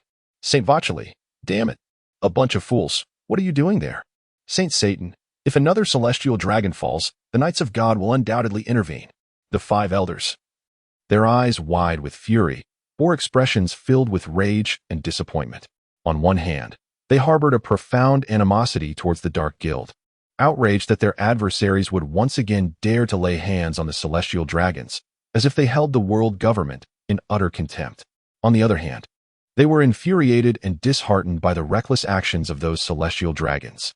To their astonishment, the 5 celestial dragons not only provoked the Dark Guild, but also had the audacity to disclose their location. Such folly was beyond comprehension. Naturally, they attempted to contact the 5 celestial dragons, urging them to return hastily, yet to their dismay, those individuals paid no heed. Moreover, the speed of the Dark Guild surpassed all expectations.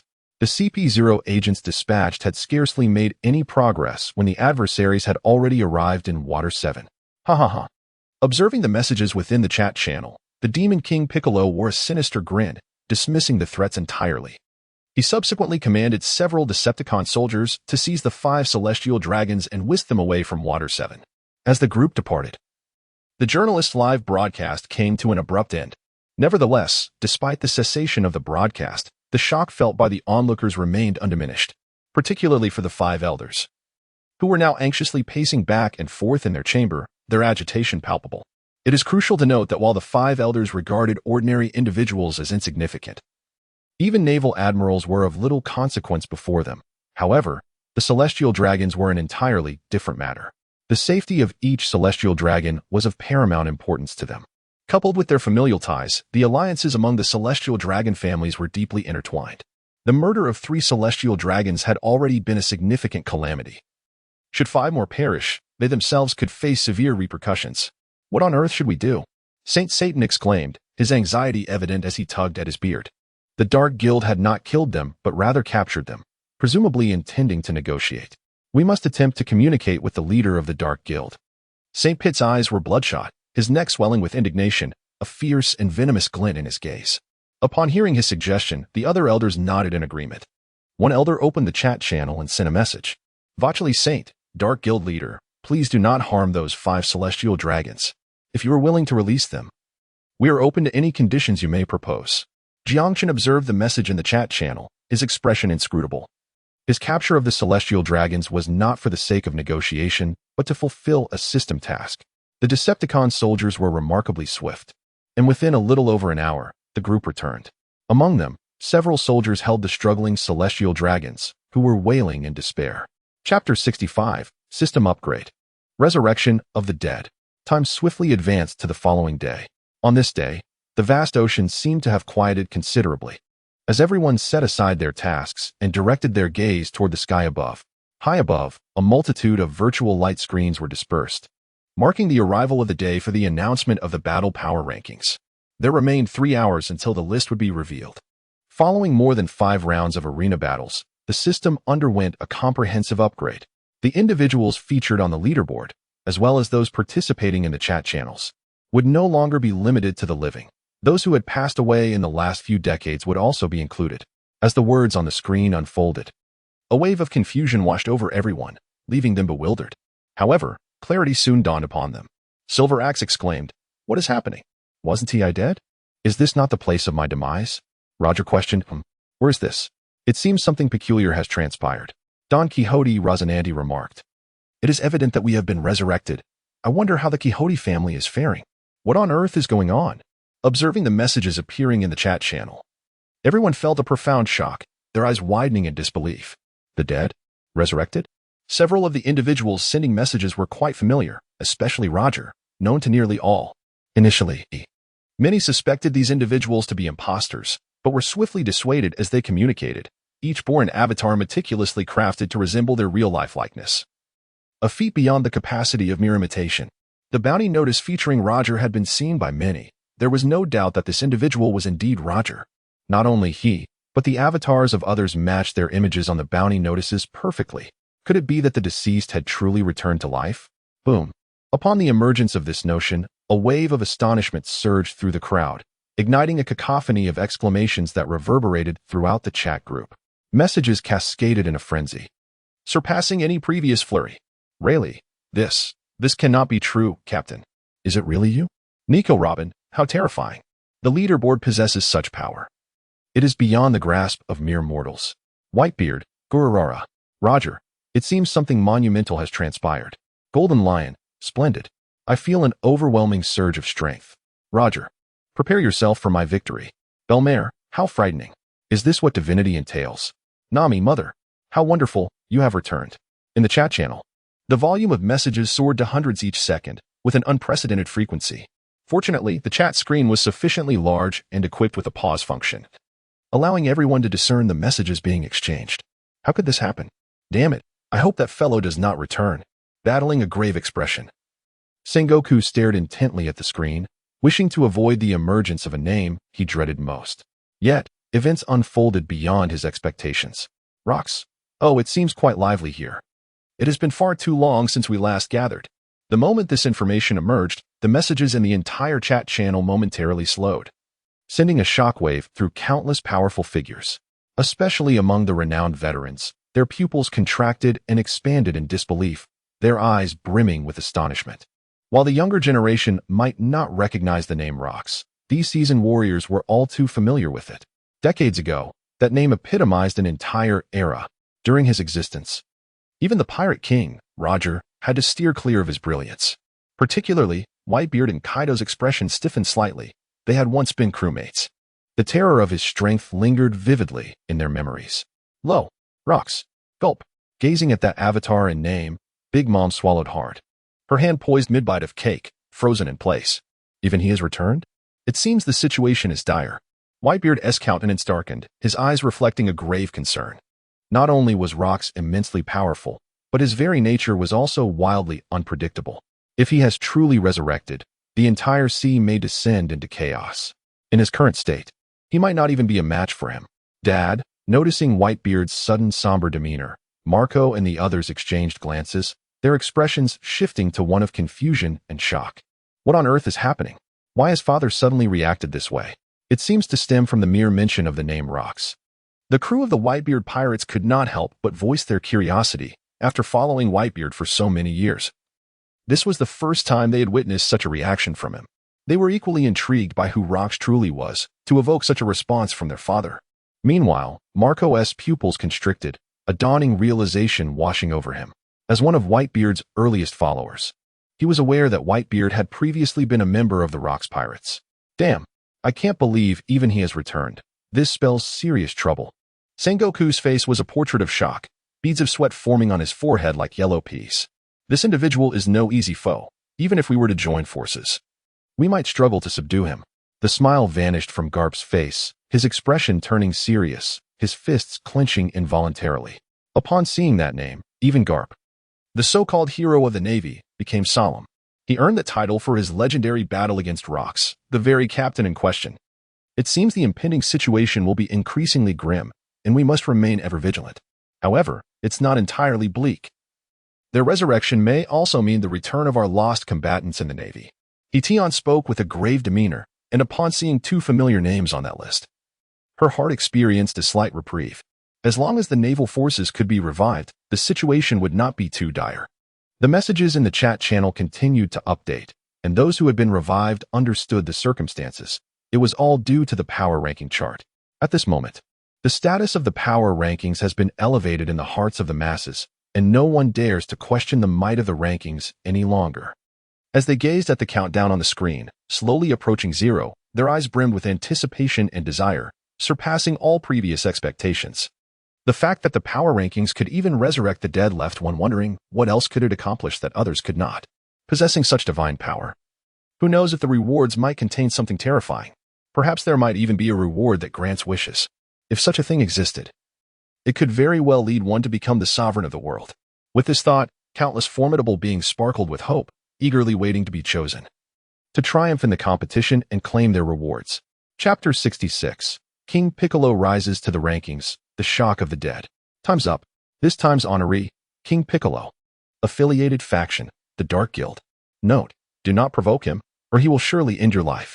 As the countdown reached 0, a few lines of text materialized on the screen, revealing the names of the new prospective members.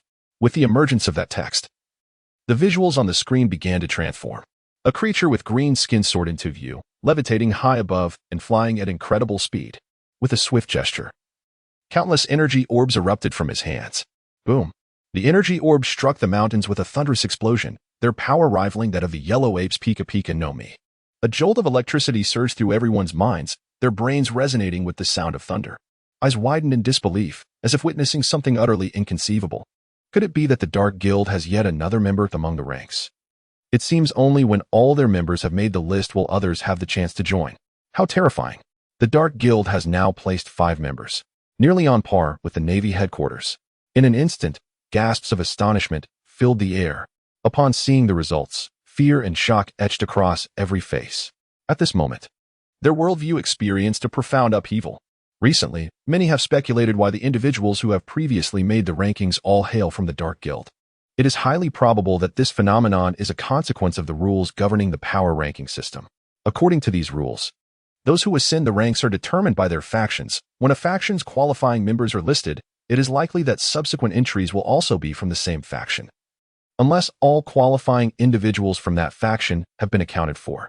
Nevertheless, even in such a scenario, this reality is already too much for many to bear. It is worth noting that the Dark Guild boasts 5 formidable members, and with the addition of another, they now total 6. Such a cadre of elite warriors far surpasses any singular 4 Emperor's pirate crew. Indeed, they may even rival the strength of the Marine headquarters. What on earth is happening? At this moment, everyone began to question the veracity of their own eyes. They could scarcely fathom that such a terrifying force had been concealed beneath the vast ocean. Doflamingo, Fufufu, what is the truth behind this? With such formidable power, even the Navy headquarters would hesitate to engage them lightly. Tina, damn it. More members of the Dark Guild. But Tina will not be frightened. Marco, I wonder what the strength of this Beak the Demon King is like. I hope he is not akin to those previous monstrosities. Runty, no, it can't be, can it? Each individual possesses such immense power? Are we truly their match? In the chat channel, voices of astonishment resonated, each message imbued with a gaze of horror. Especially Runty, Black Maria, and the likes of Flower Sword, who were aware of the strength of such pirates. Through prior battles, they comprehended that those who made the rankings were nothing short of monstrous. They were in no way comparable to the ordinary officers of their own Yonko pirate crew. If they were to confront those monsters, they could hardly endure for long. Of course, amidst the shock, many were also filled with confusion. Rox, what is the matter? You all seem quite astonished. Kuina, we wish to know why you are so surprised. Is the Dark Guild a newly emerged pirate crew? Some who had just been revived looked at the astonished expressions and curiously inquired, filled with wonder. After all, they had just returned to life and were entirely oblivious to the events that had transpired. In response to their inquiries, some began to elucidate. Chopper, the Dark Guild is terrifying. They have already unleashed 5 monsters of the Admiral level, and now another has surfaced. What could Beak the Demon King's strength be? Nami, indeed. Indeed, and they have slain 3 celestial dragons. Just yesterday, they abducted 5 more. Who knows what they intend to do? Perona, even the Yonko Kaido has been defeated. They are truly monsters. Sob as the explanations unfolded, everyone felt a sudden buzz in their heads. It was as though a hammer had struck them, their pupils dilating in disbelief. The Yonko Kaido was defeated. 5 monsters of admiral caliber. Gazing at the text above, everyone inhaled sharply. Naturally, some who had perished long ago were entirely unaware of what a Yonko was. Moreover, those of top-tier strength, like Roger, did not pay much heed to the title of Yonko. However, upon seeing the mention of 5 admirals, even their eyes could not help but widen in astonishment. The admirals had always existed as the pinnacle of the Navy's combat prowess, their status remaining largely unchanged. The existence of 5 admirals was indeed a terrifying prospect. Even if Roger were to encounter them, there would only be one option, to flee. However, upon witnessing the celestial dragons being slain, everyone's pupils constricted once more, and they collectively inhaled sharply in disbelief. The celestial dragons, nearly universally recognized, are the aristocrats of the world whose mere insult could summon the might of marine admirals. Yet now, they have been murdered, 3 of them, no less. The ramifications of such an act are indeed unimaginable. At this moment, everyone's perception of the Dark Guild transformed dramatically. Nicole or Bia exclaimed, "How terrifying! How could anyone dare to kill a celestial dragon?" Aaron responded incredulously, "Impossible. To dare to kill a celestial dragon. What sort of being could possess such audacity?" Fisher Tiger remarked, "A force of this caliber has emerged from the Dark Guild? It is beyond my imagination." Stella added, "I cannot fathom it. They are the aristocrats of the world." Rox laughed maniacally, "Ha ha ha. Is that so? After all these years, a force like this has finally appeared. I truly wish to witness it." Within the chat channel, astonished exclamations erupted like a ceaseless barrage of firecrackers. Each individual, freshly revived, stared wide-eyed, sending messages filled with disbelief. However, not everyone was swayed by Nami and the others' explanations. Many scoffed at the absurdity of it all. After all, the claims were rather outrageous. Talk of 5 admirals' worth of combat power, of having slain 3 celestial dragons, and capturing 5 more. One could easily deduce that such feats were implausible. Attacking a celestial dragon would surely summon the admirals. How could the Dark Guild possibly survive after killing 3? Under this line of thinking, many began to harbor doubts. Yet, what transpired next obliterated their skepticism. Prior to entering the arena, the mighty King Piccolo requested early entry into the competition. His request was granted. Participants were to register within the stipulated time frame. Under the influence of the system's power, a spatial rift materialized approximately 2 to 3 meters in front of King Piccolo. As the fissure widened, a wormhole capable of transportation took shape. During this registration period, pre-listed participants could enter the arena early. King Piccolo gazed at the black hole before him, a sinister smile creeping across his face. Beside him were 5 individuals clad in peculiar attire, 3 men and 2 women, bound together by a thin iron chain that pierced through their thighs, rendering them akin to a skewered delicacy. Their muffled cries of agony echoed as the chain inflicted excruciating pain. "It's time to go, you 5 wretches," King Piccolo sneered, tugging at the chain as he advanced towards the black hole. With each tug, the 5 celestial dragons writhed in torment, collapsing to the ground, unable to rise, helplessly dragged along. The moment King Piccolo entered the black hole, the screen above began to shift. The vibrant hues transformed, revealing the arena. Ding. Detection of additional participants entering the venue. Upon the commencement of the match, unrelated personnel will be promptly expelled from the arena. Look, what is that? He has entered the arena ahead of time. In the gaze of the crowd, a green-skinned figure was dragging a chain, behind which 5 individuals clad in peculiar attire followed. Upon witnessing their garb, a wave of dread washed over the onlookers, as if an enormous hand had seized their hearts with an iron grip. Celestial dragons, a name so terrifying that it surged into the minds of all present. Adorned in resplendent white garments and wearing glass helmets, their familiar yet fearsome appearance left no doubt that they were indeed celestial dragons. How could this be? What nefarious intentions did the great demon King Piccolo harbor? How dare he treat the celestial dragons in such a manner? Were these the very 5 celestial dragons who had been captured? The horror was overwhelming. What on earth was transpiring? At this moment, the entire world has erupted with fervor. In this world, when it comes to the highest status and the greatest power, there is no doubt that the celestial dragons reign supreme. Although they possess weak individual strength, they are far more terrifying than the 4 emperors of the sea and the admirals of the navy. Even the admirals must heed their commands. Such a position is unmatched by anyone. Thus, upon witnessing this scene, everyone felt a resounding buzz in their minds, their eyes filled with shock and disbelief. Especially those who had just been revived. Their brains were struck like a bolt from the blue, leaving them utterly stunned. They could never have imagined that they would one day behold such a staggering spectacle. At this moment, the chat group erupted with a flurry of comments. "Doflamingo, what is happening? Why has the Dark Guild brought the celestial dragons here?" "Guena, it's actually true. The Dark Guild is incredibly audacious." "Clar, this is terrifying. What on earth does the Dark Guild intend to do? Are they not afraid of provoking the world government?" "Jewelry Bonnie, this is madness. I must keep my distance from anyone associated with the Dark Guild to avoid their ire."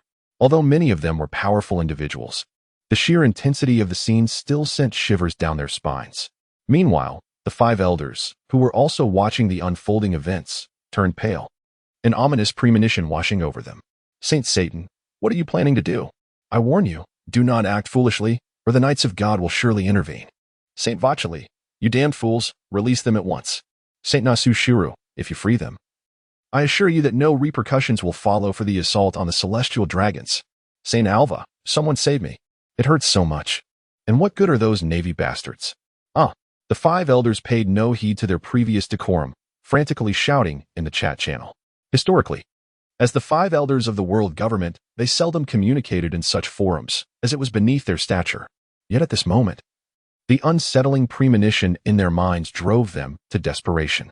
However, in the face of the 5 elders' cries and threats, Jiangchun and his companions remained indifferent. Very well. Now it is time to end you. On the battlefield, the Demon King Piccolo turned his gaze towards the 5 celestial dragons, an evil grin spreading across his face. Raising his arm, a dazzling light emanated from his palm.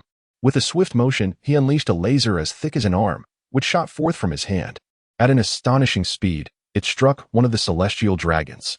Buzz. The energy of the laser was razor-sharp. Upon encountering flesh, it instantly dissolved the meat, piercing right through. A gaping wound appeared in the abdomen of the celestial dragon, and from one side, one could see through to the other. The anguished cries of the celestial dragon abruptly ceased, his eyes bulging and his face a canvas of torment and resentment. However, as the blow did not strike his heart, he did not succumb immediately. Instead, he laboriously turned his head to cast a final glance downward, struggling for a brief moment before he ultimately perished. His lifeless body then fell heavily to the ground. Silence enveloped the scene, a profound stillness, as if the entire world had descended into an eerie hush. In that moment, everyone stood there as if stunned, their expressions vacant, and their minds seemingly subjected to an overwhelming shock. It was as if their brains had momentarily frozen under an immense strain. With a clatter, the swords of the swordsmen fell to the ground, while the cigarettes of those indulging in smoke slipped from their lips, and the cups of those sipping water shattered into fragments. Some even struck their own faces with force, the sharp sting serving as a harsh reminder that this was no dream. The celestial dragons were dead. They had truly slain a celestial dragon. I had previously dismissed it as mere rumor, but it was indeed reality. The horror of it all. To kill a celestial dragon was an act so audacious that even the 4 emperors of the seas would not dare attempt it. After a considerable passage of time, the crowd began to regain their senses from the shock. It is important to note that although they had previously read about the Dark Guild's assassination of the celestial dragons in the newspapers, those were merely reports and not witnessed firsthand. Yet now, they had beheld the death of a celestial dragon with their own eyes. They had witnessed the Dark Guild in action, bringing down a celestial dragon. The magnitude of the shock is utterly incomparable to that of the former. Chapter 68, Slaying 5 Celestial Dragons in Succession, the red-haired Shanks makes his entrance. Especially for those who have just been revived, their astonishment leaves them utterly speechless. It turns out the rumors they had heard were indeed true. On the battlefield, several other celestial dragons, witnessing their comrades' demise, trembled in terror. Tears and mucus streaming down their faces, while a liquid trickled from their lower regions. Please, don't kill me. I will give you anything you desire. I beg you, just spare my life. Woohoo! Please let me go. Why are you doing this? Pleas for mercy poured from their lips, and coupled with their pitiful appearance, they seemed somewhat deserving of sympathy. However, before the pleas of the few, the Demon King Piccolo displayed not a hint of compassion. Extending a finger, he waved it dismissively, unleashing a laser beam from his fingertip that shot straight towards one of the celestial dragons. The laser pierced the heart of the celestial dragon, halting his cries for mercy instantaneously, his expression frozen in that moment. Whoosh, whoosh, whoosh.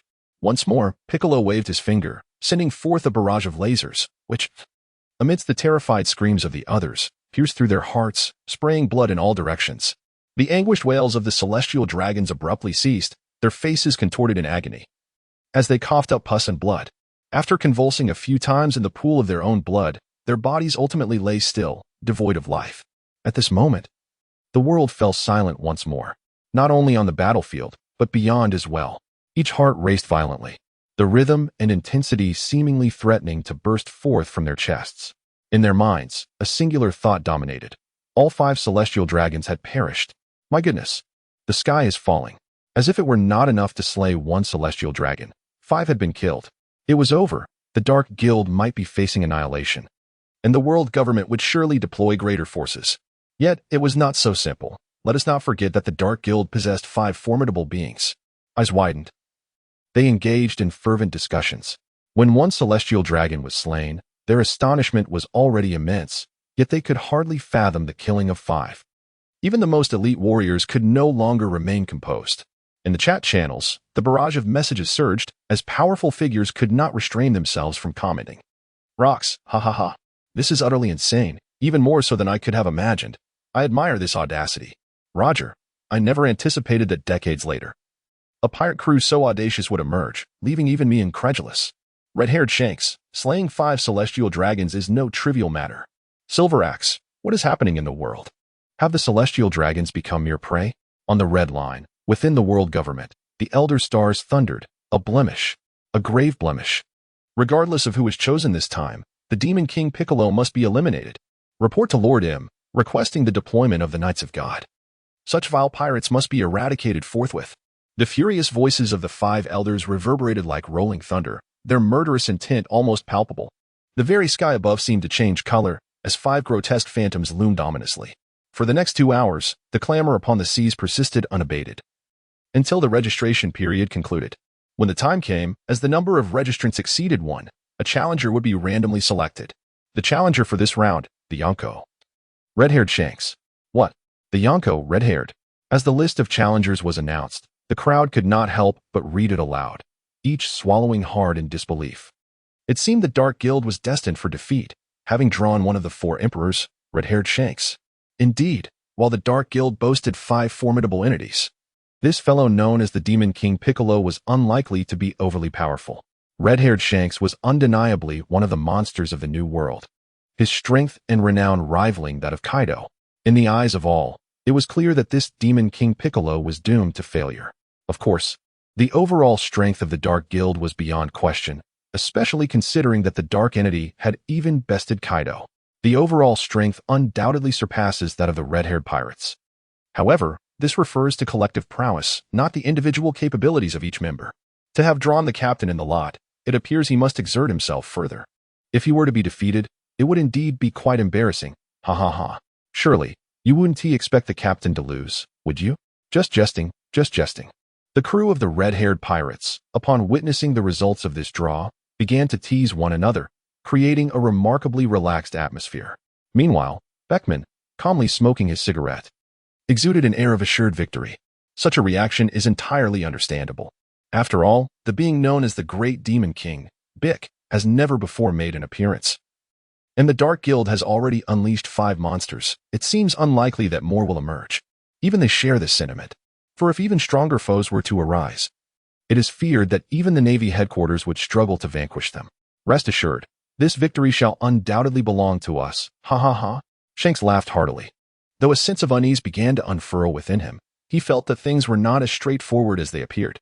Gradually, under the watchful gazes of the crowd, Shanks made his way into the gaping black hole before him. As the world spun around him and his vision cleared once more, he found himself at the center of the arena. Opposite him stood the Great Demon King, Bick, whose expression remained icy, seemingly indifferent to the external clamor and the news of his opponent being one of the 4 emperors. After sensing the formidable aura emanating from Bick, Shanks's gaze sharpened, and vigilance crept into his heart. The presence before him felt akin to that of a malevolent deity, terrifying and immensely powerful. May I ask, out of courtesy, who exactly you are? Shanks exhaled. The light-hearted demeanor that had graced his face vanished, replaced by a solemnity. Courtesy? Ha ha ha. Rather than asking for my respect, why not allow me to end your life instead? Bick cackled malevolently, his eyes narrowing as a tremendous force erupted from him, akin to a shockwave radiating outward. Crack, crack. Under this overwhelming pressure, the nearby stones shattered instantaneously, sending small fragments flying in all directions. With a resounding boom, even before the battle commenced, the once sturdy arena floor caved in, creating a massive pit. A cloud of dust, intermingled with debris, surged forth in a chaotic display. Shanks raised his arm to shield his face, narrowing his eyes. This phenomenon was peculiar, reminiscent of Conqueror's haki, yet it was undeniably something different. Whoosh. Before the residual energy could dissipate, the Great Demon King surged forward, as if propelled by flight, with the ground beneath him cracking under the weight of his presence.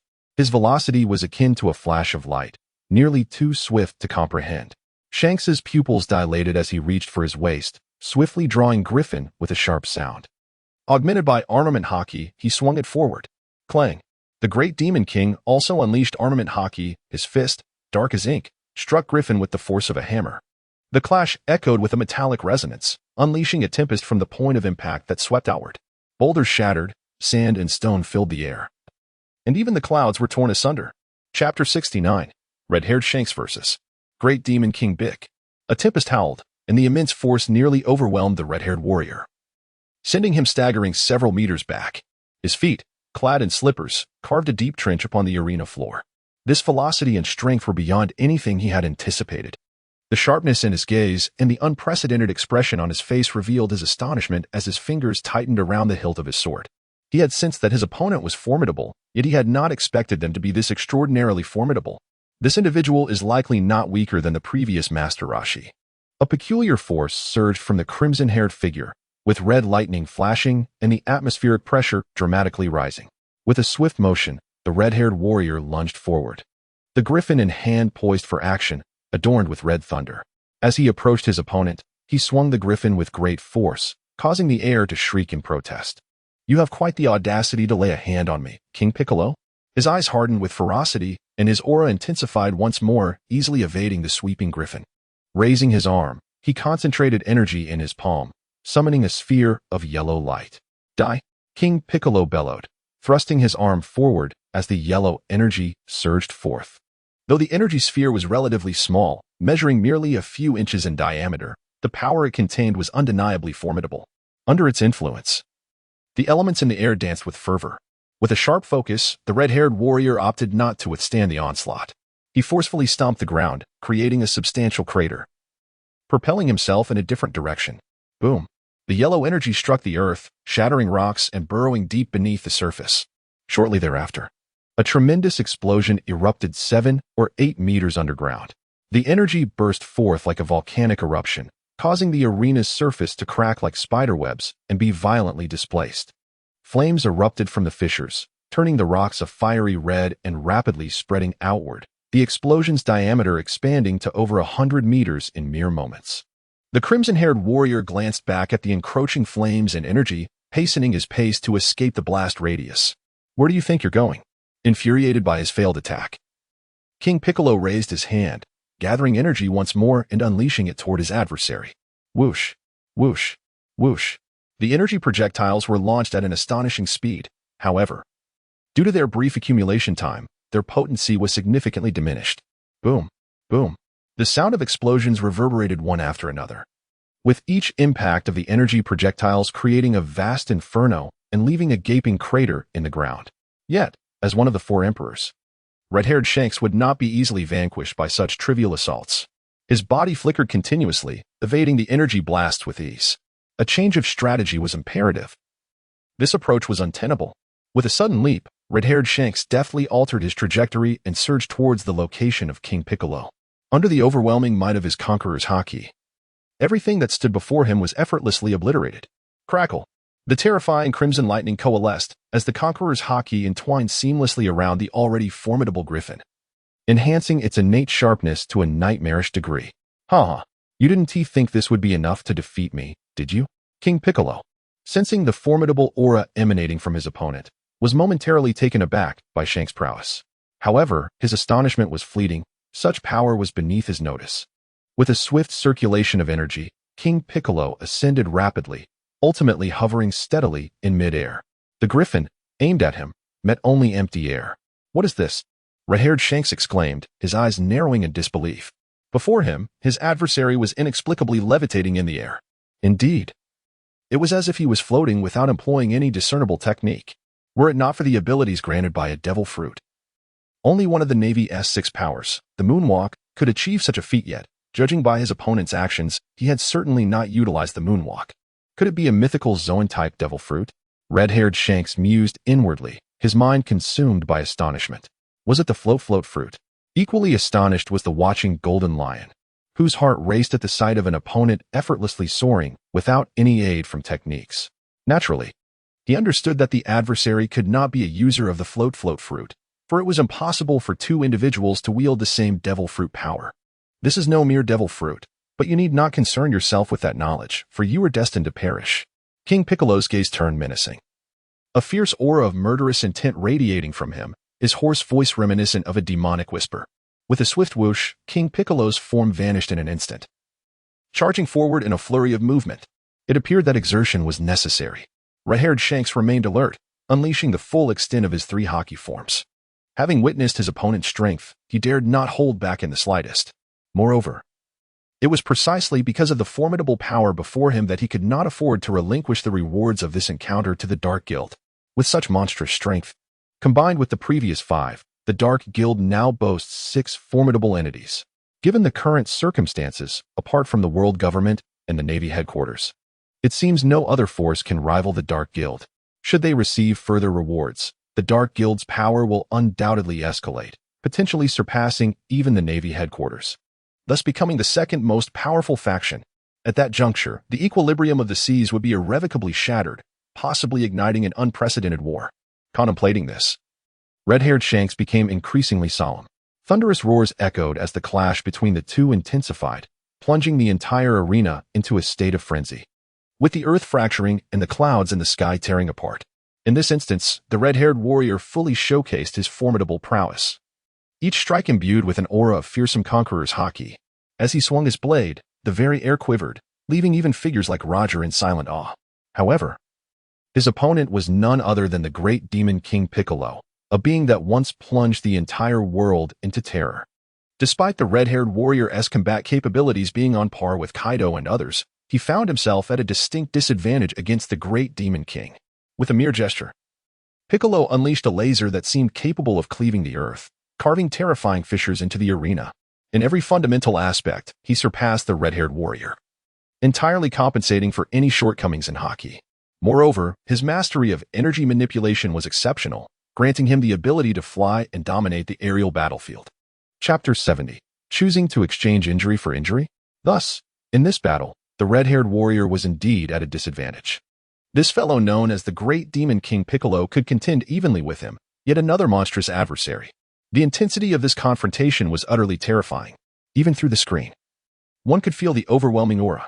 Outside the battlefield, spectators watched the clash with dilated pupils, their faces painted with disbelief. Whispers and gasps filled the air. Although many had anticipated that the Great Demon King, hailing from the Dark Guild, would be formidable, few expected him to be this formidable. Another being capable of rivaling the Emperors of the Sea. Thus, it seemed that the Dark Guild now boasted 6 such monsters. In the chat channel, exclamations echoed, particularly from those recently revived, who were abuzz with discussion. Roger remarked, "I never imagined that little brat from years ago would grow to such heights. It's quite nostalgic." Nico Alvia exclaimed, "The strength of these two is utterly terrifying. Even deploying the Demon Slayer order from back then would likely be futile against them." Mihawk noted, "It appears that the red-haired warrior has encountered significant trouble. He is no longer holding back." Nami gasped, "What? You mean to say the red-haired warrior is using his full strength? That's impossible. He is one of the emperors of the New World." Runny affirmed, "Indeed, the red-haired warrior has unleashed his full potential.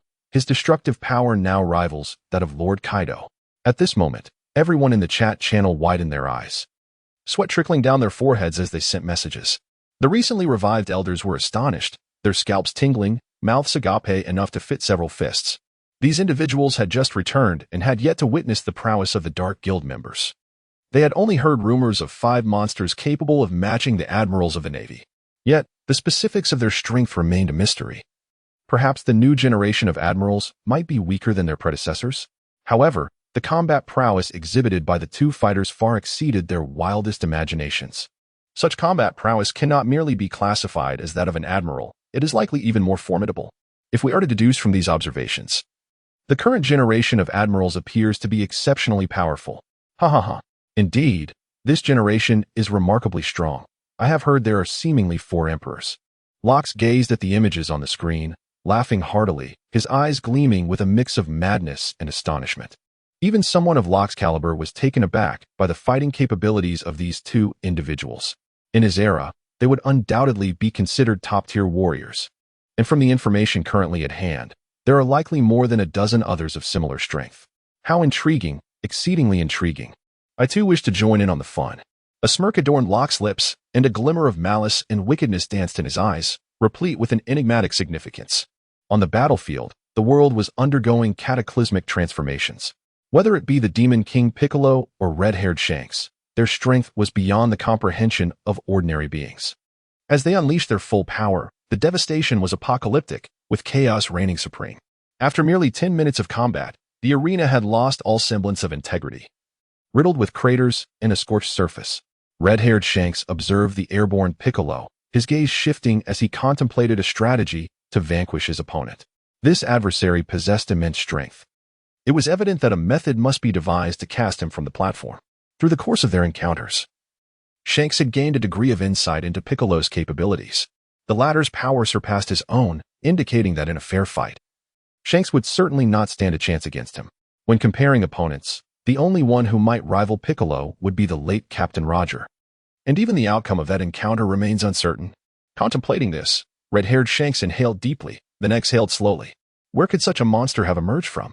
With a powerful stomp, he propelled himself off the ground, brandishing his sword towards the sky. The sheer force of his leap sent shards of stone erupting from the earth beneath him. Accompanied by the rush of air, he charged towards his target, unleashing a powerful strike mere meters from it. As the blade descended toward him, the Demon King Piccolo wore an ominous grin, lifting his arm and aligning his fingers, thrusting them forward with his razor-sharp claws. No evasion, red-haired Shanks questioned, convinced that his strike would undoubtedly connect. Yet, his opponent chose not to retreat but to counterattack, seemingly intent on exchanging injuries. With a steely resolve, Shanks mirrored the action, refusing to dodge as an overwhelming aura of intimidation emanated from him, channeling his energy into a decisive strike. Now certain of his opponent's superiority, engaging in a trade of wounds could indeed be advantageous for him. The crimson thunder of the griffin struck fiercely against the arm of the formidable Bick, carving a gruesome gash that oozed with blood. In retaliation, Bick's claws plunged into the side of the red-haired Shanks' abdomen, leaving a wound approximately 7 to 8 centimeters deep, from which blood gushed forth. With a thud, Shanks landed on the uneven ground, casting a glance at his own wound before assessing the injury on his opponent's arm. His brow furrowed in confusion, pondering why Bick had chosen to engage in a mutually injurious exchange, especially since the damage inflicted upon Bick appeared far graver. Submit. For your right arm is rendered useless, and your combat capability has diminished significantly. Continuing this fight would benefit neither of us, Shanks spoke to the figure hovering above. Should he lose an arm, the likelihood of his triumph in this battle would increase considerably. Foolish creature, do you truly believe my arm is incapacitated? Bick cackled malevolently, his eyes glinting with a menacing light, creating an unsettling aura. Shanks glanced at Bick's still bleeding arm, his brow tightening further, perplexed by Bick's intentions. The audience before the screen wore expressions of curiosity. What is he saying? Although Shanks is injured, Bick has also sustained a more severe wound. Indeed, his arm seemed to be beyond temporary recovery. Even Kaido could not mend such an injury in a short span of time. The blood continued to flow. How could he possibly recover? Doubt and confusion marred the faces of the spectators as they engaged in fervent discussions. For it was evident that Bick's right arm was no longer functional. If untreated, the repercussions would likely linger. In the Red Earth continent, within the world government, 5 elder statesmen observed the unfolding scene on the screen, their silence heavy with foreboding, their foreheads etched with grim lines. Humph. We are well aware of Shanks' prowess. One remarked gravely. Chapter 71. Bick the Demon King tears off his own arm. The face of St. Peter was etched with concern and disbelief. Watching the intense battle unfold on the screen, his heart raced. He had not anticipated that the Dark Guild possessed such monstrous combat power. Initially, upon seeing the challengers draw Shanks, he believed victory was assured for the red-haired pirates, along with the accompanying rewards. Yet, he was utterly taken aback by the revelation that this Bick the Demon King was nearly as formidable as Shanks himself. The other 4 elders shared his grave expression, their faces shrouded in frost, their eyes betraying a profound sense of trepidation. Evidently, their sentiments mirrored those of St. Peter.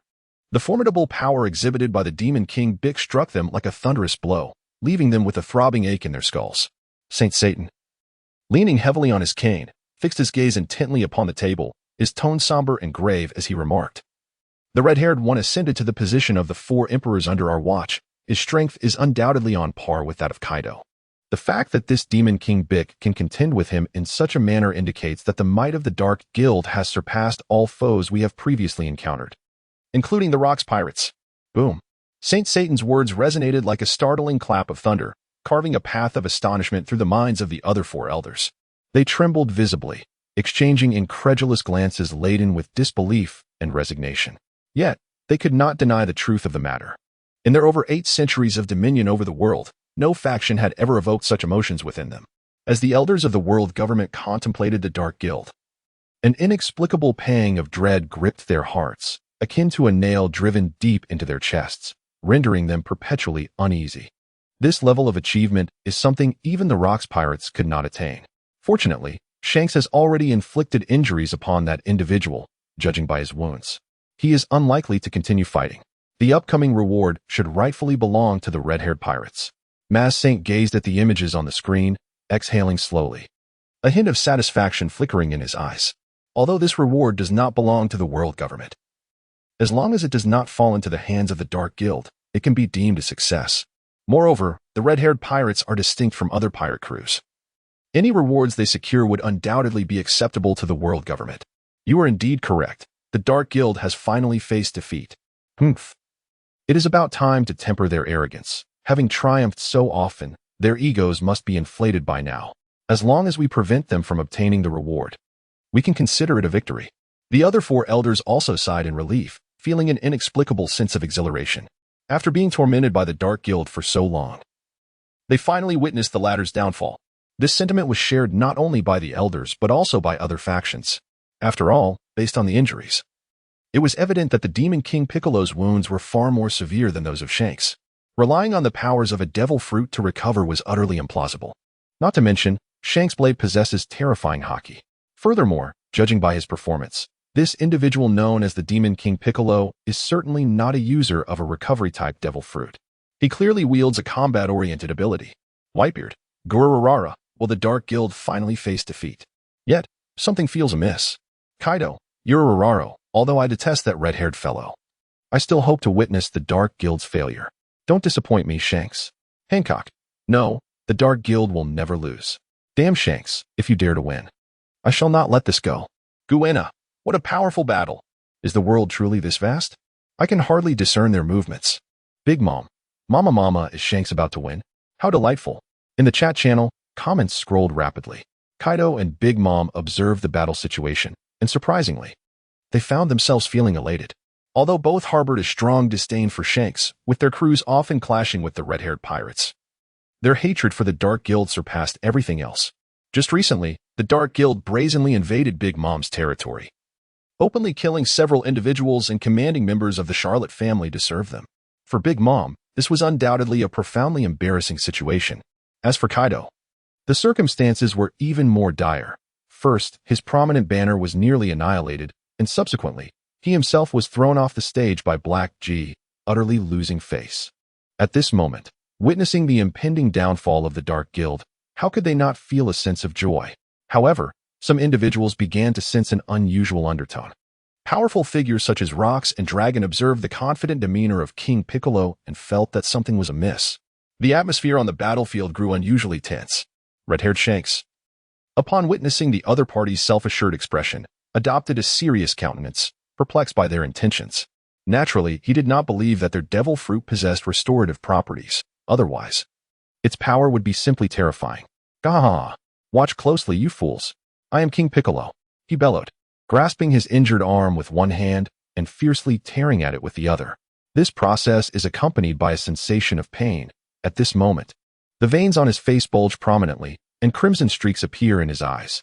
With a sharp exhalation, as he exerts more force, the injured arm is wrenched from his body, blood splattering in the aftermath. Is this man mad? The red-haired Shanks, witnessing this scene, feels his pupils constrict. Even as one of the 4 emperors, seeing someone tear off their own arm sends a jolt through his heart. Particularly alarming is the fact that the individual in question is a top-tier powerhouse. Such an act, in Shanks' eyes, resembles sheer madness. He understands all too well the repercussions of losing an arm on one's strength. Moreover, the deliberate severing of his limb carries a purpose. Unlike the reckless dismemberment exhibited by the likes of King Piccolo, a lunatic, this is a madman. Good heavens, am I seeing this correctly? He actually tore off his injured arm. How terrifying. Is this even human? Those watching this horrifying spectacle before their screens erupt in gasps of astonishment. Even the most brutal pirates among them are no exception, their faces reflecting sheer terror. Had King Piccolo dismembered an enemy, they might have remained unfazed. After all, they have witnessed countless gruesome scenes over their years at sea. However, The fact that this individual has torn off his own arm alters the entire narrative. Isn't this a bit too harsh on oneself? Even they cannot help but feel a surge of fear at this moment. Chapter 72. The Red-Haired Shanks Defeat. And the victory of King Piccolo. Suddenly, the wound where King Piccolo lost his arm began to change. The flesh wriggled, as if something were attempting to emerge from within. With a forceful exertion, a new arm extended forth, coated in a viscous liquid. How is this possible? The arm is regenerating. The red-haired Shanks gazed at this astonishing scene, his eyes wide with disbelief. He never anticipated that his opponent could regrow a severed limb. Don Quixote Doflamingo exclaimed, "What is happening?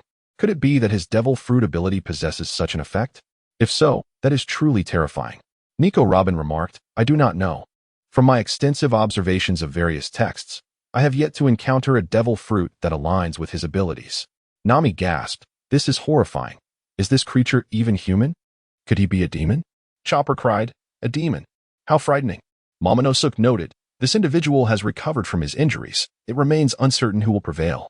Witnessing this extraordinary spectacle, the onlookers could only move their lips in astonishment, their faces reflecting sheer surprise. When King Piccolo had torn off his own arm, they all thought him insane. Yet none could have guessed he possessed the power of regeneration. A shockwave rippled through the crowd.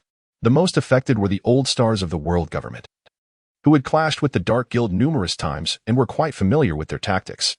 Upon witnessing this, a sense of foreboding washed over the five of them. "You can perish." King Piccolo unleashed a powerful aura as he propelled himself forward with a blinding speed. In an instant, he vanished from sight, only to reappear behind the red-haired Shanks. With a swift motion, King Piccolo swung his arm, enveloped in dark haki, aiming a fierce strike at Shanks' neck. The sheer velocity of the attack sliced through the air, producing a sharp whistle. Boom. Although the red-haired Shanks bore an injury at his waist, it did not hinder him significantly as he evaded with remarkable agility. The residual force of King Piccolo's attack detonated upon the arena, sending debris flying in all directions. "Where do you think you're running to?" Denying his opponent a moment's respite, King Piccolo surged forward again, launching rapid assaults imbued with terrifying force. In that moment, King Piccolo had entered a state of fury, his combat prowess surpassing that of the turtle hermit. Cursed be this fiend.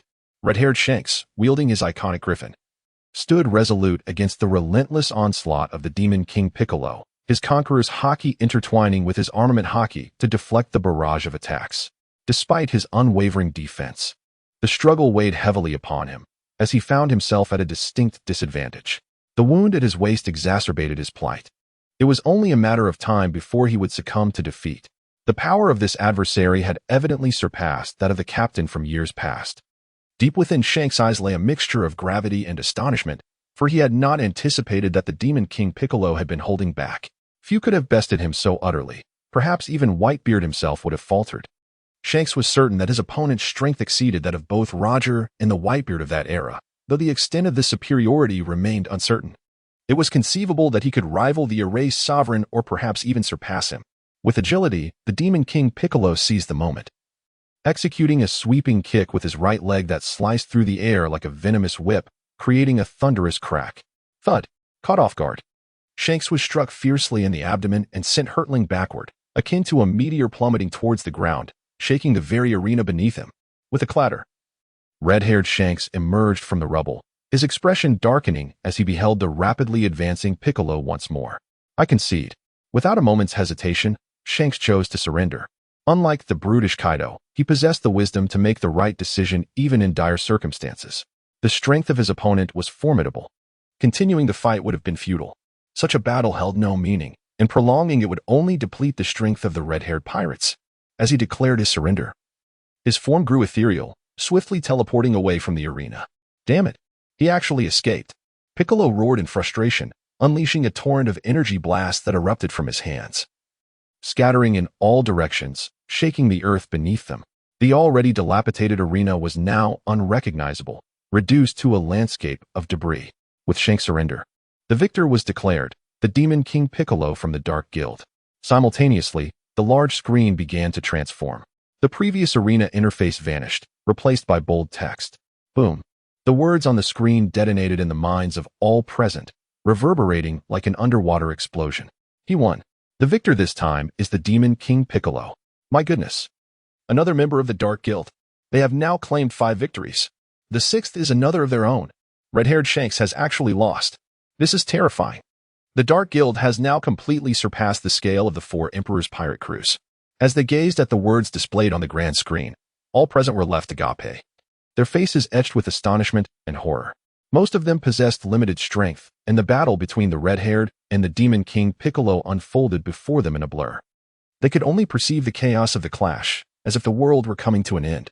Yet, they remained oblivious to who held the upper hand. Witnessing the defeat of the four emperors once more, the crowd could no longer contain themselves, erupting into exclamations. Ronnie exclaimed, "How terrifying! The power of these two has far surpassed our own. It seems the ultimate victor is the Dark Guild." Kaido shouted, "Damn it! Red-haired, what are you doing? How could you lose to that guy?" Vinsmoke Rager remarked, "With 6 such formidable monsters, it is likely that no one, save for the world government, stands a chance against them." Carla added, "Even the 4 Emperor Shanks has been defeated? I hope I never have to encounter them." Big Mom scoffed. "Red-haired has lost as well. How utterly humiliating." Nico Robin stated, "So powerful.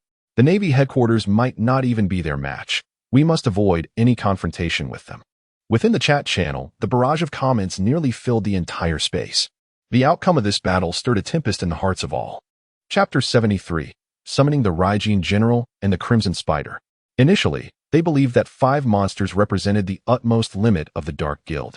However, to their astonishment, there existed yet another formidable entity that had vanquished the 4 emperors, Shanks. Thus, it could be concluded that the Dark Guild now possessed 6 unparalleled forces of power.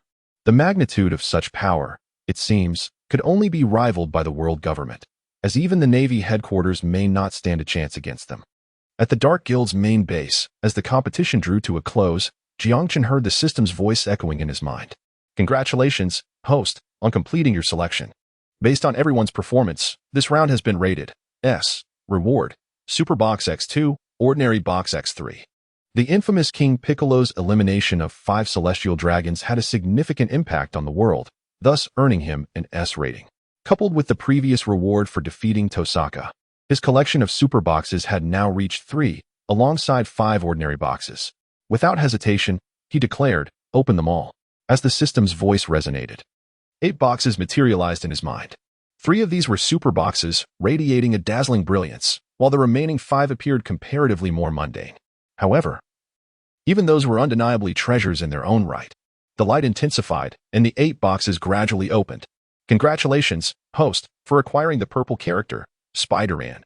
Congratulations, host, for acquiring the golden character, Raiden Shogun, Genshin Impact.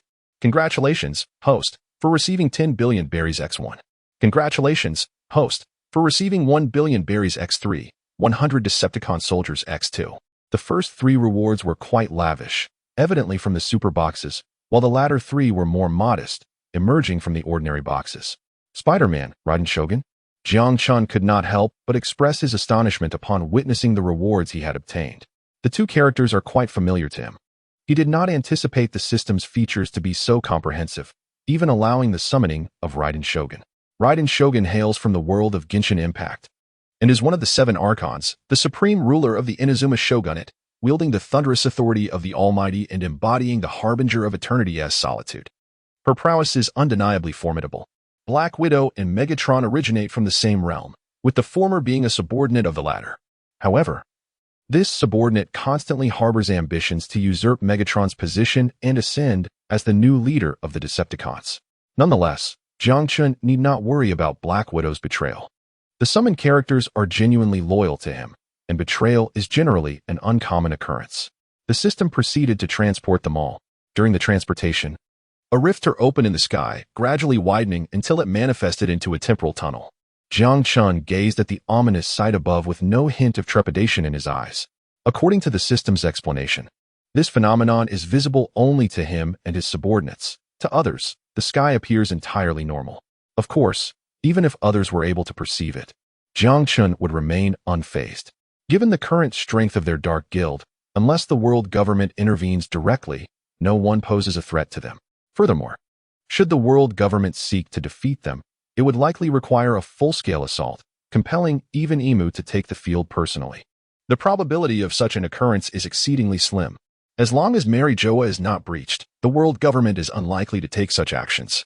After all, That inept group of celestial dragons requires substantial protective forces. A low rumble reverberated through the sky. Countless fighter jets emerged from a black void, hurtling towards the Earth. The leading aircraft bore a distinct appearance, exuding a more formidable presence than the rest. Thud! As it neared the ground, the fighter jets swiftly transformed into colossal robots, crashing heavily to the surface. The foremost robot, slender in stature and possessing a sinister expression, was none other than the Red Spider. Concurrently, a woman clad in purple attire with her long violet hair intricately braided stepped forth, wielding a long spear known as the Harvest of Kusanagi. At this moment, the god of thunder appears to be a being whose heart has been opened by the traveler, her expression no longer as frigidly terrifying as it once was. After summoning this group of individuals, Chun Imo dispatched people to guide them on a tour, allowing them to familiarize themselves with the current circumstances. Meanwhile, the murmurs from the outside world gradually subsided, signaling that the moment of reward distribution was approaching. One cannot help but wonder how many devil fruits would be bestowed this time. I feel certain it will not be fewer than 30. Surely, there will be some without side effects, perhaps even a top-tier natural type among them. How delightful it would be if I were to receive a devil fruit without side effects. It could fetch an astronomical price. This time, the number of devil fruits could very well reach 50. 50? How astonishingly terrifying that would be. As they gazed at the slowly advancing time on the large screen, the crowd could not contain their discussions. Many speculated about the number of devil fruits that would be awarded, for in their eyes, few things hold greater value than these fruits, particularly those without side effects. Just a few days prior, an auction house had approached the Dark Guild, seeking to acquire a devil fruit without side effects for auction, setting a base price of 1 billion berries. This is merely the most fundamental price. After a round of competition, it can undoubtedly rise much higher. Unfortunately, the Dark Guild has rejected that auction house. This left everyone feeling a sense of regret, as they too were eager to discover the worth of a devil fruit devoid of side effects. Discussions regarding the rewards were rampant in the chat channel. Nami expressed, "I too long for a reward. If only I could obtain 1/10 of a devil fruit, I would possess an inexhaustible fortune." Vegapunk speculated, if my assumptions are accurate, this time's rewards undoubtedly included devil fruit free of side effects. I sincerely hope the Dark Guild can auction one. Kazara remarked, "How terrifying it is. These monsters are about to grow even stronger." Nefertari Vivi added, "A devil fruit without side effects is the aspiration of all." Rox chimed in, "As for the rewards, I have heard that previous ones were quite remarkable, including a devil fruit without side effects. Its authenticity remains uncertain." As time dwindled, many found themselves restless, their eyes filled with envy and longing. By customary standards, this round of rewards was expected to yield a significant number of devil fruits, certainly exceeding 30. Moreover, the presence of a devil fruit devoid of side effects rendered it even more precious. Consequently, numerous individuals began messaging the Dark Guild, hoping to acquire a devil fruit free from side effects following their acquisition of rewards. Particularly scientists like Vegapunk were in desperate need of such a fruit for experimentation, potentially uncovering its hidden secrets. However, just as they were speculating whether the rewards would indeed be devil fruits, a surprising twist unfolded. Chapter 74, Rewards, Revival Orbs. As the moment arrived, the victor was declared King Piccolo. Rewards, 10 Senza Beans, 5 Revival Orbs. The function of Senza Beans, upon consumption, one can instantly restore all injuries and stamina, regardless of the severity of the wounds, including the regrowth of severed limbs. Furthermore, they also satiate hunger immediately. Revival Orbs, capable of resurrecting the deceased. As long as the individual has existed in this world, they can be brought back to life at will, with each orb granting 1 resurrection. As the details displayed on the grand screen shifted, the rewards emerged. In the next instant, the previously boisterous world fell into an eerie silence. Gazing at the rewards on the screen, all were struck as if by lightning, their mouths agape, their eyes wide with shock and disbelief. At that moment, they stared blankly at the grand screen above, scarcely daring to blink, as if it harbored something profoundly unimaginable. In the chat channel, silence reigned for a brief moment, the barrage of comments nearly ceasing. After an extended pause, someone finally broke the stillness. "What is this? Was the reward supposed to be a devil fruit? Senza Beans can heal all injuries, including the regrowth of limbs. Revival Orbs can resurrect the dead. How can such things exist in this world? Reviving the deceased.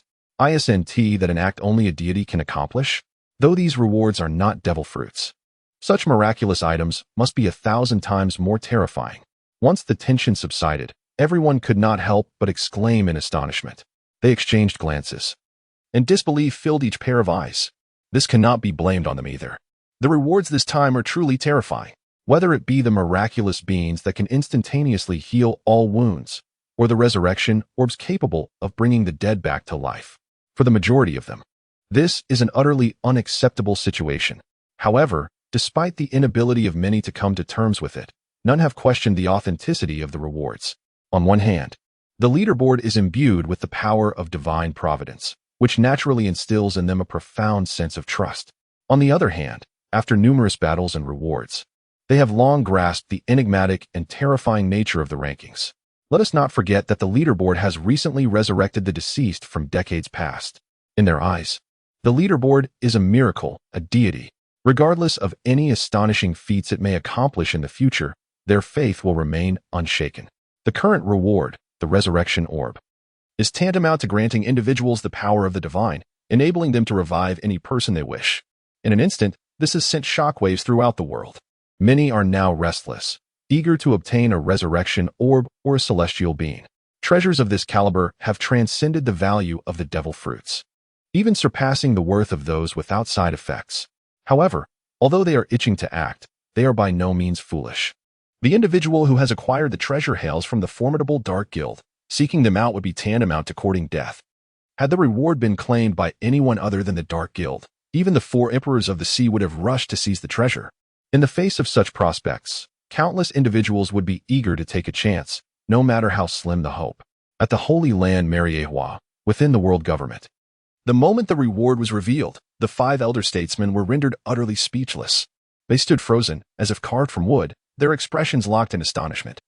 After what felt like an eternity, the 5 elders regained their composure, only to be overtaken by a collective gasp of disbelief. How could this be possible? A reward of such magnitude graced the rankings, a resurrection pearl, a relic capable of reviving the dead. The astonishment and horror lingered in Nesushu's eyes, beads of sweat dotting his forehead. While they could somewhat accept the notion of a devil fruit devoid of side effects, this reward drastically exceeded their wildest imaginings. The capacity to resurrect the deceased transcended any valuation in berries. Even Lord M could not fathom such a level of power. Indeed, it was entirely incomparable. It is no wonder that Lord M had previously stressed the utmost caution against opposing the rankings. The Dark Guild already boasted 6 elite warriors, and now, with the acquisition of the magical beans and resurrection pearls, especially the latter, completely annihilating them would prove increasingly arduous. It had escalated to the point where I might have to intervene personally. Marcus, with his long white beard, trembled in astonishment as he spoke. The impact of his words detonated in the minds of the other 4 elders like an underwater explosion. All 4 were jolted, a flicker of fear and trepidation crossing their faces. They had been so preoccupied with the rewards that they had overlooked the identity of the recipient, the Dark Guild. The Dark Guild was already a terrifying entity, and now, with such an extraordinary reward, they had become a far greater menace than a mere thorn in the side. The great demon King Piccolo had slain 5 celestial dragons, and the divine knights were poised to act.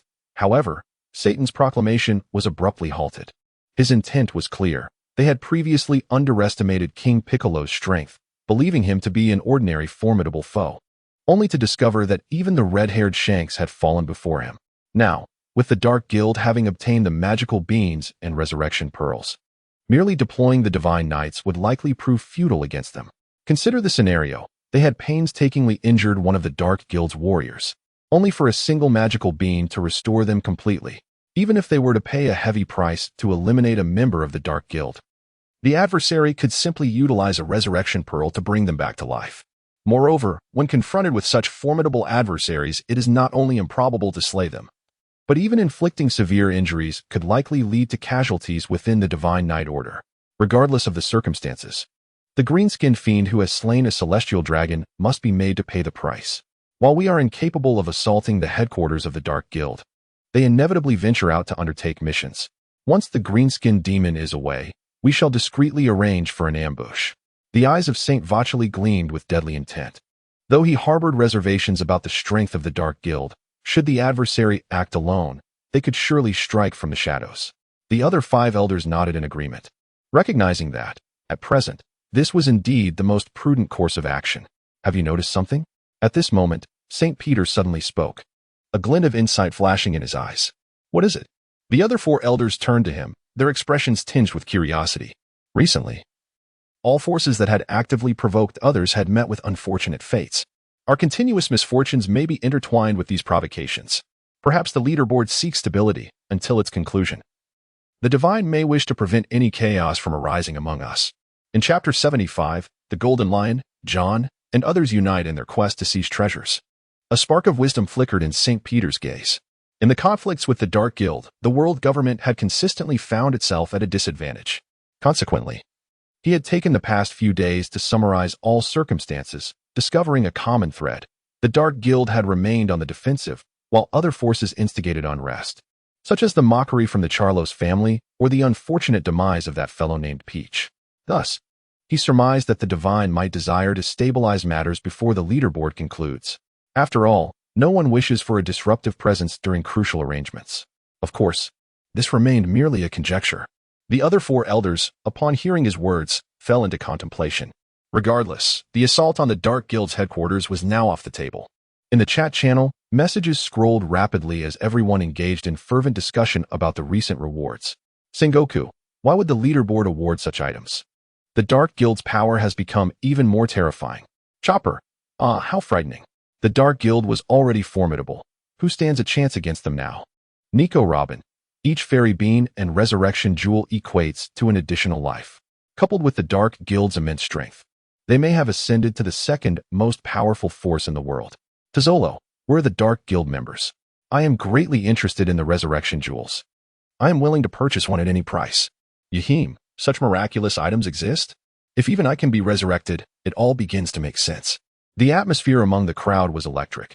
The potential of the rewards surpassed the imagination of ordinary folk. Before the leaderboard's emergence, none would have dared to believe in the possibility of resurrection. Yet now, not only had it revived a portion of those who had perished over the decades, but even the rewards included treasures capable of bringing the deceased back to life. As they gazed at the rewards displayed on the large screen, the eyes of all were filled with longing and astonishment. However, they were also acutely aware of their own limitations and refrained from acting rashly. Even members of the Four Emperors pirate crews dared only to utter bravado, unwilling to take genuine action. After all, the opposing force had already surpassed the Four Emperors. Should a confrontation ensue, it would spell the end of their crews. Certainly, if several of the Four Emperors pirate crews were to unite, they might stand a chance against the Dark Guild. However, such an occurrence is exceedingly rare. The most fervent seekers of treasure are the resurrected dead. Although they have been brought back to life by the leaderboard, who can ascertain whether they will succumb to death once more when the leaderboard concludes. While they feel it is unlikely, currently in robust health, the possibility of unforeseen circumstances looms. At this moment, an opportunity presents itself. If they can obtain the resurrection pearl, they can ensure their continued existence. Instantaneously, someone in the chat channel began to harbor ulterior motives. Golden Lion, I must ask, with the Dark Guild possessing such a wealth of treasures, will you not share a morsel? I desire nothing but a single magical bean. The prospect of the magical bean stirred his emotions.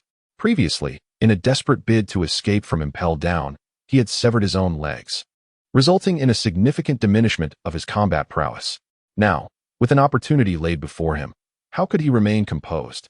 Moreover, according to the magical bean's properties, not only could he restore his legs, but the lingering injuries from past battles might also be healed. At that point, his strength would return to its zenith.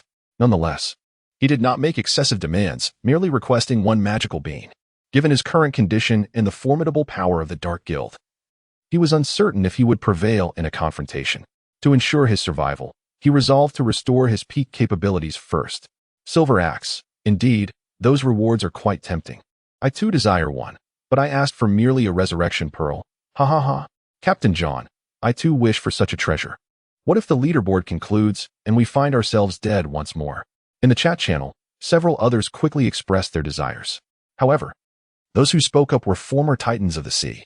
The weaker individuals, upon witnessing the formidable combat prowess of the Demon King Piccolo, were not inclined to vie for treasure. Moreover, the already living strong did not voice their intentions, merely exchanging a few dismissive remarks. After all, they were unlike the newly resurrected, They had witnessed the Dark Guild's might firsthand, with one powerful figure after another emerging. Golden Lion's fate was indeed extraordinary. After being defeated by Luffy, he succumbed to rage and died from the strain. Upon awakening, he found himself resurrected by the leaderboard. The audacity of Golden Lion and his peers to speak so boldly likely stemmed from their ignorance of the Dark Guild's other members' capabilities. A gaggle of cowards. Unwilling to seize such a magnificent treasure, what a disgrace for the new generation of pirates. Observing the lack of response in the chat channel, John could not help but curse under his breath, gradually developing a disdain for the new breed of pirates. To be a pirate is to engage in combat and seize coveted treasures with fortitude. In their era, they had successfully plundered even the possessions of the world government. He acknowledged that the formidable being known as Bick the Great Demon was indeed powerful, yet this was not the reason for their trepidation. Naturally, he also contemplated the rumors circulating about the 5 other formidable warriors within the Dark Guild. As for the true extent of their strength, let me, a warrior of the bygone era, put it to the test. A glint of cold resolve ignited in Captain John's eyes. He had resolved to pay a visit to the Dark Guild stronghold. Years have passed, and surely the world has forgotten the name of Captain John. Now presents a splendid opportunity. Even if he cannot vanquish the Dark Guild, seizing their treasures will restore his name to the vast seas. Moreover, he feels that upon his resurrection, his strength is at its peak, an undoubtedly fortuitous revelation. With resolve, he sends a message in the chat channel. Captain John, the Dark Guild will not willingly relinquish their celestial beings and resurrection orbs. I have decided to pay a visit to their headquarters. Is there anyone willing to accompany me? He refrains from detailing the purpose of the visit, yet the others grasp his intent, after all. Venturing to the Dark Guild at this juncture is undoubtedly for the rewards. Upon seeing this, Jean Shitsi and Dean Fu, among others, respond. Jean Shitsi, I too am inclined to join. Let us go together. Roger, will you accompany us? Dean Fu, it seems the Dark Guild has no intention of yielding. Thus I shall procure the treasures myself. Typically, Jean Shitsi is reluctant to collaborate with others due to his inherent pride. However, given the formidable opponents, including 5 powerful adversaries he is yet to encounter, and with Roger's resurrection rekindling his motivation, he is determined not to perish easily. He yearns to restore his strength and triumph over Roger personally. Therefore, prudence dictates that he allies himself with these companions. Chapter 76. The identities of Jean Shitsi and others emerge. Chopper, you must not go. The Dark Guild is terrifying. Even the admirals were defeated in the previous contests. People can die. Along. Indeed, after witnessing the leaderboard matches, I realized the world's terror. They are monsters. Doflamingo, Jean Shitsi is a legendary pirate.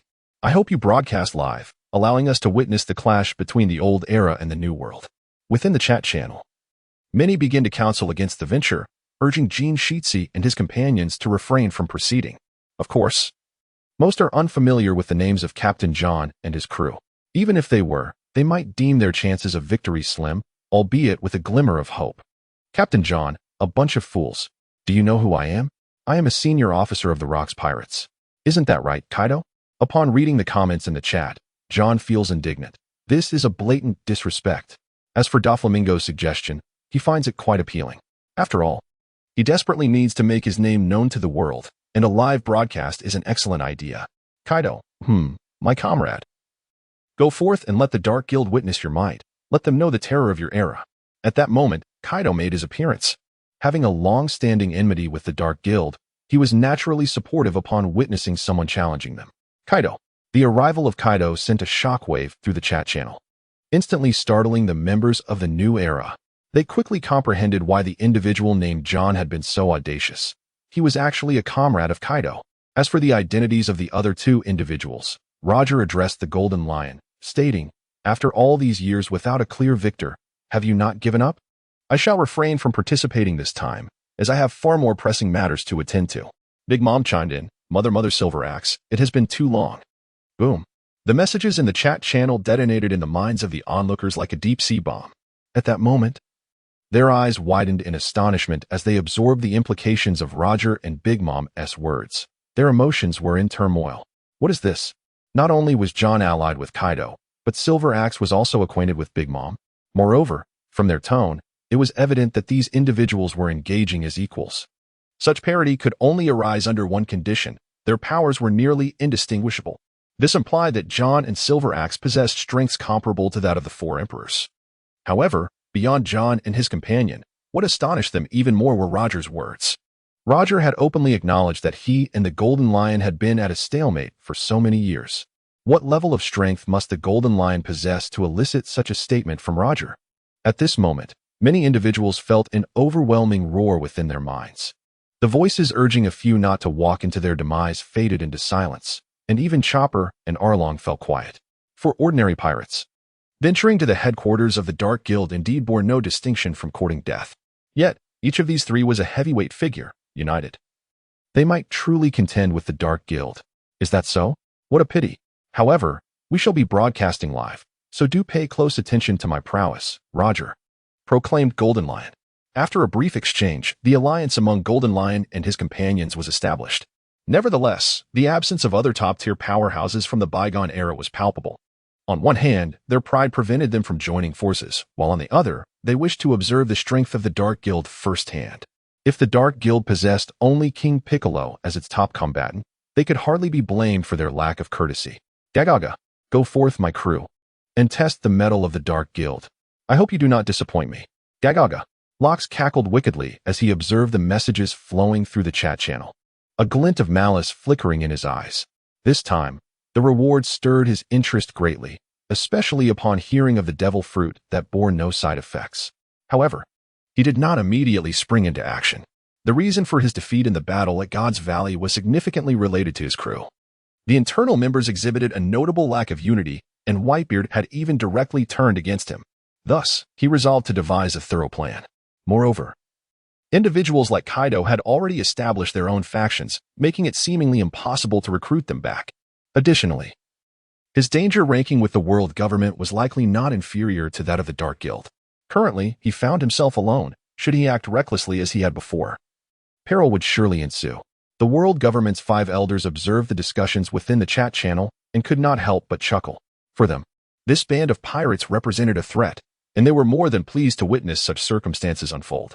Ha ha ha ha, what a bunch of fools. Do you truly believe this will enable you to defeat the Dark Guild? Even the Navy headquarters might not be able to vanquish them. Blackbeard exclaimed with a malevolent glint in his eyes, laughing heartily. Nevertheless, despite his words, he felt a surge of curiosity within. If his estimations were correct, the strength of the likes of Shiki and his companions was still formidable, and they could potentially rally other pirates to join their cause. This promises to be an extraordinary battle. As for the outcome, he leans towards the Dark Guild's side. At the Dark Guild's base, Jiang Chun observed the discussions among the crowd, paying no heed, his gaze laced with disdain. Although the title of the Golden Lion resonated loudly, his current strength was undoubtedly lacking. His defeat at the hands of Luffy, though partially due to a narrative necessity, rendered any comparison to the Pirate King utterly impossible. Even if the three were formidable, it mattered little. They boasted 7 top-tier combatants on their side. Jiang Chun held the Xiando and the Resurrection Pearl in his hands. They resembled ordinary beings, appearing almost indistinguishable from the latter. The Resurrection Pearl gleamed gold, with what seemed like golden liquid swirling within, approximately the size of a fist. He had originally intended to use the Resurrection Pearl to revive Raiden Shogun's sister, but was informed that she did not belong to this world, rendering resurrection impossible unless he summoned her.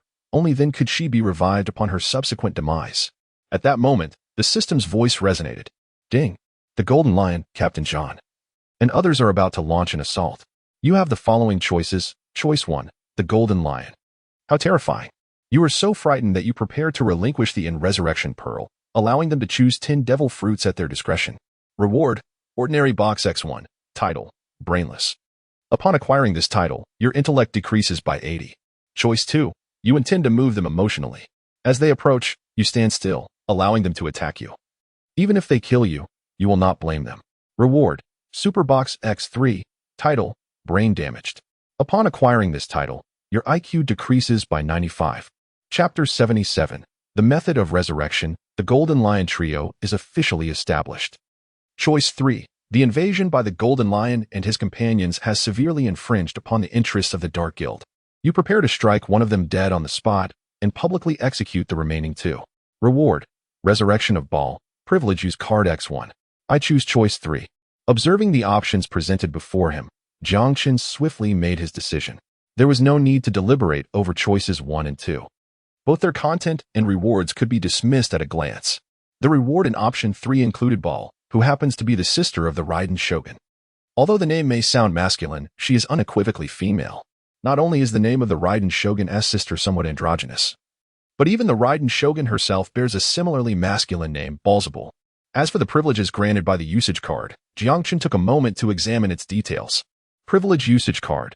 Upon activating this card, the host may exercise a privilege once the leaderboard appears, including the ability to designate an individual for ranking, provided their strength is within the top 50, and select challengers. After reading the description, Jiang Chun grasped its utility. In essence, it grants him a singular privilege, albeit one that must adhere to the fundamental rules of the leaderboard. Is there any way to resurrect my sister? The Raiden Shogun inquired, her tone laced with urgency, having observed Jiang Chun's prolonged silence. After all, her sister held paramount importance in her heart. Upon discovering that the task's reward included a resurrection pearl, her emotions surged, prompting her to seek out Jiangchen in hopes of resurrecting her sister. Not yet. The resurrection pearl can only revive beings that exist within this world, and your sister does not belong to it. Hence, she cannot be revived. Jiangchen explained with a calm demeanor. At this revelation, the Raiden Shogun's eyes dimmed instantly, as though she had lost all motivation. Yet, as disappointment washed over her, Jiangchen continued, however, I have negotiated terms with the leaderboard.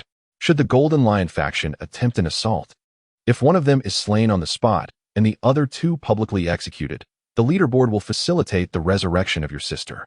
In truth, these tasks were issued by the system, yet Jiangchen refrained from divulging any information regarding the system, instead attributing the capability to the leaderboard. While summoning individuals posed no issue, the existence of the system remained the most crucial secret, best kept from others. As for the leaderboard, there was no need for secrecy, as it was widely known across the world. You negotiated with the leaderboard? The Raiden Shogun's eyes widened in visible astonishment. She did not expect Jiangchen to wield such power, capable of striking a deal with the leaderboard. As one of the 7 gods, she understood better than most the enigma surrounding it. Such an entity was truly omnipotent. However, after a moment's reflection, she found solace in the revelation. After all, if he could summon her across different realms, what else was beyond his reach? To slay one of them and publicly execute the other 2? The Raiden Shogun clenched her fists resolutely, determination ablaze in her gaze. No matter the cost, she was resolute in her mission to achieve this goal. This may perhaps be the only hope of reviving her sister. Jiang Chun gazed at this scene, struggling to suppress a smile, yet managed to hold it in. In this guise, one might perceive them as though they were destined for demise. Yet, in truth, they are accompanied by 7 formidable champions, while their adversaries number a mere 3, thus the advantage lies with them. Nevertheless, he refrains from uttering a word. Perhaps it is for the best, as it ensures they do not underestimate their foes. In the ensuing 2 days, the trio known as the Golden Lion diligently sought to expand their influence, recruiting pirates from the vast seas. As news of their recruitment spread, many pirates began to waver, eager to align themselves with the Golden Lion. On one hand, the renown of the Golden Lion is undeniable. One among them is a strength acknowledged by the Pirate King himself, while the other 2 are esteemed allies of the 4 emperors. From any perspective, this foretells the trio's immense power, sufficient to contend with the Dark Guild. Perhaps, upon witnessing their prowess, the Dark Guild might, in a bid to avert losses, willingly relinquish some treasures. The notorious Clown Buggy, post-Top War, amassed a multitude of capable subordinates largely due to his reputation. The trio's renown, however, is evidently even more formidable. On the other hand, the allure of the rewards has certainly captivated many pirates. Let us not forget, these recent bounties are all garnered from the Dark Guild. At this moment, their wealth likely surpasses even the legendary treasures left behind by the Pirate King, Roger, without the need to defeat their opponents. Securing even a single reward could propel them to greatness. With such aspirations, countless pirates flocked to their cause, and within a mere few days, their numbers swelled to tens of thousands. Those with bounties exceeding 100 million have reached a staggering count of over 70. Most are newly resurrected souls, while others are pirates of the new era. Without exception, their faces radiate confidence and anticipation, as if they yearn to showcase their prowess in the impending battle. Observing the raucous crowd of pirates below, the Golden Lion wore a smile. His companions, John and Silver Axe, shared his malevolent glint, their lips curling into sinister grins. Silence. Everyone, today marks our offensive against the Dark Guild. Let them witness our might. The Golden Lion activated his float fruit powers and soared towards the crowd. As the pirates heard this proclamation, silence enveloped them, their gazes drawn towards him, filled with astonishment and dread. He has arrived. The pirate whose name stands alongside the Pirate King. The very pirate acknowledged by Roger himself. Gasping, they murmured in disbelief. Is this truly the legendary pirate? Merely sensing his aura sends shivers through my body. This journey is undoubtedly worthwhile. Perhaps I too shall acquire a mystical being. The pirates could scarcely contain their astonishment. In their hearts, the Golden Lion had already ascended to the status of an unparalleled powerhouse, rivaling Roger himself. Just then, two more figures emerged, causing the onlookers' pupils to constrict once more in astonishment. Ah, my dear comrades, do the members of the Dark Guild truly believe they stand a chance against us? I, Captain John, was once renowned across the vast seas as a formidable force. Moreover, I declare that whoever manages to eliminate a Dark Guild officer in this battle shall be rewarded with a devil fruit devoid of any side effects. Captain John and Silver Axe soon joined the fray, rallying the pirates with fervor. Regardless of the Dark Guild's strength, it was imperative to invigorate this band of pirates first. Captain John boldly proclaimed a bounty, offering a devil fruit without adverse effects for the capture of a Dark Guild officer. Of course, this was merely a statement. Whether he would truly deliver the reward would depend on his mood. Chapter 78. The live broadcast commences. The battle is imminent. Nevertheless, this tactic proved highly effective. As the spirits of the pirates were ignited, each one shouted passionately, vowing to seize the treasures of the Dark Guild. Several hours later, the united fleet of the trio officially set sail, launching the live stream. Captain John commanded his crew with authority. This presents a splendid opportunity to showcase their strength. By initiating a live broadcast, others will gain a clearer understanding of his might, thereby attracting more pirates to his cause. Once his power is sufficiently fortified, he can embark on a quest for the treasure left behind before his demise. It is indeed a substantial fortune. However, the location of this treasure is precarious, necessitating a delay before venturing forth. Understood, Captain John. Observing this, several subordinates hastily retrieved their transponder snails and activated the live streaming function. Each of these subordinates wore expressions of exhilaration. They were all notorious pirates with bounties exceeding 100 million. Upon encountering them, Captain John promptly recruited them as his loyal crew, the genuine kind. If they performed admirably, they would undoubtedly reap substantial rewards alongside Captain John in the future. Perhaps they might even taste a magical bean on this occasion. As the live stream commenced, Captain John nodded in satisfaction and simultaneously activated the chat channel's broadcast. The reach of the chat channel's live stream was limited. Only those who entered the channel could view it. Furthermore, it was not currently the time for rankings, and the grand leaderboard had long since vanished. This is precisely the reason why the Telephone Worm live broadcast is essential, to showcase it to the entire world. Simultaneously, in various locations around the globe where screens have been installed, the content displayed began to transform into live footage. The crowd gathered beside the massive screens halted in their tracks, their gazes fixed upon the broadcast, filled with astonishment and trepidation. The imagery presented was nothing short of breathtaking. Across the vast ocean, hundreds of pirate ships sailed majestically, nearly saturating the entire expanse of water. The three leading vessels were considerably larger, evidently the flagship of figures such as the Golden Lion and his crew. A staggering 153 pirate ships. Good heavens, such an overwhelming number. How many pirates are involved? The count of pirates alone exceeds 70 to 80,000. It seems that the darkness is in for a monumental upheaval. Basque, Erdos. So many formidable pirates, each with bounties surpassing 100 million. As they beheld the live stream, exclamations of shock erupted from the onlookers. Particularly those who were keenly aware of the bounties, such as bounty hunters, were left agape in disbelief. Among this throng of pirates, they recognized numerous individuals with bounties exceeding 100 million, each a figure that most dared not provoke. And now, so many powerful beings have united solely to assault the stronghold of the Dark Guild. At this moment, some individuals have developed a fresh perspective on the outcome of this war.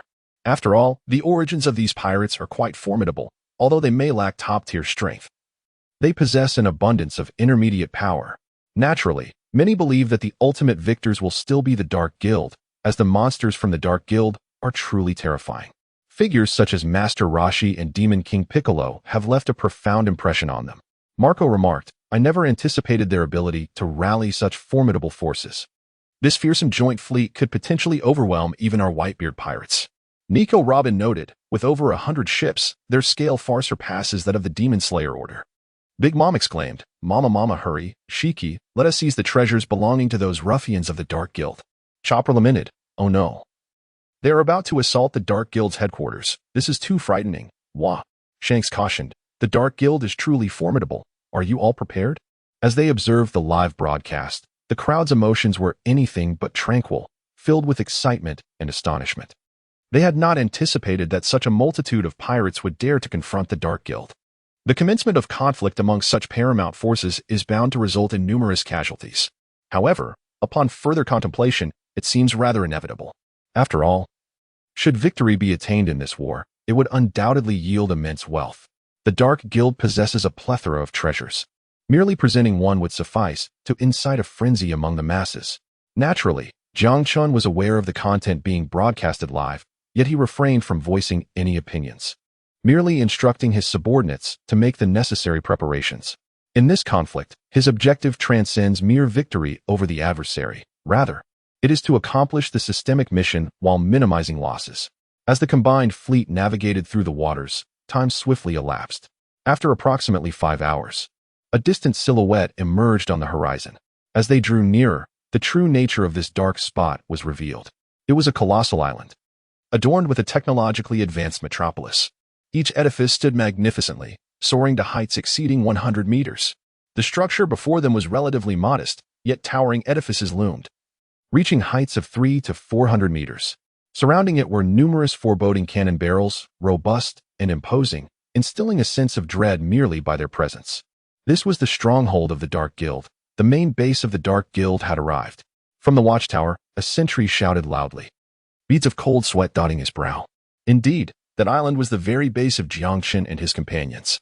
After a period of development, the island had expanded significantly, and the facilities of the base had become increasingly sophisticated. Upon hearing the sentry's words, the others sharpened their focus, their expressions turning serious and vigilant. Although they had previously appeared relaxed, they were acutely aware of the formidable forces they were about to confront. Their nonchalance was merely a facade to avoid being underestimated by their peers, for timid pirates were indeed the easiest to intimidate. Have we finally arrived? The Golden Lion emerged slowly from the cabin, the two swords strapped to his legs clanging against the deck with a resounding echo. They must be here, at last. My legs shall regain their strength. Roger, brace yourself. When I return to my peak form, that will be the moment I vanquish you. Ha ha ha. As he gazed at the island drawing nearer, the Golden Lion could not suppress his hearty laughter. The prospect of the future, coupled with the sunlight gracing his face, filled him with warmth. Treasure, I am coming. Once I defeat the Dark Guild, glory and all riches shall be mine. Captain John also emerged from the cabin, his gaze fixed greedily upon the Dark Guild stronghold. Silver Axe was not far behind, his expression malevolent, gripping his massive axe tightly, seemingly unable to contain his eagerness. Chapter 79. The war begins. The Decepticons attack. At the main base of the Dark Guild, over 1,000 Decepticon soldiers stood ready behind Jiang Chun. Attack! Jiang Chun commanded with a wave of his hand. Instantly, the 1,000 Decepticon soldiers sprang into action, their mechanical parts rapidly transformed, morphing into fighter jets that soared into the sky, charging toward the assembled pirates. The sound of a tremendous roar filled the air as such a multitude of aircraft took to the skies, nearly blotting out the sun. Look! What is that? It's coming toward us. It's the Decepticon soldiers. They are making their move. Prepare for battle. This is bad. Those steel monsters. As they beheld the spectacle above, the pirates aboard the ship were struck with alarm, their faces paling in terror. Recently, some among them had witnessed the Decepticon soldiers in action on a live stream, and were aware of their formidable combat prowess. Thus, upon spotting the distant formation of fighter jets, their reactions were immediate, faces betraying sheer fright. Before the battle commenced, some pirates began to experience regret, lamenting their momentary greed that had led them to confront such formidable creatures. Meanwhile, the resurrected pirates wore expressions of confusion, uncertain of what they were facing. Having only recently returned to life, they had not gathered sufficient intelligence and were only aware that their adversaries possessed 6 exceptionally powerful warriors. How foolish it was for them to initiate an attack. They were about to learn the true extent of my prowess. Gather round, my comrades. Prepare for battle. When they arrive, let none escape. Among the newly revived pirates, one gazed at the shadow rapidly approaching from the sky, his face devoid of fear, radiating confidence instead. Most of the other resurrected pirates shared his attitude. In terms of experience, they were indeed the seniors who had undergone trials in their past lives. Harboring a sense of superiority, believing that the strength of the new generation of pirates paled in comparison to theirs. This mindset was understandable, as these recently revived pirates had all perished through fierce combat. Having faced death once, their battle experience and vigor far surpassed that of those who had never tasted mortality. At this moment, smiles and confidence adorned their faces as they clutched their weapons, eagerly awaiting their opponents to arrive, ready to determine their fates. However, the subsequent events unfolded in a manner none could have anticipated. The Decepticon soldiers did indeed arrive, but they remained aloft, not descending. Fire. With the distance closing, the Pirate Alliance found themselves within the attack range of the Decepticon soldiers. Upon realizing this, Megatron immediately issued the command to open fire. With a hum, the Decepticon soldiers' wings rapidly transformed, and one after another, cannons extended outward. Whoosh! A Decepticon soldier initiated the assault, firing a projectile that sparked as it hurtled towards the pirates below. Whoosh! Whoosh! Almost simultaneously, the other Decepticon soldiers also launched their attacks. Countless projectiles erupted from the cannons, slicing through the air with piercing shrieks. Over 1,000 Decepticon soldiers unleashed their firepower, resulting in a barrage of thousands of shells. The dense onslaught fell upon the pirates below like a torrential downpour, with numerous missiles among them. The pirates, witnessing this spectacle, stood frozen in bewilderment, their faces etched with confusion as they struggled to comprehend the nature of the incoming barrage. "Look out! It's cannonballs! Quick, take cover!" A pirate from the new generation shouted in terror as he beheld the lethal projectiles hurtling toward them from the sky. These things were familiar to him. During the initial confrontation against the coalition of the world government, the Decepticon soldiers employed the very same tactic. Shells. Is this for real? The other pirates, taken aback by his revelation, questioned in disbelief. To them, the aerial entities of the Dark Guild were already formidable enough. Now, to learn that these entities could also unleash cannon fire was astonishing. As the pirate contemplated explaining, it was too late. The shells had already descended. Boom, boom. Countless shells rained down upon the pirate ship, resulting in horrific explosions. With the impact of the first shell, a barrage followed in rapid succession. In an instant, a cacophony of explosions transformed the entire pirate fleet into a raging inferno. Fiery flames soared skyward, and the shockwaves from the detonation swept outward, hurling many pirates who were unable to evade the terrifying force. What is this? Shells. They are shells. Those things can fire shells. No. The power of this explosion is beyond anything one would expect from mere artillery. Caught off guard by this sudden onslaught, countless pirates fled in panic. Their faces were etched with confusion and dread, especially those who had just been revived. They never anticipated that their adversaries could launch shells in such a manner. Moreover, the explosive force of these shells far exceeded that of ordinary artillery, being several times more potent. The pirates of this new era wore expressions of terror mingled with profound regret. The disparity between what they had witnessed on screens and the visceral reality they now faced was staggering. At that moment, they wished they could slap themselves, questioning their past decision to join the coalition and engage in the foolish assault on the Dark Guild stronghold. My neck. Something has pierced my neck. Amidst the chaos of the bombardment, one pirate discovered a place to hide, but before he could relish his luck, a sharp pain surged through his neck. It felt as though a small dagger had plunged into him. The pirate hastily reached for his neck, only to find not a blade but a shard of solid metal. The fragment was embedded deep within his flesh, making it impossible to extract by mere hand. This metal piece was none other than shrapnel from the explosion. What in the world is this? Help me, I don't want to die. The terrified pirate cried out, clutching his neck in a desperate attempt to staunch the flow of blood. Yet, his efforts were futile. The shard had severed his carotid artery. No one came to his aid. All were frantically dodging the incoming bombs. Meanwhile, this scenario was unfolding elsewhere, with countless pirates meeting their demise at the hands of shrapnel unleashed by the explosions. However, the force of the shrapnel was not without limits. Some formidable pirates, drawing upon their extensive battle experience, managed to evade the onslaught. Chapter 80. Relentless Bombardment. Yet, for the majority of pirates, evasion proved arduous, often resulting in abrasions upon their bodies. Only those of considerable strength maintained a semblance of well-being. In the aftermath of the barrage, Due to the overwhelming density of the assault, the pirate coalition suffered casualties numbering in the tens of thousands. Was it over? As the sounds of explosions diminished, some pirates raised their heads in confusion, their anxiety slightly alleviated. The preceding explosions had been utterly terrifying, overwhelming, and nearly engulfing their entire fleet of pirate ships. Among the pirates aboard, many perished, while others were grievously wounded. Originally boasting over 150 vessels, fewer than 40 remained seaworthy at that moment. And those were all battered, bearing the scars of the explosions. The remaining ships were significantly damaged, with many torn asunder, forcing their crews to leap into the sea to escape the shockwaves and flames that ensued from the blasts. Preparations for combat commenced. The explosions had ceased, and they were about to descend. It was terrifying. What manner of bomb was this?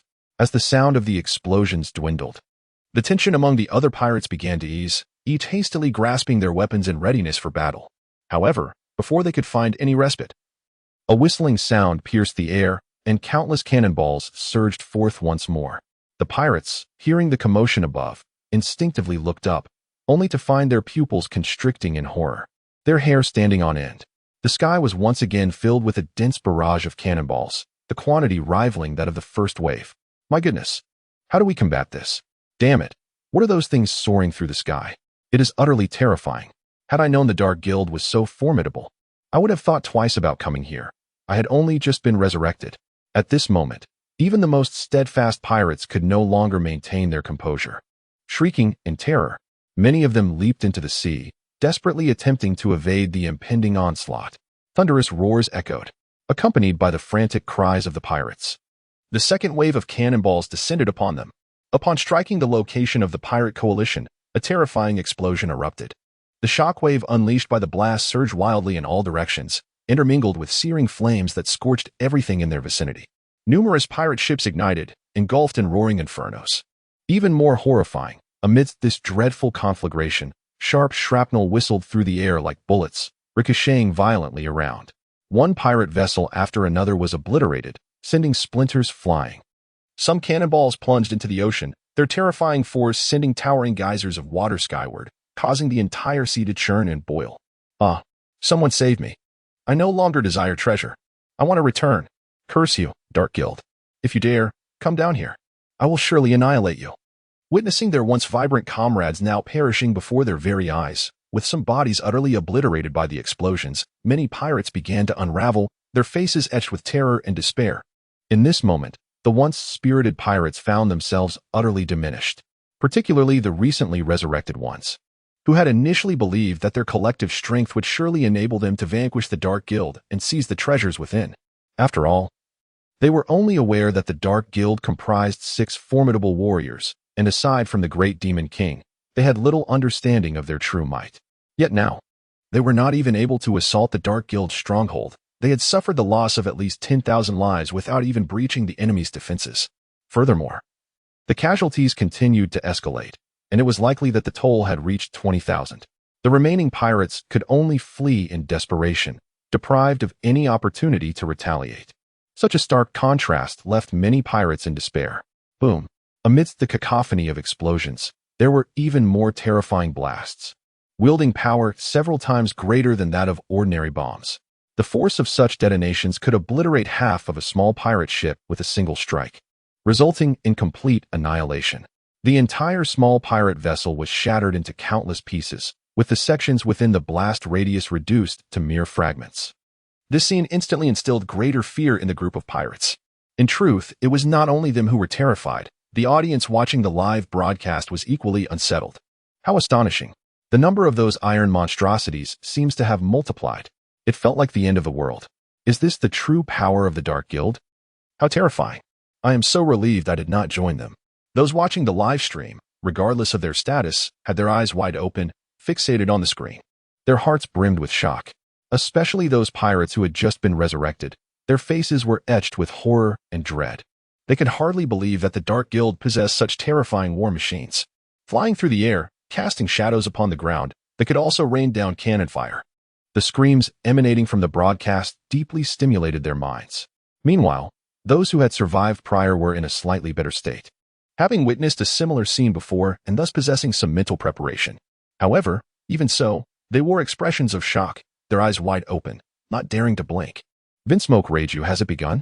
Once again witnessing their combat prowess is as fearsome as ever. Usopp, this is terrifying. I told you not to go, and now look. Those monsters will surely not let you off easily. Nami, I know the location of the Dark Guild's base. We must circumvent them, or we will perish.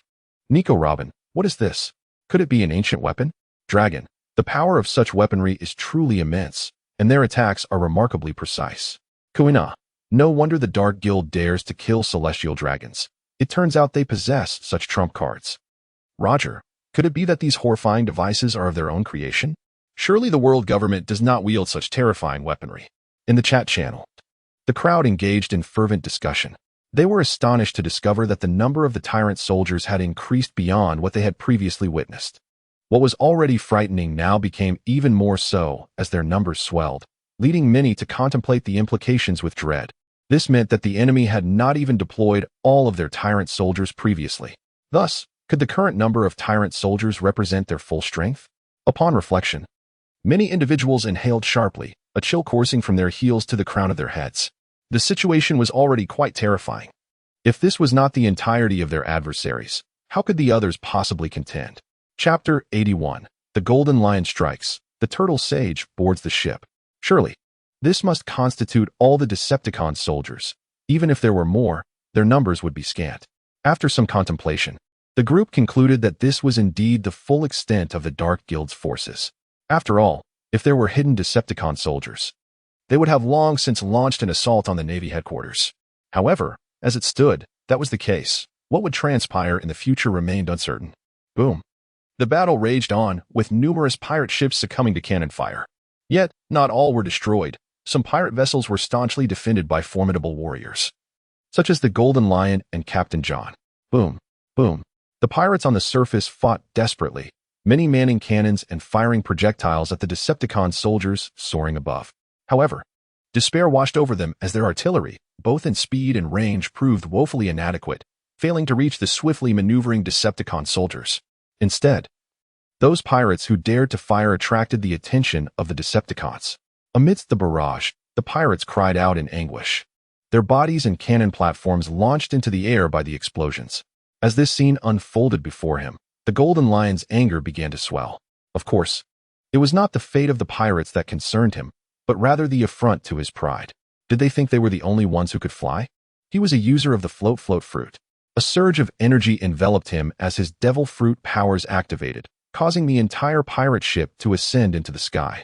Go, Captain! Annihilate them. Splendid. The captain has made his move. He is a man akin to the Pirate King. Roger. The pirates aboard the ship, witnessing this spectacle, were filled with exhilaration, fervently shouting as they prepared to charge at the Dark Guild. The commotion did not escape the notice of the Decepticon soldiers, who had been aware of it for some time. After all, while there were powerful figures on other pirate ships, their numbers were limited, and occasionally, cannonballs managed to strike those vessels. However, the three leading pirate ships were an exception.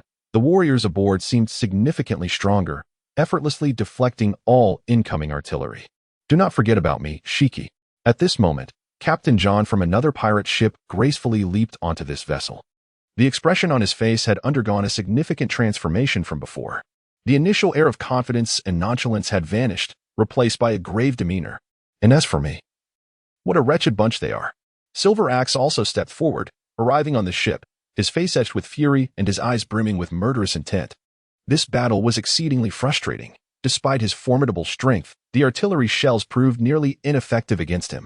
However, the adversary remained airborne, rendering him incapable of striking back. The sensation of possessing immense power with nowhere to channel it left him teetering on the brink of fury.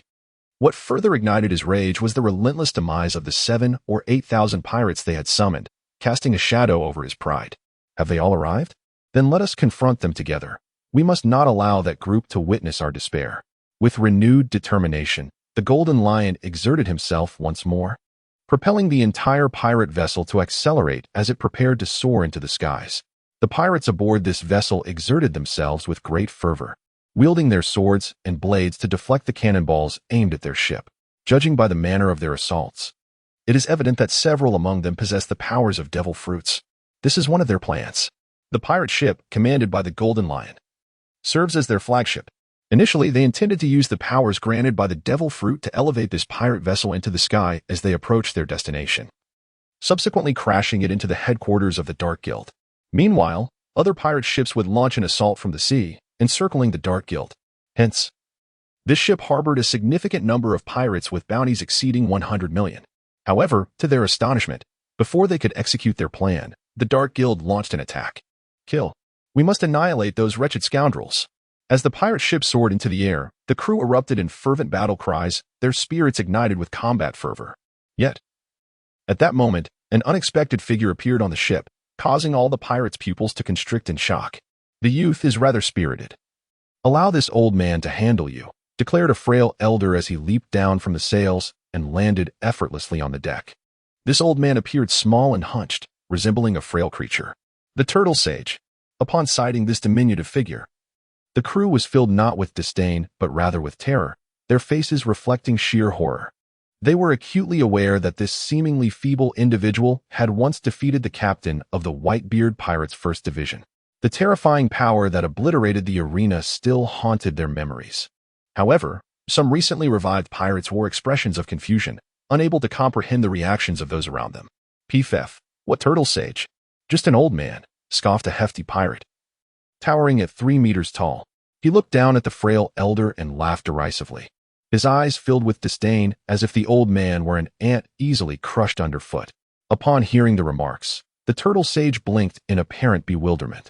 Witnessing his expression, the hefty pirate's contempt deepened. Hey, old man, though I don't know how you boarded our ship, we don't tolerate uselessness here. Kneel and bow twice, then scram. Otherwise, a weakling like you could be crushed between my fingers. The overweight pirate growled menacingly, and his imposing physique was sure to intimidate many. However, at that moment, silence fell among the pirates.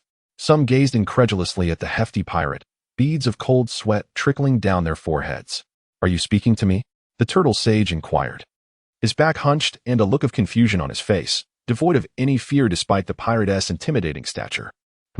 You seek death. The hefty pirate, incensed by the old man's demeanor, erupted in fury. How dare you underestimate me? Old man, your doom is at hand. I am Doflamingo, the demon with a bounty of 130 million berries. I have slain hundreds of old fools like you. Doflamingo bellowed, wielding his great sword with a fierce swing. The blade gleamed with a chilling radiance, infused with murderous intent. He would not show any mercy simply because his opponent was an elderly man. Before him, it mattered not who stood in opposition. Anyone daring to defy him was destined for demise. Master Roshi maintained a serene expression, slowly extending his hand to effortlessly intercept the blade, catching the menacing strike with ease. Clang! The sword met Master Roshi's grasp as though it had struck an iron mountain, unable to advance even a fraction further. Chapter 82. The Emergence of Raiden Shogun. She prepares to face 3 alone. What is happening? Doflamingo was instantly taken aback, his eyes brimming with disbelief. He strained to withdraw his sword, only to find it immovable. Who are you? At this moment, the portly pirate comprehended the reality before him. This was no mere feeble old man, but rather a formidable warrior. The turtle sage did not respond to his words. In the blink of an eye, he vanished from sight. When he reappeared, he stood directly before the rotund pirate, raising his arm to strike. The speed of his fist was so astonishing that it appeared almost invisible, stirring up a tempestuous wind. Thud! The punch collided with the pirate's belly, the sheer force causing his midsection to cave in, inflicting excruciating pain that made his eyes bulge in disbelief. Subsequently, he was sent hurtling backward, soaring off the pirate ship and plunging into the sea with a resounding splash. The resurrected pirates gaped in astonishment, their mouths agape, their faces etched with incredulity. Had they not witnessed it with their own eyes? Who could have imagined that such an unassuming old man could defeat a pirate with a bounty of 33 million berries in a single blow? He was a cadre of the Dark Guild, the Turtle Sage, the one who had once vanquished Marco of the Whitebeard Pirates. Panic surged among some pirates as they began to scream, hastily informing others of the old man's identity. A cadre of the Dark Guild. How astonishingly powerful he was, defeating Doflamingo with but a single strike. The other pirates, who were previously unaware, quickly grasped the situation, arming themselves with weapons aimed at the Turtle Sage, their expressions grave and filled with caution. For them, Doflamingo's strength was no trifling matter. He ranked among the more formidable of their cohort. Now that Hafinchi had been defeated in one fell swoop, it was evident that the opponent's prowess was undeniably formidable. A cadre of the Dark Guild, how fortuitous. I was just seeking you out, and here you come, presenting yourselves. At this moment, a figure gradually approached from behind. The individual was clad in a deep russet coat, adorned with checkered trousers, and at their waist hung a Western-style dagger. The individual in question is Captain John, who, upon hearing the commotion, hastened over from behind. Silver Axe walked alongside him, wielding a gleaming silver axe, his eyes glinting with mockery and malice. Pray tell, where is that fellow known as Big Demon Big from your Dark Guild? Is he too disdainful to show up? Silver Axe declared with an air of aggression. Having previously witnessed Big Demon Big's prowess in battle, he had come to regard him as the most formidable member of the Dark Guild. While other officials might possess some skill, they paled in comparison to Big Demon Big. At this moment, the absence of Big incensed Silver Axe, leading him to believe he was being looked down upon. Big Demon Big? That chap is exceedingly dangerous, Master Roshi remarked with a sigh at the mention of Big. Before continuing at a leisurely pace, there is no need for anyone else to intervene. I alone can handle you, if necessary. I may then allow the others to join in. What? You scoundrel! Are you courting death? Silver Axe's face flushed with rage upon hearing Master Roshi's words. Raising his massive axe, he prepared to cleave the old man in two. Just then, a woman approached from behind Master Roshi, clad in purple garments, with long purple hair and violet eyes. Leave them to me. Do not interfere. I intend to resurrect my sister myself, declared Raiden Shogun, extending her hand to shield Master Roshi and signaling him to step back. If this goal is accomplished, it could resurrect her sister. She wished to accomplish this task personally. With the emergence of Raiden Shogun, the audience before the screen became utterly agitated. My goodness, who is this? She is stunning. She was just conversing with Master Roshi. She must be affiliated with the Dark Guild. How despicable of the Dark Guild to send such a beautiful woman to the battlefield. What if something were to happen to her? She is extraordinarily beautiful. I feel she surpasses even the most renowned beauty in the world. At this moment, whether it be the pirates present or the audience watching from their screens, everyone was momentarily captivated. Many even felt a flush of excitement. Numerous onlookers secretly cursed the Dark Guild for sending such a stunning beauty into battle. What would happen if she were to fall at the hands of her adversary? Naturally, their thoughts were influenced by the belief that the strength of the Raiden Shogun could not be formidable. After all, appearance often correlates with power. Typically, those who are fearsome in looks possess greater strength. The woman before them appeared delicate, leading them to doubt her capabilities. However, for the majority, strength was of little consequence. What truly mattered was her exceptional beauty. Many even opined that, in terms of looks alone, she surpassed the Pirate Empress. After all, the Empress's status as the world's most beautiful woman was significantly attributed to her devil fruit abilities. I must join the Dark Guild and become her subordinate. I shall go as well. Perhaps she will be enamored by my formidable strength. At this moment, many individuals found themselves once again contemplating the allure of joining the Dark Guild.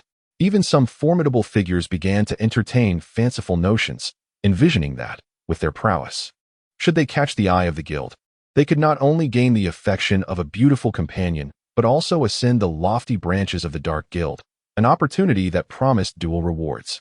In the chat channel, Doflamingo exclaimed, "Fu, are these members of the Dark Guild? Surely she cannot intend to face the Golden Lion alone. She does not appear to be a strong contender."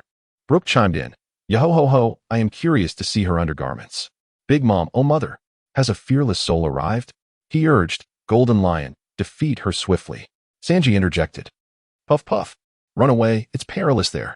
Wait for me, I shall rescue you. Do not hinder me, I must go to her aid. Hancock mused, why do I feel she is even more exquisite than myself? No, it must be an illusion. The onlookers in the chat channel were equally astounded by the appearance of Raiden Shogun. No one had anticipated that such a striking figure would emerge from the typically ruthless Dark Guild.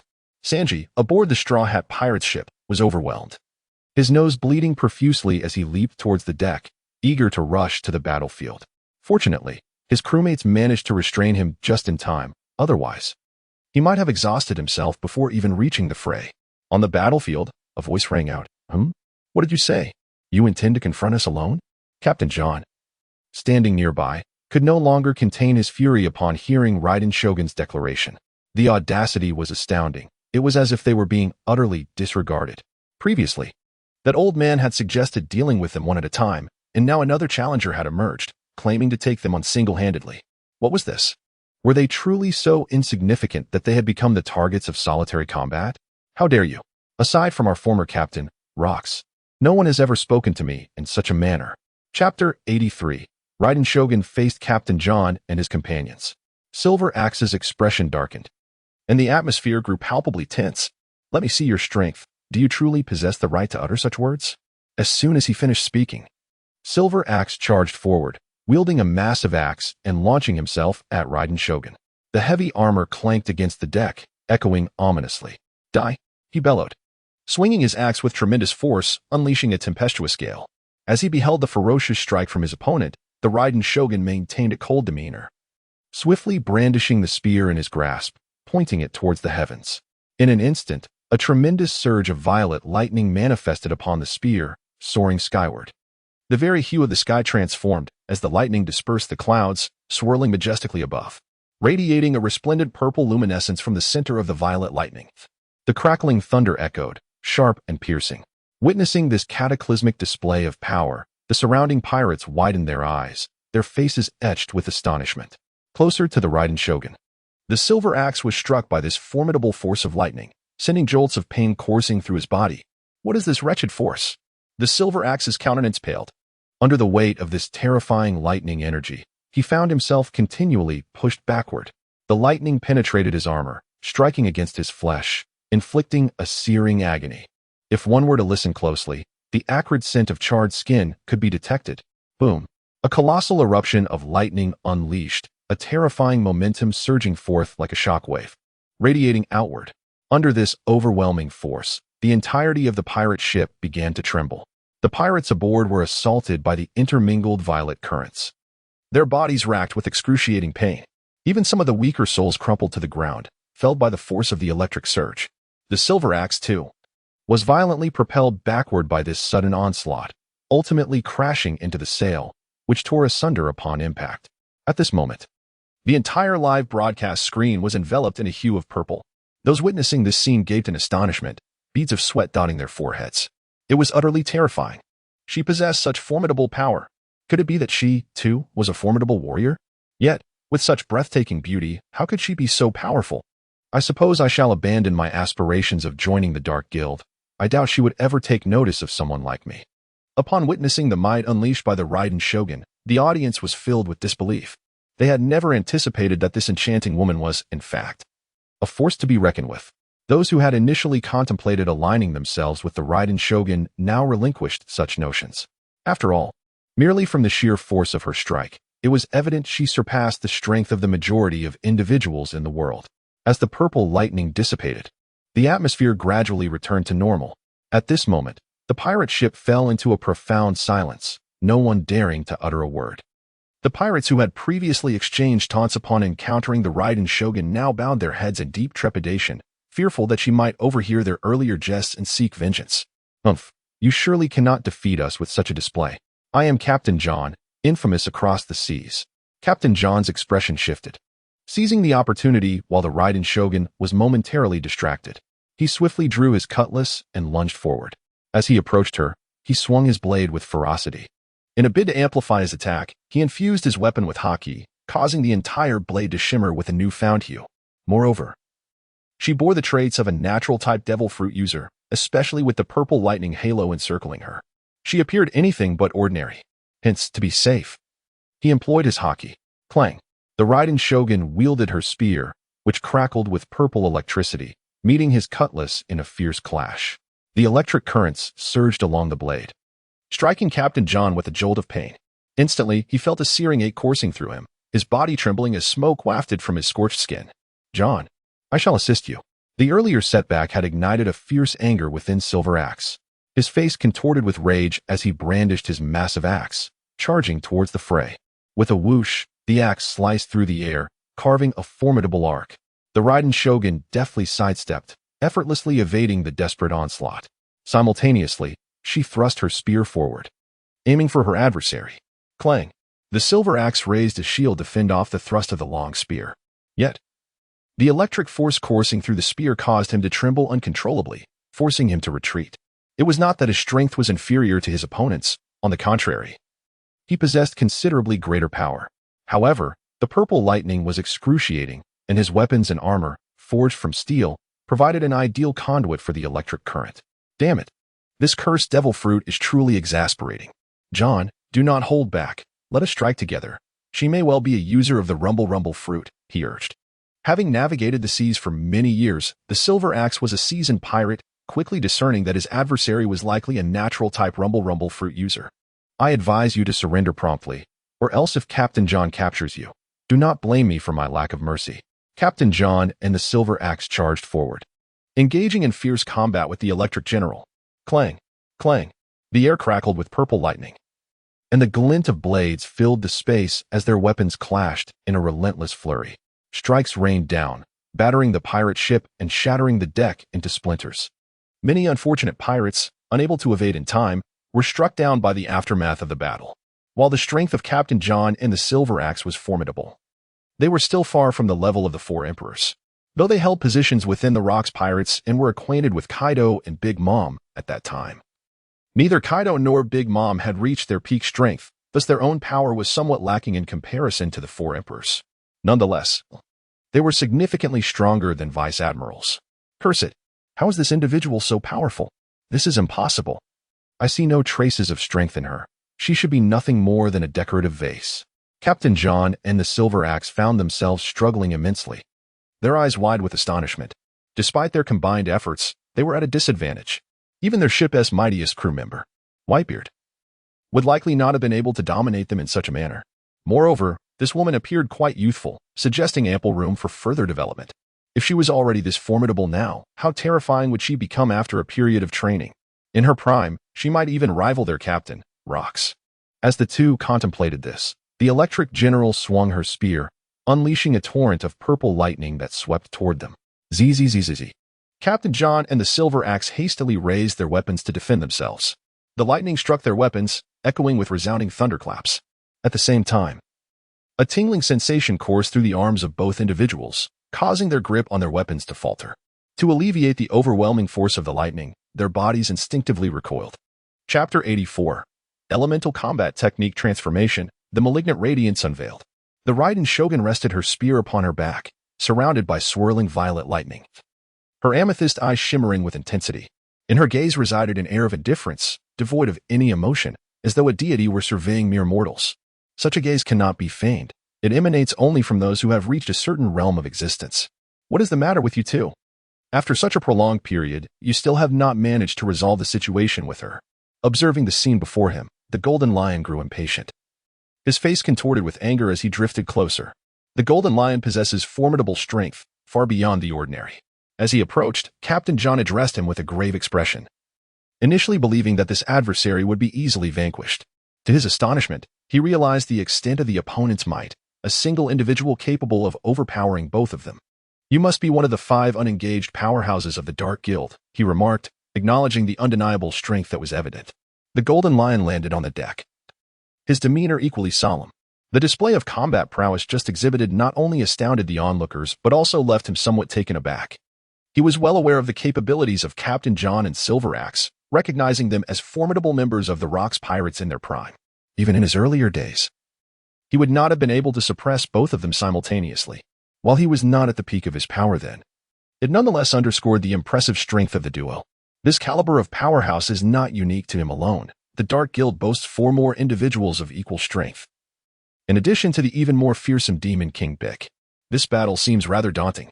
He now understands why others refrain from provoking the Dark Guild. After all, such a formidable force is indeed not to be underestimated. It poses quite a challenge.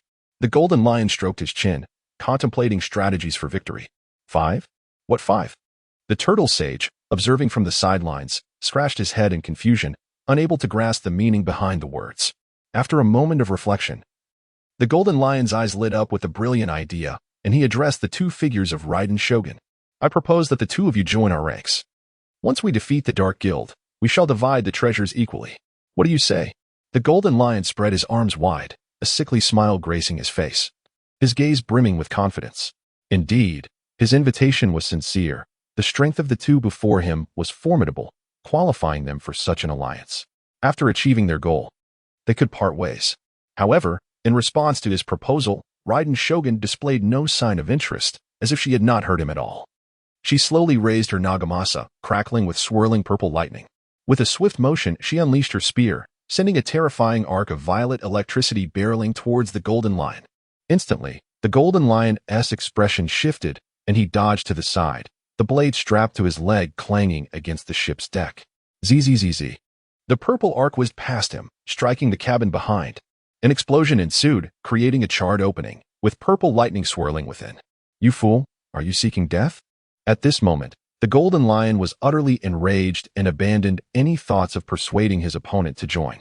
With a gaze imbued with murderous intent, he harnessed the powers of the float fruit and charged fiercely towards Raiden Shogun. Let us strike together and eliminate this arrogant wretch. Captain John and Silver Axe echoed. Their faces contorted with fury as they too surged forward in pursuit. The haughty demeanor and attitude of their adversary filled them with disdain. The trio advanced toward Raiden Shogun, exuding an aura of terrifying ferocity. The very sky seemed to shift in color, dark clouds gathering ominously in response to their explosive energy. The pirates present, along with the spectators before the screen, were all wide-eyed, scarcely daring to blink. Even formidable figures like Roger were intently focused, fearful of missing a single detail. Although the specifics of the trio's strength were unknown to most, their illustrious names were well recognized, suggesting that their prowess was formidable. Perhaps even the second-in-command of the Yonko pirate crew would struggle against one of them. As the three approached, Raiden Shogun remained unperturbed. She unleashed her elemental battle technique, divine transformation, malicious radiance. Instantly, an elemental eye manifested above her head. This eye, entirely purple and composed of lightning, resembled a malevolent demon's gaze. With the appearance of the elemental eye, Raiden Shogun's aura intensified. Furthermore, the other members of the Dark Guild, particularly those in close proximity to her, felt a surge of unique power enveloping them. Why do I feel as though my mental acuity has significantly increased? The turtle sage blinked in confusion, his eyes filled with bewilderment. For some inexplicable reason, after the appearance of that eye-like phenomenon above Raiden Shogun, his mental clarity surged, and he sensed his energy was recovering at an accelerated rate. As for the extent of this enhancement, he could not quite articulate, for he had not engaged in battle and had not expended much energy. I truly yearn for a good fight, the turtle sage murmured to himself. But upon glancing at Raiden Shogun, he abandoned the thought, a look of lewdness and trepidation crossing his face. When he first encountered Raiden Shogun at the Dark Guild's base, he had entertained the notion of spying on her while she bathed. However, just as he was about to execute his plan, he was discovered by others. The formidable power exhibited by Raiden Shogun now instilled a sense of dread within him. Should she catch him, the repercussions would be far graver. It was not that he could not fight back, but being caught in such an act would render him defenseless. He could easily confront an ordinary person, but facing a being of such strength was a different matter altogether. The turtle sage shivered at the thought. Yet, despite his internal musings, his gaze involuntarily drifted, his expression betraying a semblance of the lewdness reminiscent of Kizaru. Just as his eyes wandered, a purple arc of electricity shot toward him. The turtle sage's body jolted, and he hastily sidestepped, narrowly avoiding the strike. The arc struck the wood beside him, charring it black. With a lingering sense of fear, he patted his chest, suppressing the lewdness on his face. Meanwhile, the others had already engaged in battle. The Golden Lion was the first to act, utilizing his devil fruit powers to float in the air. He swung the blade attached to his right leg, carving a sharp glimmer through the air.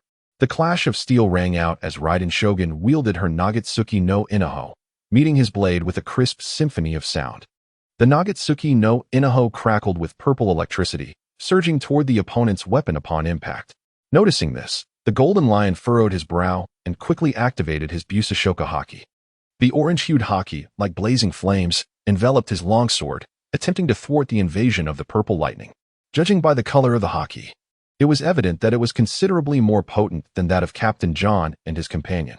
However, due to his physical condition, the power of the haki was somewhat diminished.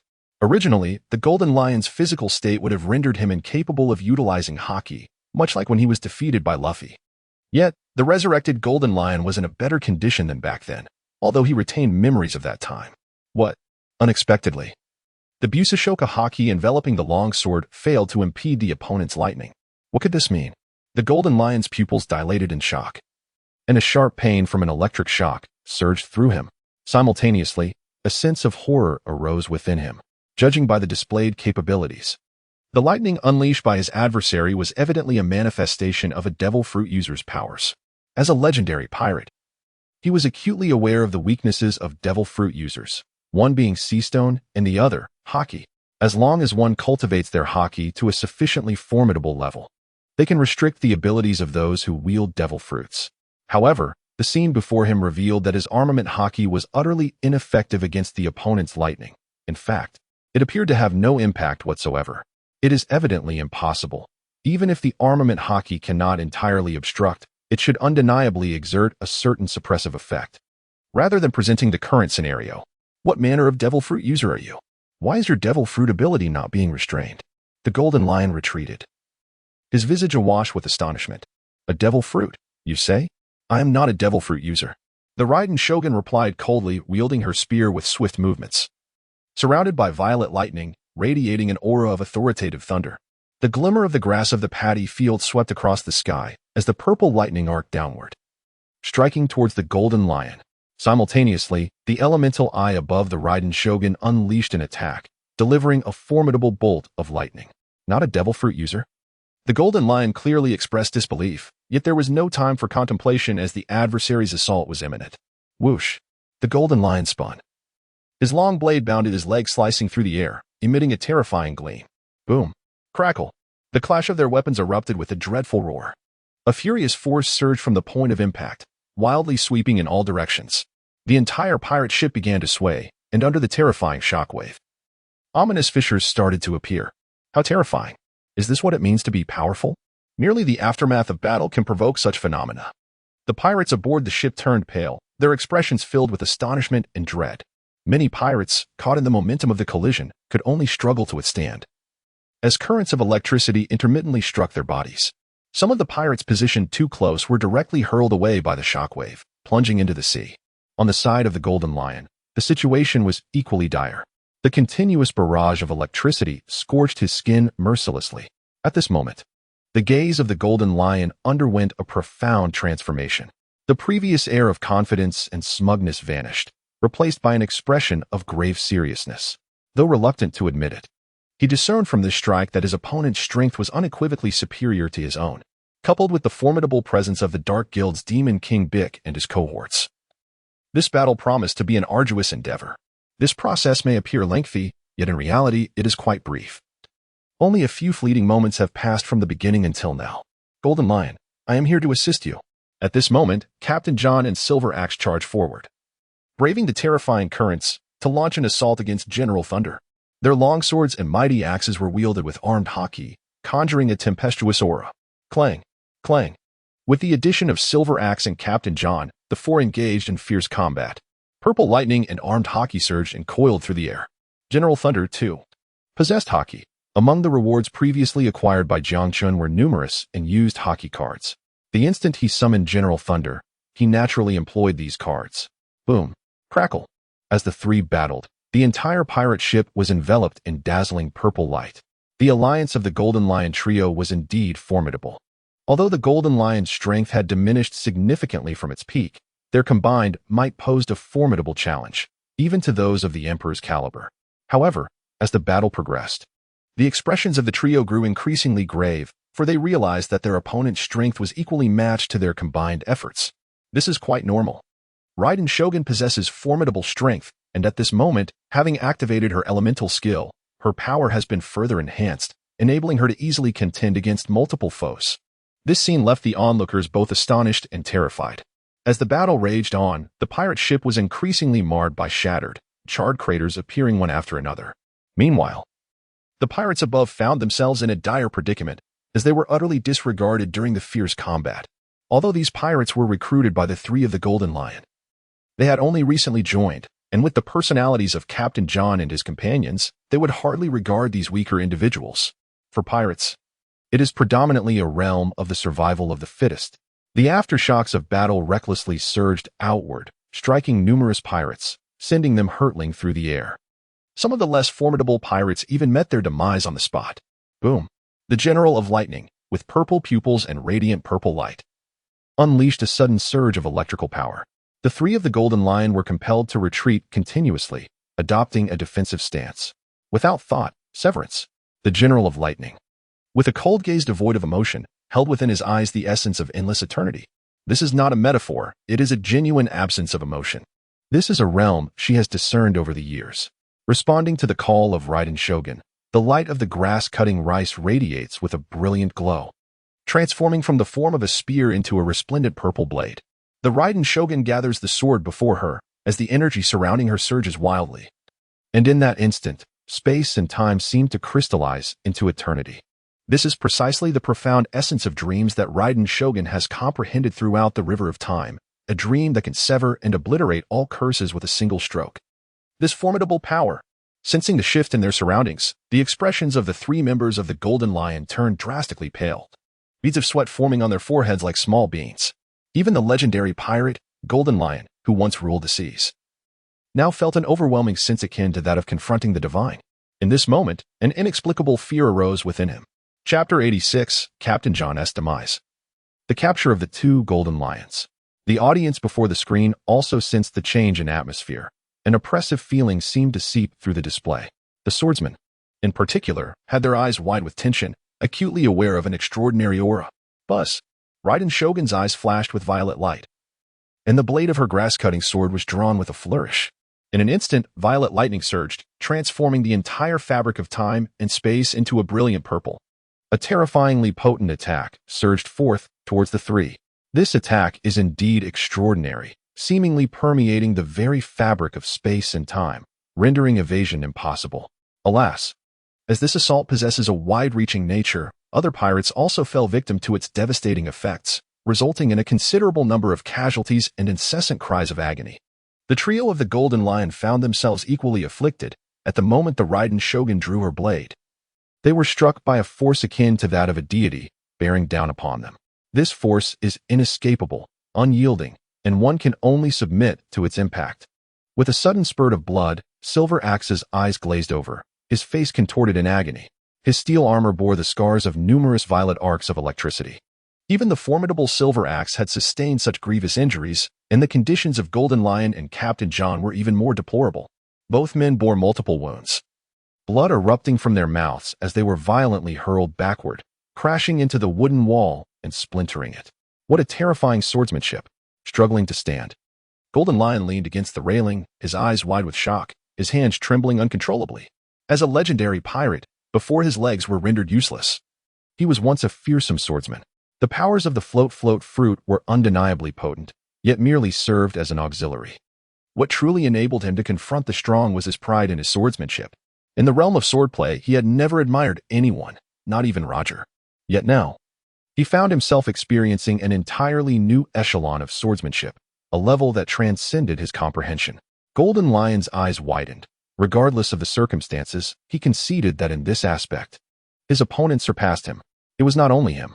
Every swordsman across the world witnessing this scene felt a resonating buzz in their minds, encountering an unprecedented new realm. If they were to name it, it would be the god of swordsmanship. This force, this sword technique, could this be the higher realm I have sought? Inside an ancient castle, Hawkeye stood frozen, as if the world around him had vanished, leaving only that terrifying, formless strike. Isn't this precisely what he has been striving for? At this moment, Hawkeye seemed to have discovered the profound truths of life, as if he had unearthed the very motivation to persevere. On his eternally cold visage, an unexpected flicker of emotion emerged. This swordsmanship has transcended my own. A subtle smile graced Hawkeye's face. At the sound of that laughter, Perona was taken aback, leaping in shock as though she had encountered a specter, pointing at Mihawk in disbelief. Hey, what is wrong with you? Don't scare me like that. Are you about to die?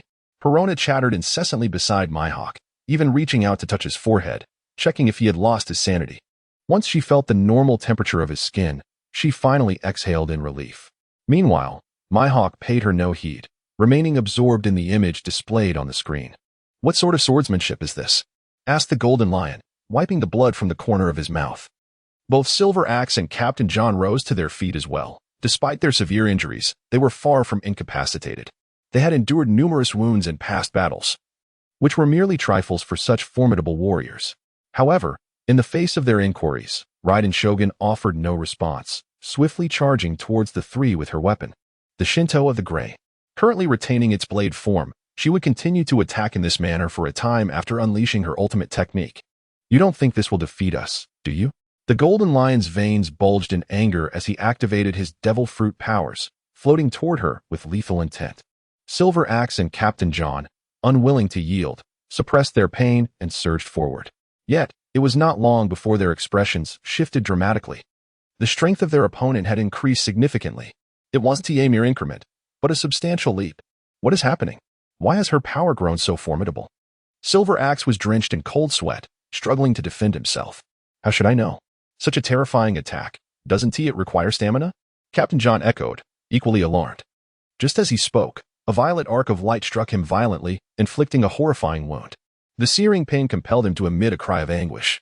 The violet blade light sliced through the air, creating streaks of chilling brilliance.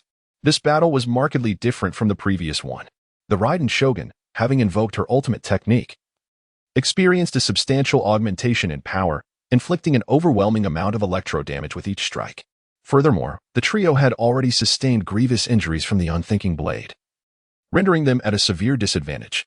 The relentless violet blade light continuously carved wounds upon their bodies.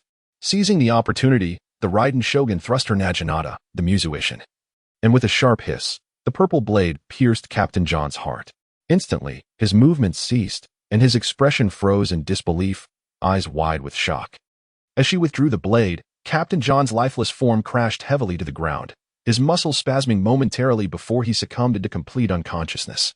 Following Captain John's demise, the two remaining members of the Golden Lion found themselves on the brink of collapse. The earlier advantage they had as a trio was now lost.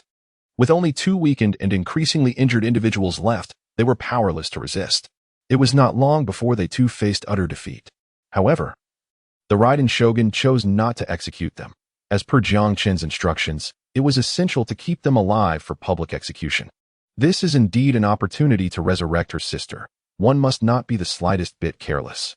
Boom, boom. The battles in other areas continue, though they have entered their final stages. Faced with the terrifying Decepticon soldiers, this coalition of pirates possesses little resistance.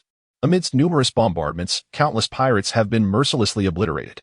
Before the Decepticon soldiers even descended, the opposing forces had already suffered significant casualties.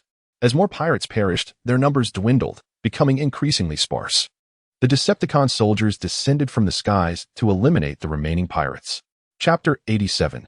The battle concludes, and Hawkeye appears. Of course, it cannot be said that the Decepticon soldiers emerged unscathed before landing. Several of them inadvertently struck their comrades with cannon fire. Fortunately, enduring a few cannon blasts posed no lethal threat. This situation is quite customary. After all, with the multitude of Decepticon soldiers, collateral damage is inevitable. As time passed, the battle reached its definitive conclusion. The pirates lay dead or fled, leaving a vast expanse of sea strewn with their corpses and the wreckage of shattered vessels. Although the conflict had ceased, the onlookers remained motionless, their eyes filled with a lingering sense of awe and shock. It was over. The Dark Guild had triumphed, and the pirate coalition was utterly vanquished. Was this the true might of the Dark Guild?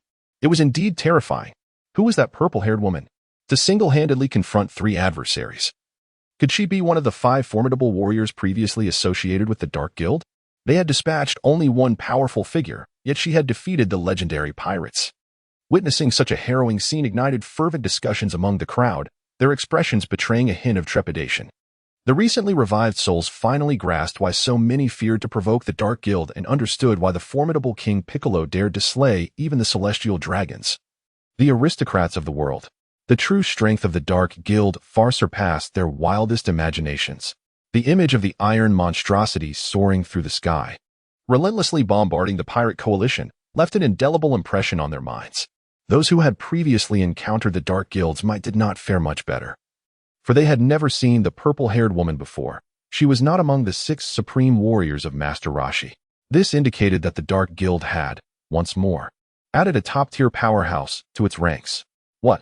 This purple-haired woman was not one of the previously known strong figures of the Dark Guild? This was too frightening. This meant that the Dark Guild now had 7 known strong warriors. The freshly revived crowd gasped in astonishment upon receiving this news. Floret's word, Bista, I must concede. Her swordsmanship is terrifying. That single strike may be a realm I can never attain. If given the chance, I would truly wish to face her in battle. Don Quixote Doflamingo, fufufu. What nonsense are you spouting, Floretsword Bista? Do you wish for death by challenging her? Zoro. No, you don't understand. If I could engage her in combat, I would willingly sacrifice my life. However, I recognize I am not worthy at this moment. Roger, it is indeed astonishing. A single individual has defeated the Golden Lion. It seems that losing your leg has greatly impacted you. Chopper, whoa, how terrifying. It seems we are truly finished. Right-haired Shanks, such a level of swordsmanship makes even me yearn to engage her in combat. Otoheim, if our Fishman Island could receive the protection of the Dark Guild, perhaps we could finally reside on land. As the battle concluded, the chat channel erupted into fervent discussions. Some individuals were engrossed in debates about the formidable prowess of the Raiden Shogun, lamenting the might of the Dark Guild. The powerful swordsmen, however, fixated their gaze upon the retreating figure of the Raiden Shogun, their minds lingering on the profound essence of the stroke they had just witnessed. Yet, some who lacked an understanding of swordsmanship grew discontented with the accolades being heaped upon the Raiden Shogun. Yarlita interjected, "Humph, I concede her strength is commendable, but to claim she is the most beautiful woman in the world is something I cannot abide. I am the epitome of beauty, and her swordsmanship appears rather mediocre to me." Bartolomeo chimed in, "Her swordsmanship is not so extraordinary. It must be attributed to the powers of the devil fruit. Those purple lightning bolts resemble the abilities of a devil fruit." Instantly, several individuals sprang forth to counter his assertions, predominantly women. Others, unaware of the nuances, began to cast doubt upon the Raiden Shogun's swordsmanship. Of course, they did not question her strength, merely the superiority of her technique. However, the subsequent arrival of one individual dispelled all doubts. Dracul Mihawk proclaimed, "The swordsmanship encapsulated in that strike has already transcended my own. It is precisely what I have sought throughout these years." Boom. Upon reading this message, a cacophony erupted within the minds of all present, akin to a deep-sea bomb detonating in their consciousness. The swordsmanship of that purple-haired woman had surpassed even Mihawk's. Had it been anyone else, they would have been 100 times skeptical, but these words, spoken by Mihawk himself, compelled belief. Even some pirates widened their eyes, leaning over the chat channel, fixated on Mihawk's name and avatar, desperate to ascertain that no one was impersonating him. After scrutinizing for quite some time, they ultimately concluded that it was indeed the one and only Dracul Mihawk. At this moment, the entire chat channel erupted in excitement. The content of the discussions quickly spread, and many around the world became instantly aware of the situation. After all, we are in a unique period. Those who have not entered the chat channel undoubtedly know of its existence by now. Moreover, certain extraordinary individuals who have not yet appeared likely possess special channels to stay informed about the messages within the chat. Additionally, some ambitious journalists would certainly seek to disseminate this information. In summary, once sensational news emerges in the chat channel, it is only a matter of time before a multitude of people becomes aware. Is it true what you said? Did Hawkeye himself admit that his swordsmanship is inferior to that of the purple-haired woman? Indeed, it is true. This information comes from a highly reputable journalist. So how could it be false? No wonder she is so formidable. Her swordsmanship surpasses even that of Hawkeye. If she were to challenge him, the title of the world's greatest swordsman might be in jeopardy. Initially, many were skeptical upon hearing this news. After all, Hawkeye is the world's foremost swordsman, embodying the pinnacle of swordsmanship. Although the purple-haired woman from the Dark Guild is indeed powerful, it seemed nearly impossible for her to surpass Hawkeye in swordplay. Furthermore, they had heard that these words were spoken by Hawkeye himself, which only fueled their disbelief. According to their understanding, who would readily admit to being inferior, even if it were true? However, once they learned that this information originated from a recently prominent journalist, they could no longer refute it. They all recognized that these emerging journalists are part of that mysterious chat channel. Chapter 88, Public Execution, Death of the Three Golden Lions. Hawkeye Mihawk, are there any members of the Dark Guild present? Accept my challenge. Let us agree on a location for our duel. Amidst the rising turmoil outside, Hawkeye Mihawk sent another message. Upon witnessing the opponent's swordsmanship, a desire to challenge stirred within him. Cyrus, Hawkeye actually intends to challenge her. Is this man preparing to take action? Longma, if a challenge is indeed forthcoming, I hope you will inform me of the location. I wish to witness that battle firsthand. Wei, this is the world's greatest swordsman we are speaking of. His strength is likely on par with that of the four emperors.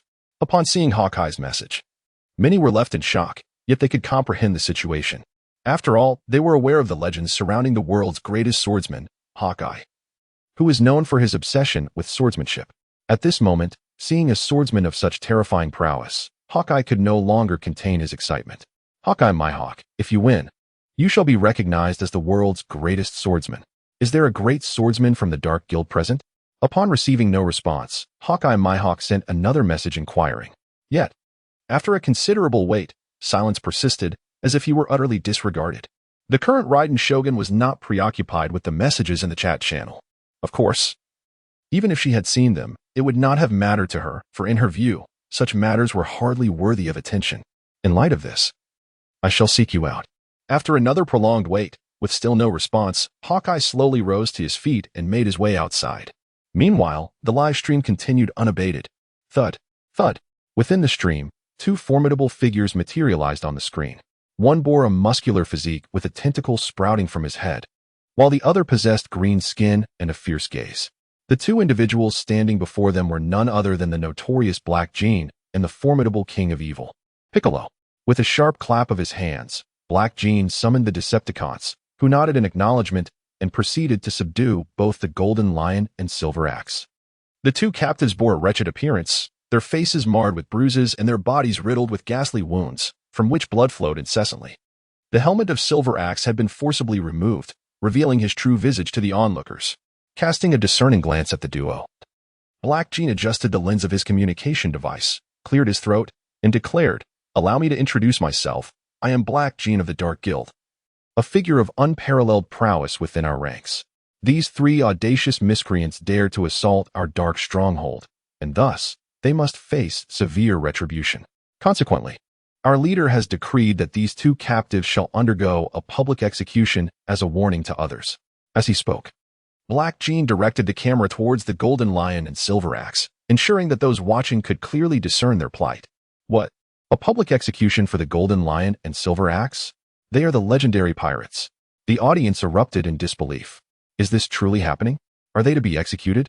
It was known that when the Navy apprehended the Golden Lion, they had spared his life, imprisoning him instead. Yet now, the Dark Guild had seized them and sought their execution. It was utterly terrifying. It seemed that one ought to avoid provoking the Dark Guild at all costs. The viewers, transfixed by the sight of the two figures on screen, could not suppress their gasps of astonishment. The once confident Golden Lion and Silver Axe now appeared utterly defeated. Their heads bowed in silence as they knelt, embodying despair. "Ah, we are to be executed. The Dark Guild is truly fearsome," exclaimed Chopper. "Fortunately, I didn't attend. Otherwise, I might have faced the same fate." Bask added, "How brazen, to dare execute our elder warriors." Wang Ji remarked, "Fu. I'm glad I never provoked the Dark Guild. Otherwise, our Don Quixote family would surely be doomed," Doflamingo mused. As they witnessed the unfolding scene, the chat room was abuzz with wide-eyed astonishment and horror, especially for those like Roger and Whitebeard, who had once known the Golden Lion. The memories of their glory days, when they shared a bond that transcended mere enmity, weighed heavily upon them. Yet, they could do nothing but sigh in resignation. After all, this was the choice of the Golden Lion himself, and they had no authority to intervene. Well, the reasons behind this situation are clear to all. Let us now send these two ruffians on their final journey. Upon hearing the command, two Decepticon soldiers advanced, each wielding a formidable blade. The swords were colossal, their edges exceedingly sharp, gleaming menacingly under the sunlight. As the Decepticon soldiers approached, Silver Axe contemplated resistance, yet his attempts were utterly feeble. Beside him, Golden Lion found himself unable to resist any longer. For the handcuffs he bore were forged from high-purity sea loam. Such a terrifying level of purity. Despite Kaido being imprisoned, he likely possesses little strength left. The Golden Lion raised his head, yearning to utter a few grandiloquent phrases reminiscent of Roger's last words during his execution. However, the Decepticon soldiers afforded him no opportunity. With a swift sound, a large blade sliced through the air, severing his head with chilling precision. The expression on the Golden Lion's face froze in that moment, his severed head rolling several times upon the ground, while his headless body collapsed heavily. The blade swung again, and the Silver Axe followed suit, meeting the same grim fate. Thus, the infamous trio of the Golden Lion met their demise. They are dead. The Golden Lion trio is utterly extinguished. Is this truly real? It seems the Dark Guild dares to undertake anything. With the Golden Lion's demise, will the float fruit return to the sea? As the bodies of the Golden Lion and his companion crumpled to the ground, silence enveloped the audience before erupting into a cacophony of discussions.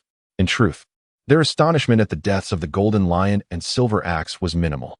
The Dark Guild had already slain numerous celestial dragons, so eliminating a few notorious pirates was hardly surprising. Although the Golden Lion was a legendary pirate, in the eyes of most, the dread associated with the celestial dragons overshadowed his infamy. Not to mention, the Dark Guild had already claimed the lives of several celestial dragons. Observant individuals noted that upon the Golden Lion's death, the float fruit's powers would once again be cast into the sea. Given the Golden Lion's legendary status, it was evident that the float fruit was indeed a top-tier devil fruit. Consequently, many turned their attention to the re-emerging float fruit, hoping to discover it and reap substantial rewards. Chapter 89, Ball's Resurrection. The list is about to open. Ding. Congratulations, host, on completing the task. Reward, Ball's Resurrection. Privilege Usage Card 1. At the moment of the Golden Lion's demise, the system's voice resonated within Jiang Chen's mind, claiming the reward. He glanced at it and responded without hesitation. Reward successfully claimed. In the next instant, a card radiating golden light materialized in his mind, adorned with intricate runes. By shattering this card, he could invoke a privilege once, within reasonable bounds. Boom. Suddenly, thunder roared from the heavens, and a rift in time and space appeared. As the fissure widened, a radiant wormhole emerged. A sphere of purple light descended before Jiang Chen, gradually coalescing and transforming. After a considerable duration, a woman resembling the Thunder General appeared, with the same purple hair and violet eyes, clad in a purple ensemble. The only distinction was that she held an umbrella instead of a weapon. What is happening? Wasn't I dead? Ball gazed at her hands, astonishment illuminating her eyes. She recalled her demise in Kinria and could not comprehend how she stood here alive. Indeed, you perished. It was I who restored you to life. To be more precise, it was the leaderboard that revived you. I merely fulfilled its requirements, and in exchange, it resurrected you. Observing her puzzled expression, Jiangchen elucidated further, introducing her to the present circumstances and the capabilities of the leaderboard. You mean to say you brought me back to life? In contrast to Ball, her demeanor exuded optimism, embodying a gentle and cheerful essence. Upon hearing the explanation, Bale's astonishment deepened, her face reflecting disbelief. Although she was the original god of thunder, the notion of resurrecting the dead was beyond her capabilities. Previously, she would have dismissed the idea that anyone could achieve such a feat, yet now, the very person who had fallen in battle stood resurrected before her. What is this leaderboard? Could it be a genuine deity? Despite having once held supreme power as one of the 7 gods in Inazuma, she felt insignificant compared to this enigmatic and formidable leaderboard. In her heart, it could be deemed the true embodiment of divinity. Enough. Your sister should be returning soon. You ought to go meet her. Jiang Chun gestured towards a particular direction. With his formidable observation haki, he sensed that the Raiden Shogun was making her way towards them. Although her pace was deliberately measured, the intensity of her emotional turmoil was unmistakable. My sister, she is here too? A flicker of emotion passed over Bale's face. She had presumed the leaderboard had only resurrected her, unaware that her sister was also present. Without further hesitation, she followed Jiang Chen's indication and hastened in that direction. After all, she had been dead for quite some time, and her sister would undoubtedly be heartbroken, with the addition of another formidable ally. Even if the world government sought to invade this place, they would likely face considerable difficulty. If the world government did not commit their full might, the outcome of any confrontation would remain uncertain. Jiang Chen muttered, a glimmer of brilliance flashing in his eyes. Ball, the first generation of the Thunder God, also known as the True Thunder, possesses immense strength. The Raiden Shogun, Bale's sister and shadow warrior, is also referred to as Raiden Mei. Together they form a pair of twin demonic deities. From this, one can infer that Bale's prowess is undoubtedly formidable. Even if he does not surpass the Raiden Shogun, he is likely not far behind. Furthermore, with the likes of King Piccolo and others, the Dark Guild boasts 8 formidable elites besides him. The Red Spider can also be considered a master, ranking at least at the Vice-Emperor level. Presently, the Dark Guild stands as the most powerful force outside the world government. Even the Navy headquarters, when exerting its full might, finds itself at a disadvantage against them. Moreover, the world government, the mightiest of all, typically refrains from deploying its full force. After all, many harbor grievances against the celestial dragons. Should a multitude of top-tier warriors vacate Mariawa, it is likely that chaos may ensue, as seen with the Revolutionary Army. In the following days, discussions across the seas remained fervent. By the next day, newspapers were printed, with the front page dedicated to the previous day's battle. The wreckage of pirate ships scattered throughout the waters, alongside the corpses of the Golden Lion trio, were captured in photographs and displayed prominently. Upon viewing the casualty report from the pirate side, everyone was taken aback once more. The Golden Lion trio had perished, and among the coalition of 80 to 90,000 pirates, over 95% had met their demise. The remaining 5% were likely to drown in the vast ocean as well. As time passed, the fervor surrounding the war gradually waned. It was not due to a lack of astonishment, but rather the impending release of the next leaderboard, which held significance almost equal to the events of the previous day. As the time for the leaderboard approached, a grand screen materialized in the sky. A few lines of bold text displayed the countdown to its unveiling.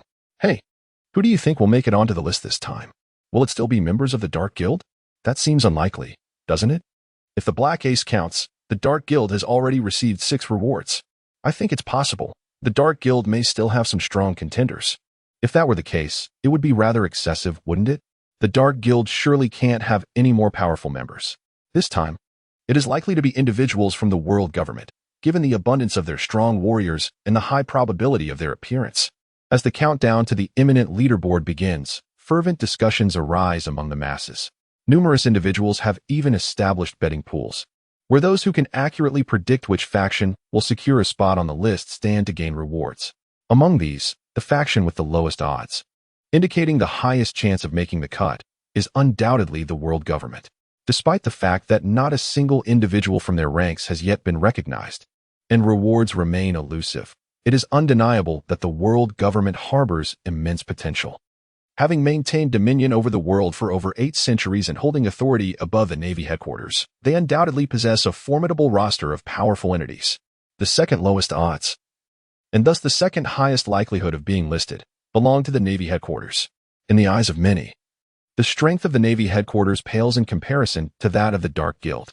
However, it is essential to note that merely possessing overall strength is not the sole criterion for being listed. The Dark Guild has already had numerous individuals recognized, and according to regulations, those who have previously appeared on the leaderboard and received rewards are ineligible for subsequent listings. This significantly diminishes the likelihood of the Dark Guild making it onto the rankings. Chapter 90. Sengoku makes the list, mission unfolds.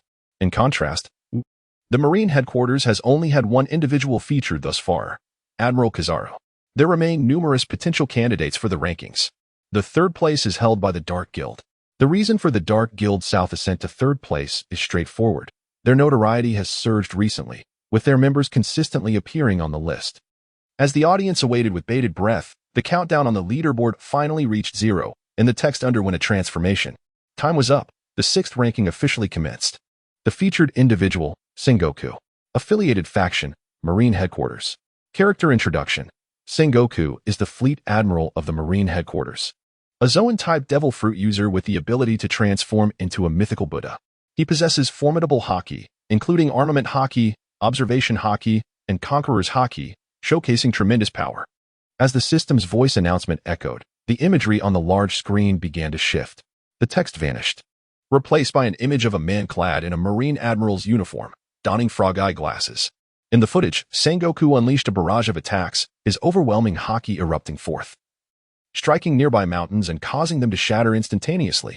Subsequently, Sengoku activated his devil fruit powers, radiating brilliant golden light as his form expanded, transforming him into a colossal golden Buddha. The Buddha swung his palm, unleashing a formidable shockwave that reverberated outward. Each strike was capable of obliterating boulders, sending fierce winds swirling. His power soared beyond mere measure after utilizing his devil fruit. Witnessing this immense pressure, the audience before the screen held their breath in awe. It was Fleet Admiral Sengoku. They had not anticipated his inclusion. Such might, is this the prowess of a mythical Zoan-type devil fruit? It appeared overwhelmingly formidable. At long last, it was the Marines' turn. With such formidable strength, how could they not have representatives on the list? Upon viewing the latest featured individual, the audience erupted into fervent discussions, their faces alight with excitement and astonishment. There was not a shred of doubt regarding the strength of this newly ranked individual. After all, Sengoku was the Fleet Admiral. His strength was indisputable, or else he could not command the respect of his subordinates. Those who had wagered on the Marine headquarters prior to this revelation now wore expressions of elation, for according to the odds, they stood to gain a considerable sum of berries. Garp, Waha. Sengoku, it's your turn. When the match begins, I shall safeguard your Senbei. Sengoku, you rascal, Garp. If you dare touch my Senbei, I shall not spare you. Rebecca, but this time, it's not the Dark Guild members. Alas, it's a pity. For I wagered on the Dark Guild. Chopper, Fleet Admiral. It's a Marine member. How can it not be someone from the Dark Guild? Whitebeard, Gururara. Sengoku, at last. It's your moment. Do not let yourself be defeated.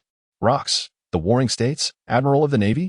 I sincerely hope to be chosen for this challenge, as I am eager to engage in battle with the Navy.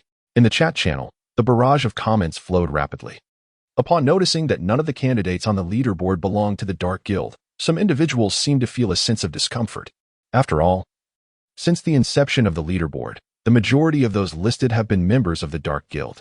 The only exception was Admiral Kazuru, who appeared on the list once, and on that occasion, he was defeated, with the rewards subsequently claimed by the Dark Guild.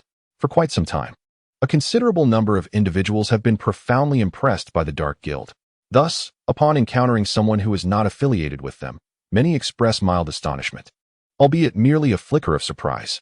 After all, it is improbable for any faction to consistently dominate the top 50 in the power rankings, not even the world government itself.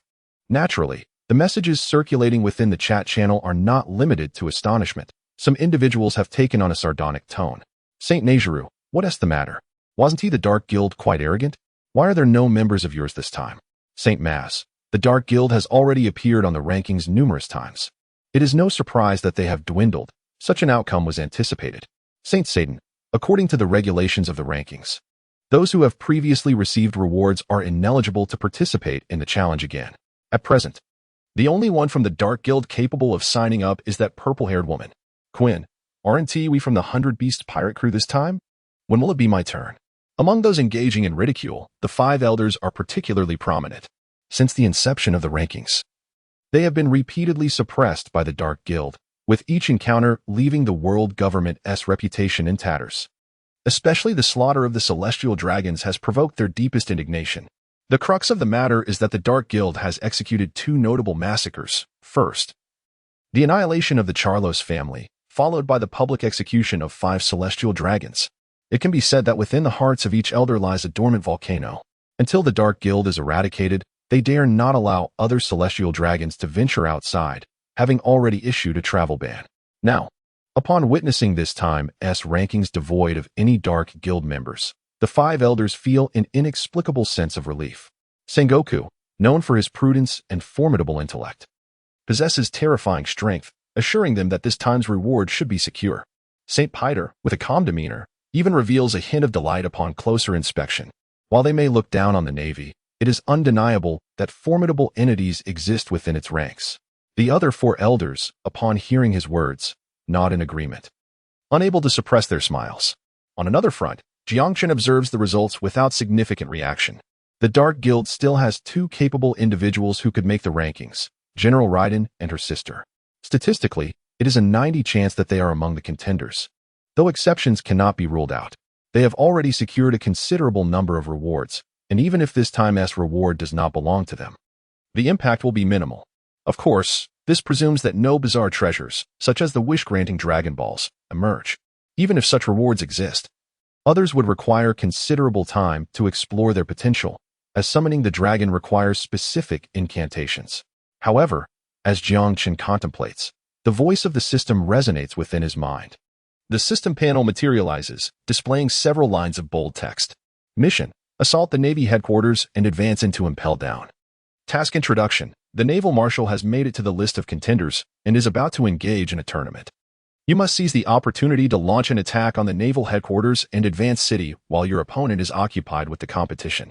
Task requirements in this mission: it is imperative to eliminate 1,000 Navy personnel, 200 guards from Advance City, and 500 prisoners. Ensure to kill at least 5 prisoners from the 6th level of Advance City. Rewards: for super boxes and 1 privilege card. Note: if you manage to seize the rewards this time, the super boxes will increase by an additional 1. Will you accept? As he gazed at the information presented on the system panel, Jiangchen fell into deep contemplation. The rewards for this task are exceptionally generous. The number of super boxes has astonishingly reached 5, surpassing any previous task rewards. Chapter 91. The competition is postponed by 3 days, stirring a flurry of activity among all parties. Furthermore, should he manage to seize the rewards from this competition, an additional super box will be granted. Upon seeing these incentives, Jiangchen felt a surge of temptation. However, another issue loomed. The commencement of the competition was imminent, and even if he were to head to the Navy headquarters immediately, time would likely prove insufficient. System, utilize the privilege card to postpone this arena competition by 3 days. Jiang Chun crushed the card in his mind, invoking its power. The shattered card transformed into a stream of intangible regulatory energy, soaring toward the leaderboard in the sky, unseen by any observer. After a brief contemplation, Jiang Chun devised a strategy. He would indeed use the privilege card to delay the arena competition by 3 days. This interval would allow him to plan meticulously, avoiding the current rush that prevented him from reaching the Navy headquarters. His objective extended beyond merely fulfilling the task's requirements. He aspired to claim the rewards as well. Even if the system did not issue a task, he intended to act upon this desire. After all, such rewards are too valuable to be wasted in the hands of others. Unless unforeseen circumstances arise, the likely recipient of these rewards would be Admiral Sengoku. They merely need to wait at the Navy headquarters for Sengoku to finish his competition and then ambush him to seize the rewards. Delaying the competition by 3 days also aligns with the system's regulations. The privilege card does not grant him the liberty to arbitrarily alter the rules. Postponements are limited to intervals of 3 days, 6 days, and so forth. Thus, after much contemplation, he resolved to delay the event by 3 days. The attempt was successful, and the arena competition's date was indeed postponed by 3 days. 2 hours later, the screen displayed a shift in content, with several lines of bold text emerging. Attention, attention, attention. Due to unforeseen circumstances, this arena competition has been postponed to 3 days hence. All participants wishing to challenge may register within this period. Please take note. What is going on? The arena competition has been delayed by 3 days? I have no idea. It seems some situation has arisen. But this is the leaderboard. It's more formidable than the divine. What special circumstance could possibly occur? As this announcement echoed, the crowd erupted into discussions, their faces etched with confusion, unable to comprehend the reason for the postponement. According to the announcement, the competition was postponed due to unforeseen circumstances. Yet in their minds, the leaderboard was an omnipotent entity. What special situation could impede it? Doflamingo remarked, "What is the matter? Why is the arena competition postponed?" "I was eager to see Admiral Sengoku in action," Zoro replied. "I don't know, but the Admiral's battle should indeed be thrilling." Nico Robin, "It seems there must be some extraordinary circumstance. After all, we cannot alter the will of the divine, can we? Yet, is there truly a matter that even the divine cannot resolve? Kizaru, how frightening indeed that it has been postponed." The individuals in the chat channel expressed their bewilderment at this development. However, most of them merely offered casual remarks before falling silent. For the machinations of the rankings are beyond their influence. In the New World, aboard the Moby Dick, the territory of the Whitebeard Pirates. "What? The competition has been postponed? What has transpired?" Marco exclaimed, gazing at the screen in the sky with astonishment. The other members of the Whitebeard Pirates engaged in discussions about this unexpected situation, their expressions tinged with disappointment and confusion. After all, this time, it was the Marine Admiral Sengoku who was set to participate, a figure of immense renown across the seas, rivaling even the 4 emperors of the pirates. They were eager to witness the battle of the Marine Admiral. "Old man, the match has been delayed. We must wait 3 more days to see it," Marco said, turning his gaze to the formidable man seated behind him. This imposing figure bore several foredrips, sported a crescent-shaped mustache beneath his nostrils, and bore scars across his chest. This man was none other than the world's strongest man, Whitebeard. "Ah, I understand, Marco." Whitebeard's eyes flickered as he regarded the screen above, deep in contemplation. He then grasped his supreme blade and, after a brief pause, spoke with a resonant voice. "My sons, we shall make our way to Marine headquarters." "What? To Marine headquarters?" The crew of the Whitebeard Pirates was taken aback, disbelief etched on their faces. "Old man, what are you saying? What business do we have at Marine headquarters? Are we to wage war against them?" Many questioned, exchanging puzzled glances, uncertain of the situation. However, a few quick-witted individuals seemed to grasp the gravity of the matter. their eyes widening in realization. Your family member Ace is still in the hands of the Marines. He is imprisoned and impelled down, and at any moment, he could be executed by them. Our journey to Marine headquarters is to bring Ace home. Whitebeard's thunderous voice resonated throughout the ship, akin to a rumbling thunderstorm. He held another concern regarding Ace, his lineage, while others remained oblivious to Ace's true identity. Whitebeard was acutely aware that Ace was the son of the pirate king, Roger. Given the world government's behavior, it was highly likely they had already uncovered Ace's identity. 3 days hence, Marine headquarters would undoubtedly be bustling with activity. For the Marine Admiral, he is a pivotal figure. The loss of the Marine Admiral would be tantamount to the Navy losing its very backbone, significantly impairing its combat efficacy. This time, Sengoku has made it onto the list. If the arena competition were to be held now, even if others were aware, they would find it impossible to reach the Navy headquarters in such a short span of time. However, if the event were postponed by 3 days, many would certainly manage to arrive within that time frame. Gulalala. Roger, you might have to go as well. I wonder how Rayleigh is faring these days. Whitebeard took a hearty swig of his drink, a hint of nostalgia flickering in his eyes. With Roger's capabilities, he would soon uncover Ace's identity, and it is likely that Roger would seize this opportunity to head to Impel Down. Old man, are we going to rescue Ace? In 3 days. Fleet Admiral Sengoku is scheduled to participate in the competition, indeed presenting us with a splendid opportunity to save Ace. Splendid. We shall certainly bring Ace back home. Upon hearing the plan to rescue Ace, the crew aboard the Whitebeard Pirates rejoiced, their faces brimming with determination. Sons, none shall hinder our quest to bring Ace home. Whitebeard bellowed, his expression radiating boldness and confidence. Yet, despite his words, a sense of seriousness and vigilance lingered within him. They could exploit this opportunity to rescue Ace. But the world government would undoubtedly anticipate such a move and be on guard. Fortunately, Roger and Rayleigh would likely also participate, significantly increasing the chances of rescuing Ace. Chapter 92. Undercurrents and the World Government Schemes. Meanwhile, individuals from various other factions fell into contemplation, pondering the reasons behind the postponement of this competition. However, after a brief period of reflection, they ceased their musings, for the regulations of the rankings were beyond their influence. The captain of Whitebeard's 2nd Division had been captured by the world government and was currently imprisoned and impelled down. If the fleet admiral entered the competition, would the Whitebeard Pirates take advantage of the opportunity to rescue Fire Fist Ace? Within the territory of the Beast Pirates, Jack spoke with grave seriousness. After all, the fleet admiral is the pinnacle of the Navy. Should he participate, the Navy headquarters would inevitably be left vulnerable. Kaido, I believe Jin's words hold merit. The Whitebeard Pirates may very well launch an assault on the Navy headquarters, advancing towards Impel Down. We should join in the fray. Queen's countenance was fierce. His eyes ignited with the fervor of battle. Having been denied his turn in the rankings on numerous occasions, he had longed for a fight. And this was indeed a prime opportunity. Indeed, Kaido, we must seize this chance. Who knows, we might even plunder a wealth of treasures from the Navy headquarters. I have long harbored disdain for that bunch. Jack added, his face brimming with confidence and zeal, eager to spring into action. Urolo, this is certainly a splendid opportunity. Compared to that old geezer Whitebeard, I harbor far greater animosity towards those Navy scoundrels. Kaido took a hearty swig of his drink, a look of intoxication gracing his features. He then shifted the tone of the conversation and stated, however, that red-haired fellow will surely join the fray. Jean, you and I shall confront the red-haired pirates, while you two, Jack and Queen, lead an assault on the Navy headquarters.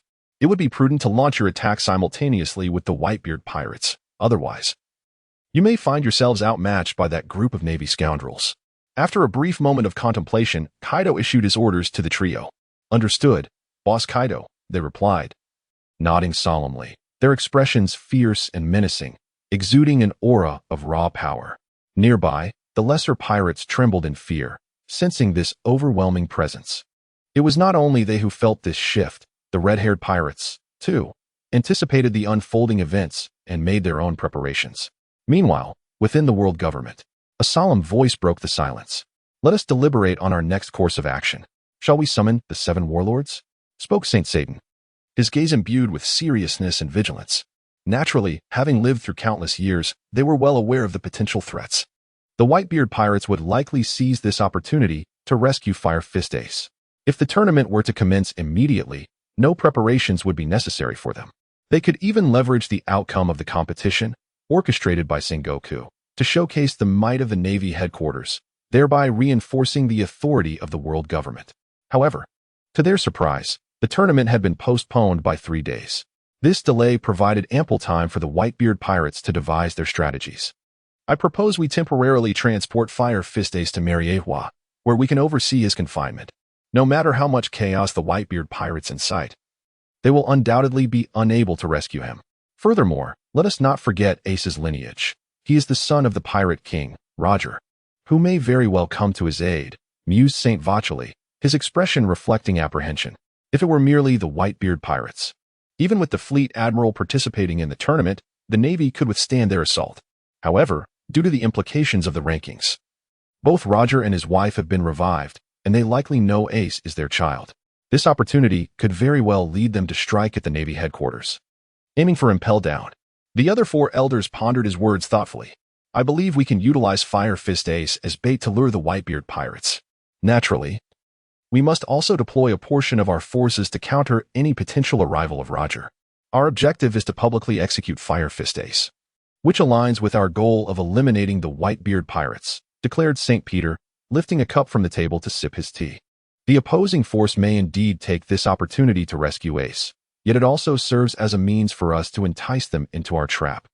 I concur with using Fire Fist Ace as bait. Ever since the emergence of the Dark Guild, the world government has suffered considerable humiliation. In addition to the resurrection of the deceased, it is imperative that we demonstrate our strength and uphold the authority of the world government. Mentioning the Dark Guild, Nezashira gritted his teeth, his eyes ablaze with fury. The audacity of his words was backed by formidable strength. The resurrection did not merely bring back pirates. It also revived fallen Marines and powerful figures of the world government.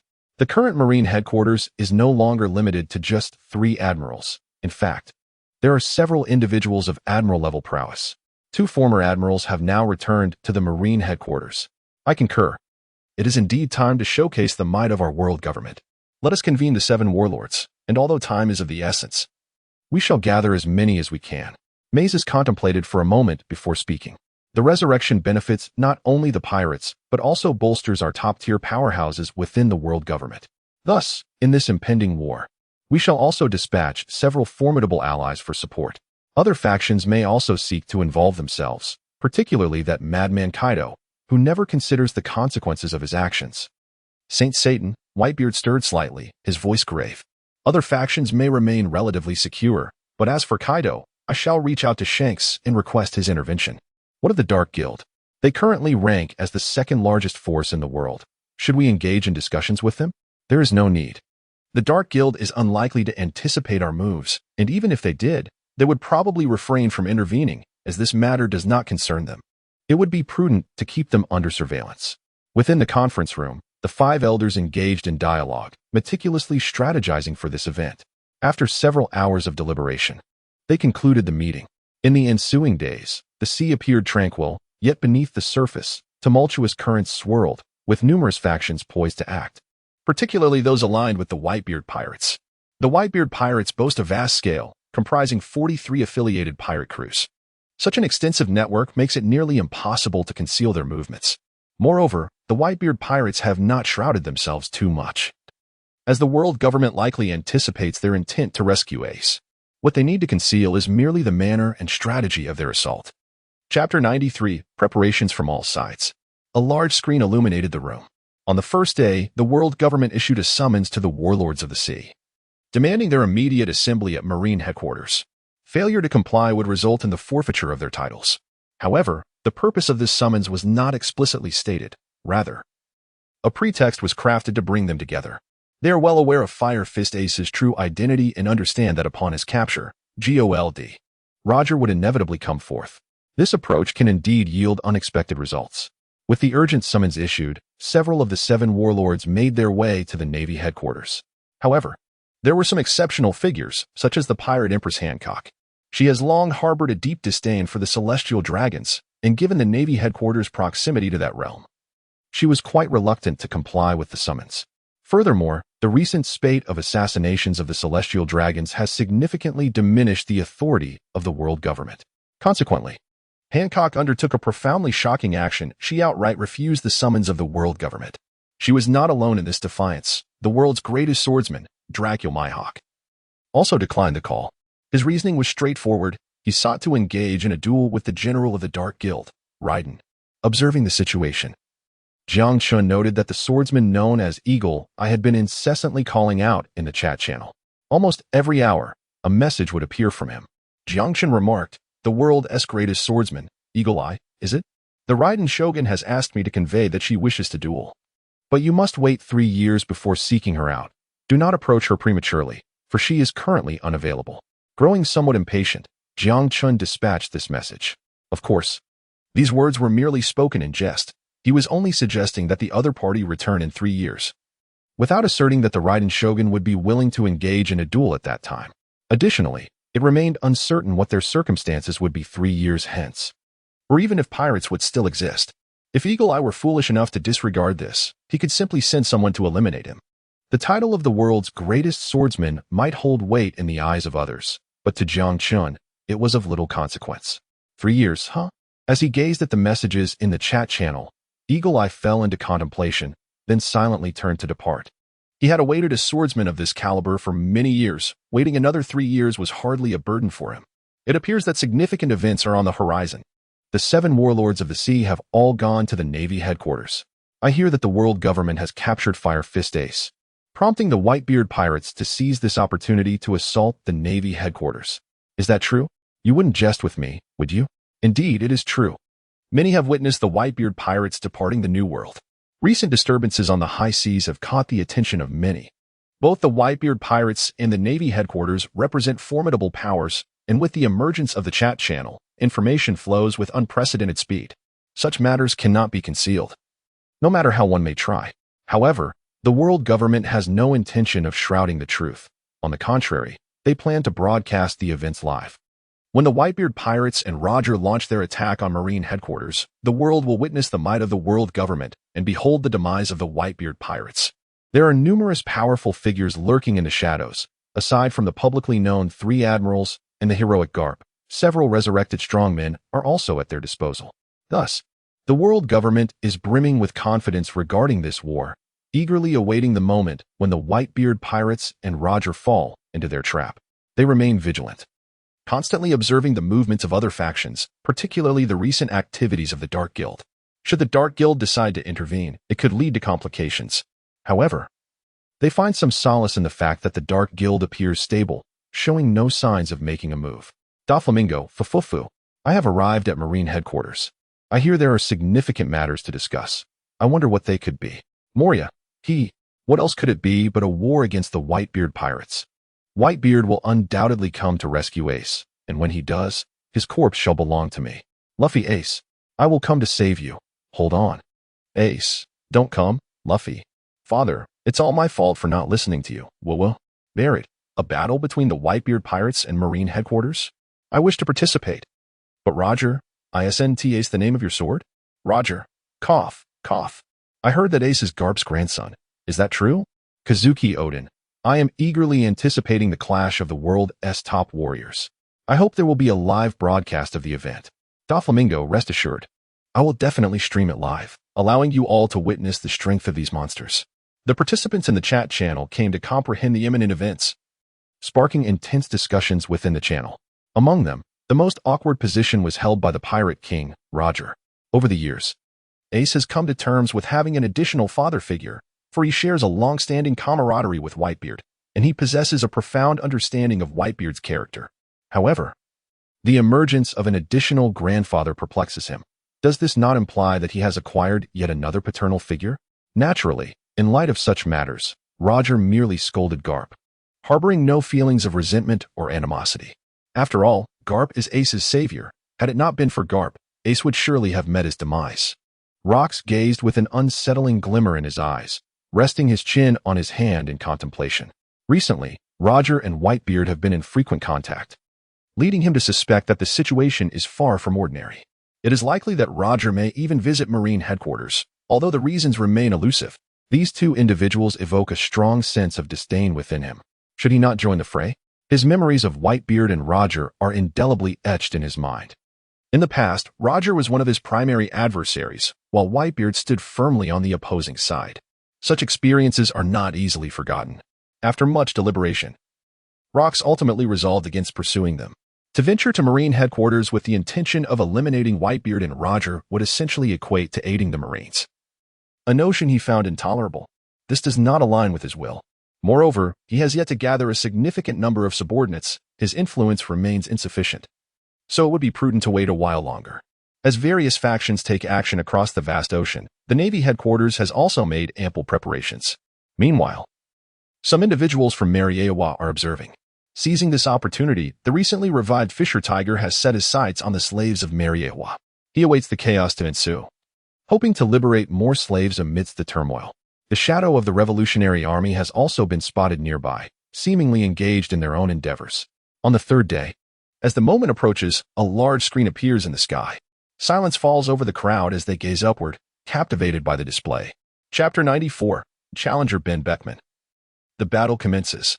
The extension of time concludes here. As the number of participants in the arena exceeds 1, a random selection will be made from among them to compete. The selection is successful. This time's challenger, Ben Beckman. Character introduction, Vice Captain of the Red-Haired Pirates. Not only renowned for his formidable combat skills, but also for his exceptional strategic acumen. The competition is about to begin. Both parties are requested to enter the teleportation passage before them. The moment the system's announcement concludes, a small black dot forms a few meters in front of Beckman and Sengoku, gradually expanding. In an instant, 2 teleportation tunnels emerge. On the other side of the tunnels lies the arena for the competition. Upon seeing the contestant, the audience engaged in fervent discussion while watching the large screen. Vice Captain of the Red-Haired Pirates? It seems Beckman is quite an impressive individual. Indeed, I've heard that Beckman's strength is nearly on par with Red-Haired Shanks. Such prowess. It won't be easy for the Admiral to secure a victory. This battle promises to be exhilarating. Many have heard of Beckman's reputation. Although not as renowned as the 4 emperors, it is certainly noteworthy. There are even whispers that Beckman serves as an advisor to Shanks, often consulted for important matters. Underscoring his elevated status, certainly unmatched by the Beast Pirates' prominent figures or the captains of the Whitebeard Pirates. Rox, Vice Captain of the 4 Emperors ship, is it? Let me witness your strength. I hope it isn't too lackluster. Roger, has that little brat from the Red-Haired Pirates grown to such an extent? It seems Sengoku won't be extricating himself anytime soon. Arlong, is it about to begin? Are those powerful individuals finally going to clash? I now realize how insignificant my strength truly is. Colonel Mouse, do not be complacent. Our Navy will undoubtedly emerge victorious. Nico Alvia, it seems the Navy headquarters will soon be thrown into disarray as well. Enel, I have heard that the woman from the Dark Guild claims to be the goddess of thunder. How infuriating. It is I who am divine. And I alone am worthy of the title.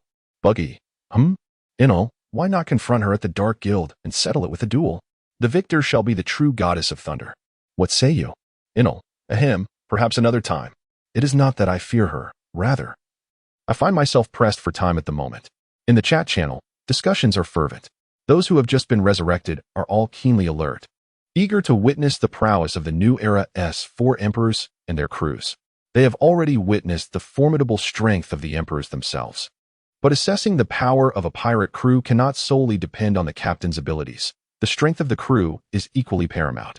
Presently, an opportunity arises to gauge the capabilities of the 4 emperors' crew members. Meanwhile, at the Navy headquarters, a storm is brewing. Numerous naval officers have gathered, standing ready for the impending conflict.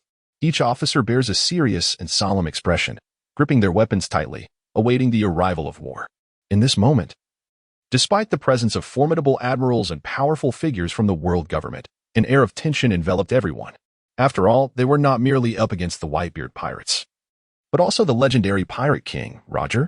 Furthermore, according to the intelligence at hand, the first mate of Roger's crew, the Dark King Rayleigh, had also arrived. Is the competition about to commence? I must depart now, Tsuru. I leave the command to you. This battle is of utmost importance, and we cannot afford any negligence. Sengoku stated gravely, his expression serious as he addressed Tsuru beside him. He needed to participate in the tournament, and after much deliberation, it was decided that Tsuru would lead this confrontation. Though Tsuru held the rank of Rear Admiral, her status and experience were undoubtedly on par with Sengoku, the Fleet Admiral. In fact, in matters concerning training garb, she held more influence than he did. Understood, I will handle it, Tsuru replied, her visage equally solemn.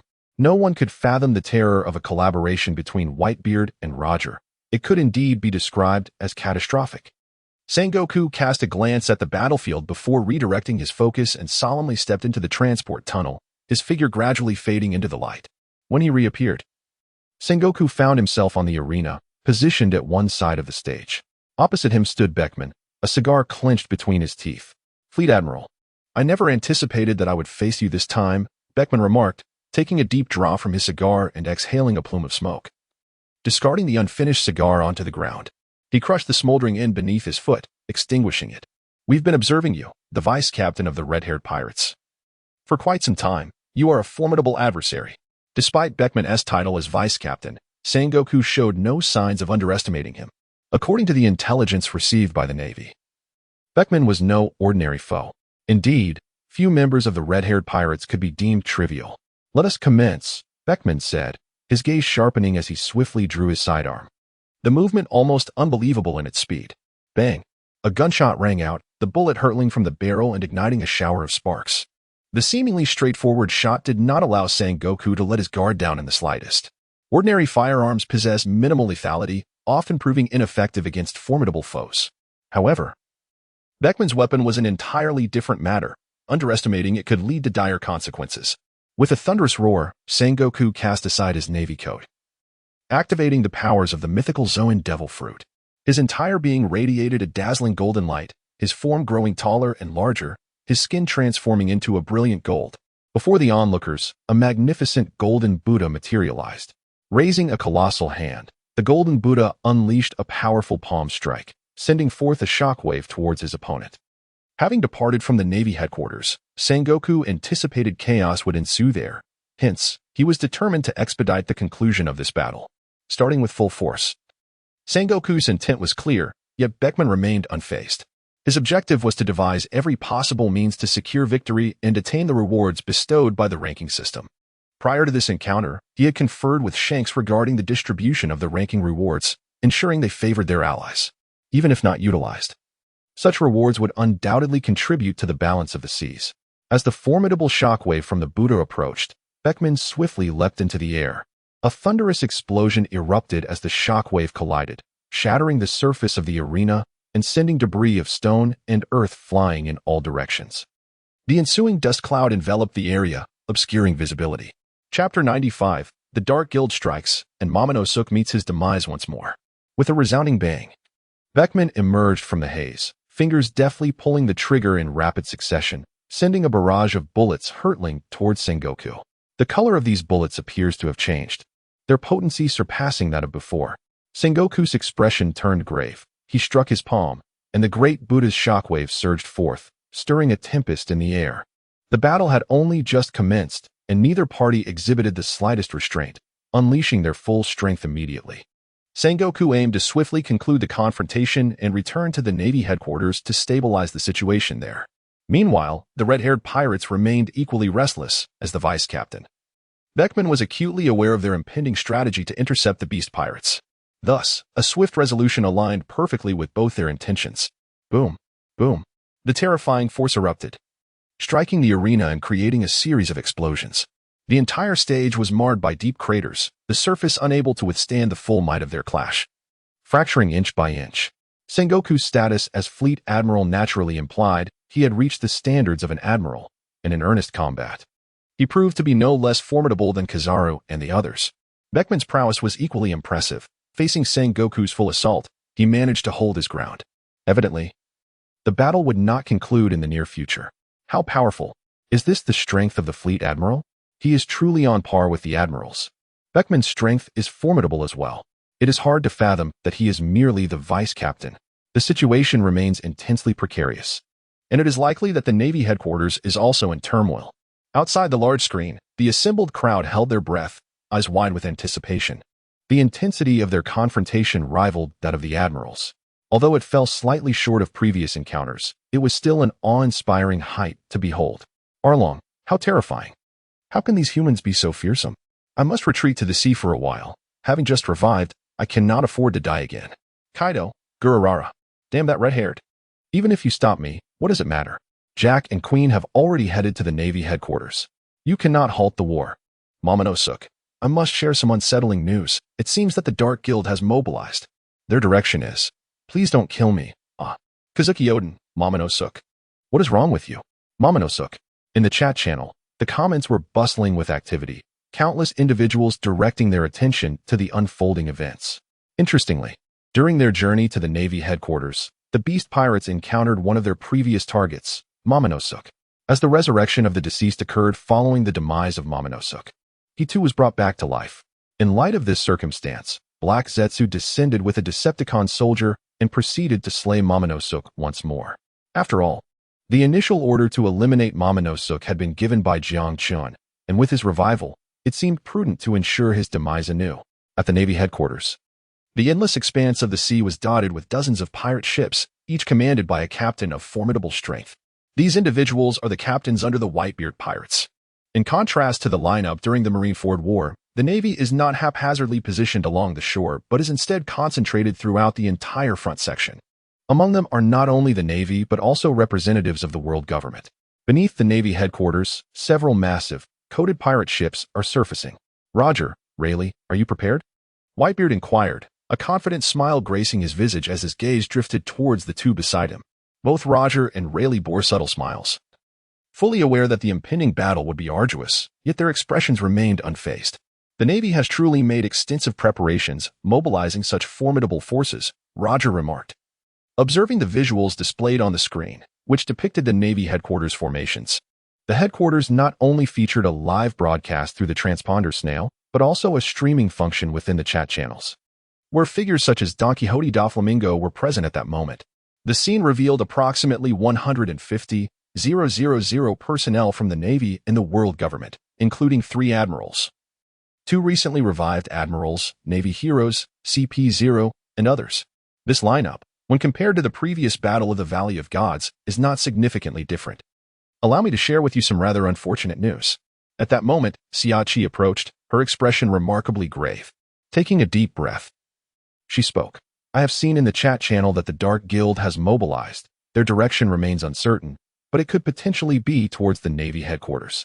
Recalling her encounter with the Dominator, a rare seriousness, even a hint of fear, flickered in her eyes.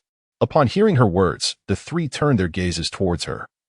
And upon witnessing the gravity etched on Sabaody's face, their brows furrowed in concern. Is the information reliable? If the Dark Guild is indeed heading towards the Navy headquarters, we might be in serious trouble. However, what advantage could they possibly gain by coming here? Rayleigh, absorbing her words, felt his previous light-hearted demeanor vanish, replaced by a somber seriousness. Whitebeard fell into silence as if pondering deeply. Is the Dark Guild truly that formidable? You all display such concern. Could they possibly be stronger than the Navy we see before us? After a moment of silence, Roger could no longer contain his curiosity and inquired. He was genuinely intrigued by the strength of an adversary that could elicit such expressions from his companions. Being newly resurrected, he had not witnessed the earlier battles, leaving him unable to fully grasp the Dark Guild's power. He had only heard that the Dark Guild possessed several individuals of admiral-level strength. Gulalala, their power far exceeds that of the Navy headquarters before us. You must understand one thing, Roger. The Dark Guild has never lost a match in the arena, regardless of the opponent. Defeat reveals a person's limits, but victory does not. This implies that those individuals may not have even unleashed their full strength. Whitebeard spoke slowly, his eyes reflecting a trace of astonishment. If the Dark Guild had suffered a single defeat, he would not have shown such a reaction. But their unbroken winning streak was indeed alarming. It raised the uncertainty of whether their participants had truly exerted their utmost power. Upon hearing Whitebeard's words, the 3 felt a tightening in their hearts, their expressions shifting slightly. None spoke, and the atmosphere grew heavy with silence. Regardless of them, our objective is to rescue Ace, not to engage in battle with them. We should proceed to impel down towards the Navy headquarters. Furthermore, the Dark Guild's intentions may not even be directed here. After a considerable pause, Roger inhaled deeply, his expression weighed down. The Dark Guild's strength appeared to surpass his initial expectations. Chapter 96. The Great Battle Begins. Jack Quinn arrives. Our purpose here is not to fight the Dark Guild, but to rescue Ace. Therefore, no matter what the Dark Guild does, it is of no concern to us, is it? Sabaody lit a cigar and took a puff, then spoke up to remind the others, the 3 companions. Upon hearing her words, also reacted, feeling a sense of relief wash over them. Indeed, they had just fallen into a misconception, regardless of the Dark Guild's might. It bore no relevance to their current mission. They were solely there to rescue Ace, not to engage in battle with the Dark Guild. Roger, it's time to act. Unbeknownst to them, the ship was on the verge of reaching the shore. Whitebeard regained his confidence, gripping his weapon, the Tsong Yun Xie, and prepared for battle. Roger and Rayleigh, along with the others, lifted their gazes toward the shore, their eyes reflecting a sense of boldness. Boom. Fire. Sink their pirate ship. As Whitebeard's crew drew closer, the battle erupted. Countless cannonballs were fired from the naval headquarters fortifications, soaring towards the pirate ships. The shells struck the ocean's surface, creating splashes of water. Look, what is that? It seems something is rising from the depths. Suddenly, a terrified voice cried out, pointing at the sea. The crowd turned their attention to the direction indicated. Gurgle, gurgle. In their line of sight, an abundance of bubbles ascended from the ocean floor, followed by the emergence of 3 colossal pirate ships, the Whitebeard Pirates. The sight of these ships left both the naval soldiers and the commanders utterly astonished. The appearance of the 3 pirate ships was one they were all too familiar with. It was the Whitebeard Pirates. The rhythmic sound of footsteps echoed as 3 men slowly emerged from the shadows, their silhouettes stretching behind them. With each step, it felt as though the hearts of the Navy skipped a beat. It was Whitebeard, the Pirate King Roger, and the Dark King Rayleigh. Upon recognizing the visitors, the Navy couldn't help but break out in a cold sweat. Even some of the vice admirals wore grave expressions. All 3 were legendary pirates. Even one would pose a significant threat, let alone the 3 gathered together. One could only imagine the peril. Have you all arrived? It seems you are already aware of Ace's identity, said Vice Admiral Tsuru, standing atop a tall structure, her expression serious. She glanced at the ongoing tournament below and sighed, realizing that an immediate conclusion was impossible given the current state of the matches. Fu. Look who has arrived, the Pirate King Roger himself. Doflamingo lounged in his chair, crossing his legs. Simultaneously, he activated the live streaming function of the chat channel to engage with those inside. Doflamingo remarked, if I'm not mistaken, the other 2 are Roger and Rayleigh. This is going to be quite the spectacle. Who do you think will emerge victorious? Moria chimed in. I'm at Navy headquarters too. I plan to turn Whitebeard and Roger into zombies. Then no one will stand a chance against me. Jack declared. My brother Queen and I are on our way. This time, you'll see the might of the Beast Pirates. Luffy shouted. I'm about to enter Impel Down. Hang in there, Ace. Arlong scoffed. What? Straw Hat, you're going too? Fantastic. Hurry up and die there. Nico Robin stated. As far as I know, no one has ever breached Impel Down. Kizaru commented. How frightening. The Pirate King Roger is here, along with that Rayleigh fellow. In the chat channel, comments scrolled rapidly as countless eyes focused on Navy headquarters. Even the tournament battles above garnered little attention. After all, the tournament was merely a clash between 2 individuals, while Navy headquarters signified a grand confrontation between 2 formidable forces, one of which included the Pirate King Roger. They were all immensely curious about Roger's strength. Boom, boom. The intensity of the battle at Navy headquarters escalated. The pirate crews under Whitebeard pressed forward, joining the fray. However, their objective was not to seize Navy headquarters, but rather to navigate through it towards the great prison of Impel Down. Ha. Brother Queen, we have arrived at Navy headquarters. 2 pirate ships, adorned with the flag of the Beast Pirates, gradually approached the shore. The cannonballs fired at these vessels were effortlessly intercepted by 2 towering men. Jack surveyed the chaotic battlefield, his eyes brimming with excitement and exhilaration. Our aim this time is to slay more Navy personnel and seize treasures. With our prowess, they are no match for us. This aligns with Kaido's wishes as well. With a thunderous sound, Quinn leapt off the ship, his demeanor grave. He was well aware of his limitations. Many formidable warriors were participating in this conflict, and their efforts alone would yield little impact unless the captain of the Beast Pirates personally intervened. Jack nodded in agreement.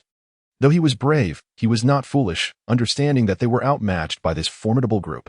I comprehend now. Let us engage wholeheartedly. Jack brandished his scythe, issuing a command to attack. The members of the Beast Pirates, inspired by his words, surged forward with fervor. Most of them were elite members of the crew, including several who possessed artificial devil fruit abilities.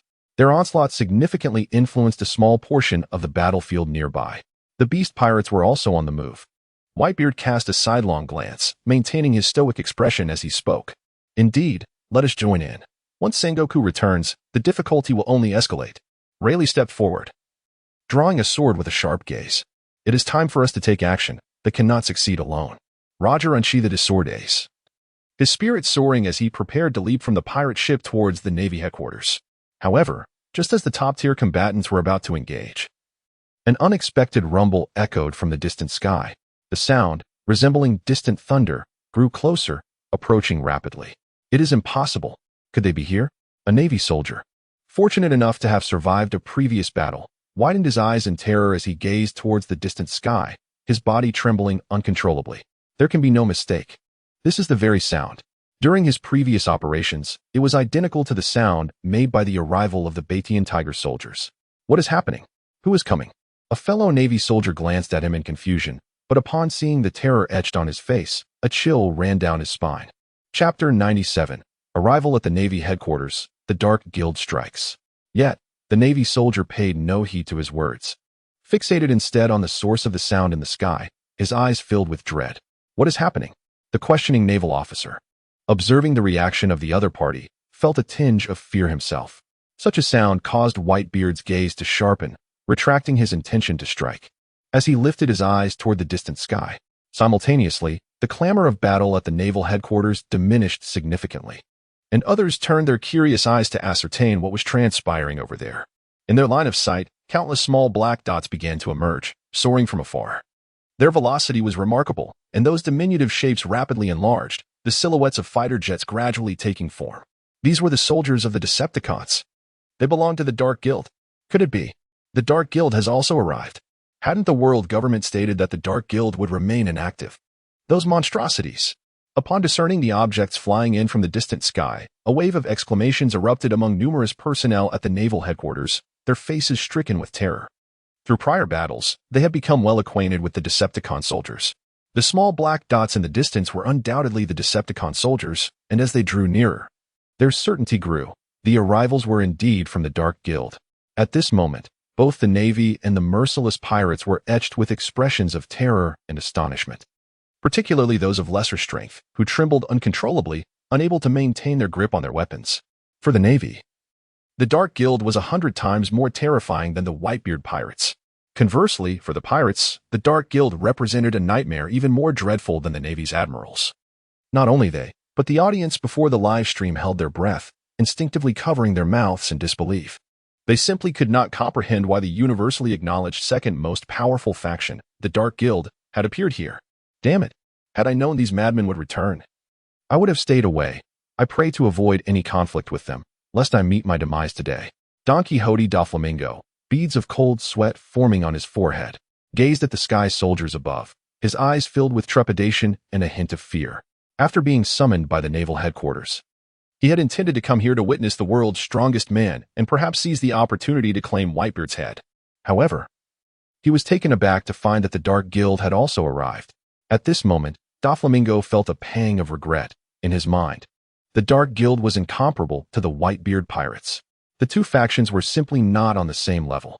Provoking the Dark Guild would surely spell doom for the Don Quixote family, and even the Beast Pirates would be of no help.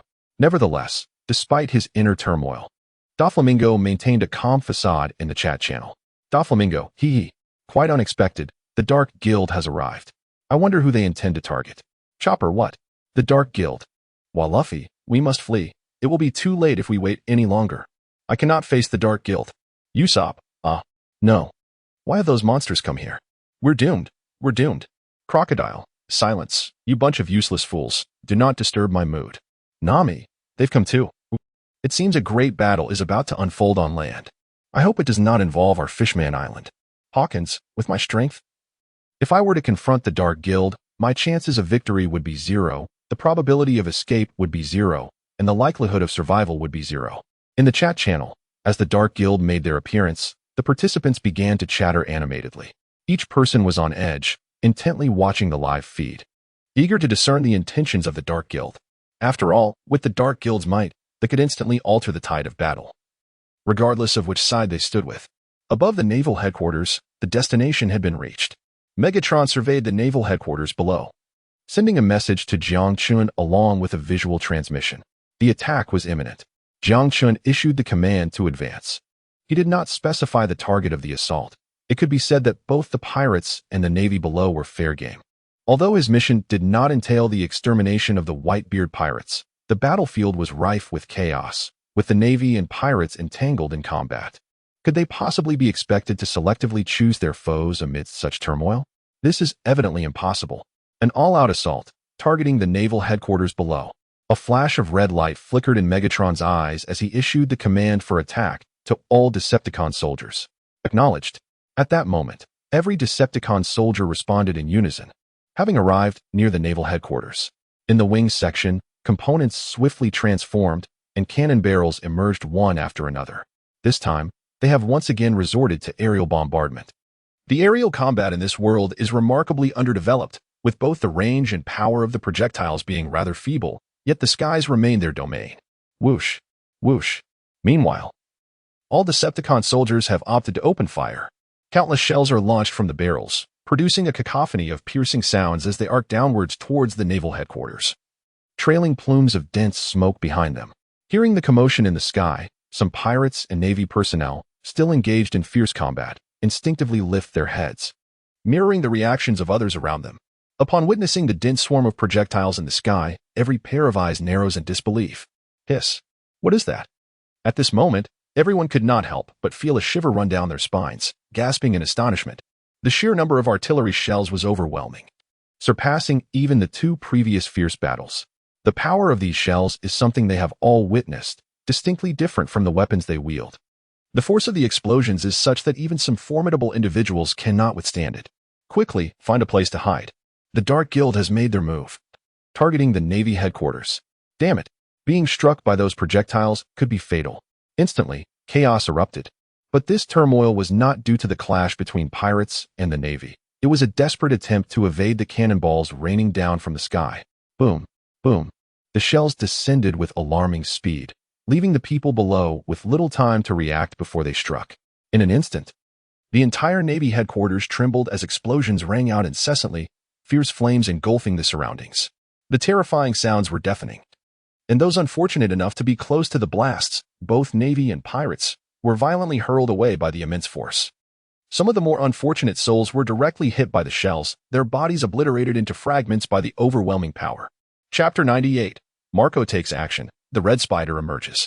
Counterattack, quickly counterattack. Fight back with everything you've got.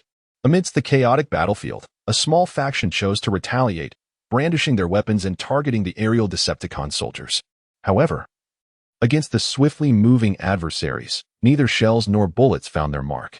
Even when they did manage to strike, the damage was negligible. Conversely, the shells fired by the Decepticons could obliterate them in a single blow. Faced with such a stark contrast, those who initially fought back, the Navy and pirates, gradually abandoned their resistance, turning to flee and seeking refuge behind buildings or large rocks to evade the descending shells. What are these scoundrels up to, attacking us as well? Marco gazed skyward, his expression grave, flames of blue phoenix fire igniting around him. When the shells struck him, they erupted into bursts of fire, seemingly tearing his body apart. Yet, such explosions posed no real threat. Enveloped in the blue flames, his injuries swiftly healed. We cannot allow them to continue their rampage. If this persists, the Whitebeard Pirates will suffer tremendous losses. Marco's gaze sharpened as he unfurled his wings of blue flame and ascended into the sky. Although the enemy's attacks have claimed numerous Navy lives, those from the Whitebeard Pirates are also within the danger zone. As the Navy falls, so too do our comrades. Marco soared into the air, positioning himself beside a swiftly flying Decepticon soldier, the blue flames surging dramatically. He delivered a powerful kick, the blue flames trailing behind. Aimed at that Decepticon soldier. Boom. The assault struck the Decepticon soldier, causing the entire aircraft to lose balance and plummet downward. With a resounding splash, the soldier fell into the sea, creating a large spray of water. However, in mere moments, he surged back out of the ocean, ascending towards the sky once more. There's a troublesome adversary. You are no match for him. Allow me to handle it. A unique fighter jet emerged from amidst the multitude of Decepticon soldiers, hurtling toward Marco. As he beheld the oncoming aircraft, Marco's pupils contracted. In his line of sight, this Decepticon appeared distinct from the others, seemingly more formidable, yet lacking the imposing presence of Megatron. With a thunderous impact, the jet collided with Marco at an alarming velocity, the unyielding metal seemingly intent on piercing through the azure flames surrounding him. Marco plummeted downward, ultimately crashing onto the ground of the Navy headquarters. The jet followed suit, transforming midair into a somewhat sinister-looking robot. "Who are you?" Marco exclaimed, astonished. From the recent collision, he discerned that this opponent possessed extraordinary strength, far beyond that of an ordinary Decepticon soldier. Yet, he had never encountered this being before. Was there another powerful entity among the Dark Guild aside from Megatron? Red Spider.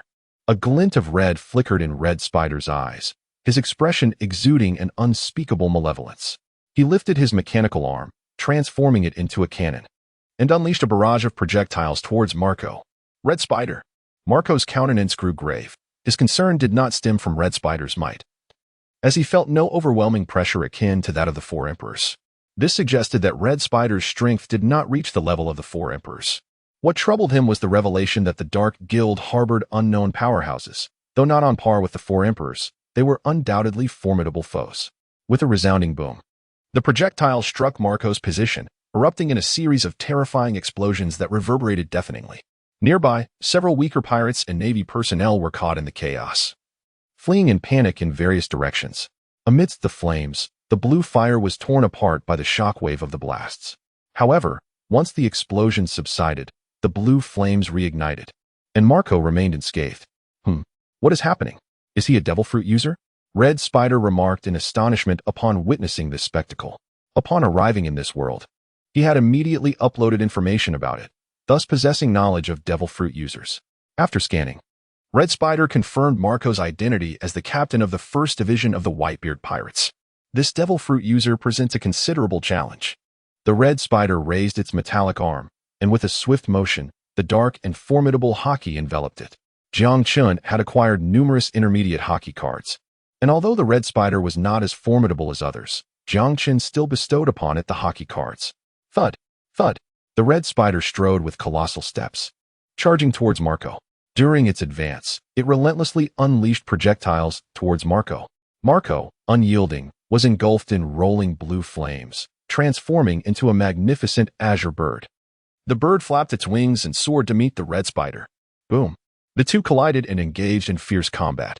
The Red Spider, with its hockey-infused fists, struck Marco, creating whirlpools in the blue flames. However, those whirlpools quickly reverted to their original state. Marco countered with the powers of his devil fruit, each attack laced with blue flames. Boom. The blue flames struck the Red Spider, forcing it to stagger back a few steps, yet it suffered no significant injury. Thud, thud. The two continued their relentless exchange, unleashing terrifying assaults. Onlookers hastily retreated, fearing the collateral damage from the battle. Although the strength of the two was inferior to the monstrous entities, they posed a considerable threat to ordinary sailors and pirates.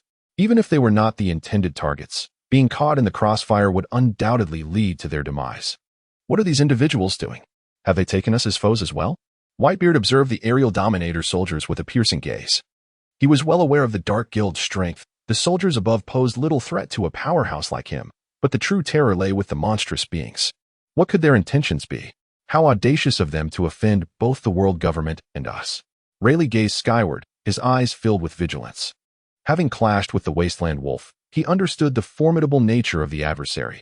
He sensed that in a real confrontation, he would not stand a chance. They are not afraid of us. Let us not forget, they have slain numerous celestial dragons, and apart from the world government, no faction can stand against them alone.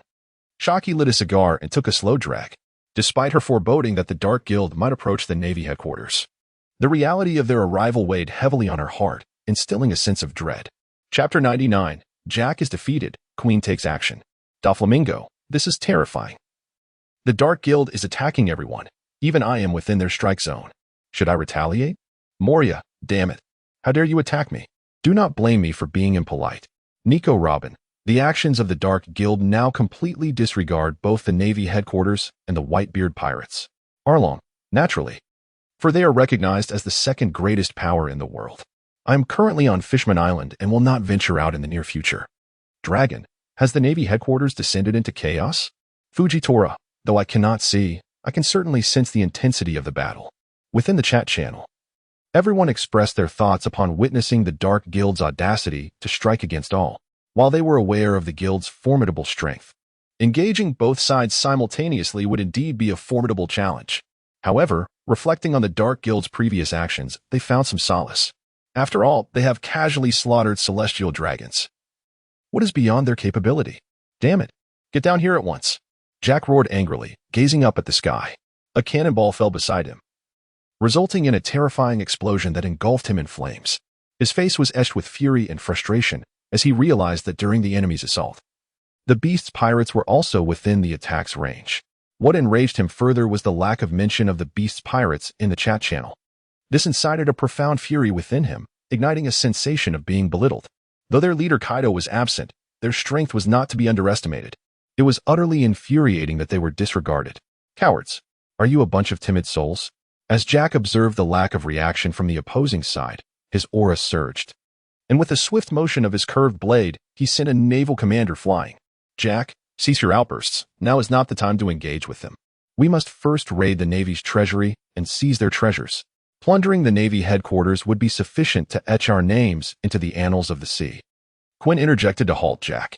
If the Dark Guild truly dispatched someone to confront them, even a single individual could prove to be a formidable adversary. You are correct. Our priority should be the Navy's storage room. We have long been aware of its location, yet opportunities have eluded us, Jack conceded, silencing his cries as he prepared to lead the group towards the storage room. However, suddenly, a figure materialized behind them. This figure bore a tentacle-like appendage protruding from the back of its head, its physique glistening with smooth muscle. Were you calling for me? The figure, known as Black Sperm, wore a sinister grin, his eyes radiating a menacing glint as they scanned the gathering. The departing crowd suddenly shivered, halting their retreat. They sensed a terrifying beast lurking behind them, fixated upon them with unwavering attention. They had no doubt that should they dare to move, this beast would rend them asunder. Have we attracted their attention? It seems we are in trouble, Quinn remarked, his expression grave as he slowly turned to face the looming figure. The others followed suit, eager to discern who the Dark Guild had sent. Upon recognizing the visitor, their fear intensified. It's Black Sperm. How could it be this monster? He is a foe capable of battling our leader Kaido. The expressions of the beast pirates turned to sheer terror, involuntarily gasping aloud. They were aware of the formidable strength possessed by the Dark Guild's executives, yet none instilled greater dread than Black Sperm. For he had clashed with their captain Kaido and ultimately bested him in the arena. Beads of cold sweat appeared on the foreheads of Quinn and Jack. This individual instilled a sense of fear within them.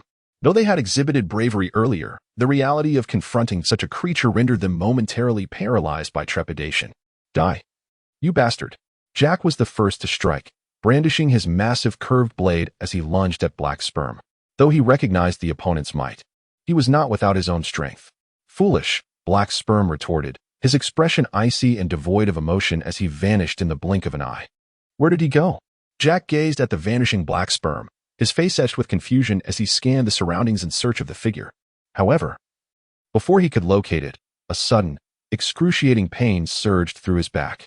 The Black Sperm materialized behind Jack, its right leg enveloped in armed color, delivering a ferocious kick to his spine. Thud. The impact of Jack's massive frame echoed as his back caved in, bones fracturing, and he was hurled backward at great speed. Boom. He crashed through countless pirates and Navy soldiers, stirring up clouds of dust and debris, ultimately embedding himself into the walls of the Black Navy headquarters. Coughing violently, Jack spat out blood, rubble burying his body as his neck twisted at an unnatural angle, rendering him unconscious. The members of the Beast Pirates fell into an immediate hush. Their eyes widened in disbelief, filled with shock and incredulity at the scene before them. One blow. He was defeated with a single strike. How formidable. Is this truly the monster of the Dark Guild? It is beyond our capacity to contend. Despite knowing they were no match, the disparity was staggering. The members of the Beast Pirates could not help but exclaim in fear. Even Queen was drenched in cold sweat, his body stiffening. While he was aware of the adversary's terrifying strength, he never anticipated that Jack would be unable to withstand even one blow. The attack was rather severe. The Black Sperm cast a glance at the unconscious Jack, an expression of disdain flickering in his eyes. He had shown no mercy with that strike. Hearing the opponent's boastful claims, he had assumed there was some strength to contend with, only to find that Jack could not even withstand a single hit. Now, it is your turn. The Black Sperm turned its gaze toward the others, seemingly selecting its next prey. Enough of your arrogance, Queen bellowed, overcoming his inner terror as he activated his devil fruit powers. His body elongated, transforming into a colossal brontosaurus, charging toward the Black Sperm. Thud. Thud. The ground trembled beneath the weight of his massive form. As he approached within mere meters of the black sperm, his neck shot forward, his head lunging with tremendous speed. The black sperm did not flinch, allowing the head to collide. Boom. The moment the head struck the black sperm's position, an explosion erupted, shattering the earth and sending debris flying in all directions. A thick cloud of dust enveloped the air, obscuring the vision of the onlookers, rendering the specifics within utterly indistinct. Chapter 100, Queen's Defeat. The special prison opens. Is he dead? The members of the Beast Pirates watched this scene, unable to suppress a gulp. To dare face such a blow head-on, what a fool. Quinn withdrew his head, letting out a cold sneer. Given the speed of his strike, it was highly probable that his opponent could evade it. Yet, to his astonishment, the adversary stood there motionless, allowing the blow to land. He was confident that a direct hit from him would injure even Whitebeard. However, as the smoke dissipated, the outcome defied all expectations. There stood black sperm, unscathed. Without even a scratch. Quinn's heart constricted. How is this possible? Such formidable defense. The state of his opponent was indeed beyond his imagination, aside from his captain Kaido. He could scarcely conceive of anyone capable of enduring his full-force strike without injury. What is impossible? Our strengths exist on entirely different planes. A glint of determination flashed in black sperm's eyes as he vanished from sight, charging toward Quinn with astonishing speed, creating a whirlwind that sent numerous pirates and navy personnel flying. In a moment of horror, Quinn beheld black sperm materializing before him, raising his fist to deliver a crushing blow. Boom. The terrifying punch, imbued with immense power, struck Quinn's abdomen with brutal force, propelling his massive frame skyward. Pain contorted Quinn's visage as he felt agonizing turmoil within, and he could not suppress the spurt of blood that escaped his mouth while airborne. Boom. After several seconds, Quinn's body crashed heavily to the ground, akin to a meteorite striking the earth. The ground trembled violently, creating a large crater and sending shards of stone cascading outward. Several nearby pirates, unable to evade in time, were crushed under his colossal form. Damn it, you wretched fiend. Quinn gritted his teeth, his expression fierce as he struggled to rise from the pit, multiple wounds marring his body. You haven't lost consciousness. It seems you possess slightly more strength than that fool. Black sperm struck again, leaping above Quinn, raising his fist, enveloped in haki, aiming to smash down upon his head. Boom. Injured and unable to evade in time, Quinn was struck by the blow. His head was driven into the ground, his body sinking further into the earth. Quinn felt as if his skull might shatter, an excruciating pain seizing his mind, causing him to faint. Captain, is Quinn? Is he dead? Panic gripped the members of the Beast Pirates as they witnessed this scene, their bodies trembling uncontrollably. Quinn and Jack were the prominent figures of their crew, and now, in the hands of their adversary, they exhibited no power to resist.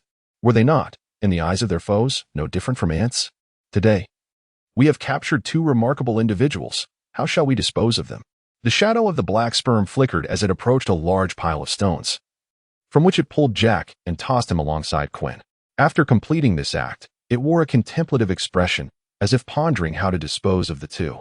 The onlookers, witnessing the now quiet black sperm, dared not utter a sound, fearful of disturbing the atmosphere.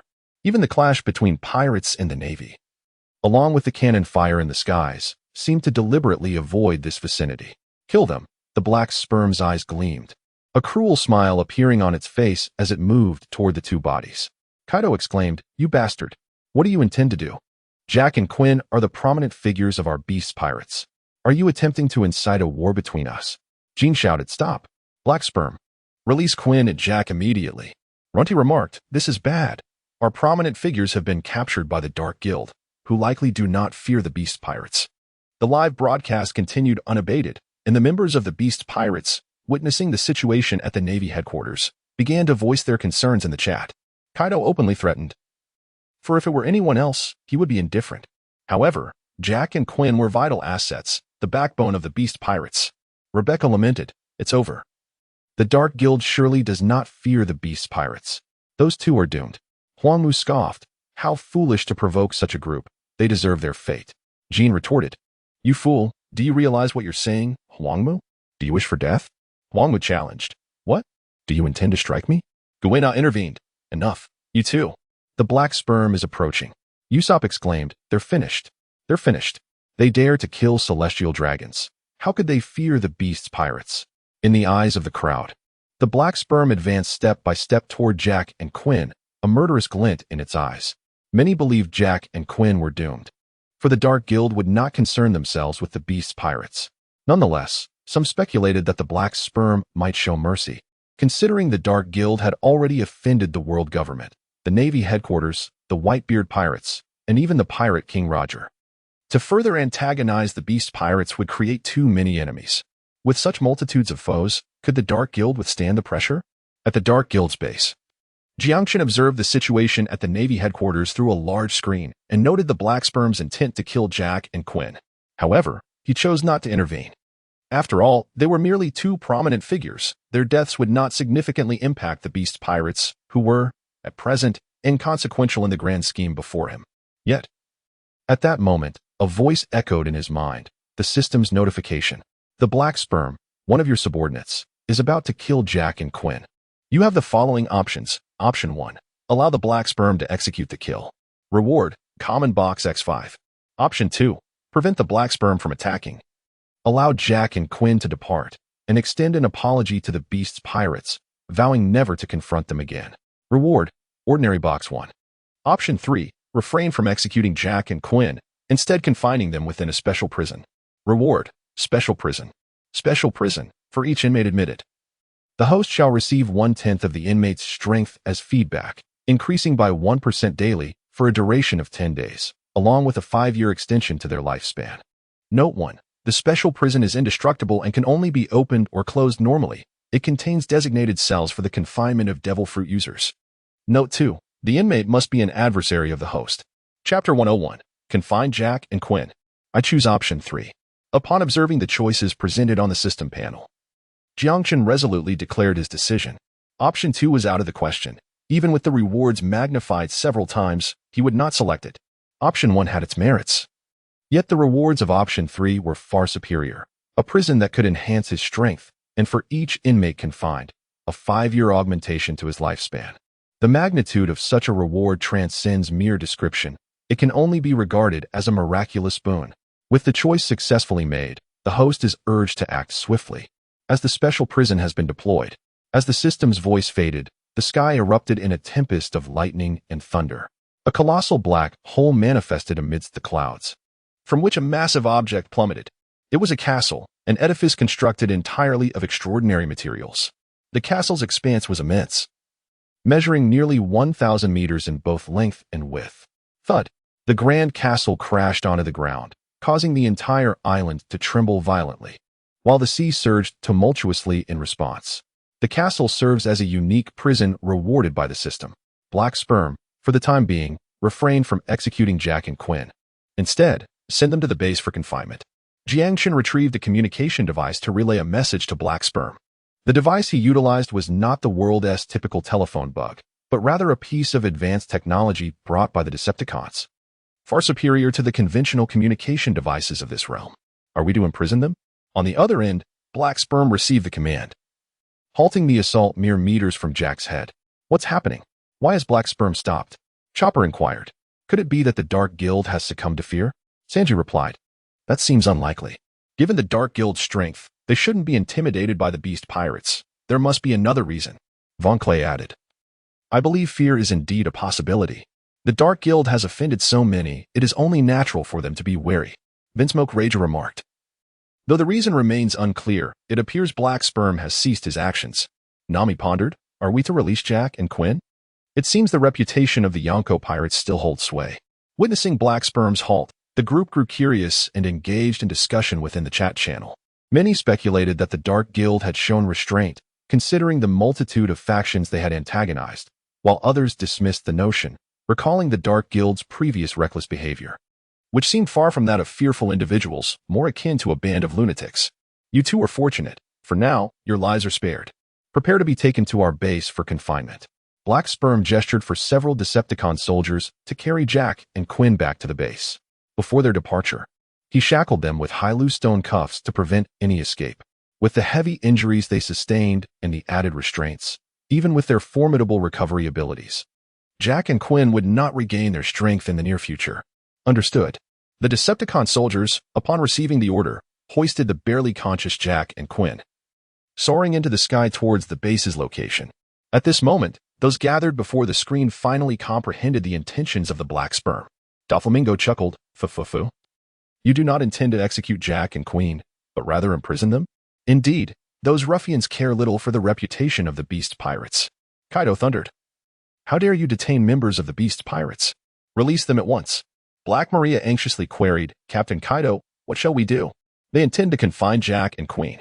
Chopper exclaimed, "This is terrifying." "Indeed, crossing paths with the Dark Guild leads to dire consequences." Kuino remarked, "I recall Zoro has ventured into Impel Down. I hope he does not encounter the Dark Guild."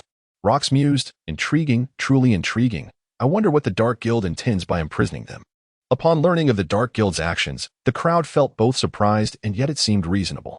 After all, given the Dark Guild's nature, even if they spared Jack and Queen, they would not release them. What piqued their curiosity was why the Dark Guild chose to imprison their enemies rather than execute them on the spot. Was there some hidden conspiracy afoot? That individual belongs to the Four Emperors, Kaido, does it not? I seem to recall that name. He was part of the Rox Pirates, wasn't he? It has been quite some time since Rox made any move. Roger observed the commotion, a nostalgic expression gracing his features. "We must hasten to Impel Down. The battlefield is in chaos, and we must rescue Ace." Rayleigh unsheathed a sword, his demeanor shifting to one of seriousness, embodying the essence of a sharp blade. The others nodded in agreement and commenced their advance towards Impel Down. Under previous circumstances, they might have lingered longer, not out of reluctance to proceed, but because the Navy would surely impede their progress. However, with the Dark Guild's arrival, the Navy's attention was predominantly focused on them, significantly diminishing the obstacles they faced in reaching Impel Down. Are these the provocateurs of the Navy's authority? In the Navy Admiral's chamber, a robust elder rose. Towering at approximately 3 meters, his visage stern and commanding. The other 4 admirals cast astonished glances in his direction. "Are you preparing to take action?" "Indeed. It is time to teach those ruffians a lesson." A middle-aged man at the periphery also stood, standing at 2.5 meters, draped in a cloak of justice, his gaze piercing. The elderly man and the middle-aged figure were none other than the recently resurrected Marine admirals, Black Gorilla and White Mist. "If we do not take action soon, our Navy shall suffer grievous losses." The old man let out a cold snort, his gaze fixed upon the Titan in the sky, a flicker of crimson flashing in his eyes.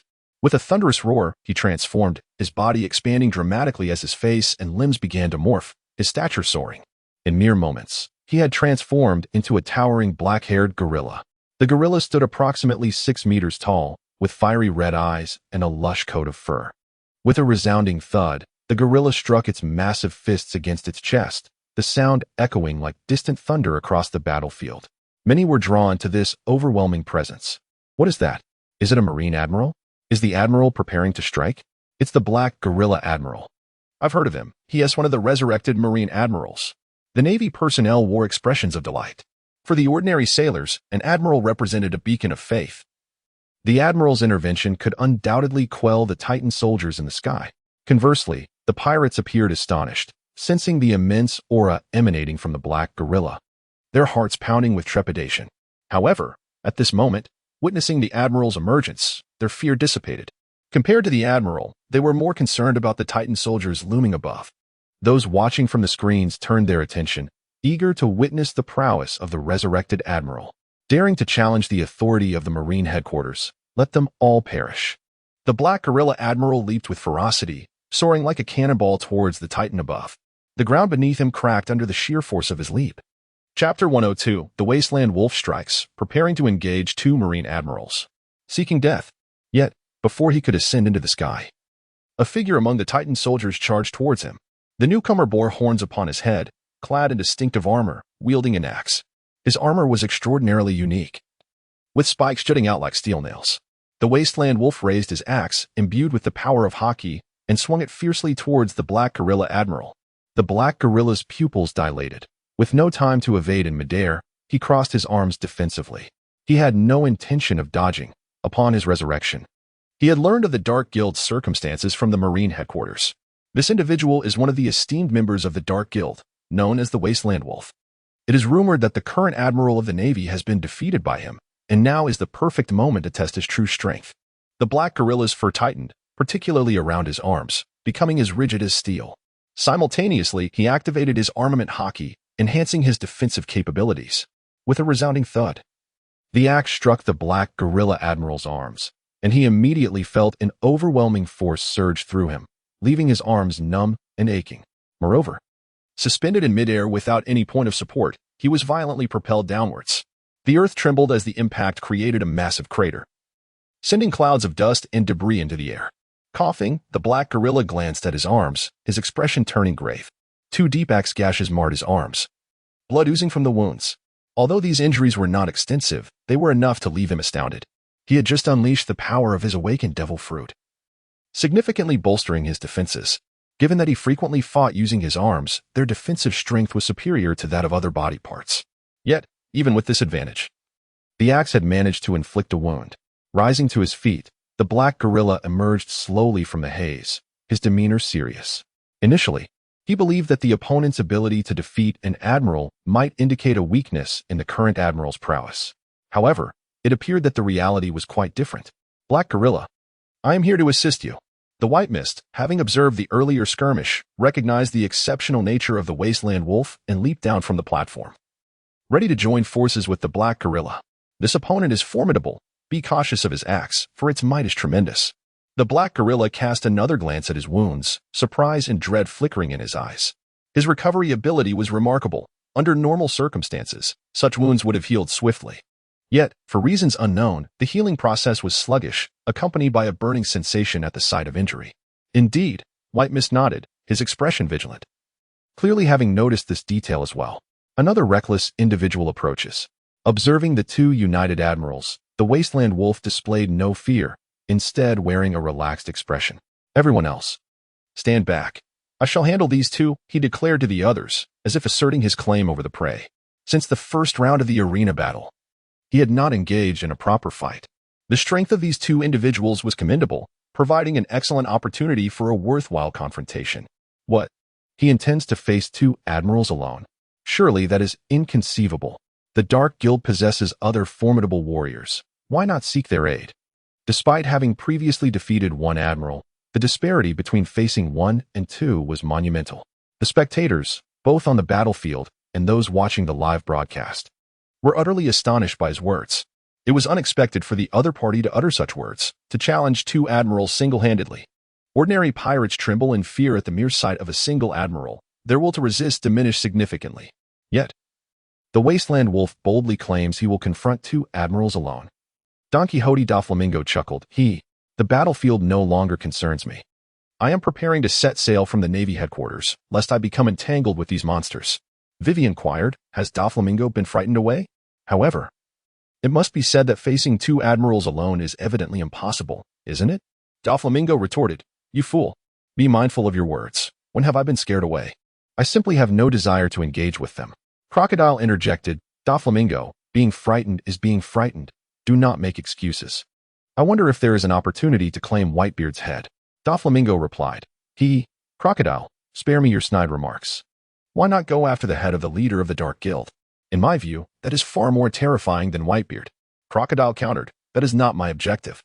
Click remarked, this monster dares to take on 2 admirals. It seems I am incredibly fortunate to have returned from the Grand Line. Ein added, those are admirals.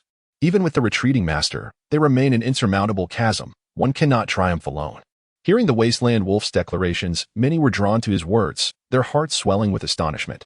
To most, the notion of 1 against 2 was evidently implausible, for their opponents were not mere nobodies, but genuine admirals of the Navy. Such top-tier warriors are already quite challenging to face one-on-one, let alone in pairs. To confront 2 Marine admirals? Just as I have never witnessed the prowess of the Dark Guild, let me observe it now. If you can withstand the onslaught of 2 Marine admirals for an hour, it will indeed signify your strength. Aboard a pirate ship, Lox gazed at the live broadcast screen, laughing wickedly. He did not believe the opponent could triumph over 2 Marine admirals. Having experienced it firsthand, he understood that the pressure exerted by 1 admiral is in an entirely different league compared to that of 2. At Marine headquarters, Black Sperm, upon hearing his words, feigned indifference. Merely 2 Marine admirals. I shall hunt down others instead. Scanning the surroundings of Marine headquarters for prey, his gaze suddenly sharpened.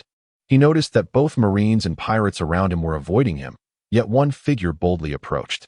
The individual had a lower body as round as a balloon, resembling a demon, with two horns protruding from the sides of his forehead, sharp ears and teeth, and a cross-shaped stitched scar across his face.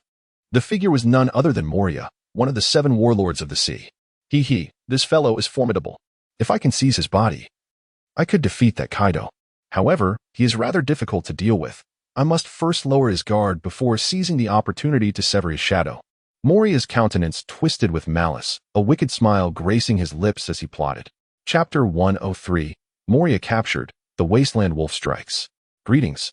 You must be Black Sperm of the Dark Guild. I am Moria, one of the 7 warlords of the sea. He approached slowly, his smile growing ever wider. Just as he believed he had ensnared the other's attention, Black Sperm's figure abruptly vanished from sight. What kind of waste dares to seek collaboration with us? Black Sperm's expression was one of disdain, and when he reappeared, it was already behind Moria. What? Moria's face drained of color, cold sweat beading on his forehead. When did this happen? A mere warlord, it appears you have yet to comprehend the chasm between our strengths. We operate on entirely different levels. Black Sperm's tail writhed. Imbued with the dark armor of Haki, transforming into an ominous shade as it lashed out towards Moria. Crack! The black tail struck Moria with ferocity, producing a sound akin to flesh tearing. With a piercing scream, Moria was sent hurtling through the air, crashing against a massive boulder. A spurt of crimson blood erupted from his mouth as he felt excruciating pain in his insides, his consciousness gradually fading into darkness. In that fleeting moment before losing consciousness, he could not comprehend why his adversary had chosen to strike him directly. The dark figure approached Moria, seizing his head and lifting him effortlessly. He then summoned a soldier from the Decepticons, instructing him to escort Moria to the base. Earlier, when Jiangshan had relayed his orders, he had also mentioned capturing a few more pirates to be confined in the special prison at the base. The soldier nodded in acknowledgement, producing handcuffs made of high-low stones to restrain Moria before propelling them both toward the base. The situation here has not garnered much attention. Most people are focused on the Naval Admiral and the Wasteland Wolf, as their battle is undoubtedly the most anticipated. How dare you utter such grandiose words? Let us witness your strength. Upon hearing the Wasteland Wolf's declaration, both White Mist and Black Ape's expressions soured. Black Ape, consumed by rage, leapt several dozen meters high, raising his massive fist to strike down upon the Wasteland Wolf. His fist crackled with terrifying black and purple lightning, resembling serpentine thunder dragons. At that moment, he held nothing back, nearly exerting his full power. The earlier confrontation had revealed to him that his opponent was formidable. Any restraint might offer the adversary an opportunity. A mere monkey dares to launch an attack against me. The Wasteland Wolf's gaze remained icy as he swung his axe to cleave through the incoming fist. Boom! The axe collided with the fist, unleashing a dreadful force that radiated outward like a shockwave. Under this pressure, the ground beneath them cracked, forming a circular pit several meters wide. Clouds of dust and debris were propelled into the air, shooting outward. Run. The Naval Admiral is battling the Dark Guild. It's terrifying. The sky is filled with Decepticon soldiers, and here we have a Naval Admiral fighting. What shall we do? Many nearby sailors and pirates were blasted away by the force of the clash. Those who narrowly escaped the aftermath quickly reacted, shouting as they sought refuge elsewhere. Do not forget me? White Mist surged forward, navigating through the billowing smoke as he launched a punch at the Wasteland Wolf. His fist, too, was enveloped in armed Haki, with purple lightning interspersed with hints of blue luminescence. The quality of his Haki was evidently superior to that of Black Ape. His combat style bore resemblance to Carp's, relying on armed Haki and sheer physical prowess, though his Haki was slightly weaker than Carp's. Foolish wretches.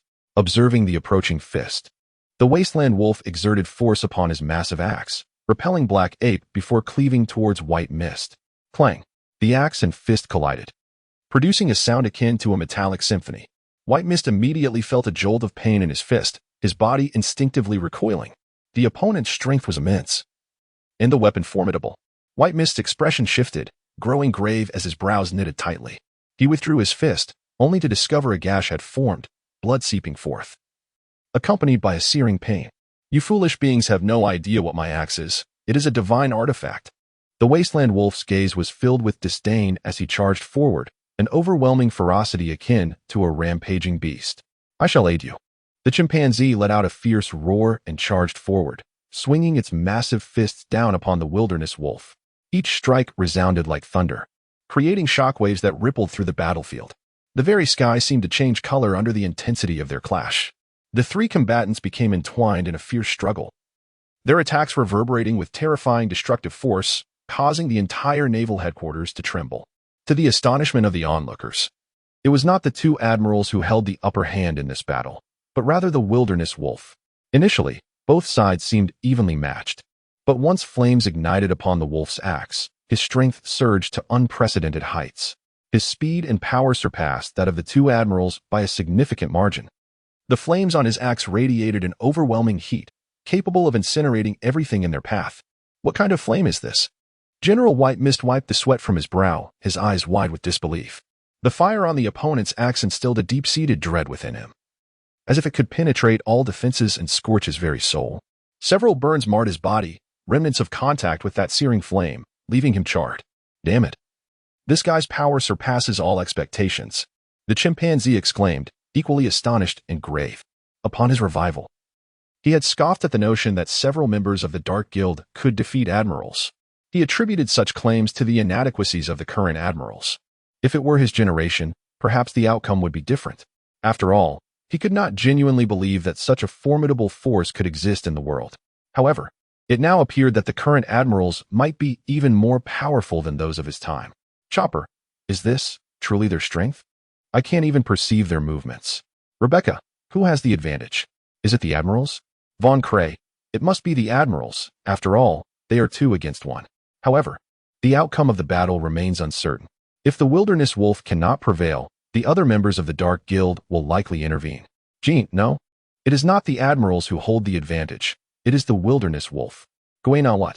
This is impossible. He is facing 2 admirals. Stella, indeed, they are 2 admirals. Can anyone truly defeat 2 admirals? Kaido, Ruhuar. The one in the lead is indeed the wilderness wolf. Everyone. What? Chapter 104. Onward to Impel Down, Marco's concerns. Initially, it was assumed that in a confrontation with 2 admirals, victory would inevitably belong to the admirals. Yet, Kaido's declaration left everyone in shock. What was happening? The one holding the advantage was the wilderness wolf? This meant that he could stand against 2 admirals single-handedly. At this moment, everyone feels as though their minds are somewhat insufficient. Such power may very well surpass that of the 4 emperors. At the Marine headquarters, the battle rages on. The aircraft in the sky continue their bombardment, albeit with reduced intensity compared to before. The mission to eliminate the Marines has reached its conclusion, and their current objective is to proceed to Impel Down, where they must carry out the execution of prisoners and guards. A formidable contingent of Decepticon soldiers has detached itself, heading towards Impel Down. Marco, observing their trajectory, wore a grave expression, his face etched with concern. Amidst the chaos, his father and Roger had already set off for Impel Down. Should the Dark Guild also choose to advance in that direction, a confrontation between the 2 factions seems inevitable, which would certainly not bode well for them. Marco silently prayed for his father and the others to swiftly rescue Ace. Nonetheless, he refrained from rushing to their aid. Here, guidance is imperative, otherwise, we may face utter annihilation. Meanwhile, the battle between the Wasteland Wolf and the 2 naval admirals rages fiercely. Damn it. This fellow's strength surpasses all expectations.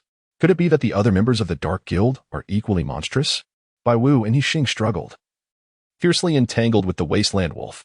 They had exerted their utmost effort, yet found themselves unable to overpower their opponent. It was only now that they recognized the grave error in their previous assessments. This generation of admirals was not merely formidable, but potentially even more powerful than themselves. It is inconceivable. The other members of the Dark Guild should not possess such strength. Apart from the already engaged Big Demon King and the Thunder General, the others ought to be considerably weaker. Bai Wu's expression was one of horror as he spoke, rather than disbelief. It seemed more like an unwillingness to accept the truth. If the strength of the Dark Guild's officers is indeed this terrifying, what purpose does the naval headquarters serve? You are correct, yet even so, the Dark Guild stands as the most fearsome pirate force in history. What of the world government? Why have they not dispatched reinforcements? Yixing, while blocking the Wasteland Wolf's assault with his arms, inquired. Given the current situation, without the world government's support, victory seems implausible.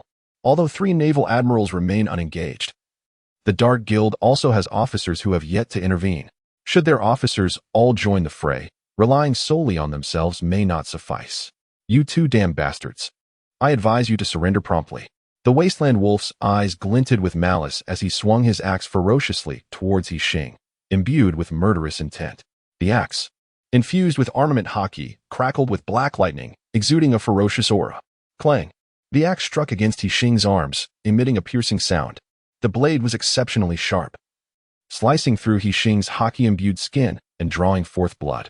Xing felt a searing pain coursing through his arms, accompanied by a numbing sensation. He hastily retreated, creating distance from his foe. The wasteland wolf, however, would not grant him respite, charging forward with his axe poised to strike. "I shall assist you." Bai Wu, his expression taut, surged in from the side. His armament haki shimmered with increased blue lightning, evidently channeling a more potent force. He unleashed a punch, the momentum rippling through the air. What a nuisance. The wasteland wolf, visibly impatient, was compelled to redirect his axe, meeting the incoming punch head-on. A thunderous crash resounded. The entire naval headquarters quaked as an overwhelming pressure emanated from the point of collision, sweeping outward in a terrifying wave. Instantly, dust and debris were sent swirling into the air, shrouding the surroundings in a tempest of chaos. The white mist was relentlessly pushed back, leaving a long, deep trench carved into the ground by its legs. On the elevated platform, Admiral Sengoku observed the scene below with furrowed brows, his face beset by worry. Why had assistance from the world not yet arrived? If the situation continued to escalate, it seemed inevitable that the Navy headquarters would fall. Moreover, a faction of Decepticons, alongside figures such as Whitebeard and Roger, had made their way to Impel Down. The guards stationed at Impel Down would be insufficient to withstand their onslaught. The moment the Dark Guild appeared, Sengoku had urgently requested reinforcements from the world government, for the power of the Dark Guild had already surpassed that of the Navy headquarters. Even without the presence of the Whitebeard Pirates or Roger, they were not a match for the adversaries. To make matters worse, the likes of Whitebeard were also coming to rescue Ace. The sole glimmer of hope was that the two factions were not united. In fact, members of the Dark Guild were attacking even the Whitebeard Pirates. Aokiji slowly rose to his feet, declaring, "We must take action. If we allow them to continue their rampage, the Navy headquarters may very well be destroyed. Are you truly going to intervene? How terrifying," Kizuru remarked, casting a glance at Aokiji, yet remaining motionless. He had no desire to confront the Dark Guild unless ordered to do so by his superiors. What is this Dark Guild? They must be buried here today. Akainu's eyes glinted with menace as he too stood, magma swirling ominously in his hand. He had long been intolerant of the Dark Guild's misdeeds, and now presented a perfect opportunity to strike. He leaped down, his gaze filled with murderous intent as he surveyed the surviving pirates nearby.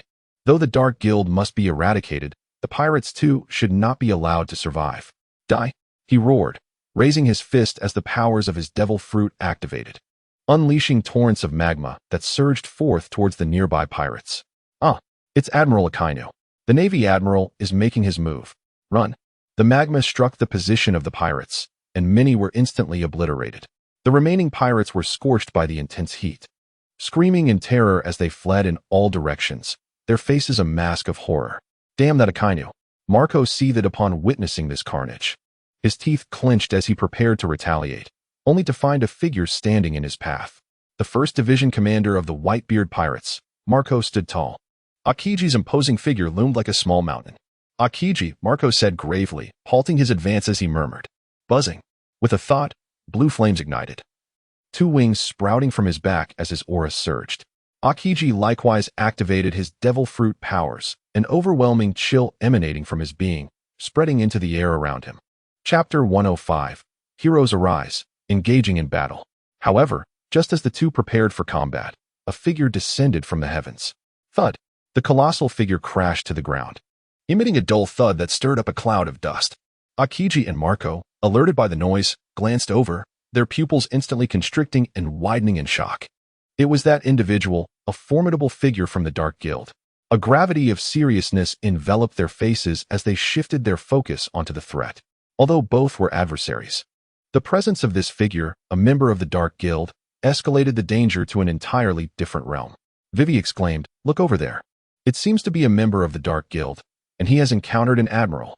Doflamingo chuckled. "Fufufu, is another participant stepping onto the stage? It seems my departure was indeed prudent. I must quickly distance myself." Charlotte exclaimed, "How terrifying. I never imagined these fiends would annihilate our family. And the world government failed to avenge us." Rox remarked, I have not seen this individual before. It will be interesting to gauge his strength. Lama questioned. With so many powerful beings dispatched, does the Dark Guild intend to sink the Navy headquarters? The emergence of yet another powerful figure from the Dark Guild ignited fervor in the chat channels, with even celestial dragons chiming in, notably Charlotte among them. The demise of the Charlos family occurred just before their resurrection, allowing them to return alongside Momonosuke. However, their fortune seemed to surpass that of Momonosuke, as they had evaded capture by the Dark Guild, lest they face a brutal demise themselves. At the Navy headquarters, Marco glared at the towering monstrosity before him. Filled with apprehension, Aokiji mirrored his solemn expression, fixated on the formidable figure. Although he had never clashed with this individual, he was acutely aware of the monster's prowess. You two possess commendable strength, the figure growled, his voice low and menacing. I intend to imprison you both. I hope you do not resist, for if you do, you shall not find me merciful. Imprison us? Marco muttered in bewilderment, unable to grasp the meaning. Historically, the Dark Guild had never taken captives, leaving him perplexed by the figure's words. Could it be that the Dark Guild had constructed a prison of their own? Yet, before he could ponder further, the figure lunged into action. With a fierce glint in his eyes, he charged towards Marco with alarming swiftness. Despite his immense size, the figure moved like a gale, reaching Marco's side in the blink of an eye. Insignificant creature, perish, he thought, channeling his will as he unleashed his haki, his colossal fist descending like a hammer. As Marco's pupils contracted, he was taken aback by the sudden assault from his opponent. In haste, he unleashed the powers of his devil fruit, transforming into a magnificent bird engulfed in blazing blue flames. Boom! A colossal fist descended, causing the ground to erupt in a violent explosion. Marco was struck by the fist, his form seemingly crushed as he sank into the gaping crater. And you, do you think you can escape? Haojia retracted his fist and turned his gaze towards Aokiji, who stood nearby. A formidable aura emanated from him as he charged forth once more, this time targeting Aokiji. Are you intending to confront us both simultaneously? Aokiji, as an admiral of the Navy, possessed considerable strength and swiftly discerned Haojia's movements, reacting with remarkable agility. Ice block, violent Aokiji. Aokiji raised his right arm, activating his devil fruit abilities. A torrent of frigid power surged forth as an icy bird soared from his arm, hurtling towards Haojia. Haojia, with his fist enveloped in armament haki, swung at the icy projectile at the moment of impact.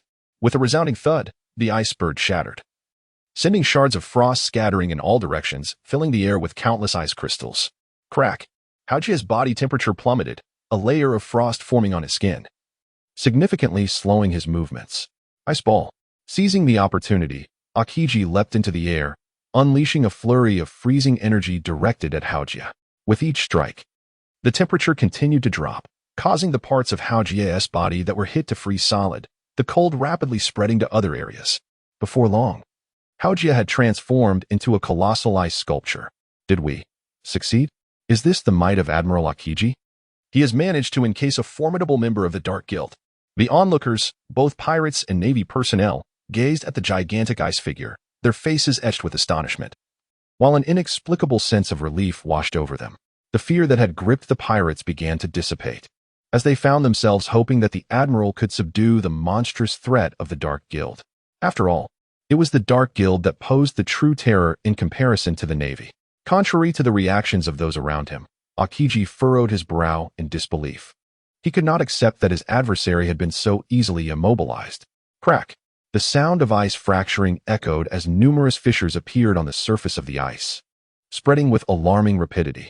With a sudden snap, Haojia broke free from his icy prison, shards of ice scattering across the ground. That was swift. Aokiji observed the rapidity with which his opponent had escaped the freeze, his heart involuntarily tightening. Though he was already aware of the opponent's formidable strength, the speed of their recovery still astonished him. Damn it, you've incited my wrath. Haojia's countenance was grim, his eyes ablaze with fury. In an instant, he vanished from sight, moving with astonishing speed to confront Aokiji, his fist raised and poised to strike. Enhanced by the formidable haki, his fist resembled a colossal iron ball. Aokiji, however, did not confront the blow head-on. Employing the Navy's Rokushiki technique, he deftly evaded, the fist narrowly missing him and crashing into the ground with a resounding impact. The earth trembled violently, creating a substantial crater. Damn it, die. Haojia's expression turned ferocious as he unleashed a flurry of punches at Aokiji. His strikes were swift, arms tracing after images as the air filled with a cacophony of whistles. And you, don't even think about escaping.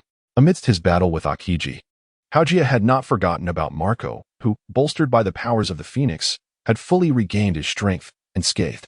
Upon witnessing this, Aokiji had dragged Marco into the fray, unwilling to be outdone by the wolf of the wasteland. Chapter 106. The Elders are approaching. Vice Admiral Tsuru observed the skirmish below with a heavy heart, fervently hoping for the swift arrival of reinforcements from the world government. Not far from the Navy headquarters, a fleet of warships from the world government sailed across the waters. At the forefront, two elders stood on the deck, their gazes fixed intently towards the direction of the Navy headquarters.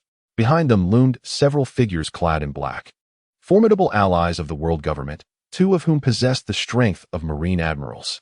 The Dark Guild has even ventured to the Navy headquarters. Their intentions remain a mystery, and we have never managed to capture one of their members, Satan Seiya remarked with a venomous glint in his eyes, gritting his teeth.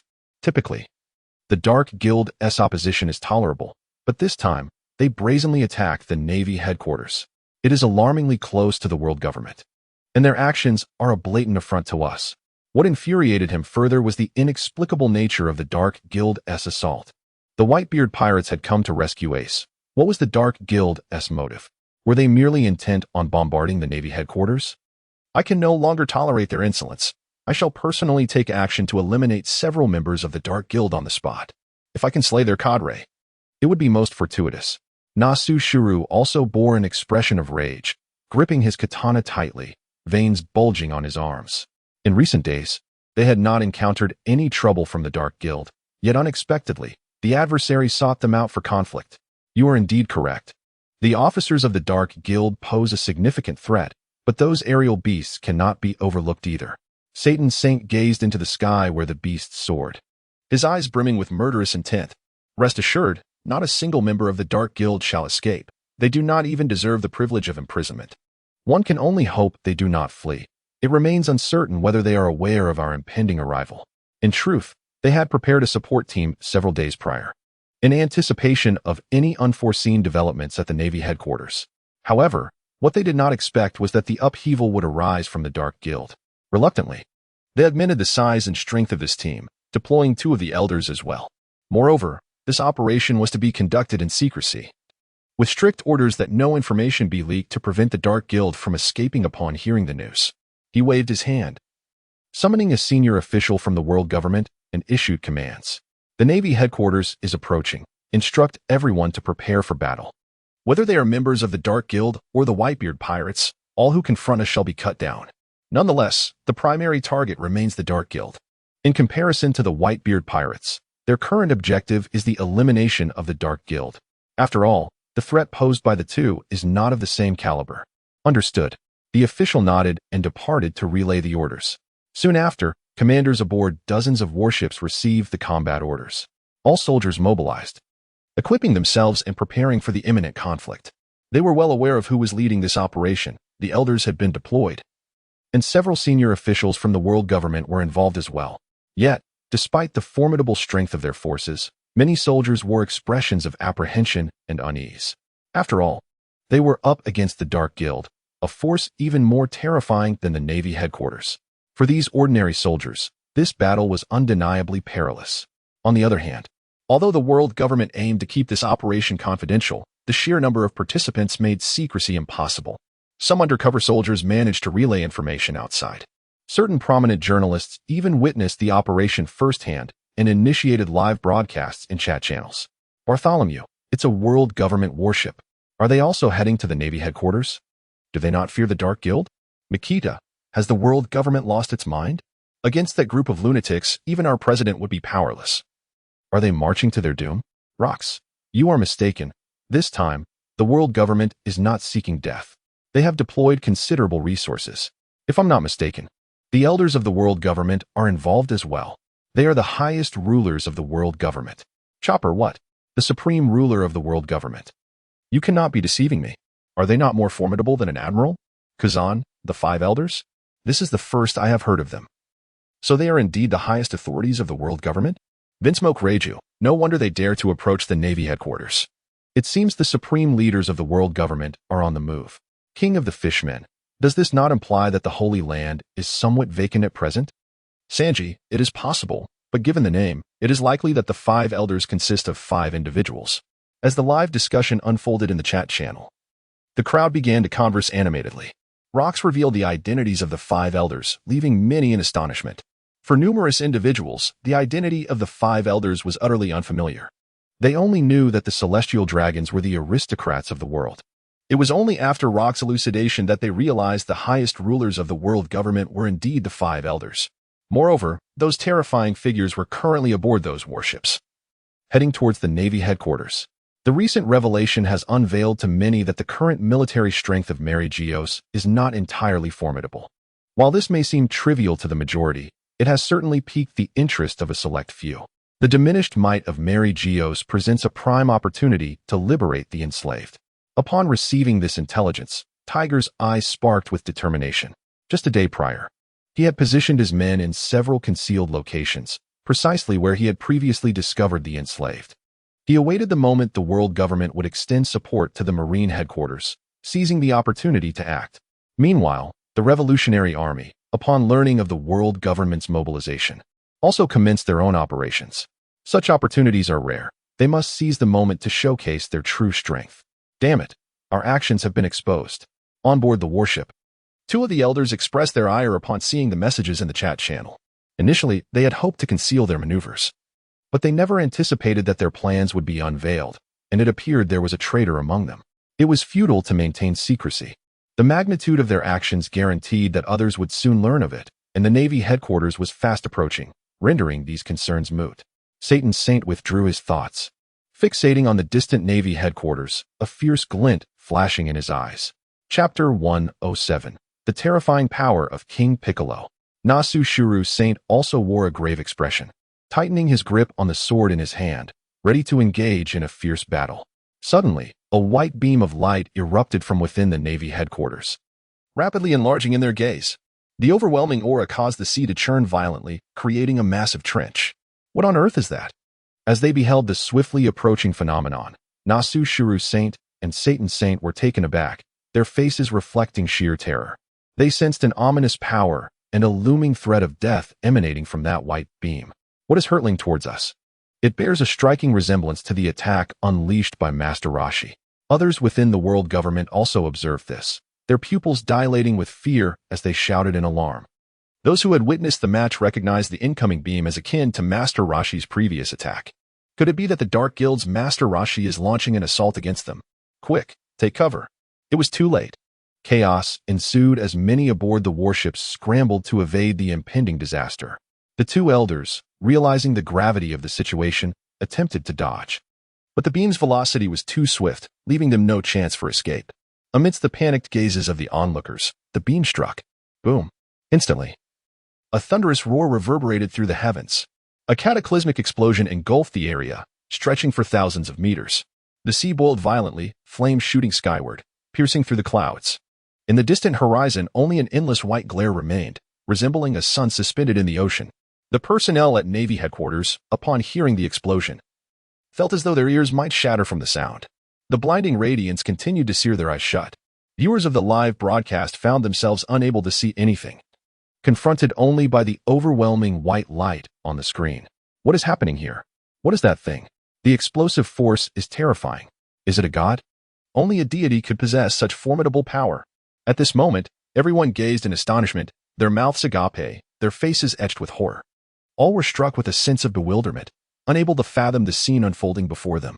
They had just witnessed a brilliant white beam of light striking the ocean, followed by a cataclysmic explosion that sent tremors of terror through their very souls. Such a magnitude of power is truly cataclysmic. Nami, what just happened? That explosion was terrifying. I could even hear it from impel down. Why has the screen turned white? Kami, is this a power that humans can possess? Can anyone explain what just transpired? Karakuri, I witnessed it. The Dark Guild's King Bick unleashed an attack. Such power, it is beyond the reach of any individual. Usopp, was that truly unleashed by a human? This must be a joke. Doflamingo, how frightening. That strike could rival ancient weapons. Alvia, the ancient weapon, Pluton, can obliterate an island in a single blow. Based on estimates, the force of this attack is sufficient to destroy an island. Thus, King Bick possesses the capability to annihilate islands with ease. Count Red, to think such a monster exists outside. Even I am trembling. Usopp, that monster is right at the Navy headquarters. We must flee. The spectators in the live stream were left in shock by the strike. Beads of cold sweat adorning their foreheads. Even the most formidable of warriors were not exempt from this terror. They were perhaps even more astounded. For such power is unattainable even for them. Barrett, I truly wish to battle that fellow. He might have surpassed Roger. Barrett gazed at the explosion on the big screen, his face ablaze with fervor, seemingly eager for a confrontation.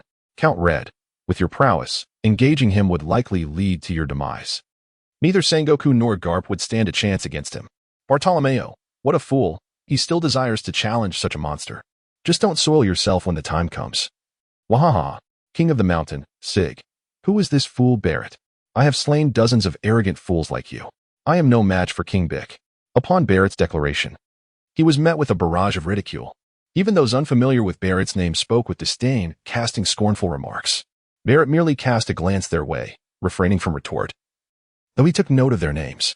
Nearby the Navy headquarters, the blinding light gradually dissipated, revealing the aftermath of the explosion. The warships of the world government were utterly obliterated, wreckage littering the sea. The waters remained tumultuous, with numerous bodies bobbing upon the surface, swaying with the waves. The ocean was tainted a deep crimson, a pungent scent of blood hanging in the air. Glug! As they gazed upon the hellish scene before them, an involuntary gulp escaped the throats of all present, although they understood the immense power of the explosion. The sight of the devastation wrought upon the members of the world government left them in a state of shock. Above the Marine headquarters, the formidable King Piccolo hovered, his gaze radiating malice. Truly, a cadre of fools. To me, such worthless beings are of no consequence, and their fate is but one of inevitable demise.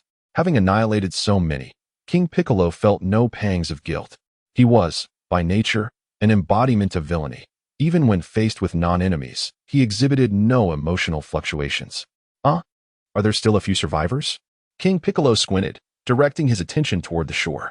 There stood several figures, notably two of the five elders, accompanied by two individuals clad in black. Despite their disheveled state and tattered garments, their spirited demeanor suggested they still possessed combat capabilities. This being is truly terrifying. I never anticipated that aside from Master Roshi, there would be another capable of unleashing such catastrophic attacks, mused Saint Satan, a lingering dread evident in his tone.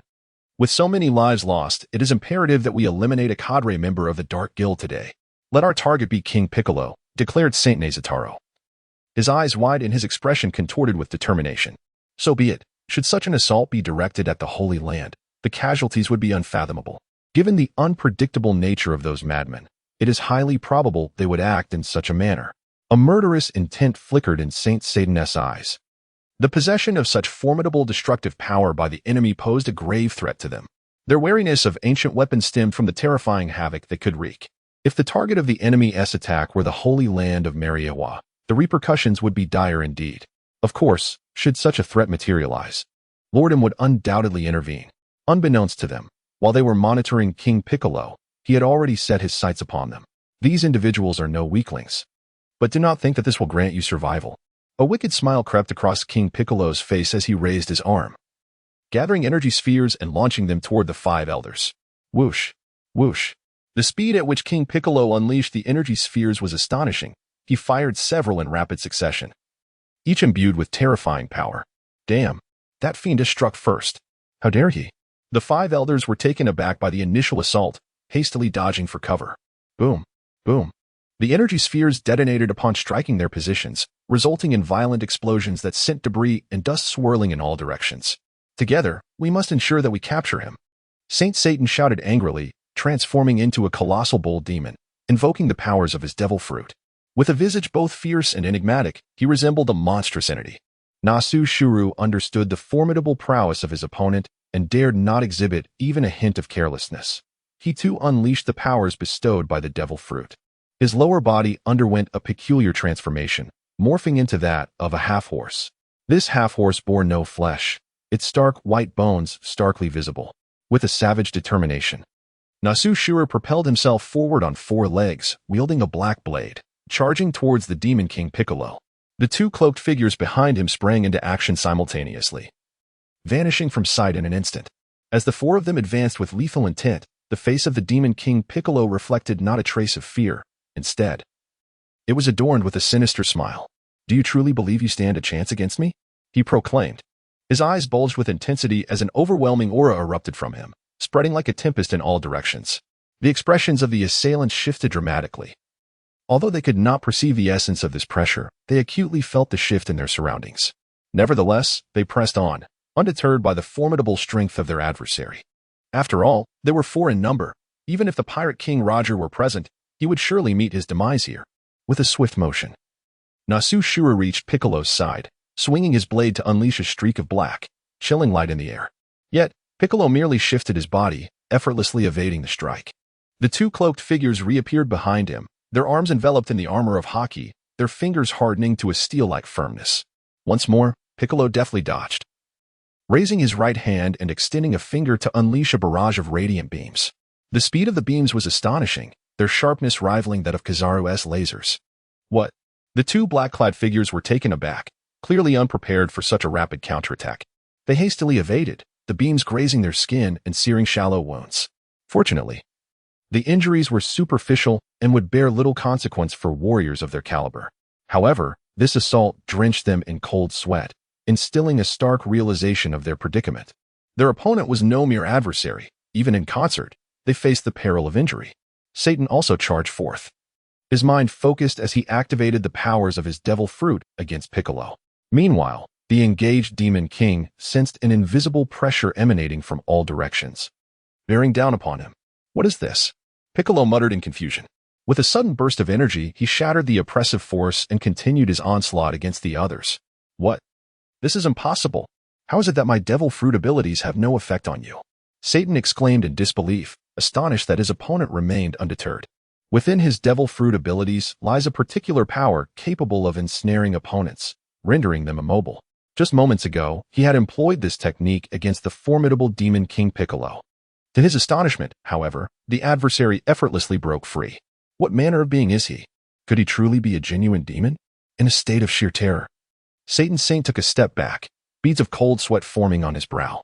His technique possessed a weakness, yet it was evident that the opponent had not grasped that vulnerability. "What are you doing? Hurry and assist." Just as these thoughts coursed through his mind, Nezuro SH shouted at him, jolting him back to reality. It dawned on him that the three of them were already embroiled in combat with the Demon King Piccolo. What horrified them further was the realization that they were utterly incapable of subduing him, with a sense of impending defeat looming over them. Satan's Saint quickly recognized the dire situation, halting his contemplations to rush forward and lend his aid, regardless of why his immobilization had failed. The paramount objective was to vanquish the foe. As for the notion of a demon, surely the opponent could not be one. After all, he had lived for over 8 centuries without ever encountering a demon. The ability to escape his binding must merely be a manifestation of some extraordinary power possessed by the adversary. Boom. Bang. With Satan's Saint's intervention, the 5 warriors plunged into a chaotic melee. A terrifying aura enveloped the air. Each clash bore tremendous destructive force, shattering the ground beneath them. The very naval headquarters trembled, teetering on the brink of collapse. Damn it, he had not unleashed his full strength earlier.